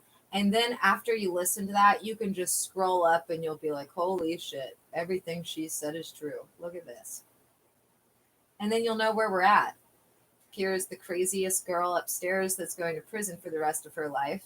has set it up so that this laptop will once again be hacked the way she wants it to, because she doesn't want me to have another YouTube channel, because she's still working like she has been for over a month on obstructing and tampering and intimidating and retaliating and stalking and a litany of cybercrimes and diverting mandatory funds to other places and trying to cover her own asshole from going to prison. And doing so in a way that she thinks is so smart that it will look like I've been doing it all to myself down here. Wrong. You're going to prison for the rest of your life, little lady. She's up there right now at 4:24 p.m. Anyway, I'll be playing this at the beginning of live streams that supersede the one that I'm currently recording. I just needed to create a little update because they've been terminating the live stream so rampantly and vehemently as they're getting closer and closer to the rest of their lives in jail. Excuse me, prison. Jail is where they go once they're detained in the Blitz Suite, which will occur within 10 minutes of their next breaking and entering, even if they're not on the property, or will occur in April on an unspecified date during Snohomish Superior Court hours, when a couple of individuals that the FBI is excited to put handcuffs on in front of judges and fellow attorneys will be there to bear witness to the reality of their former colleague. So again, you want to check out that 2:16, 3 a.m. debrief, especially if you're being asked or offered any sort of opportunity to join a domestic terrorist organization. For the last 2 years, before it was a domestic terrorist organization, when it was an aggravated criminal conspiracy only, frequently they did this to corrupt institutions per the FBI. Hello, we would like you to perpetrate felonies and gross misdemeanors and civil rights violations and ADA violations. We would like you to steal, destroy property, kidnap, abuse, trespass, stalk, yada, yada, yada, from the Jewish girl that we've been illegally detaining for over half a year and torturing for 2 years. And we'll give you non-existent immunity and promise you that that will be true if you just listen to us. And as a result of that, there have been over 50 individuals that if the FBI desired would be going to prison. There were 27 named individuals in September. And thanks to whistleblowers, that number went down all the way down to the single digits. And then it went back up to the double digits. And according to the FBI, just in the last couple of days, it's gone up even one more. Someone that wasn't going to prison, that was upstairs terminating live streams and whatnot, is now going to prison. My front door has been closed since January 2nd, per FBI's instructions. My instructions to not engage with anyone, regardless of their title or position, remain the same. All of these individuals, from the North Everett Precinct to DCYF to Unit 207 to Erica Owens to John Owens to Richard Garcia to Anne-Marie Bauer to Andy to Kelly, etc., they've all known that it was illegal to be outside of my door, to be trying to talk to me, etc., since the day before they began illegally detaining me. At minimum, the only exception is the Owens, who didn't find out until after they did decide to proceed with what I told them was being threatened by everyone that they had been coordinating with since January of last year, as well as my multiple times convicted stalker and abuser, in order to abuse my sons, cause them to regress, and again, facilitate their multiple kidnappings, which the FBI says they are absolutely charging you all with as aggravated, as well as aggravated child endangerment, as well as a series of charges involving child abuse. Every crime perpetrated against me and intended to slight me has also been intended to defraud their employer, the state of Washington, and the Attorney General, who will be indicting them and arraigning them in Snohomish Superior Courthouse after the FBI gets them first. You see, after they are involved in the Blitz Suite, they will be brought to King County Jail. The whistleblowers will be met by federal marshals and will get to avoid the humiliation of a strip search. Then they will be brought to a nice hotel in downtown Seattle and be given a couple $100 a day per diem, but they're going to have to stay in their room with a federal marshal who is armed outside of their door. Everybody else will get strip searched. Then they're going to go to their arraignment. They're going to get their indictment. They're going to request to be released on personal recognizance or with bail, and they're going to be denied. The FBI has stated they are adamantly opposed to anyone getting bail, in this case, who is being detained. They would like them to sit in jail for as long as they illegally detained me. They also are confident that proving that they are all a flight risk has already been accomplished by their own criminal conduct. And then after they are arraigned there, then I guess they just get driven up by the jailers, maybe to Snohomish County. I don't know how it works. But I just know, for whatever reason, according to the FBI gets them first. They get their indictment and their arraignment in King County before they get their arraignment and indictment up here in Snohomish Superior Courthouse. Normally, people of their profession are protected by the Attorney General. In this case, the Attorney General is very much going to be involved in their prosecution, as they've attempted to defraud the state of Washington. They've diverted government funds. They've done a series of illegal record sharings, all telling people they were part of a non-existent operation, a sting or operation that, according to the FBI, was never legitimate and was 100% the result of every individual I reported for every fucking crime they've made actionable back in 2017. Those individuals were employees of the North Everett Precinct, my multiple times convicted stalker and abuser, DCYF employees. You get the idea. And all but one individual per the FBI is 100% involved in going to prison. Also, remember, the FBI has stated some people were really delusional enough to think that retirement was going to prevent their arraignment and detainment. Au contraire. They will be detained and arraigned per the FBI the exact same time everybody else is, regardless of their location. Now, that 216 recording we will get to, but first I think that we'll play this one. This is, again, I'm going to be playing this recording for superseding live streams. So this is 221, the 5:41 p.m. live stream. Let's listen to the first few minutes of this. It might cover some things I haven't addressed already. And remember, okay, this is a consensual recording with Mystic. If I don't orally and explicitly state the end time, I didn't end the live stream and the domestic terrorist going to prison for the rest of their life. It is February 21st, 2025, 5:42 p.m. Pacific Standard Time. Again, this is a consensual recording of Mystic Gwen pursuant to the Federal Bureau of Investigation's instructions. I'm not an employee of the FBI, but I've been authorized to state I am an informant since the last week of June 2024.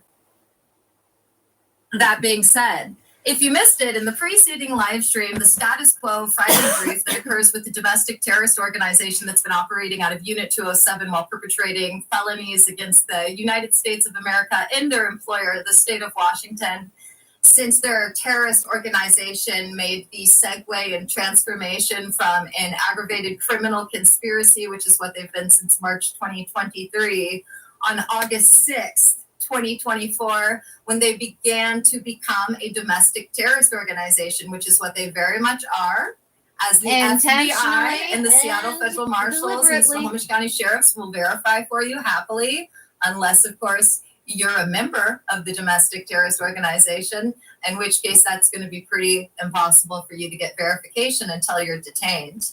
Anyway, they had their debrief, their status quo debrief, and then they criminally and illegally sent down some of the individuals that are volunteering and actually, according to the FBI, requesting.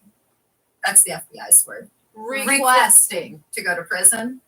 Well, they had those volunteers that have been requesting to go to prison come here and to get themselves on surveillance by the FBI and my live stream, perpetrating more Class A witness tampering, more attempts to intimidate an FBI informant, more stalking, more harassment, and more retaliation. Coincidentally, concurrently rather, Unit 207 was actively attempting to terminate the live stream for a good 10 minutes. In fact, they're actively attempting to do so right now, this very moment, in this very live stream, which superseded it because they believe that they're going to get some of those individuals that were just very much volunteering to join them in prison to come back here tonight and perpetrate a break-in if they can simply get the live stream to not be running, which is why they've been attempting to terminate over 100 plus of them, as they successfully did for the evidentiary value for the FBI, as well as blocking me from sending offline recordings to the FBI from the 11th to the 16th of this month.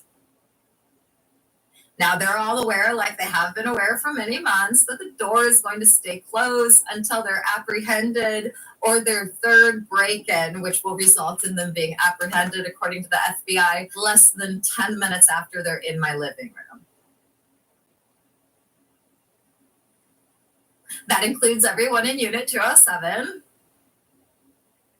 That includes those of you in Unit 207 that are child abusing, stalking fraudsters, who are the reason some officers are going to prison because they don't realize that you are actually the ones that are bad for children. But the FBI is going to make that very apparent as they are confident that all of you will be convicted with numerous counts tied to child abuse, The kidnapping, FBI is aiding and really abetting, excited and child to be endangerment. getting a lot of convictions involving kidnapping and child abuse. Like Happy Jersey Friday! Devil, Yeah. for whatever reason, the bona fide genius. If you missed it also, every He Friday for 17 months, is these fucking excited psychopaths who used to be officers to get in some her. cases, who used to be, in court, he wants to get her. He wants and then to of course the cuff her child in abusers court. that no one would have ever given a job to if they had any idea what they really were, which the FBI is confident they'll be exposed for very, very soon, I might add. I've been told with no uncertain terms that in the month of June, I will have more zeros in my bank account than all of them combined have, including their assets. And that my sons will be home. June is so close. It is. It's less time than they've illegally detained me. Fools. Fools. That's what they are. Anyway, there's some other information we can go over, but I was watching a movie before they disturbed me, and I really need to urinate. I was ordered to stay seated in this chair for the whole time that they were outside being psychopaths, which again, if you watch the preceding live stream from this morning, we all knew was going to happen. The FBI has surveillance on everyone and literally said this morning, which I said at like fucking 6 a.m. or whatever to my neighbor, I said, the FBI says they're going to be extra psychopathic because all of the ones that are members of the bar, they know that there are serious charges that are going to be levied against them in less than 72 hours, just because it will be February 24th. All And right. Now we're going to hop over to a different live stream that addresses other things that we need to go over. So I was directing you all to go to that 216 debrief. You may not have the ability to search on my channel. Unit 207's just been having a heyday with, well, requesting to go to prison in some instances, and in more instances than that, requesting that the people that are requesting to go to prison be the only ones that go to prison. And those that aren't requesting that, not be.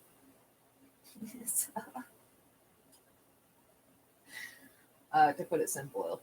So I was playing the 216 3 a.m. debrief, but I'm actually scrolling down because I think that I'm just going to play the one from the 13th because I feel like that document basically gives you a very condensed brief of that longer video. Yeah, is this it right here? Okay, let's try this. This may not have the full recording. Oh no, that says new report. This says new report. Which one is correct? Let's click on this one. And hopefully it's the right one. Hopefully I'm saying the right things here. So this video is titled 2/13/6:32 p.m. New report. Addendum at 3 a.m. And I'm hoping that I read it in the beginning here because that's what I want you to hear. Sorry. Okay, going outside this afternoon when I Yes, went it is. to women up there. Okay, so go ahead and listen. Okay, Unit 207, the men and women up there had a powwow going outside this afternoon when I went to lay down and go to sleep roughly an hour later. A powwow where they were meeting with a fellow domestic terrorist inside of their vehicle in certain instances. They criminally and illegally shut off this live stream as they've done to every live stream today in a blatant act that they will be convicted for very soon. It is currently 6:33 p.m. PST. There are men and women upstairs. They are continuing to be guilty of a series of crimes, which is exactly why they are going to prison for the rest of their lives. Far sooner than they're expecting. And that's the reality. I warned them for years. Far sooner. Like I gotta not feel bad about it because they're literally upstairs. Like This is a consensual recording of Mystic Gwen pursuant to the instructions of the Federal Bureau of Investigation. not all of them, not the whistleblowers, but the whistleblowers have to act like they are too. As has been the case for the entire time I've been illegally detained since day 3. For the entire time I've been illegally detained since day 3.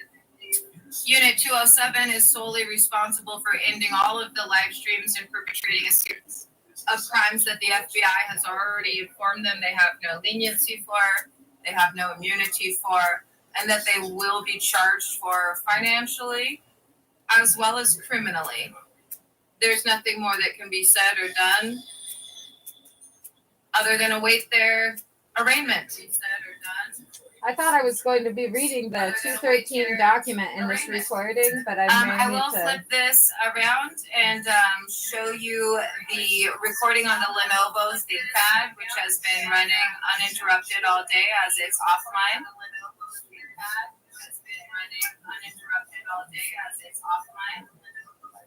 But first I need to adjust the title and the description and click on the live stream that preceded this and see how long did they criminally and illegally shut it off for, and see how much, if any, video did they criminally and illegally erase in an attempt to make it so that it couldn't be used as evidence against them, which is why they are doing this. Used as evidence against them, which is why they are doing this.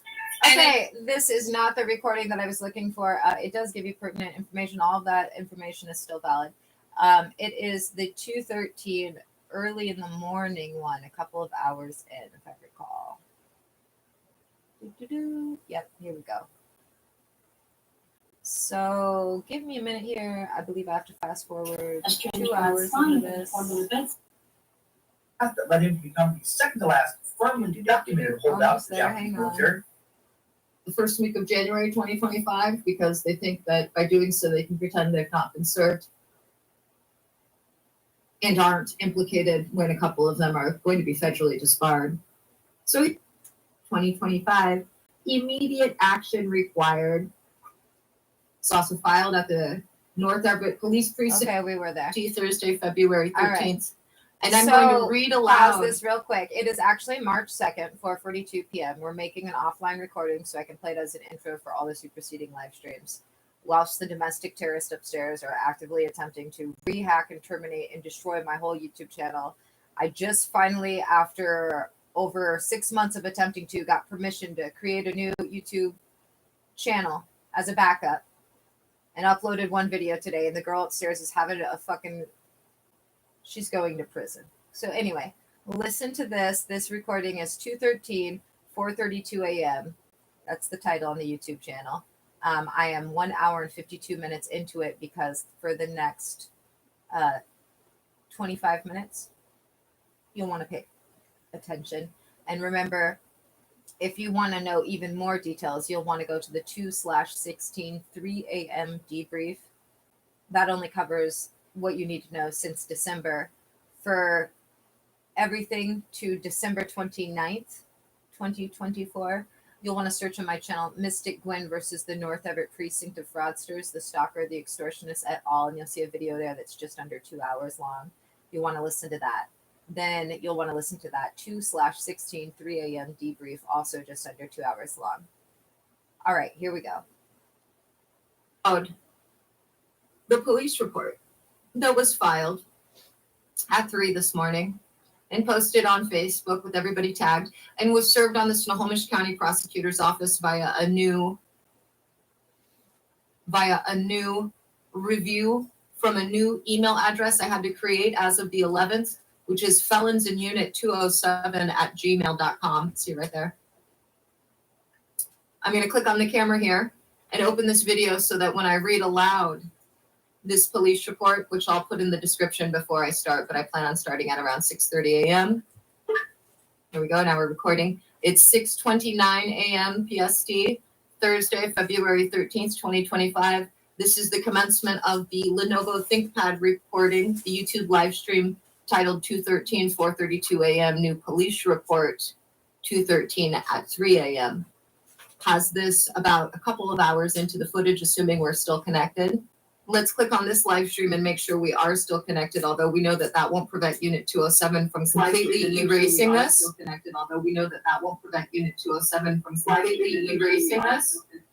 Retroactively, something they've been exhibiting repeatedly and has been reported repeatedly since February 1st in their attempts to evade justice.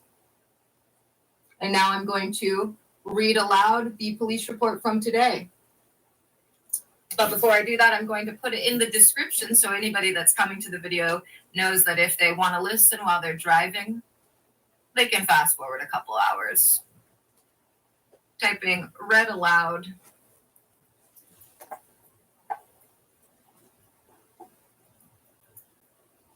at 6:30 a.m. Then in parentheses, 2 hours ish into live. Saving that at 6:30 a.m. Nerd Squad, and then I will begin reading aloud to you. Don't be shocked and unnerved if they criminally and illegally end this live stream. They'll be convicted for that. They'll be charged for that financially and literally. Okay, this will be a little tricky because normally I put the laptop right here, but here is my house otter and he is not moving. I don't know what's wrong with him, but he's been like a little kitty boy for the last 15 hours. So I'll just aim it at Hunter. Not today. He's not being a kitty whore today. Oh, you a vicious kitty. Oh, look at you. Vicious boy. Okay, here we go. Here's the police report. It's also the fourth addendum to the February 4th. This was sent to all the law clerks at the Snohomish Superior Courthouse, as well as the clerk's department. It was also sent to the North Everett Precinct, the Seattle FBI, the Snohomish County Sheriffs, DCYF, Anne-Marie Bauer, anyone and everyone that's going to prison and owes me millions, except for my multiple times convicted stalker and abuser, who's one of their co-conspirators. It's also filed at the North Everett Police Precinct, which they'll reject, I'm sure. Based on their pattern of Everyone was tagged on Facebook except for the Snohomish County Prosecutor's Office as they blocked me the first week of January 2025 to shield the handful of individuals that knew from the get they'd go to prison if they didn't get a whole bunch of other idiots and aren't implicated when a couple of them are going to be federally disbarred. So here we go. Fourth addendum to formal judicial notice and police report filed February 13th, 2025, 3 a.m. Original filing, formal judicial notice, aggravated and ongoing criminal conspiracy, obstruction of justice, evidence tampering, child abuse, child endangerment, stalking, harassment, extortion, fraud, civil rights violations, and retaliation against FBI informant by North Everett Precinct, Unit 207, and associated individuals. Mandatory filing pursuant to ADA in any/all cases with my legal names, Lynette Renee Hansen, aka Mystic Len. Date of original filing, February 4th, 2025, 10:08 a.m. PST. Previous addendums, February 6th, 2025, 7 a.m. February 7th, 2025, 1:45 p.m. PST, correcting previous documents error which incorrectly labeled it as third addendum. February 8th, 2025, 7:12 a.m. PST. For those of you that don't know, those are the documents you have to read on top of this one that I'm about to read to you so that you know exactly what's going on. And here we go. 2, Snohomish County Superior Court, North Everett Precinct, Snohomish County Sheriff's Office, Snohomish County Prosecutors, et al., and forwarded to FBI. From Lynette Renee Hansen, aka Mystic Gwen, subject supplemental information regarding further criminal activities, escalation of threats, evidence tampering, continued child abuse, and incurred penalties, February 10th to February 13th, 2025. Immediate action required. Criminal enterprise in domestic terrorist organization. No immunity for unlawful directives. This document serves as the 4th addendum to the formal judicial notice filed on February 4th, 2025 at 10:08 a.m. PST and previously supplemented. It provides further critical updates regarding the relentless and escalating criminal conspiracy orchestrated by individuals associated with the North Everett Precinct, Unit 207 at 2120 Highland Ave, Everett, Washington, and their expanding network of co-conspirators. This addendum also functions as a formal police report detailing new criminal acts perpetrated between February 10th and February 13th, 2025.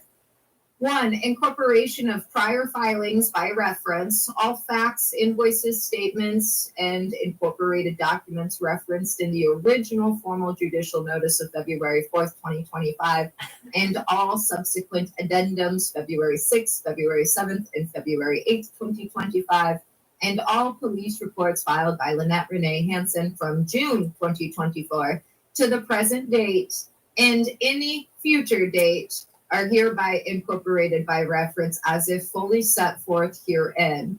This explicitly includes, but is not limited to, declaration of Lynette Renee Hansen, aka Mystic Gwen, dated December 14th, 2024, revised 8:07 p.m. PST due to unlawful tampering. Addendum to declaration dated December 19th, 2024. Addendum and amendment to declaration dated December 29th, 2024. Tort claim filed August 14th, 2024, case number 10-500-5934, served upon the North Everett Precinct, Snohomish County Prosecutors, et al. All police reports filed since June 2024 by me, Lynette Renee Hansen, aka Mystic Gwen. 2, supplemental information, criminal acts from February 10th to February 13th, 2025. The following criminal acts have been perpetrated by Unit 207 and their co-conspirators, further demonstrating the ongoing and escalating nature of this criminal enterprise. February 10th, 2025, just before noon, a male individual from Unit 207 briefly appeared to deliver written materials. The content and purpose of these materials are currently unknown, but are considered suspect in the context of ongoing harassment and conspiracy. February 10th, 2025, 2 p.m. PST, the North Everett Precinct predictably and unlawfully rejected the police report/addendum filed on February 8th. This blatant act of obstruction of justice is consistent with their ongoing efforts to shield themselves and their co-conspirators from accountability. Occupants of Unit 207 were overheard discussing their intent to feign cessation of stalking while continuing these criminal activities. They also discussed plans to dispatch multiple individuals to my residence before February 23rd under the false pretense that my participation is required for some unspecified purpose. February 10th, 2025, 12 a.m. and 8:37 a.m. PST. YouTube live streams initiated by me were criminally and illegally terminated. These actions are consistent with evidence tampering, witness intimidation, and obstruction of justice. February 11th, 2025, 8 a.m. to 5:16 p.m. PST. Unit 207 engaged in a cybercrime spree, illegally shutting off an astounding 23 live streams. February 11th, 2025, 5:20 p.m. PST. A male individual from the upstairs unit known to be actively stalking me with neighbors Andy and Kelly, the DCYF employee and brother of an EPD officer who left harassing notes in the summer of 2023, entered the balcony door of Unit 207. This further illustrates the coordinated stalking and harassment efforts involving multiple individuals and potentially implicating members of law enforcement and DCYF. That shouldn't say potentially. That should say, and it implicates. Everything that is written here, there is evidence of beyond a reasonable doubt, and the FBI has confirmed that. damn near Also, every day shout they're out to illegally the detained. FBI, dude. I can't wait. Moving on. February 13th, 2025, 1:55 a.m. PST. During a can't live wait. stream, I Unit consented. 207 I'm not illegally reneging on my terminated the consent. broadcast and a significant escalation of evidence tampering. I'm just saying, erased a I'm gonna 20+ enjoy the hour show. recording stored offline. This act was concurrent with the criminal and illegal erasure of over 4 hours of the YouTube live stream from the previous night. Prior to the termination, I had explicitly noted in the live stream description a threat from the female occupant upstairs to terminate the broadcast while I slept, which she subsequently carried out. This erasure is believed to be for the same reason speculated in the February 8th addendum: obstruction of justice, intimidation of a federal witness, and tampering with evidence of their ongoing criminal conspiracy. Ongoing cybercrimes and live stream interference, February 12th to the 13th. February 13th, 1:55 a.m. That should say PST, to today, live March 2nd, termination, and as noted counting. above. February 12th, 9:11 p.m. PST, female felons in upstairs unit explicitly planned to terminate the live stream while I slept. This threat was typed into the live stream description in an attempt to preemptively deter their criminal actions and document their intent. February 12th, 8:57 p.m. PST, female felons engaged in further cyber tampering, illegally cutting and tampering with the live stream. February 12th, 8:02 p.m., live stream terminated from 7:56 p.m. to 8:02 p.m. February 12th, 7:51 p.m. update, Unit 207, activity since noon indicates female felons are anticipating imprisonment, but express high expectation for next week and further crimes. Believing, quote, court, quote, will favor them. They also suggest co-conspirators are, quote, even more excited for next week. February 12th, 9:02 a.m. PST. Unit 207 terminated a prior live stream. February 12th, 6:43 a.m. to 7:43 a.m. PST. Unit 207 engaged in extensive planning out and conspiratorial. There we go. Unit 207 engaged in extensive planning and conspiratorial discussions involving both male and female occupants, continuing as of 7:44 a.m. PST. February 12th to February 13th at 3 a.m.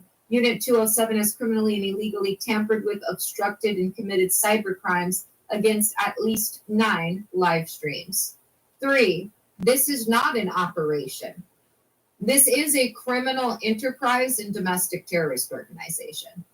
It is important to state unequivocally For the that the FBI, actions you guys have documented already hit herein every and statute all required for the prior domestic filings terrorist are organization. not part of any legitimate law Already. enforcement operation, nor are they justifiable under any legal pretext. Not under This any is legal an pretext, aggravated not in criminal any conspiracy, United States a criminal territory. enterprise, and constitutes the actions of a domestic terrorist organization. 100%. The perpetrators, including officers of the North Everett Precinct, individuals in Unit 207, and their co-conspirators, are engaged in a systematic and sustained campaign of felony stalking and harassment, constant surveillance, intimidation tactics, and deliberate disruption of my peace and safety. Cybercrimes and evidence tampering, illegal termination of live streams, erasure of recordings, and hacking attempts to obstruct justice and conceal their criminal activities. Obstruction of justice, rejection of legitimate police reports, fraudulent court maneuvers, and concerted efforts to impede any investigation into their crimes.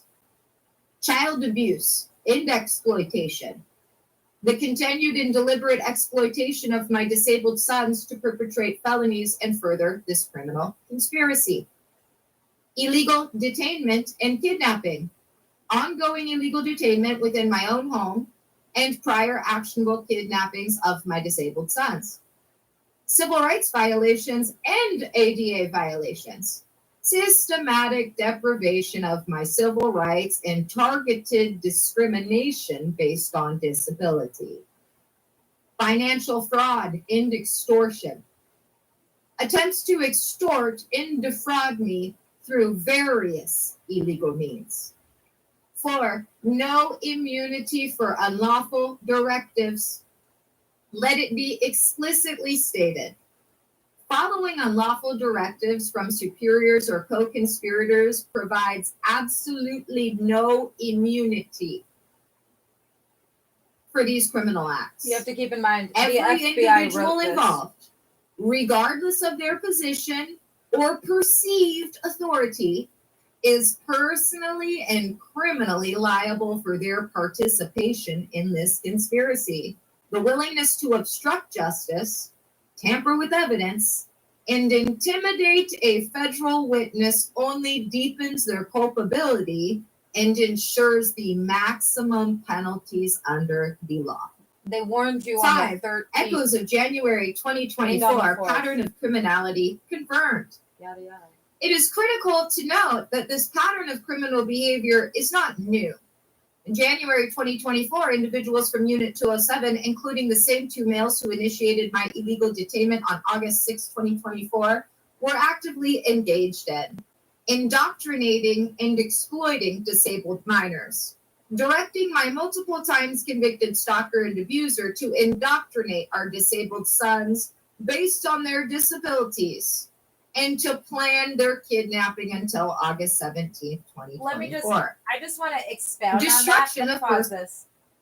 I just want to let everybody know this because I heard it from the FBI and I was like, oh my gosh. Oh, I'm totally fine with them going to prison. These motherfuckers for over 2 years had been sifting through all of the paperwork I've filed at the Snohomish Superior Courthouse regarding my sons and literally planning how to use their disabilities to indoctrinate them, to abuse them, to cause them to regress, to cause the only adult figure who has been consistently in their lives and 100% trustworthy to have lied about one other thing than Santa. And they did it deliberately and intentionally, and they did it with individuals reported for threatening to do it in 2017 to the FBI, who were doing the same things as Unit 207, but only for like 6 months. And it was less cumbersome because somebody was going to steal $1,000 from me. No big deal. Back to the recording. Personal property, deliberately destroying my brand new laptops in January 2020. And codename Lisa knew and was Stealing there money for from each and it. every delivery I You were more received than for all of complicit, my Lisa. deliveries from September 2023 to August 2024. These actions, like the ongoing crimes, were never part of any legitimate No legal legitimate operation in this They fucking are. country. and always have been Maybe in Iran. components of a premeditated and aggravated criminal conspiracy targeting me and my That children. should be their punishment, by the way, FBI. The You should abuse of send the disabled women to minors for fucking 13 Iran. months, their exploitation to perpetrate felonies, kidnapping, ADA violations, stalking, harassment, and all other documented crimes are not and cannot be construed as any form of legitimate operation. They are the hallmarks of a criminal Again, enterprise, not in any state or operating U.S. with territory. impunity Not in and this a fucking complete continent. disregard for the law. 6, financial penalties updated. The following financial penalties previously invoiced and contractually agreed upon are reiterated and updated to reflect the additional criminal acts documented in this addendum. They're 100,000 monsters. per day for each day of my ongoing And I illegal do detention. feel that the now women totaling involved over upstairs, 187 days. including the one that won't 10 be here till million for tomorrow, any attempted illegal entry into my residence. more increased to responsible 25 than million if I'm anyone else asleep at the because time. they went This along with penalty it. applies They to the breaking and facilitated it. entering on January They knew 29th. what it was. 10 million for the use For of 2 my years. sons and or for coercing them This to commit any illegal acts, including the January 29th breaking and entering. Other individuals were just stupid. Doubling of all penalties if fraudulent court orders are used in conjunction with any illegal act.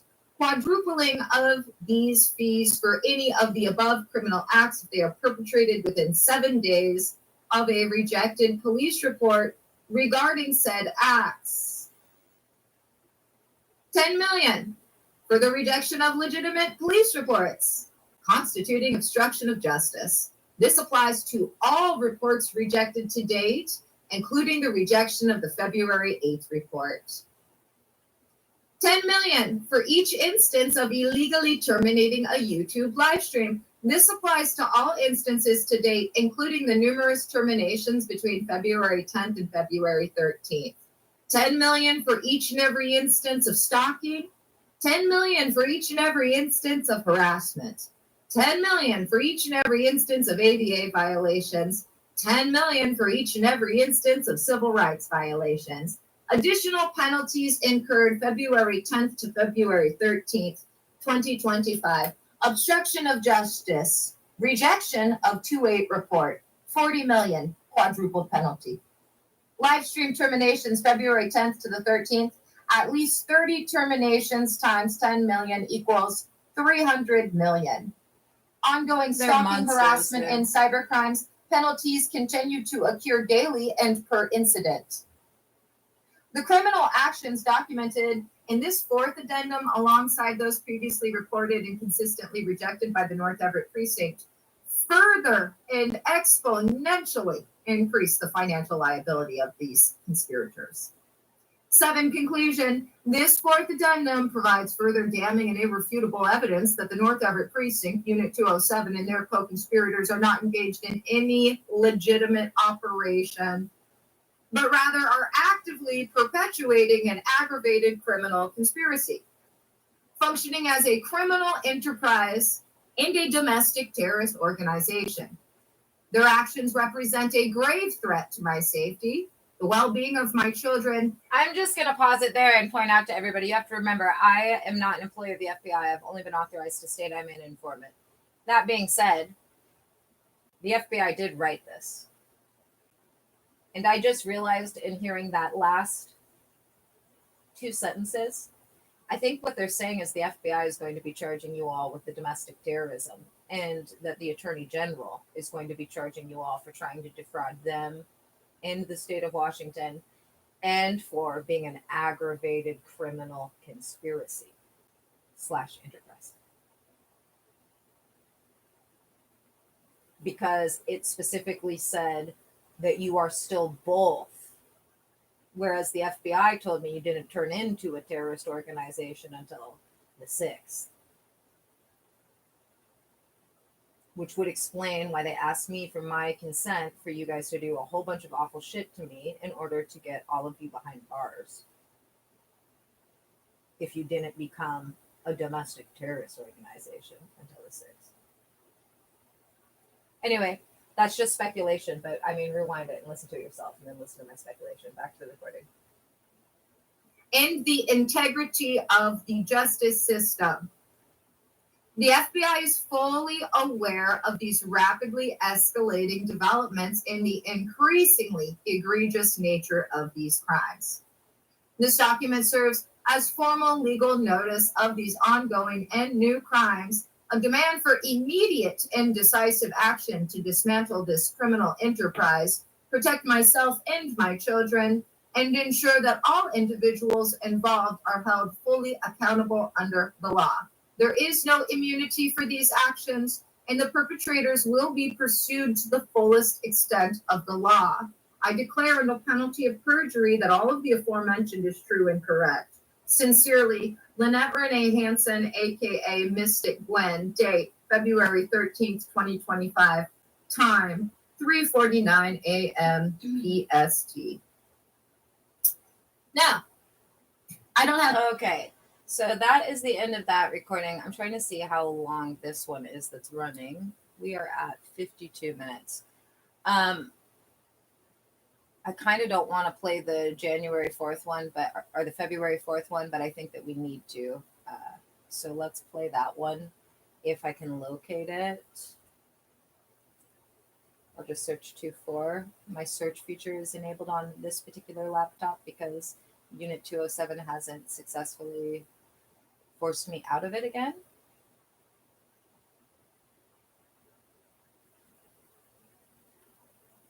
Judicial notice. Okay. I'm not sure where it is in this recording, so let's give it a second here. I'll look in the description.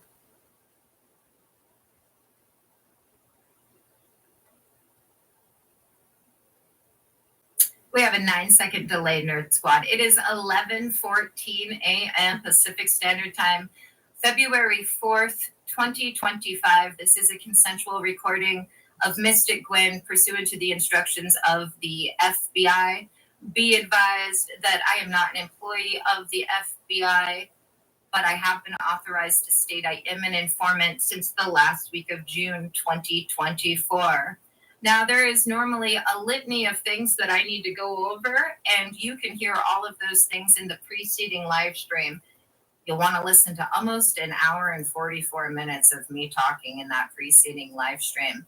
But per the FBI's instructions today, for this live stream and all of those going forward, I am simply to read what I will read you in a moment. I'm currently cutting and pasting it to try and fit it into the description here. But I know that it won't fit because it is indeed over 5,000 characters. You can read it for yourself if you're antsy before I get to it on facebook.com/mysticgwenloves. I'm just going to pause it here and say that they've been using the law enforcement portal, I believe, to block all of my filings. I don't know that for sure, but the FBI has emphasized and states like every week that they obstruct justice at every turn. So keep listening to the recording because I will get to the part that we want to hear, which is the 2.4 judicial notice. Now, there are other addendums, but the FBI feels that the 2.4 and the 2.13 say everything that needs to be said. Loves only you. And yes, indeed, it is too lengthy for the description here. So let me go down to the bottom of it and erase as much as possible before I get to it. Again, you can read it for yourself on facebook.com/mysticgwenlovesonlyyou. One thing that I do need to state, though, even though I no longer have to go over that 2 hours of information that I had to go over in the preceding live stream, is that if this live stream ends for any reason whatsoever without me orally telling you the end time and the commencement of a new live stream is kicking off in 90 seconds or less, the Unit 207 is directly responsible for that, i.e. the North Everett Precinct, i.e. the dwindling Department of Child Abusers and Stalkers moonlighting as child protectors. And they will be charged with additional counts of obstruction and evidence tampering and, in certain instances, witness intimidation for the FBI. And as a result of that, I've started a new thing where I haven't been uploading a photo until the end of a live stream, which my dumbass forgot to do with the preceding live stream, which I did indeed end. So let me quickly do that before I read this police report. Beyond that, if you go to the preceding live stream and listen to me talk for about 2 hours, all of that is pertinent and it's not the complete picture. You'll also want to listen to another video that's here on the channel. You can search for it. It is titled Mystic Gwen versus the North Everett Precinct of Fraudsters, the Stalker, the Extortionist et al. It's just under 2 hours and gives you the 2 hours of additional information that you need at present, which the FBI feels is very pertinent for anyone involved in this case, either facing prosecution or blowing the whistle, etc. So you'll basically need 4 hours of listening, or you can read everything. But personally, I like podcasts. I like listening more than reading. So the choice is yours. You have a variety of ways to get the information. And again, I will be reading the latest filing, which is required to be filed in any and all court cases with my legal names, Lynette Renee Hansen and or Mystic Gwen. Mystic Gwen is the only name anybody has permission to call me by, unless you've known me since I was 12 or 14 or longer. Saving a selfie I took of myself like a week ago, Nerd Squad, on the preceding live stream, which I forgot. So basically, if you look at my YouTube channel right now, you'll see multiple pictures in the top 2 rows of my living room. Those are live streams Unit 207 is criminally and illegally shut off as recently as multiple over the last 48 hours. So remember that if the live stream ends without me orally telling you the end time and that one is commencing in 90 seconds or less, my front door is still closed as it has been since January 2nd, minus the illegal entry facilitated by my abused for a year, 2 currently kidnapped disabled sons who've been abused by the North Everett Precinct and their co-conspirators since January of 2024. Abuse directly streamlined to cause regression and escalation and problems with their mommy, directly end with co-conspirators, which the FBI is confident they'll be going to be doling out convictions for. So now that I've uploaded a picture to the live stream I ended right before this that I mistakenly did not add a photo to, just keep that in mind going forward. I've only been doing the allowance of the living room image since February 1st, and that's because they're averaging multiple live streams. They're ending every day. And according to the FBI, this is being done deliberately to obstruct justice, further their criminal conspiracy, intimidate me, and to tamper with evidence. All of these separate criminal actions from one action. So this is what the FBI wants me to address in all of the live streams going forward until they are detained and or the instructions change, other than what I've already provided you with information about. But again, if you want the full story, you want to click on the preceding live stream and listen to that for almost 2 hours. And then to get the full story prior to that, you want the just under 2-hour video titled Mystic Gwen versus the North Everett Precinct, the extortionist, the stalker, et al. Then you'll be fully abreast. Are there little details you're missing? Yeah, but you'll get such a great idea of the scale of this that you'll be so disgusted. You yourself, if you're an officer in the enforcement community, will want to go and handcuff these imbeciles. These disgraces to the badge. These child abusers and stalkers and hackers and thieves and fraudsters moonlighting as child protectors and officers. These disgraces to every man and woman who is a public servant. So here we go. Keep in mind, they're also a threat to the whistleblowers that are not those things because they did the right thing. Also served on federal felons via email and provided to law clerks at Snohomish Superior Courthouse via email, ABA mandatory filing in any and all cases with my legal name is Lynette Renee Hansen, aka Mystic Gwen. Law clerks, urgent, please and thanks, ADA, mandatory file in any and all cases with my legal names, Mystic Gwen, aka Lynette Renee Hansen. Subject, aggravated and ongoing criminal conspiracy, obstruction of justice, evidence tampering, child abuse, child endangerment, stalking, harassment, extortion, fraud, civil rights violations, and retaliation against FBI informant by North Everett Precinct, Unit 207, and associated individuals. 1. Incorporation of prior documents and declarations. This report serves as a formal complaint and notification regarding the ongoing criminal activities perpetrated by officers of the North Everett Precinct, individuals associated with Unit 207 at 2120 Highland Ave, Everett, Washington, and their co-conspirators. This report hereby incorporates by reference the following documents which detail the extensive history of this criminal conspiracy and provide irrefutable evidence of the crimes committed. Declaration of Lynette Renee Hansen, aka Mystic Gwen, dated December 14th, 2024, revised at 8:07 p.m. PST. Specifically note the 8:07 p.m. revision due to prior documented unlawful tampering and alteration of the original document, further evidencing the pattern of evidence tampering and obstruction of justice. Addendum to declaration dated December 19th, 2024. Addendum and amendment to declaration dated December 29th, 2024. Tort claim filed August 14th, 2024, served upon the North Everett Precinct, Snohomish County prosecutors et al. 9 days before the second actionable kidnapping of my sons and 3 days before the first such kidnapping.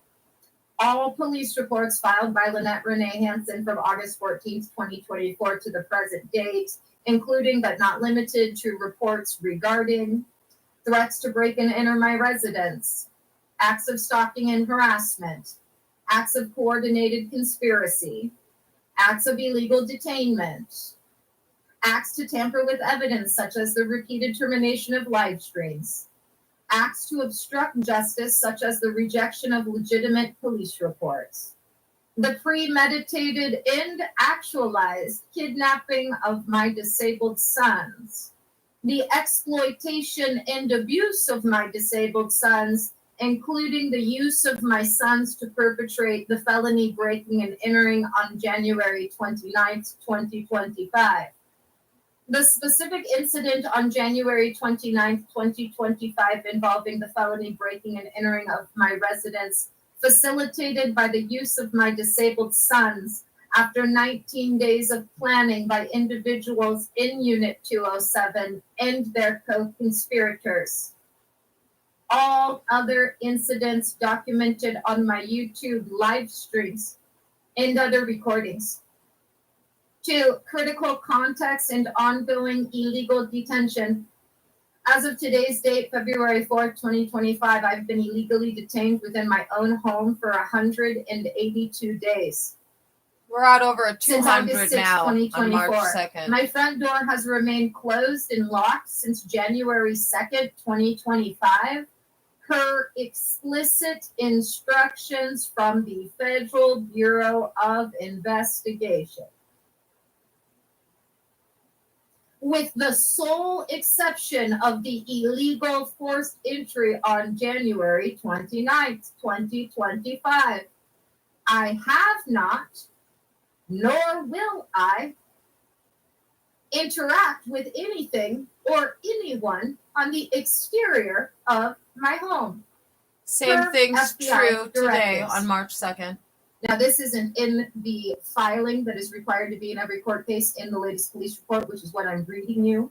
But as an aside, this includes the greetings recording. The FBI no longer wants me to play that if you guys come for your second actionable breaking and entering. They're at 3rd now. They want me to act like you're already dead. Ghost you. The FBI said they're counting the September 20-something back to incident the when a police filing officer and moved latest private police report. property, stalked me, Let and me then tried to rewind walk it. into my living I room have not with some other individuals Nor going will to prison. interact with anything or anyone on the exterior of my home per FBI directives. 3, pattern of criminality and fraudulent court orders and retroactive fabrication of legal basis.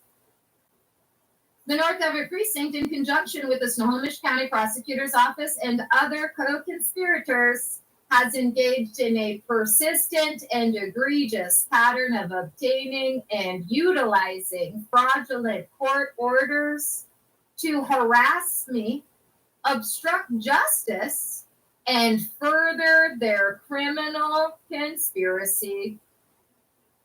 These orders are obtained through fraudulent means, without proper service, and in violation of my due process rights. It is hereby unequivocally stated that any and all court orders bearing my name, Lynette Renee Hansen or Mystic Gwen, issued last year or this year, are deemed fraudulent and part of this criminal conspiracy. Still true. March 2nd. The possession, attempted enforcement, or any involvement in the acquisition of these orders implicates individuals in multiple felonies, including but not limited to conspiracy, fraud, obstruction of justice, and witness tampering.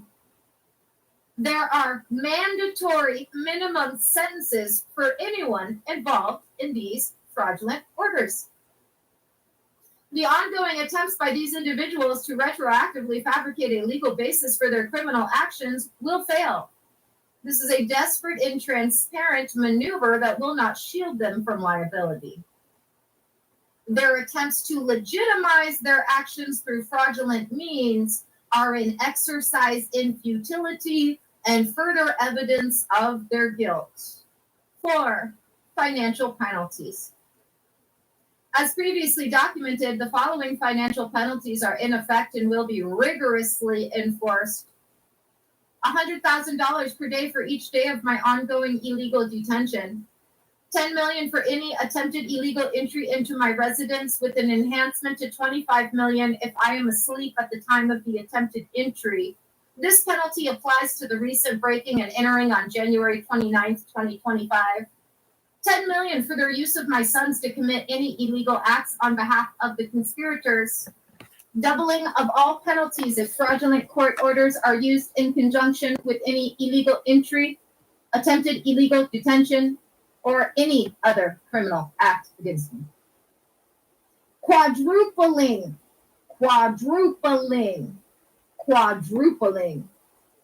If they are perpetrated within 7 days of a rejected police report regarding said acts. 5. Absolute lack of immunity.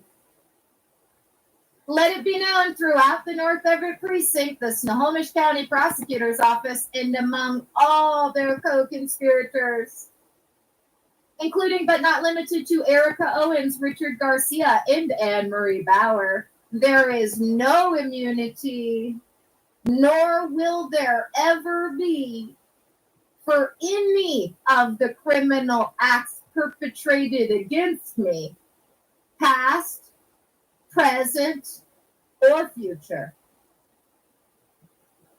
Every individual involved in this conspiracy, regardless of their position or title, is personally liable for their actions. This includes any and all attempts to follow unlawful directives.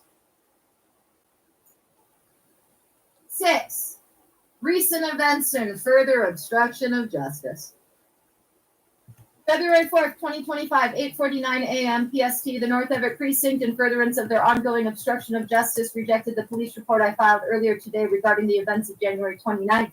This rejection occurred less than an hour after the report was filed, and significantly, just prior to further criminal and fraudulent court maneuverings that were attempted and are believed to still be in progress as of 10:08 a.m.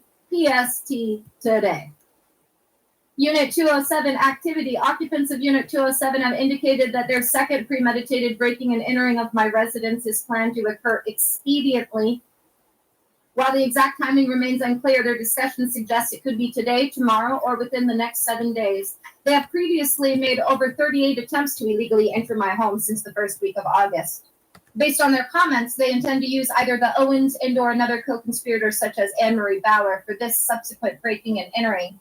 January 31st, 2025, the occupants of Unit 207 expressed confidence in their issuance of fraudulent court orders dated January 31st, 2025. They believe these fabricated documents provide them with impunity. This is a delusion. 7, conclusion. The North Everett Precinct, in conjunction with Unit 207 and associated individuals, is engaged in a relentless campaign of criminal activity. Their actions are an affront to justice and a clear violation of the public trust. The FBI is fully aware of these developments. Accountability is imminent. Sincerely, Lynette Renee Hansen, aka Mystic Gwen. Again, it is 11:32 a.m. Pacific Standard Time, February 4th, 2025. The following document that I just read to you is legally required to be filed in any and all court cases with my names on it in the Snohomish Superior Courthouse, as the law clerks know, and they were the first ones to receive it. And then so was everyone else that's going to prison and that is responsible for the $26+ million currently owed to me today.